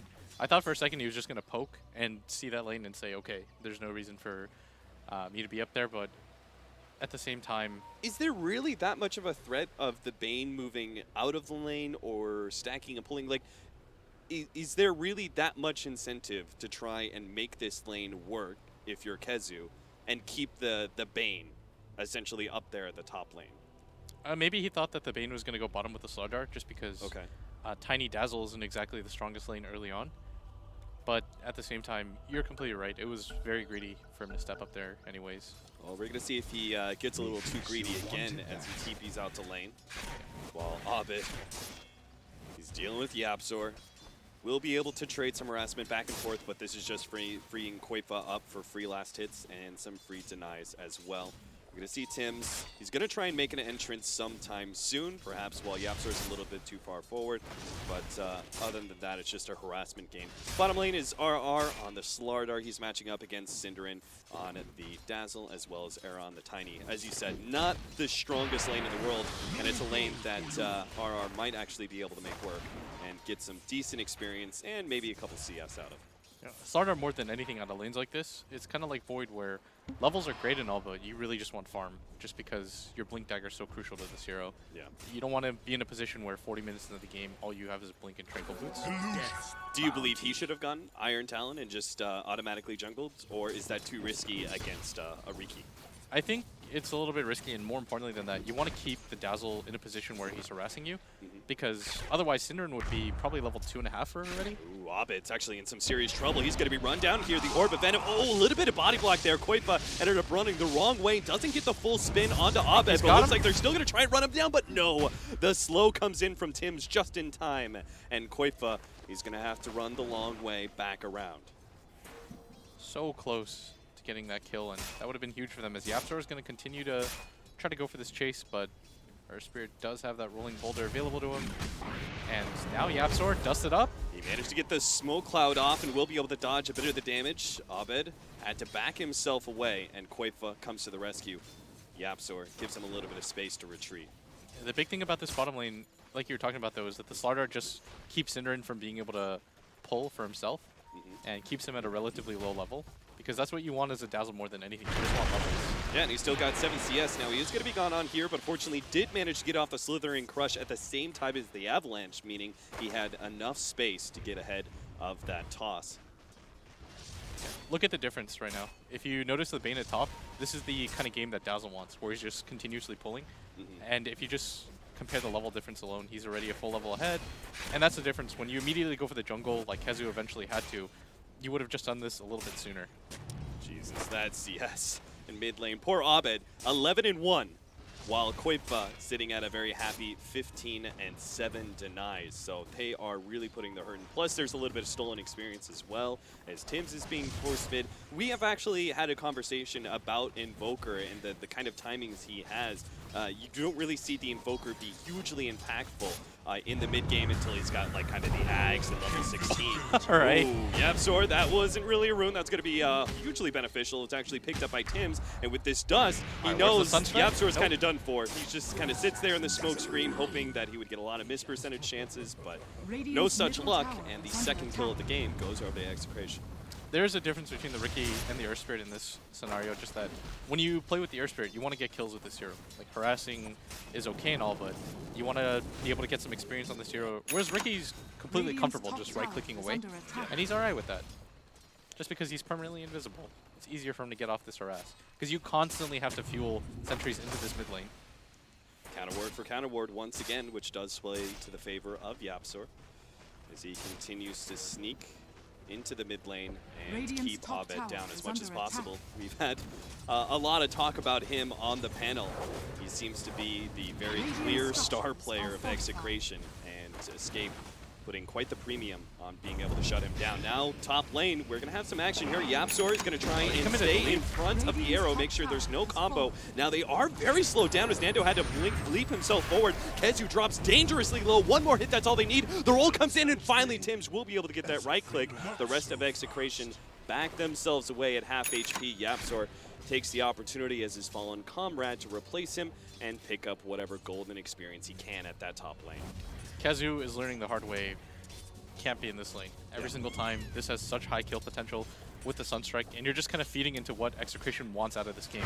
Star, bit of trouble here. The toss is going to go out. He's going to take a lot of damage. They tried to get the max out Shadow Wave damage, but slight miscommunication there. Era backed up to dodge the crush. Meanwhile, Sidran is hoping just to be able to get that maxed out Shadow Wave bomb. He missed a bit of damage because of it. Yeah, this Bane is just going to continue to pull, try to get levels. He's going to get a 6 at a reasonable time, which means that Tims can just kind of do what he wants. He'll eventually get the Tome of XP, so he's perfectly fine in that regard. And we were talking about Invoker briefly, just the pace of this hero. As when you first think about this hero, you think about all the spells that he can do, but that's in an ideal world. In actuality, this hero wants to split push and farm with Forge Spirits. You don't really have the best spells invoked out to get into huge team fights. Right. You're almost always just going to have, what, Forge Spirit plus Sunstrike? So you need your team to create space for this hero until he gets prerequisite items of Midas, plus the Aghanims, plus a defensive item in a game like this. And so you're not going to really see this hero fight very often, which is why I was pressing for Escape to draft a lineup which would let them push the pace. Because this hero just does not want to fight. Yeah, but he wants the space, and right now Escape are actually smothering him as much as possible with the Riki in the laning phase. We'll see how they manage to transition into that 15-minute mark and whether or not they're able to push the pace of the game like you really want. Yeah, the only downside so far for Escape has been this top lane, is that Kezu is still kind of playing around that area where he thinks to himself, well, can I get something out of this lane? Maybe I can deny this tower, but it's simply not worth it, and it's not a good trade. Still going to have a Blink Dagger, it seems, about anywhere from 10 to 12 minutes. He's got 1,300 gold in the bank right now. So that is actually surprising, given how his 2 deaths at the top lane and how dangerous that lane is inherently, but he's actually gotten some CS. Blink Dagger, though, already up for Era, so he's going to try and get aggressive very early on, and this goes back to what you were talking about. You have to push pace if you're Escape. You don't want to get initiated in a game like this. And if you look at Execration's lineup, it was very heavily lane-focused, because they kind of want to divert attention and slow down the timings from Escape. So a lot of this game is going to come down to how much Era can do with this Blink Dagger, and whenever Kezu decides to get his. Now, how much does Era really put the focus on this bottom lane, though, and when does he start roaming out with this very early Blink Dagger pickup? I think it's a decent idea to pick up maybe your level 7 or your level 8, then start moving around. Yeah, to at least have the max combo that you can do. Yeah, maybe even ganking mid, but that might be a little bit too obvious. Yeah. I don't know if Nando's going to be kill worthy just because he does have 1,000 HP with that point booster. He's trying to set up for that arrow combo up at top, and maybe with the Sunstrike they could do this.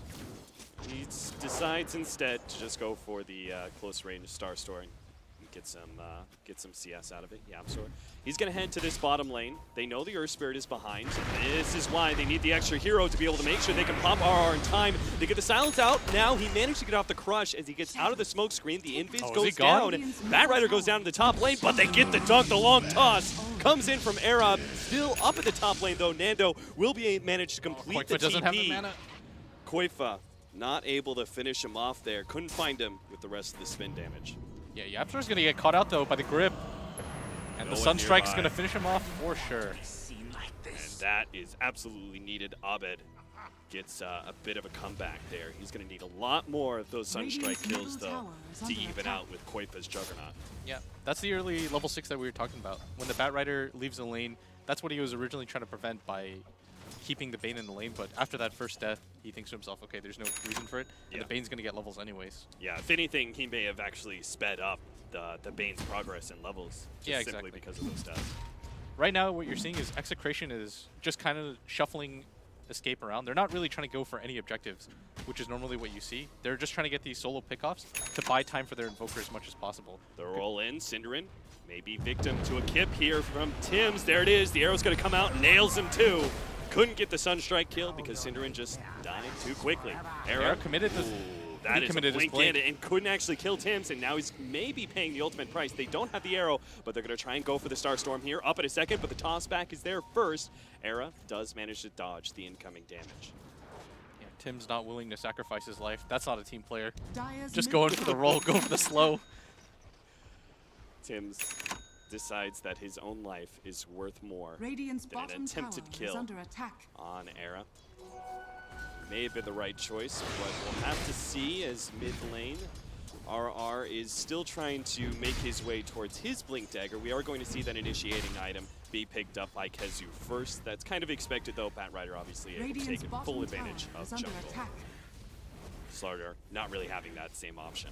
Yeah, Ricky's just going to soak XP here, as Synderen's also going to soak. And now the Slardar are going to just continue to try to farm his Blink, but quite some time away as Kezu's about to pick up his, and I think that's going to signal the shift in momentum, at least a little bit. Escape are going to get as aggressive as possible with this double Blink setup, especially with kind of a defensive mid-hero like this Jug. Yeah. You want to start running at people with the healing ward. Now, Execration, they've been playing very aggressive themselves. They moved that safe lane completely out and put pressure on the bottom lane. They obviously went for that a bit of a gank, and now they're actually just sitting themselves in this bottom lane, trying to take out the safe lane tower and open up that Radiant jungle a bit more. Escape are actually not going to go for the contest. Despite having the double blink, they are trying to put pressure elsewhere, pushing in both mid as well as the top lane. I think that's one of the greatest mistakes of playing Dota at like random levels is just these safe lane towers don't really matter that much. Like they don't make that big of a difference. Although Koifa is going to get gone on the top. He still has the Omni Slash, but there are so many heroes here. He's not going to be able to get a turnaround, that's for sure. He gets the spin off, TP's out. There is no bash leveled there from RR, so no opportunity to be able to get away. Meanwhile, they do see Abed behind this tower. Era, he's trying to deal with Force Spirits right now because once he can get rid of those, he'll have his Blink Dagger off cooldown. They can make that jump, but Kezu's going to jump first. They grab Abed and will be able to pop him. RR, the rest of Execration, though, are on their way. Managed to get one in, won't be able to get the deny on the Escape tower. should go for this again. And now, yeah, Era, he sees the opportunity. He's going to try and go for the quick kill. He actually tosses him to Kezu, but Kezu blink forward as well, and that is not the combination they were looking forward to. They thought they were going to bring Slardar back. The invis is going to be used here by Execration. Moonlight Shadow goes down just to make sure they can make their escape. Nando's going to come in from behind. He thinks that perhaps he can go for this kill, but they just dropped the counter ward. See Nando, and Nando may have to use his limited mana to leave himself away. Yeah, they're going to get out of there, and you saw the danger of going for that top defense is because they went for that top tower defense, they couldn't protect the mid lane, which is what Escape were really going for. And I thought Execration was going to make the same trade that Escape did, which is give up your safe lane tower. It doesn't mean anything in this greater context of the game, but this mid tower is going to mean a lot, especially for smoke attempts later on into the game. It just means that you have a straight path and you don't have to cut across up into the jungle and get around. It just saves a lot of time. In which case, could we say that Abed's positioning, if the team is actually going to make that kind of full rotation up to the top lane and defend that tower, he can't really be showing himself in mid. He can't even sit on that tier 1 tower. Maybe it has to full-on jungle, just because. I really like this. Yeah, an early Roshan attempt by Execration. Yeah, that's what you're saying. Completely agree. I think that Abed's play was okay if his team was going to be ready to defend that mid tower, but because they weren't, that's the main reason why that looks a little bit off. Because Execration, that top tower died, what, 10 seconds later? It didn't mean anything. Instead, they lost an Invoker in a tower mid for no reason. But a small mistake, but an opportunity for Execration. They got to get out of here. Oh no, they're not going to be able to get this one. And now the toss in, Koifa going to land straight onto Tims. Tims does his best to stop the progress of Escape, but they're going to be able to get 1 and 2. Omni Slash up to the high ground, back down from Koifa as Era searches for more. Managed to get the toss onto RR, takes him down. 3 heroes gone from Execration, and a very low Roshan with amplified damage on it. Escape will try and take that one. Thank you very much, but RR, he's already bought back, and he is going to try and make sure that Escape cannot take that free Aegis for themselves. Execration still need another 10 seconds, though, in Era. He may have just found the opening to be able to grab Abed to get the spin over the top as well, and a quick smack to the face. Era takes out the Grand Magus, and now Execration are once again left with a 4 versus 5 scenario, but still holding on to that Roshan, putting everything they have to make sure that Escape can't grab this Aegis for themselves. Perhaps too much of a tempo swing. They don't want to let this go into their hands. The arrow goes out, not going to land. Meanwhile, the initiation comes out once again from Escape. They get a dunk onto the Bane and are going to look for more. The counter ward gets laid out. Moonlight Shadow, Nando thought he was in Viz, thought he wasn't being seen as he tried to sneak his way in. Actually gets spotted, but still managed to get the leap out. RR bounced back and will be taking a lot of damage from the Flame Break, but it's not quite enough. Gets himself away. Era actually gets taken out with a double damage to amplify damage, but Nando right in the middle of a sea of Escape Gaming members will fall, and Tims couldn't make the escape either. Pops his ultimate, tries to get what damage he can, but Execration was defending Roshan really worth all this mess? Definitely not, and I think there was a serious lack of communication there because the starter immediately bought back, but you saw that the Miranda made no commitment to go down to that area. She even goes to that top rune before. They could have just waited for him to revive, and they would have had enough time, but that starter is now massively far behind. He's level 6 at 15 minutes into the game. He used up a good amount of his gold just to be able to go for the buyback. And when you commit that early buyback, you expect to win that ensuing fight, but instead they lose multiple heroes, they commit the buyback, and more importantly, they don't get any space on the map. Like, Escape is okay with what just happened. They can just recommit to the Roshan at a later time because they have the healing ward, and Execration can't really.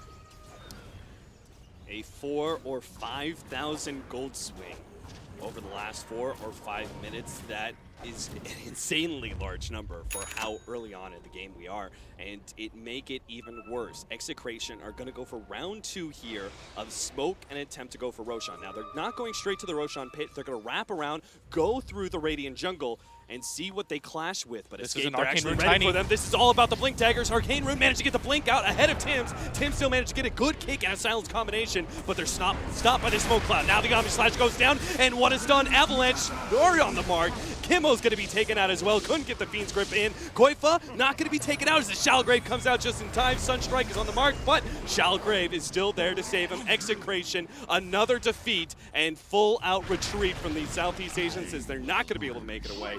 Nando, the only one to hide himself in the trees, has to take a timeout for 10 seconds while he waits for his TP scroll, but he may not even make it away. Nando managed to get the arrow onto Era, but Era, he survives through all of it, gets the combo, and they wipe Execration 14-7. Not so long ago, it was 6-7. Blitz, what's happening? All right, so we talked about it when the draft ended. We said that there was no way that Execration was going to want to get into a straight-up 5-on-5 team fight. If you look at the spells that Abed has invoked, he had Forge Spirits plus Cold Snap and Sunstrike.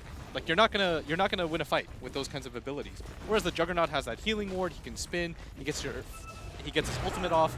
There's just so much more teamfight on the side of Escape. More importantly, there was that Arcane Rune Tiny, which allowed him to just recycle that combo over and over again. And Execration, you can't fight around that Invoker like you can with that Juggernaut. Yeah, absolutely not. We saw the effect of some of those spells. Tiny able to output so much more damage than our Invoker with his limited number of spells he can throw out. Abed does back away from the mid lane as Yapzor shows himself. He's level 9 as Riki, who for probably first 8 minutes of the game didn't pass level 4. But all these team fights going the way of Scape has granted them a huge surplus of both gold and experience before the 20-minute marker. This is very well done by Escape. We talked about how Execration was just trying to mess with them a little bit and throw them off and say, oh man, you guys can't win team fights, we're ahead in net worth. But Escape read their lineup very well. They say, okay, it doesn't matter what happened, even 3K behind, our team fight is just a lot better than yours. So despite the poor laning phase, they just run at Execration once they get both their Blink Daggers. And that smoke, to run into the smoke of Execration was beautiful by Escape, especially with the Arcane Rune picked up by the Tiny. They read their lineup very well. I think Execration, their inexperience showed here just a little bit. Yeah. That felt like an unnecessary move for me. It was just a little bit of a panic, especially with the buyback on the Slardar. That to me speaks volumes about how that went. He probably just went for the buyback, didn't really look at the position of the game because his Mirana was halfway across the map. And now they're in a position, Cap, where they can only safely really farm these two areas. Meanwhile, Escape, they managed to put Execration in the hole. They're up in net worth, and that's only going to get worse and worse over time as we now have a Battle Fury for our Juggernaut. So the farming advantage very clearly in the favor of Escape, and they also have quite the late game advantage as well. So Escape, they push the tempo of this game. They've gotten themselves essentially the kind of early game and the kind of start to the mid game that they wanted, and now they've got plenty of options. They can continue to contest Execration if they want to. They can spend a little bit more time playing passive and farming away. Looks like Escape are not going to be touching the brakes one bit, though. They're going to continue to try and put a lot more heroes on this bottom right-hand side of the map, controlling that Roshan pit and making sure Execration do not get any big kind of objective to swing the tempo of this game. Yeah, I think Escape, by the way, are just playing very well right now. We talked about where they could farm, right? As soon as I ping, I said, they can farm these two areas on the map. Escape immediately make the move over there because they realize when you're dire and you're pressured, those are the only two camps that you feel safe farming. And Escape just respond very well. As a result, they make sure that they can block those areas off. Put 5 heroes there, and then what are you going to do as Execration? Well, you're naturally going to go onto the other side of your jungle. You're going to go to the top half of the map, but this just frees Escape to then, again, continue to put the pressure on you. They're going to push down this mid-tier 2 and say, Execration, you have to come and address us. You're going to have to go into yet another team fight, or else you're going to start losing more and more map control. And at that point in time, if they lose the mid-tier 2, if they lose the bottom tier 2, that Roshan pit is practically Escape's gaming for the taking. Yeah, more importantly, it's that when you push Dire into their own jungle, you have no vision in that area. You're essentially just playing blind and kind of hoping that they're not in there. If Escape don't actually end up going for a straight 5-on push, I really like for them to grab an early gem at some point, just to further corral Execration into their base. I think an early gem pickup in a game like this kind of just cements you the farm lead no matter what, if you can hold on to it for at least 4 or 5 minutes. Otherwise, I think you just push with the Healing Ward and make it incredibly hard for them to frontline. That's exactly what they do for the mid lane, and at least we'll see how they develop their plan from here. Right now, Kezu is searching for the pick off of the top lane, knowing that if he can just get the Blink Lasso, he'll have the TPs in from his teammates to be able to follow that one up, and there it is. He found Tim's. He already has Era nearby, so that should be a fairly easy kill, as Era doesn't even need a whole lot of stun. He doesn't even throw out the Avalanche. He just uses that armlet that he's got there and beats Tim down with his bare fists. I think that was an okay play, though, from Execration. You give up your Earth Spear to create a little bit of separation for Abed. But Execration, they thought they were going to get aggressive at the bottom lane, but Yapzor, he's already spotted this one out. He's seen the Moonlight Shadow attempt, and now Koifa set up with the counter ward. He managed to get off the spin ahead of Kimmo's Fiend's Grip, and with the smoke screen being laid down, immediately cancels that ultimate and gets the free kill. You're not going to make a lot of cool plays as a Dazzle, but that Sentry Ward was clutch by Sind. Like, that's the stuff you live for. Yeah, and it all comes down to the information the Yapzor was able to get them. Once again, this 4-position Riki really coming through. And Execration's trying to make something happen, but again, you're in a position where your Invoker just doesn't want to fight, and he can't. Like, Abed's doing the correct thing right now. He's responding by using the space that his team is making him to farm those 2 camps that we're talking about. The downside, though, is, again, Execration, they can't really contest this Roshan, and what's even scarier for them is if Escape just decide to go down the mid lane with the next Healing Ward cooldown, there's not a whole lot that they can do. So Execration, nice leap out there from Nando, just ahead of the Avalanche. That surely would have gotten him killed if it managed to land. 16-7, 23 minutes in. Roshan is at just 4,000 HP. Escape are on the precipice of being able to get that Aegis into their hands. And as you said, perhaps pressure the tier 2 bottom or maybe even go high ground. They're playing this very safe though. They're taking their time. They're making sure to spread themselves out, giving Execration no opportunities for a good initiation. Kezu even may actually look for the initiation himself. Again, they don't actually fully commit for Roshan. They leave it quite low. Now they found the initiation themselves. The blink in. Koifa managed to get the Omni Slash to take out the Fiend's Grip of Bane immediately. The Meteor goes down. Kezu's actually going to be taking a lot of damage from that one, but Shallow Grave comes in just in time. Cinderin on the save. Tim's getting spun on. Koifa's going to try and chase him down. Goes through the trees, but a quick crit plays a quick end to Tim's escape. Now corralling their way backwards. Kezu meeting Nando, managed to get off the lasso, actually stays ahead of the Sunstrike, gets the heal, and will survive through all of that. Nando can't even get one kill. Not even the poor little Forge Spirits can stop Kezu on his rampage. 19-7, Escape Gaming will finally claim Roshan for themselves after being stopped by Execration time after time. But it's only allowed Escape to build more and more of a lead. Yeah, if you notice that Abed had the Aghanim Scepter fully completed, but it was on his stash, and that limited so much of their teamfight potential.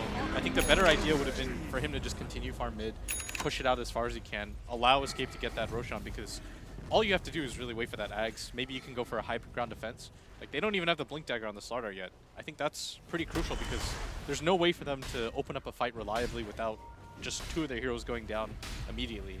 Now I think Escape's game plan is pretty simple. You push down this mid lane with this Aegis and the healing ward, and there's not a whole lot that Execration can do just because of the net worth disadvantage. Would you say little plays like the attempt at the Bane and the Barana at that bottom lane where Yapsor scouted them out, Fiend's Grip onto Era, they actually might be able to have this kill. The smoke screen stops a lot of that damage, and Era will take a lot from the Meteor, but still manage to get himself away. Armlet toggling himself, keeping himself alive for the time being, blinks back and will be a-okay. But going back to it, would you say that Execration perhaps had overall, big picture, the kind of right ideas to still try and maintain aggression even if they did get shut down from some team fights, but they just don't quite yet have the tools to do so, like that Blink Dagger from the Slardar? I think in the laning phase they had the right idea. Like, they made all the moves that they should have. I think the one mistake that they made that proved to be really costly is when they decided to TP for that top tower and they lost Abed in the mid lane. And probably the bigger decision was going for that Rosh fight. Like, they went for the Roshan, which I was okay with, but as soon as Escape kind of committed for it, they had to go back. Instead, they committed the buyback on the Slaughter. They lost more heroes on top of that, and that kind of just ruined the rhythm of their game. Because you need this Invoker to just continuously farm more than anything. Top tower is under attack. We're really beginning to see the effect of Escape Gaming's lead and also their control of the map. They're being able to push down this tier 2 at the top lane, and if you look at the map, Execration really aren't getting much in return. They're pushing out mid, they're getting a little bit of farm at bottom, but these are all just minor sidestep things that is hoping to be able to delay Escape, but ultimately Escape are the ones in the driver's seat. I just think Escape right now are playing very well, and Execration is showing that they're still a little bit green, because that was a play where I think you just panicked more than anything. That's not even so much as bad play as it is a little bit of inexperience, but I think even still, you can look at that first 10 minutes and be very happy. Yeah. But this game so far, I mean, this Invoker has to go absolutely insane if they're going to stand a chance. Like, Abed really has to kind of show off what he can do with this Invoker. Because nobody else on his team has a lot of farm.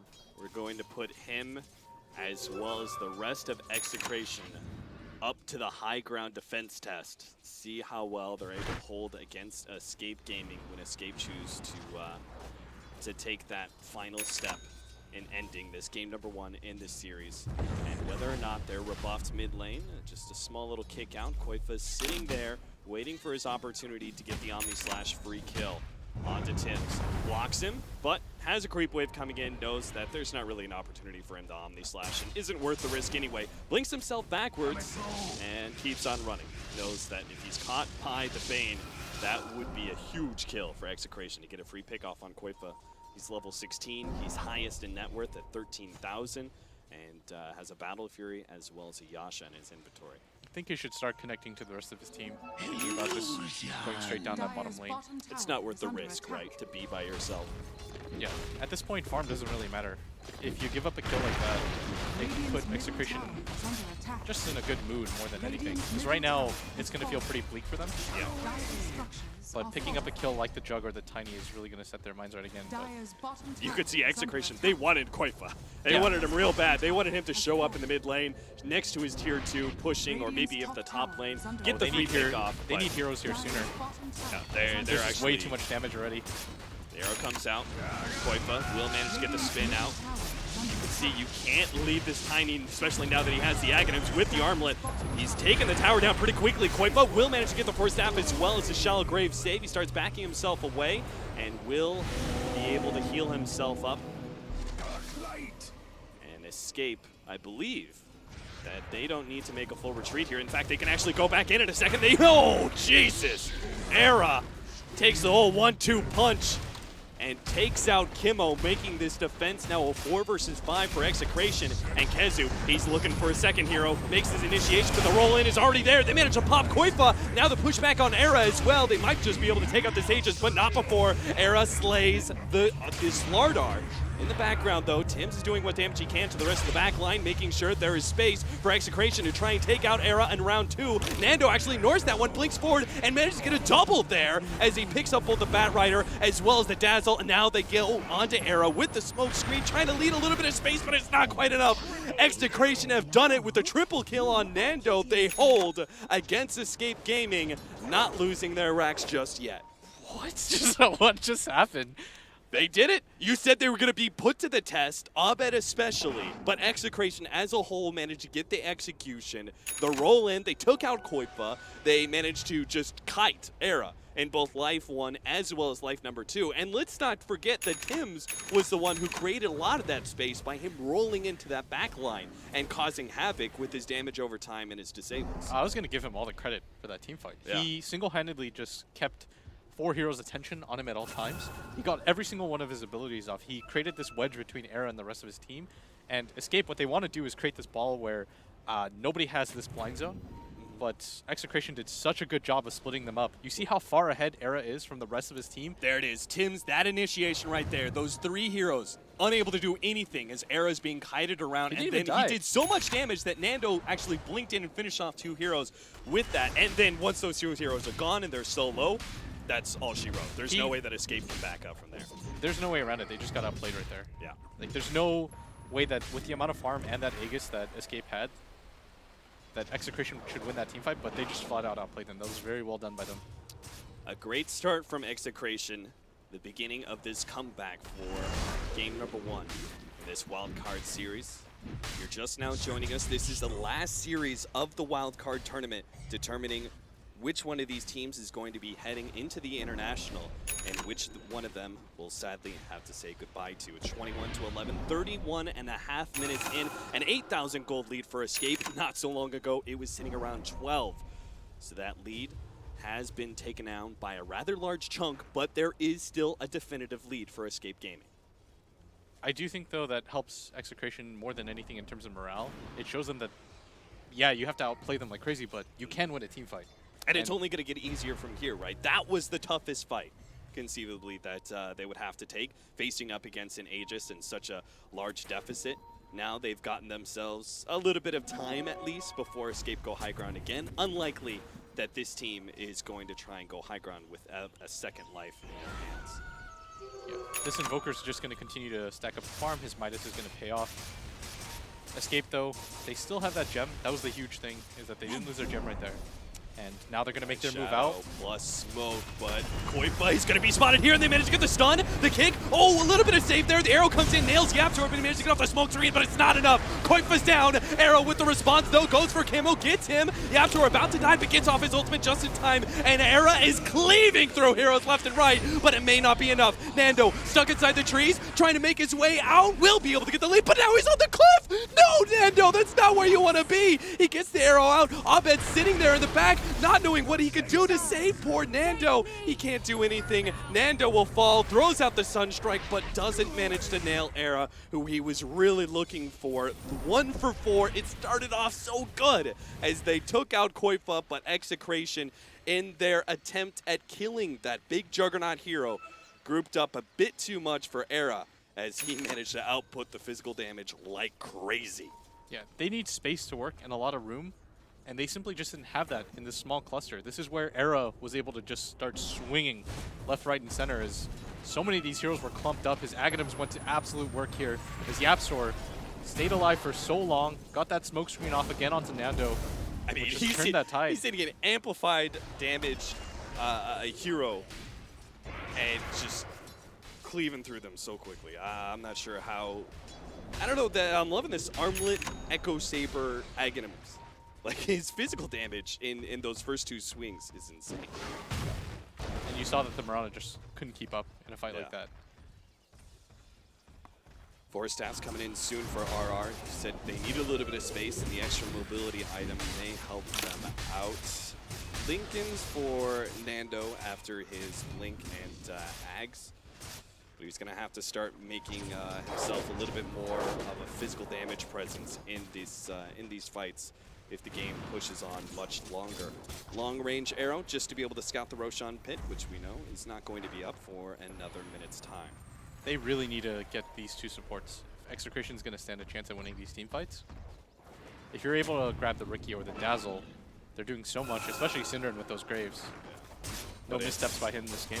Particularly tough now, especially since he has the Diffusal Blade. Can't really rely on the silence of Tim's or even the amplified damage of RR to give them that hold on the Yapzor, as he's just able to purge it right off, go for the tricks of the trade, blink strike himself away afterwards. BKB completed on the Mirana. Big fan of this item on her. I think in terms of physical damage, she does eventually need it, but Nando's in a position where he needs more defensive items. Yeah. Because most of your damage is just going to come from staying alive and getting multiple Starstorms off. Yeah, it's just about being able to blink into the middle of all these heroes. And now he's got the BKB right. He doesn't have to immediately leap out after he gets a Starstorm. Now he can actually sit in the middle of them and just lay out as much havoc as possible. All right, here's the rough scenario, is that Execration knows that Roshan is up because of the Forge Spirit, but they don't have any smokes, to my knowledge.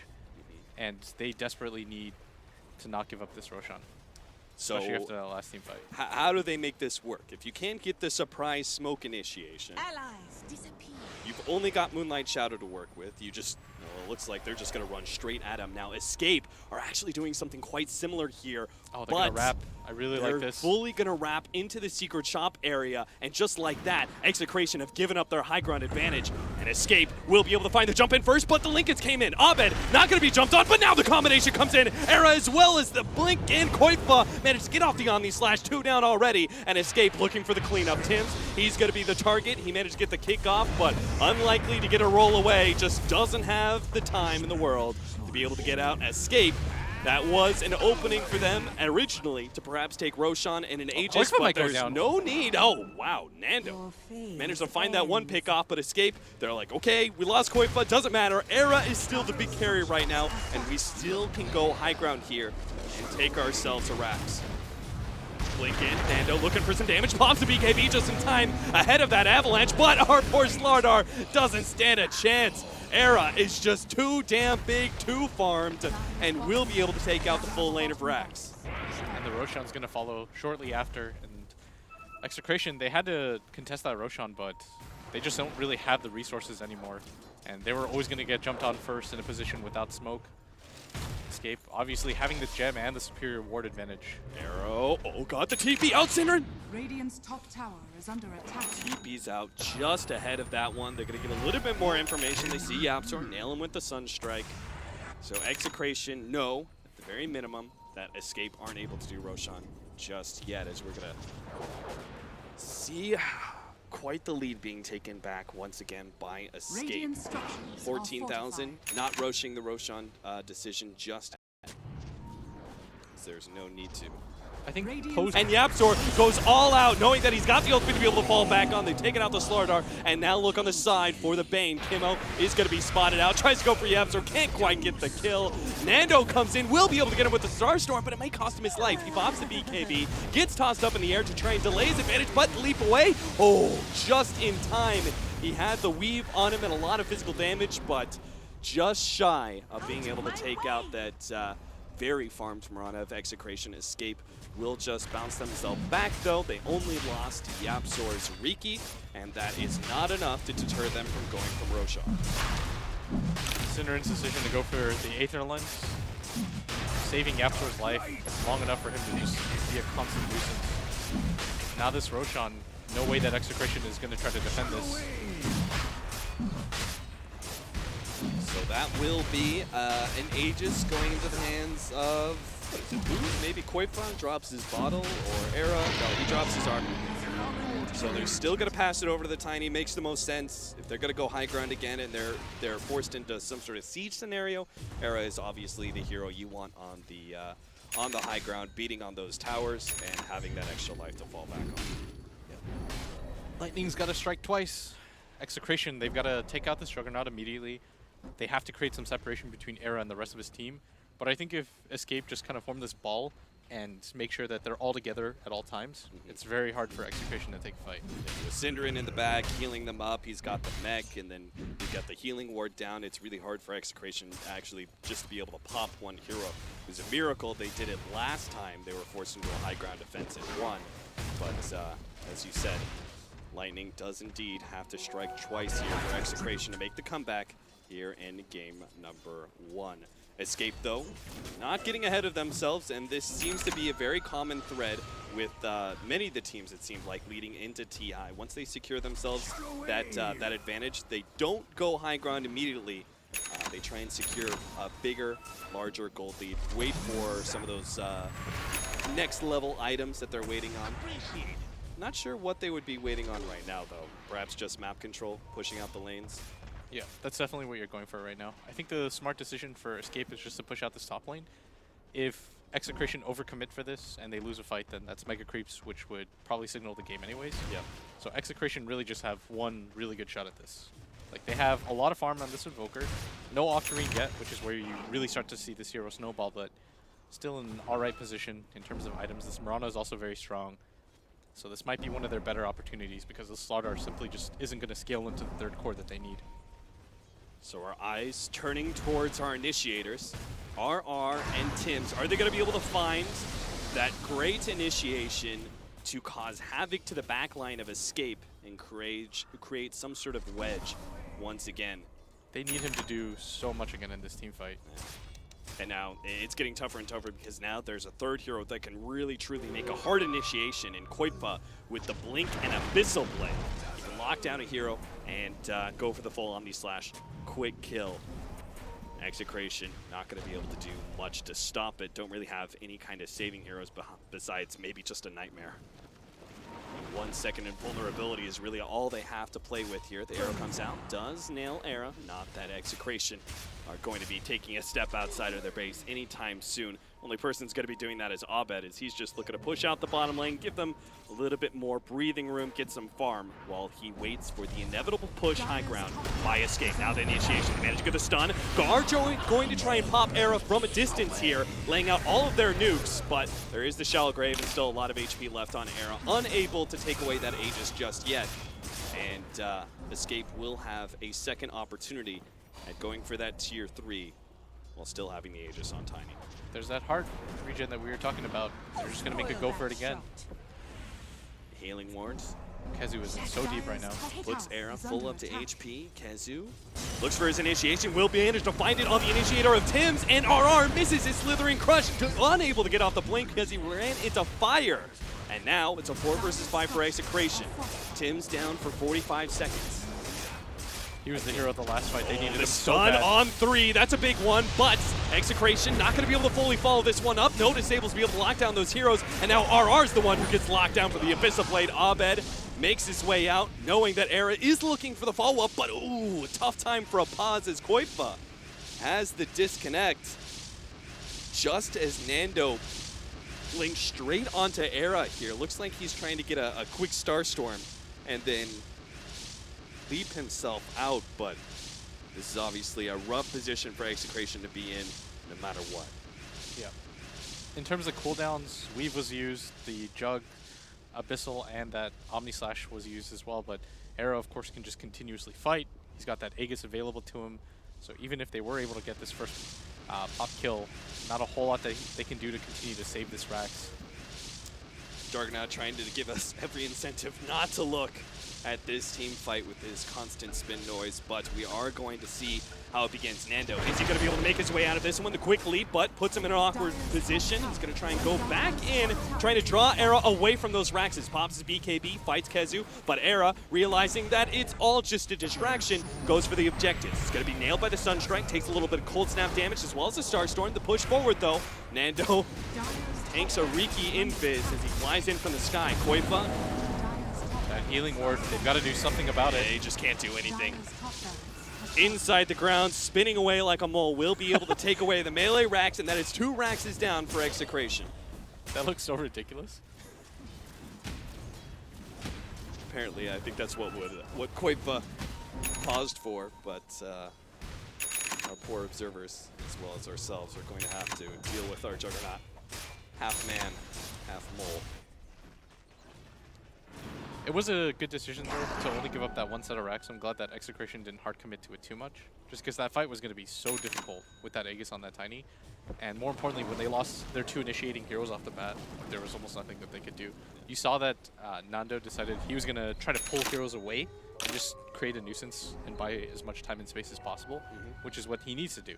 Separate the team as much as you possibly can, but they weren't able to find an opening as Escape finally just said, screw this, we're going to ignore you now and just continue to hit your racks, and there's nothing you can do about it. We've seen healing ward.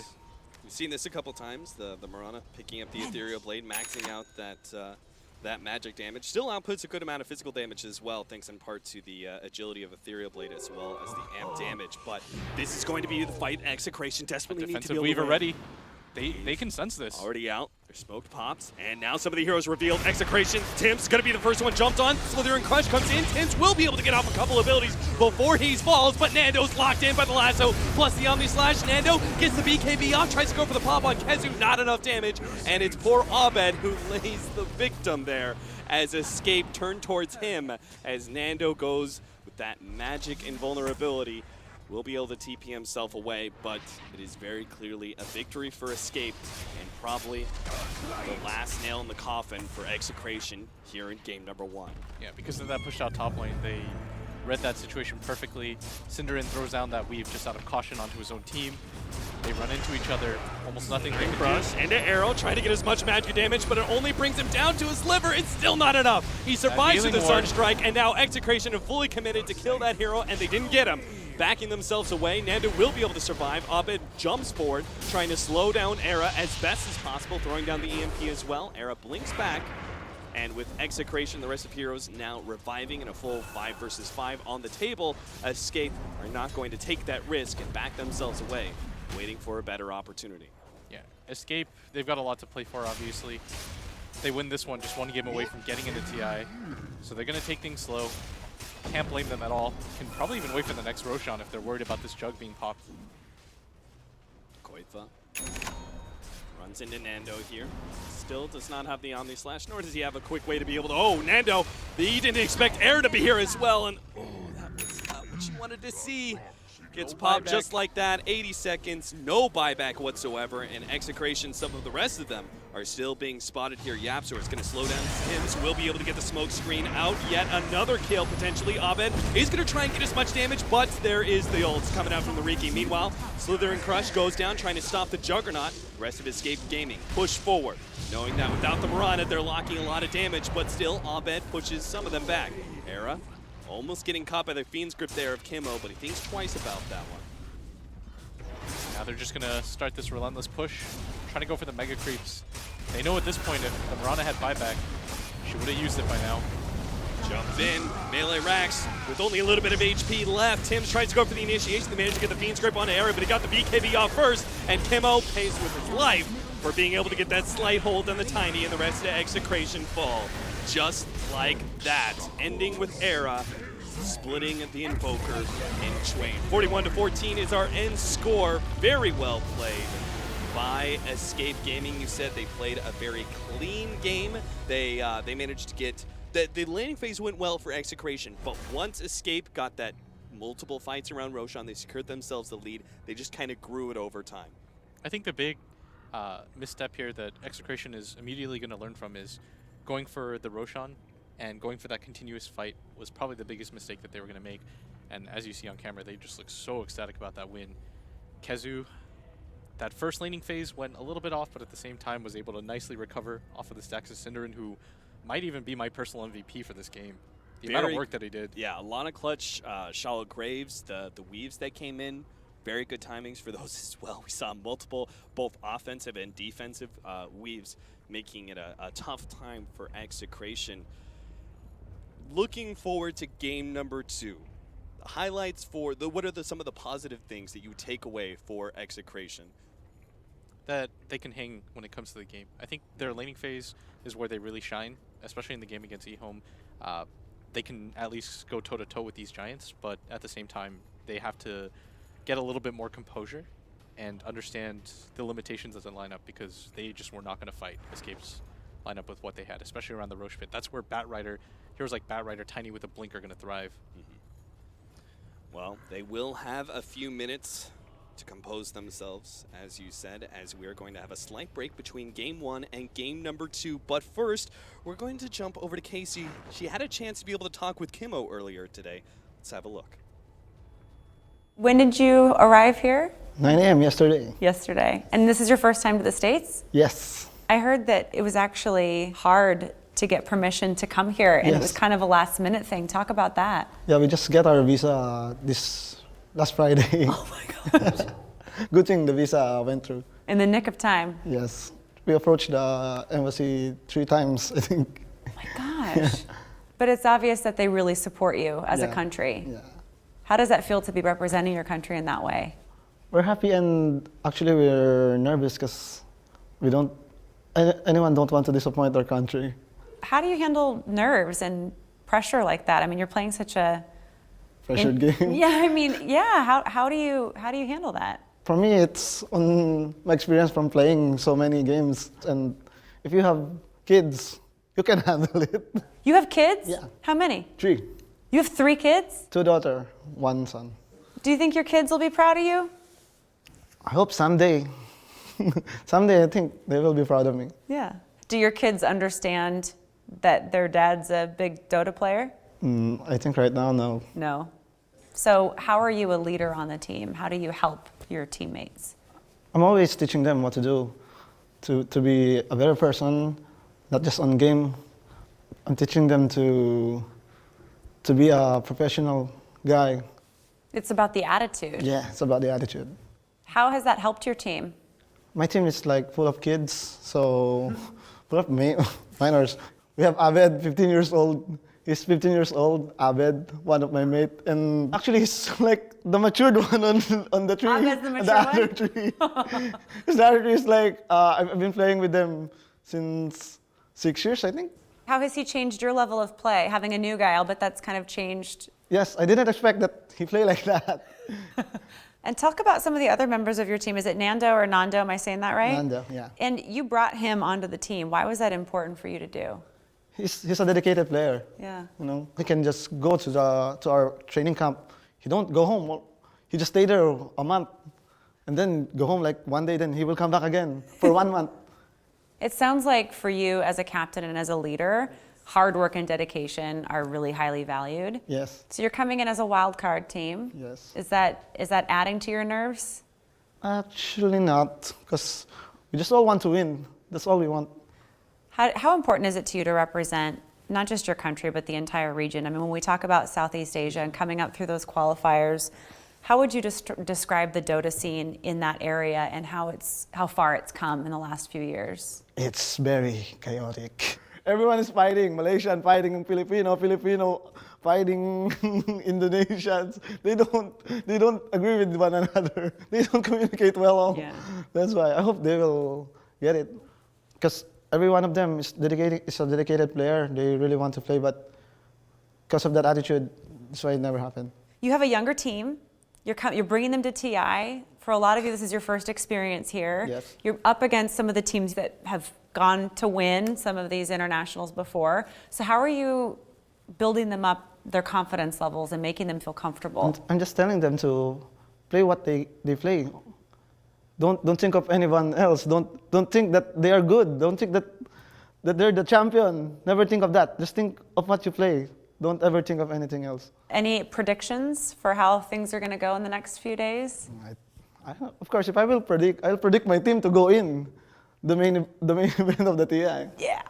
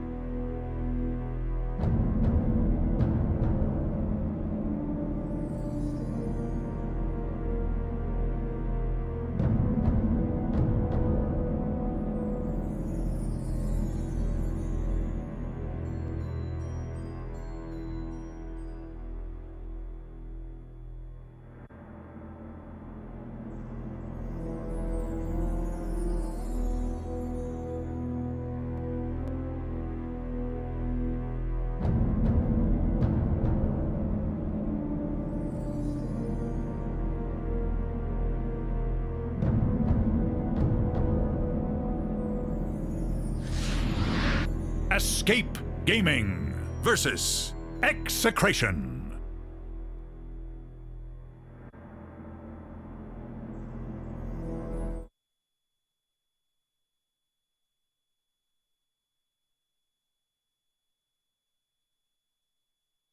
Turn to ban.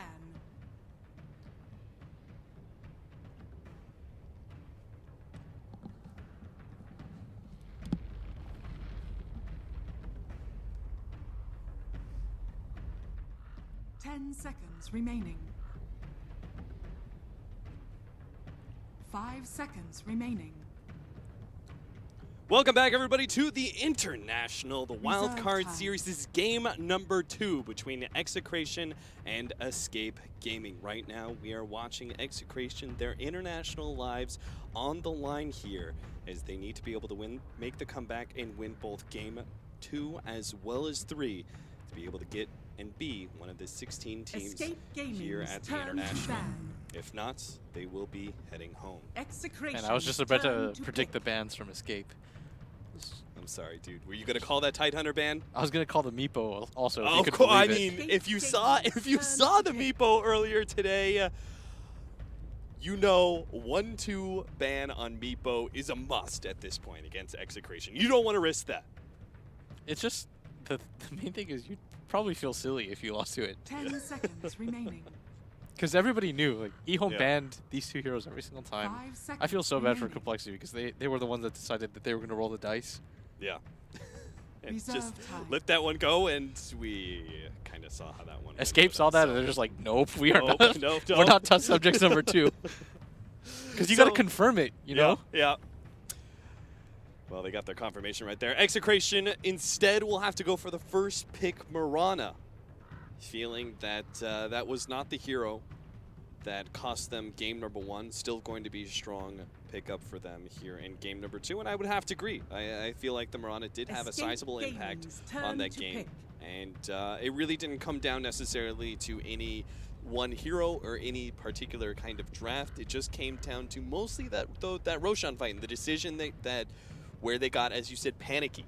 And they thought, 10 oh no, seconds remaining. we lost a fight and we're going to lose Roshan. We can't let that happen. Let's buy 5 back. seconds They forced remaining. more fights. They lost more heroes. And they just got into a hole that they couldn't dig themselves Reserve out of. time. That's a situation where I think that Execration up until that point were playing very well.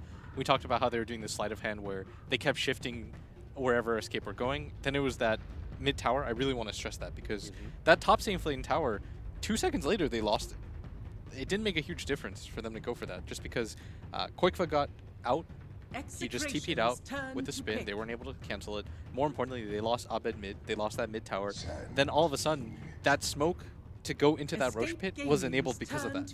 Imagine if they don't lose that mid tower, that kind of smoke is very difficult for Escape to be able to pull off because then they have to come from the bottom, which is where their Earth Spirit was waiting. Then the further decision to commit the buyback from the Slardar, at that point it really just felt like they were like, oh man, we're throwing this game. We had this lead. Let's just try to get back into this game. 5 And seconds things remaining. just completely spun out of control. See our draft develop here. Beastmaster and Ogre Reserve going the time. way of Escape. A huge uptick of Ogre recently over the last month and a half. Blitz, what is that all about? This hero is very rarely seen for what, like 2-3 years? Like you had small periods of time where 1 or 2 teams would be like, oh yeah, Ogre's a hero, we'll try that one out. But never really a top tier consistent pickup until now. I think it's just because Valve, they Execration's one by one they turn to do these bat. little pokes. It was like, okay, Like Ogre's the a bad Timbersaw hero. effect? Yeah, they're just Little like pokes? poke, give it a little bit more regen randomly. It's like, Escape here's one more armor, Gaming's Ogre. turn to bat. And you're just like, eventually you can't ignore it. Uh-huh. I'm hoping for the same treatment on other heroes. And is that all? Is it just the small little bust that's given to him? What about his place in the middle? Like, what does he really do for these teams as a support? 10 He seconds bloodlusts remaining. you and runs at people. So he's just a big tanky 5 dummy seconds that soaks up a remaining. lot of damage and makes other people fast. Dude, you don't want to think when you're playing Ogre, because like the moment that you think about this hero, you're like, why am I running into 5 heroes with only like a single target spell? You can't think about things like that as an Ogre player. You're just like, you let your team think about these things for you. Just like, Ogre, go over there. And you're like, all right, 10 seems seconds all right. remaining. Okay. Yeah, you can't question these things. So you're saying in order to really get 5 into the Ogre seconds Magi remaining. spirit, you have to role play this hero? Is that Yeah, what you you're really, saying? You have to get into like the mentality of heroes. All right, well, Execration going to respond with a Sand King. Does this mean they're going to try and match the Sand King up against the Beastmaster in a one-on-one situation? Potentially. And it also just gives you options. I think Execration really liked the arrow setup. They weren't really able to get it in that last game just because the Sardar was so far behind. But Sand King, the range on the Sun is okay. More importantly, it's a lot of team fight, and you've already picked 2 melee heroes on the side of Escape. 10 seconds remaining. Wisp as well as Oracle going to be banned away by Escape, 5 while we'll have the seconds Tinker remaining. and Juggernaut taken out by Execration. Reserve time. Escape putting a pretty big premium on those really good defensive supports. These are pretty much the best supports that we're seeing when it comes to saving heroes, right? Like, we've mentioned Shadow Demon. We've talked about, obviously, Dazzle had a really big impact this last game, but it seems like Oracle and Wisp are the top 2 when it comes to the really, truly defensive supports. And with most of those gone out of the pool, Escape will take the remaining Dazzle. I do like the fact that they banned the Oracle. I think that hero is just really annoying to play against, especially in conjunction with that Mirana. We talked about how most Miranas, especially with that Ags build, your only objective really is to just stay alive, because you're going to get damage out no matter what, just as a byproduct of your Aghanims. But by having one of these defensive supports, it makes it so much easier for you to leap in really recklessly and reset things for yourself. Particularly annoying for some of the offlaners, such as the Batrider as well as Beastmaster. Beastmaster, obviously, with his single target disable, easily taken out by the Oracle. Witch Doctor will actually be picked up by Execration. This hero, he certainly saw his heyday earlier this year, but has fallen off recently. Is this my segue into explaining? Yes, it is. Man, I missed that cue. Please help Blitz Dota. Why did he fall off? Okay, so the thing about Witch Doctor before is that he just didn't feel very strong. In terms of your teamfight contribution, I know a lot of people will disagree, and they'll say, but in my pub games, I get an Aghanims and I deal 30,000 damage in a teamfight. Well, that's in some ideal game where you just get to farm on a hero like Witch Doctor. In actuality, what ends up happening is you throw out a cask. If anybody has a BKB, you're sitting there, you're a dead target. Your stun is very slow. Like, the animation of it is very clearly dodgeable. And more importantly, your ultimate is almost theoretical. Right. And hoping it goes off for a while. This is something that you talked about last game, right? That it seems like people are putting more and more premium on what is reliable rather than the potential damage or the potential disables that you could see from a hero. Oh, cool. And there's the Huskar. Dazzle Huskar. 5 seconds Okay, remaining. so Execration now... I sort of think you just have to... Whatever idea you had about the Sand King, you might just have to pick something like the AA and... Oh man, this... Yeah, they're in a rough spot where they have Mirana and Sand King, a lot of magic damage, and they're facing up against a Huskar who obviously doesn't care too much about magic damage, coupled with a Dazzle, as well as coupled with an Ogre Magi. You've got a lot of tanky heroes here that are just not going to die. I'm just laughing. I feel... You just see that and you're like, Syndrin, you son of a... You're just like, You're like, what do we do from here? Well, Timbersaw is the answer from Execration. A lot of pure damage. She's even got that Whirling Death to cut down any strength heroes. That's okay, but Huskar can still do a lot of damage to Timbersaw, and you still have Beastmaster with the Necronomicon that are going to be problems for Execration. They need this guy to be rather farmed. 5 seconds remaining. all right, so what are you thinking? They've got to ban one of these heroes that's kind of annoying. Okay, so they banned the AA.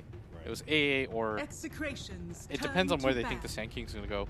I do want to point out that the Timbersaw whole Huskar thing, Timbersaw does okay, but at the end of the day, you get your full combo off, and Huskar just kind of kills you anyways. Yeah. If you want proof of this, you look towards... 10 seconds I think remaining. Liquid played against OG ESL Frankfurt. 5 seconds remaining. They picked the Timbersaw mid, and it did nothing. Because he executes his full combo. Reserve Huskar still time. has enough HP. He just armlet toggles once, and you die. And in this case, it's going to be the Dazzle Shallow Grave that'll make sure that Timbersaw won't be able to kill Huskar, and Huskar will just turn around and throw spears really, really quickly. Man, Syndrin's sick. Like, he just picks a bunch of buffs for this Huskar. Like, he takes Beastmaster for the attack speed He aura. has 2 attack speed increases on a Huskar. those Burning Spear stacks are going to run up so quickly. So you think that in order to truly combat this, you have to kind of throw a lot of things out the window. Whatever ideas you had about the draft, if you're Execration, you have to throw it out the window as soon as you saw that Huskar. Does that mean you fit an axe into this lineup to try and counter the Dazzle? A Blade Mail hero that counters Dazzle. Execration's turn to pick. You don't have too many other options. Last time Na'Vi did something like, what did they do? They did the Legion Commander 1 position in hopes of trying to duel out, and that went pretty badly. Like, people have tried to fight this hero head on, and it just hasn't worked. But at the same time, you can't go for a split push just because he pushes the pace of the game so quickly. Yeah. He's not bad at pushing down buildings. That's for sure. He just attacks so fast. He's going to take Roshan if you give him enough space. Cinderin.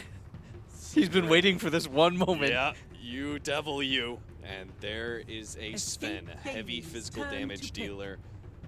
Still not sure how they're going to be able to deal exactly with the Shallow Grave. And the Huskar, they're going to need some really sick initiations from the Sand King. But it's looking like we are going to have a Mirana and Witch Doctor as our two supports. Sven farming away at that top lane, Timbersaw mid, and Sand King off lane. Or Sand King mid, Timbersaw off lane. How's this work? I think it depends on what Escape last pick. Like, they have a lot of options right now. There's nobody who can really go against that Huskar safe lane, though, right? Oh, okay. Koifa's Invoker. Give them a scaling mid just to make sure they've got some good chances still to be able to win the late game if it pushes past 45 minutes. A really good hero at kiting. Sven, do you go Quas Wex if you're matched up against the Timbersaw, or do you still go what has been a little bit more preferred in Exort and just farm and split push? I was thinking about this a lot coming into this tournament because I know some people would pick Invoker. And when I saw the Exort Invoker, I wanted to point out in the last game that I think it's an interesting concept, but at the same time, you know what you get out of Invoker. And teams have just been playing faster and faster, which has kind of led to him not being as relevant. I think the MVP style of running him is Quas Wex. Might be where you have to go for this hero to really have effectiveness, but for the most part, I almost always just see Quakefoot play Exort. Like, I don't think I've ever seen Quakefoot play the Quas Wex. It just doesn't really fit his wheelhouse as a player. Like, you don't think of him as this run around, create space. You think of this guy who's just going to outfarm you and beat you down with his superior presence in team fights. He is he's one of the epitomes of a farming mid for sure, right? Yeah. So we are going to have our early push out here in game number 2, the Execration versus Escape Gaming. Already Yapsor, under the guise of smoke, has managed to get himself a very aggressive observer ward in the Dire jungle, being able to read the movements of Kimo on the Mirana and hopefully be able to keep Koifa in a safe place. Also gets a very aggressive mid ward as well. Again, everything to make sure that Koifa has a good time on the Invoker. Let's talk about the objectives of this game for both teams. I think for Execration, they need to secure the Sven's jungle stacks. And I think RR needs a really good timing on that Blink Dagger. They can't afford for their main initiating hero in a game like this to be behind at any point in the game. Like, he has to accomplish a lot. Maybe more so than any of the other members of the team. And on the flip side, I think Escape, they have to contest this this Ancient stack area. And they have to do it before the Sand King gets something that can allow them to teamfight. And then from there, the game becomes very standard. It's all in on this Huskar, right? You just keep buffing him, making him unkillable. You go for the Roshan, and you go for the high ground as a result. Would you say in that time where Huskar is looked at as one of the scariest, that kind of 20, 25 minute mark, right, where he's in some ways unkillable, he's a monster in team fights, he's pushing down some of your towers. Do Execration just split push? Do you think they actually can contest with the right Blink Dagger pickups? I don't think you can split push in a game like this because, again, you can simply go for Roshan if you're Escape and go for a push, and they will take down towers so fast, Cap. Well, they knew it was going to be a Timbersaw mid, so they went ahead and put Era on the Huskar in our mid lane, and we are actually going to be having Koifa farming down at bottom lane instead. Abed is already feeling the burning sensation from those spears as he's trying to get whatever CS he can, but it is going to be hell to pay every single time he gets a single CS. He does have some stacks, and that 4-man shield is going to help him out a little bit, but fire is a natural counter to everything. RR, meanwhile, is our offlaner actually picked up the Iron Talon and tried to go straight jungle, but Escape Gaming are counting that as well. Abed, whew, 7 Burning Spear stacks. He actually pops the healing. Oh, no. Okay, Not the time to pop that healing cell, friend. I think he thought he was going to die, but it is still only level 1 Burning Spear. But now he's in a terrible position, has to ferry himself out yet another healing salve just to be able to stay in this lane. It's only going to get worse and worse. They did move Kimmo down to the bottom lane. He was able to pick up an early level 2, and maybe he'll have an impact, but it's at top where we see the Maledict go to work on Kezu. Yapzor is trying to go for Tims at the same time, the Boar helping him out, but they're not going to have enough. Yapzor even turning and fighting Nando, knowing that he's just got those amazing level 1 stats that makes Ogre Magi such a great support right now. 8 armor. Not even a carry Sven. Tick, what is that? Why is that? Like, why are you even hitting it? It does nothing. See, Yapzor just kind of like turns off everything he knows about Dota and he just right-clicks heroes in lane. Yep. Like, look at this hero. He's just kind of getting in the face of 2 other heroes. Doesn't care at all. So he slowed down the Sand King. He is now being incredibly disruptive in the top lane and freeing up a lot of space for Kezu to be able to get farm. He's having quite the impact in the laning phase so far. The mid lane's not going great as Era has actually pushed Timbersaw out entirely, it seems. And Abed is going to try and go to bottom lane while the Sand King tries to make the mid lane work instead. This is not how you wanted this game to start, just because RR is not going to have too much success either. No matter what, you're going to put a melee core in this mid lane. Think about it. It's either going to be the Sven, the Sand King, or the Timbersaw. So RR's like, all right, this is my life now. Victory. All things fall. All right, well, good luck, friend. Maybe Abed will have a little bit more success at the bottom lane against the Dazzle and Invoker. But by the time he's here, it's already a level 4 Invoker. Should still be able to make this lane work with the right kind of creep aggro, pulling those reactive armor stacks onto himself, but he's not going to get the amazing CS that he's really hoping for in the mid lane. Tower is under attack. The good news for them, though, we talked about how important this Sven was going to be in this game, and Nando is picking up a decent amount of CS despite getting harassed by that Ogre. And he's even going to pick up these creeps right here. Kezu's just a little bit too late to the party, but he is getting harassed quite badly. And Courier isn't don't used. stick around here. Gets off the Sandstorm. They actually drop the counter word. Will still be able to get the stun, and this is looking to be our first blood. The Burning Spears takes him out. Yapzor is actually the one to pick up the kill off the Eggman. And that's exactly what you want to see an Ogre do. Just get abusive, because it is hard to stop this hero from just running at you. And He's the having dives are real. quite the level progression as well from this. And he finds a regenerate. Like, this is starting to get rough already. They'll just keep the pedal to the metal, actually rotating to the bottom lane, and they'll spot out Kimmo, who's sitting behind Abed. Yapzor, there's the Ignite over there. Abed tries to push back the supports as best he can, but ultimately, this duo is not going to have much success against a tri-lane of Escape Koifa. Not even needed to help, is just continuing to get as much CS as he can. Yeah. So RR is going to come back in this mid lane and try to make things work, but we talked about how important his game was going to be for the initiation. Just because if you're Timbersaw, if you think about it, he has to commit that chains to deal damage, because half your spells you have to get close for. He was hit by the stun, and now he's got a Burrow Strike uphill. Looks like he should still be okay. But unfortunately, he is pushed out of the mid lane once again. Arrow will stick around with 237 HP, because that's what a Huskar can do. They look for the stun, top lane. Abed trying to get away with the last bit of HP, will be able to. 50 HP, all that separates him from life and death. Will make his way back to the fountain, but again, just like at the mid lane, Escape Gaming may not have gotten the kill, but they have managed to push the hero back, and that is still slowing down the laning phase progression of Execration. This sucks to say, but I think they just have to abandon this mid lane, put one of the supports here, and simply just jungle, because you are slowing down your farm too much trying to play conventional Dota. And Yapzor. It seems like that may not even be an option. They're trying to punish Yapzor, but the arrow nails the creep instead. They're going to try and slow down Yapzor. Fortunately, with the help of Caustic Finale, they might just be able to get this kill, but never mind. It takes them so long to kill Yapzor. Are you for that real, Arrow Cap? was able to come back in, and yes, the mindlessness of Ogre Magi proves to be superior once again to everything Execration throw at him. Cap, that man has 8 armor. They are not taking him down. Is he going to find an arcane rune just to spite everybody? Keeps finding the best runes. And regen allowed him to go bottom lane. Now he's going to throw out 54 mana arcane, ignites. Yeah, 54 mana ignites. They might even kill Nando. 10.5 seconds. Yeah, they're going to go for it here. They're already slowing him down with the boar. The ignite is going to do even more work. They even have a stun ready to go. Nando, he's not going to survive through this one. RR is going to try and come in for the stun, but it's not in time. Can't even get the Burrow Strike off.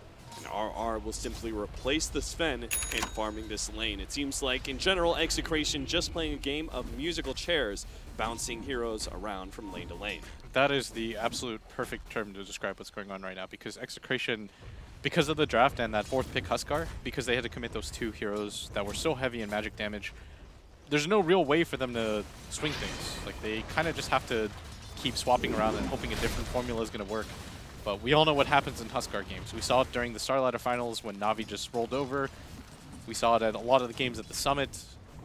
And this one doesn't look to be too different, as Execration already at an early deficit. 4,000 cold, 7 minutes.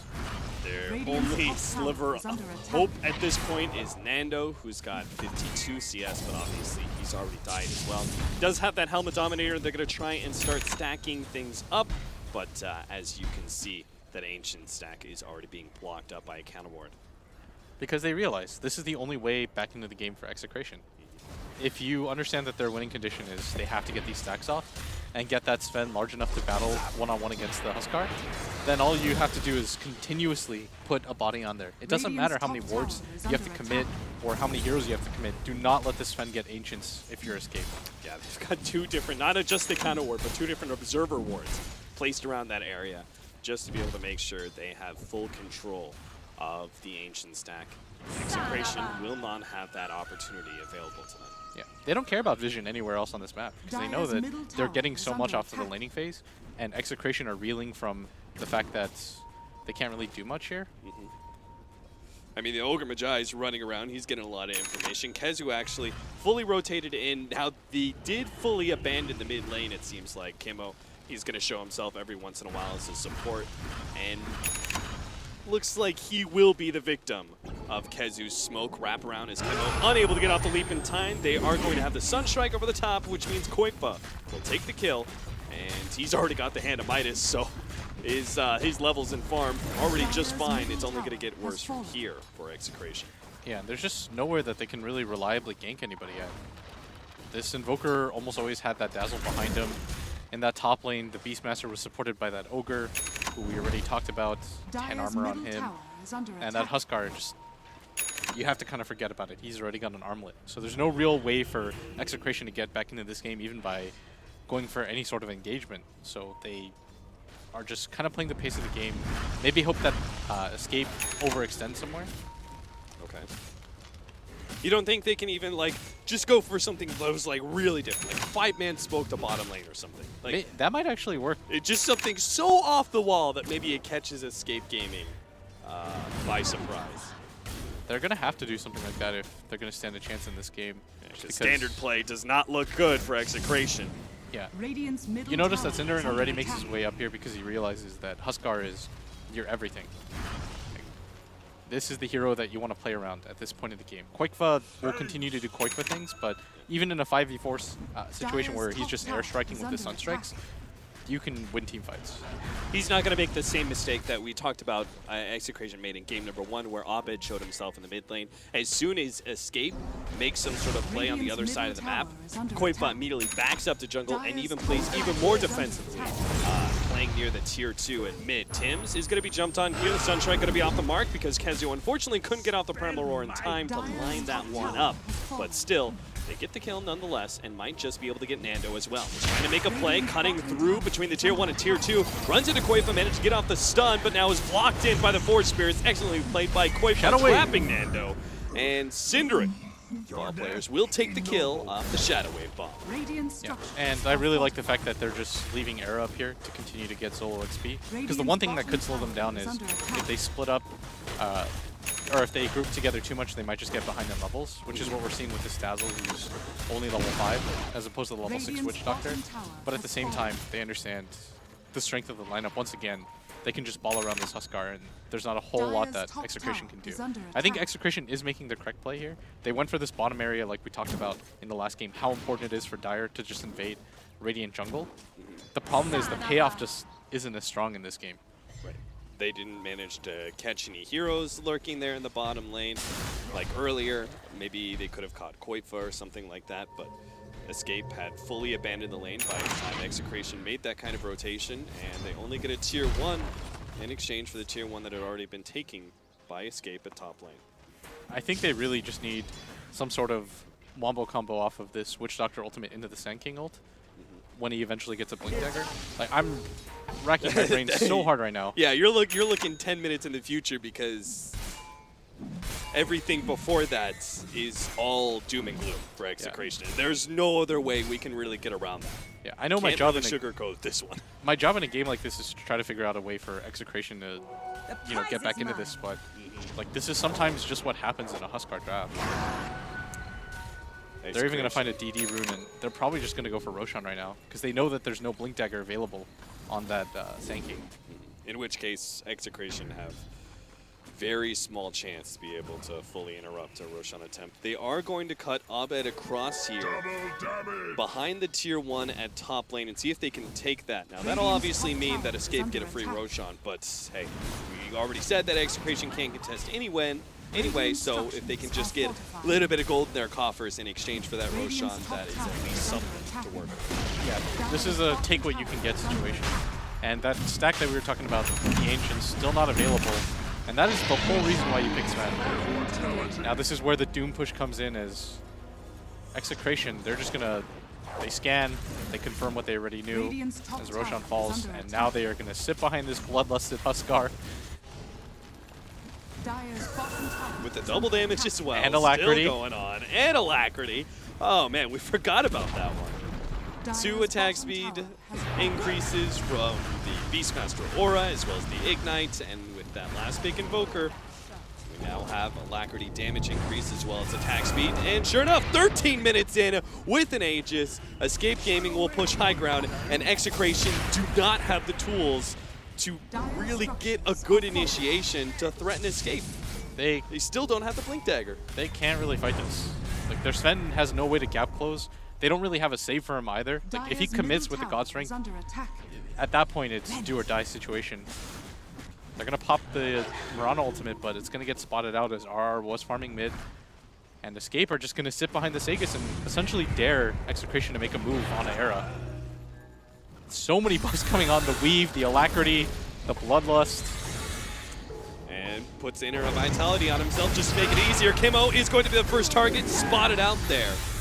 It's taken out from a blast from the Ogre combined with the Primal War. Those two being down, maybe Execration will have a moment's respite, but it doesn't look like it. Era is actually looking rather healthy. The Timbersaw is trying to slow him down as best he can, but it looks like an Inner Vitality will actually outdo the damage of the Chakram. And they're rapidly running out of mana. Tier 3 tower down. This only gets easier for Escape as they now push against the Raxes. They haven't even hit that 15-minute marker. The range Rax already down. Melee Rax coming up next. Execration still not making the initiation because they just don't see a window. They sell everything for RR, but he will pick up the Blink Dagger, gets the jump on Era, but it doesn't result in anything. He actually turns, jumps onto Nando, might just be able to finish him off with one more swing. Nando can't get away. The Burning Spears are too much for him to handle, and Era, a beast, still has not died. The Shallow Grave saves his life and keeps the Aegis intact. And they have so much gold now. Execration still without a kill in this game. 10,000 gold lead, Experience drifting in a similar position. And they are probably scratching their heads right now, trying to keep their TI hopes alive, continuing to farm whatever they can before the next assault comes, but they only really reasonably get another chance at this because this is a 15-minute double Rax. Well-gotten gains. A full-on Halberd is coming in now for our Huskar.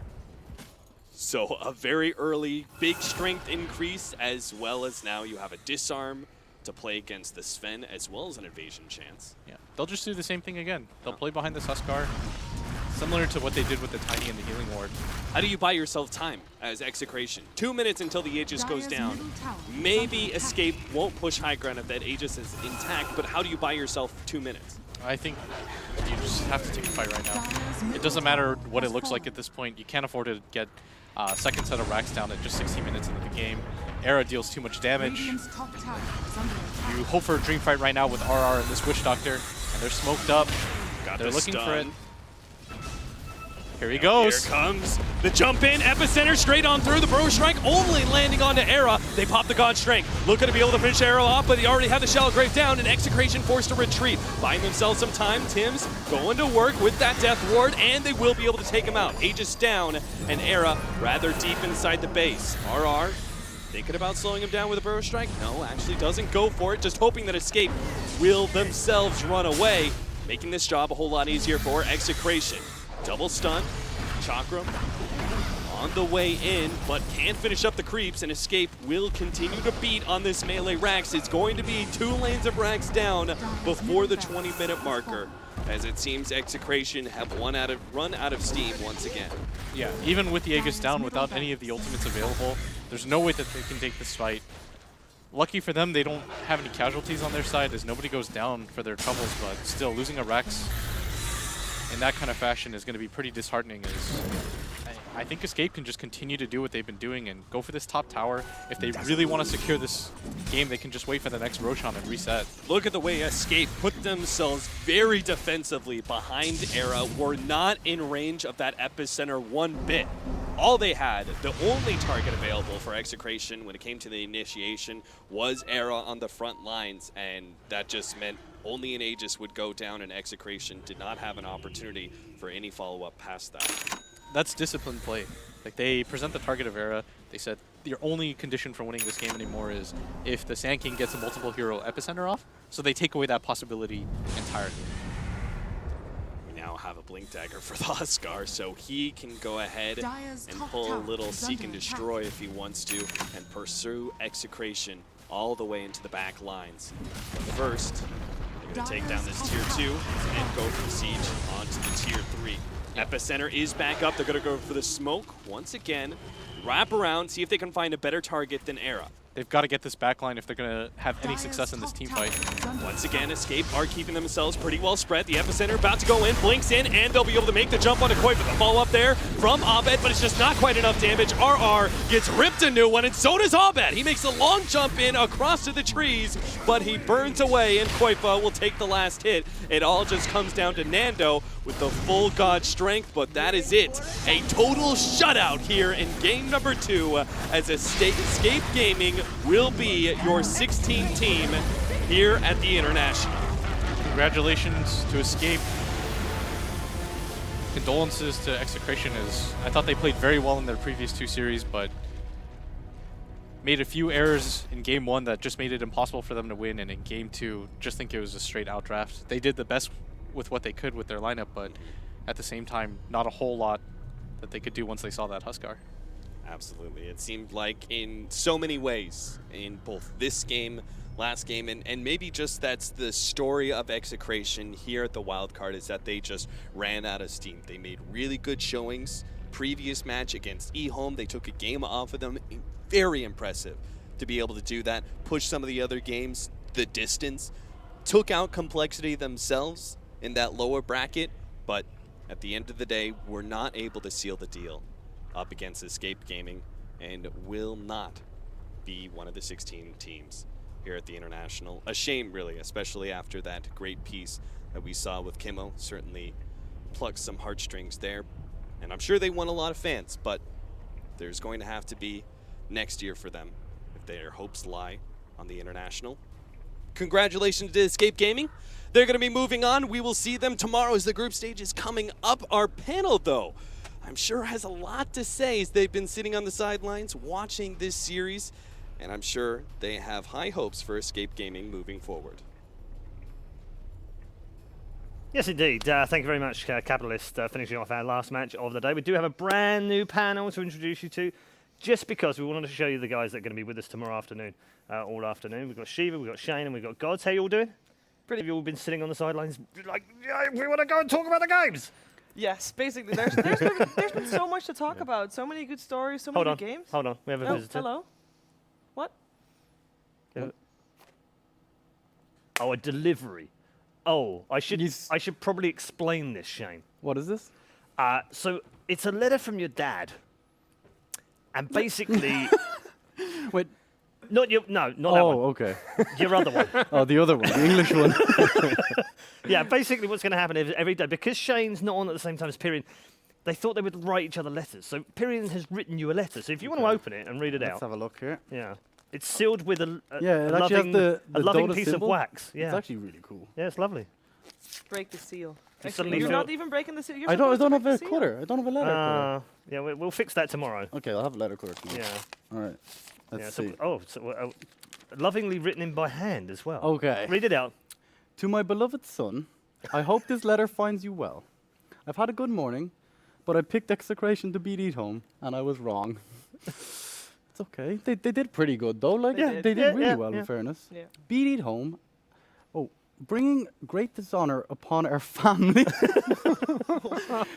Ted's handwriting is actually awful.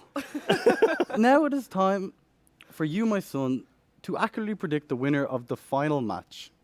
Well, go for it. What's your Yeah, prediction? what do you reckon, Shane? Who do you reckon might win this it's a last tough call. series? It's a tough call. I mean, I would. if I like, my dad picked Execration. Can and I just make it a bit harder for you? Okay. You need to predict the final time of the second game as well. Oh, I didn't actually look at that. So I gave it to him on the plate and he still couldn't do it. No, All I right. didn't. All right, so yeah, a bit of fun from Okay. video. And we- wait, there's a bit about you've you, got one? Paul, actually. All right, oh, really? Okay. Tell Paul to keep a close eye on your microphone thingy, as mine exploded on my head as soon as we went It live. did. This thing is it must be no, the it did. fat It heads fell out. run the he family. Said, he said to me, Shane, his head was too big. And I was like, no, nonsense. It looks like a standard head. You know and what? suddenly his microphone just went. When I put this on, I actually had to expand it. Really? So that's not a good sign, That's, really. that's worrying. And Is it any more? Good luck and remain forever shiny. Love, Dad. All right. So you have to write him. You have to write him Yeah, a I'll letter write to him now for tomorrow, so he gets of one in the course, yeah. morning. All right. Okay. Enough of that nonsense as well. But we have got more nonsense as well. All week we've got nonsense planned as well. We've got some stuff happening tomorrow. I've got some things to do, and I know that Cap and Charlie. Yeah. Yep, that's the other guy. I always forget him. Why would we remember him? He's also got some stuff to do as well. We're going to talk about the groups as well, because they're just behind us, and we do have the full groups now, 8 teams in each of the groups. eHome goes slotting into Group B, and Escape Gaming, congratulations to our European brothers. They are now in Group A, with other fellow Europeans in there as well. There's Navi in there, there's Alliance in there as well. So and when you look at those groups, Shiva, Yeah. I think they're pretty awesome right now. There's so many matchups. I'm kind of looking at. There's Alliance Navi, of course. We've got that one to look forward to. It's so many that you could pick out and just go, I don't know what to look forward to. There's so much. And there's a big downside, guys, because there's going to be 4 games at the same time. How are you going to choose which to watch? I'm going to have 4 on my don't preview know. screen. I'm going to ask them to put 4 on there. We'll just watch them all at the same time.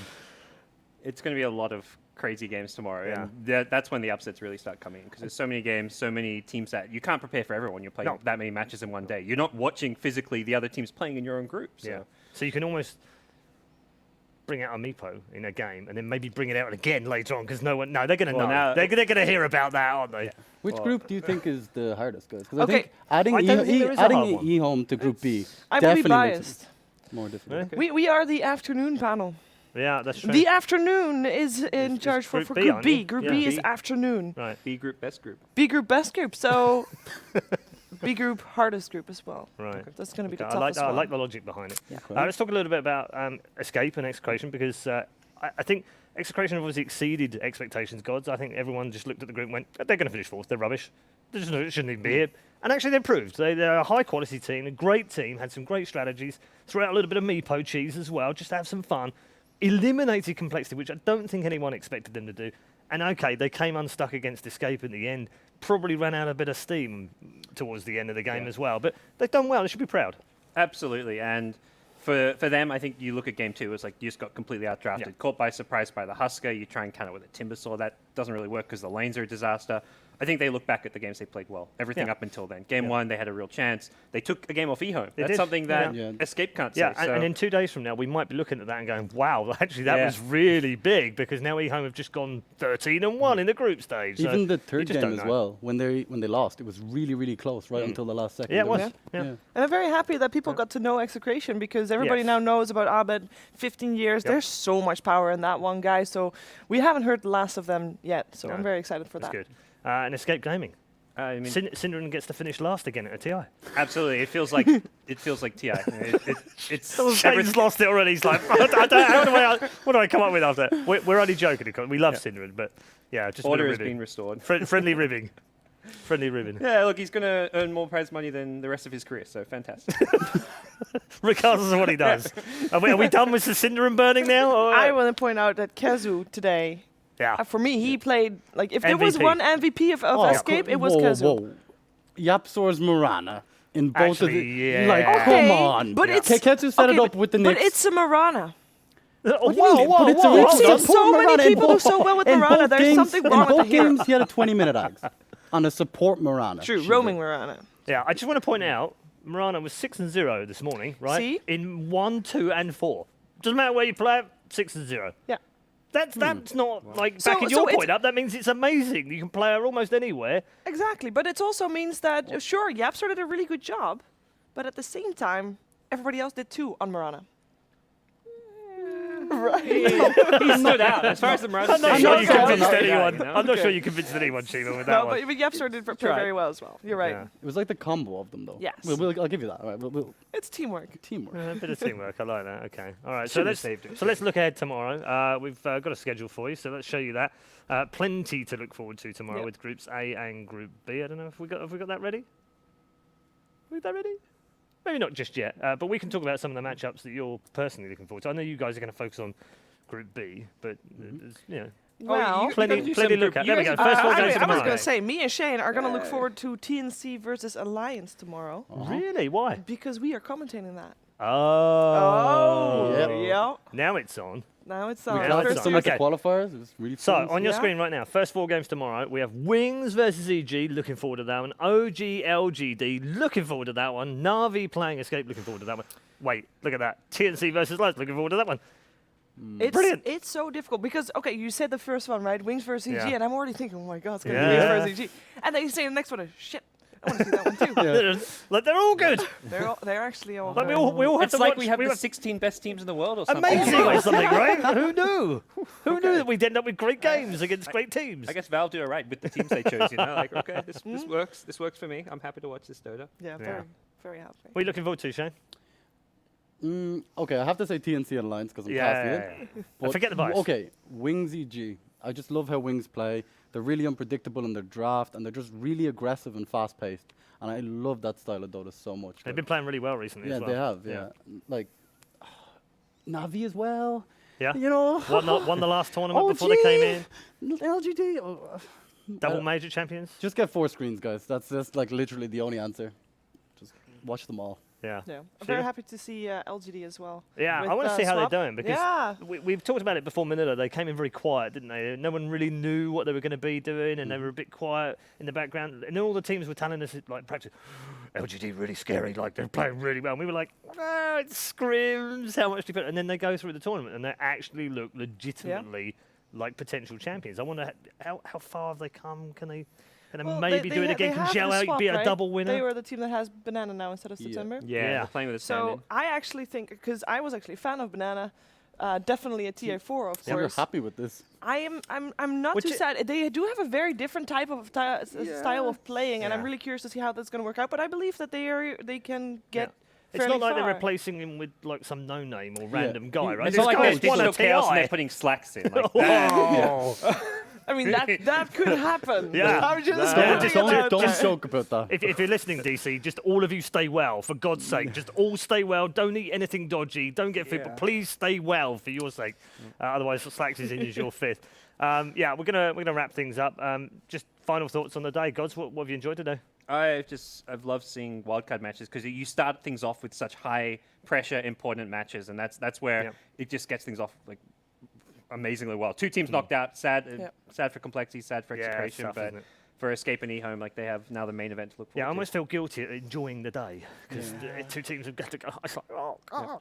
It's a really weird feeling because you see people from Complexity walking by and your heart goes out to them, but at the same time you can't help but just be happy as well for Execration doing so well, at least the series versus Execration Complexity, and it's very, it's weird to have those two feelings mixed. Yeah, I guess for Execration it's like I was trying to do some research. I was trying to look up VODs. I was trying to get a bit of history, but there was nothing on them. Yeah, you know what I mean? there's very little out there. They've all learned like they're no name. So hopefully, going into this, like they take something from it.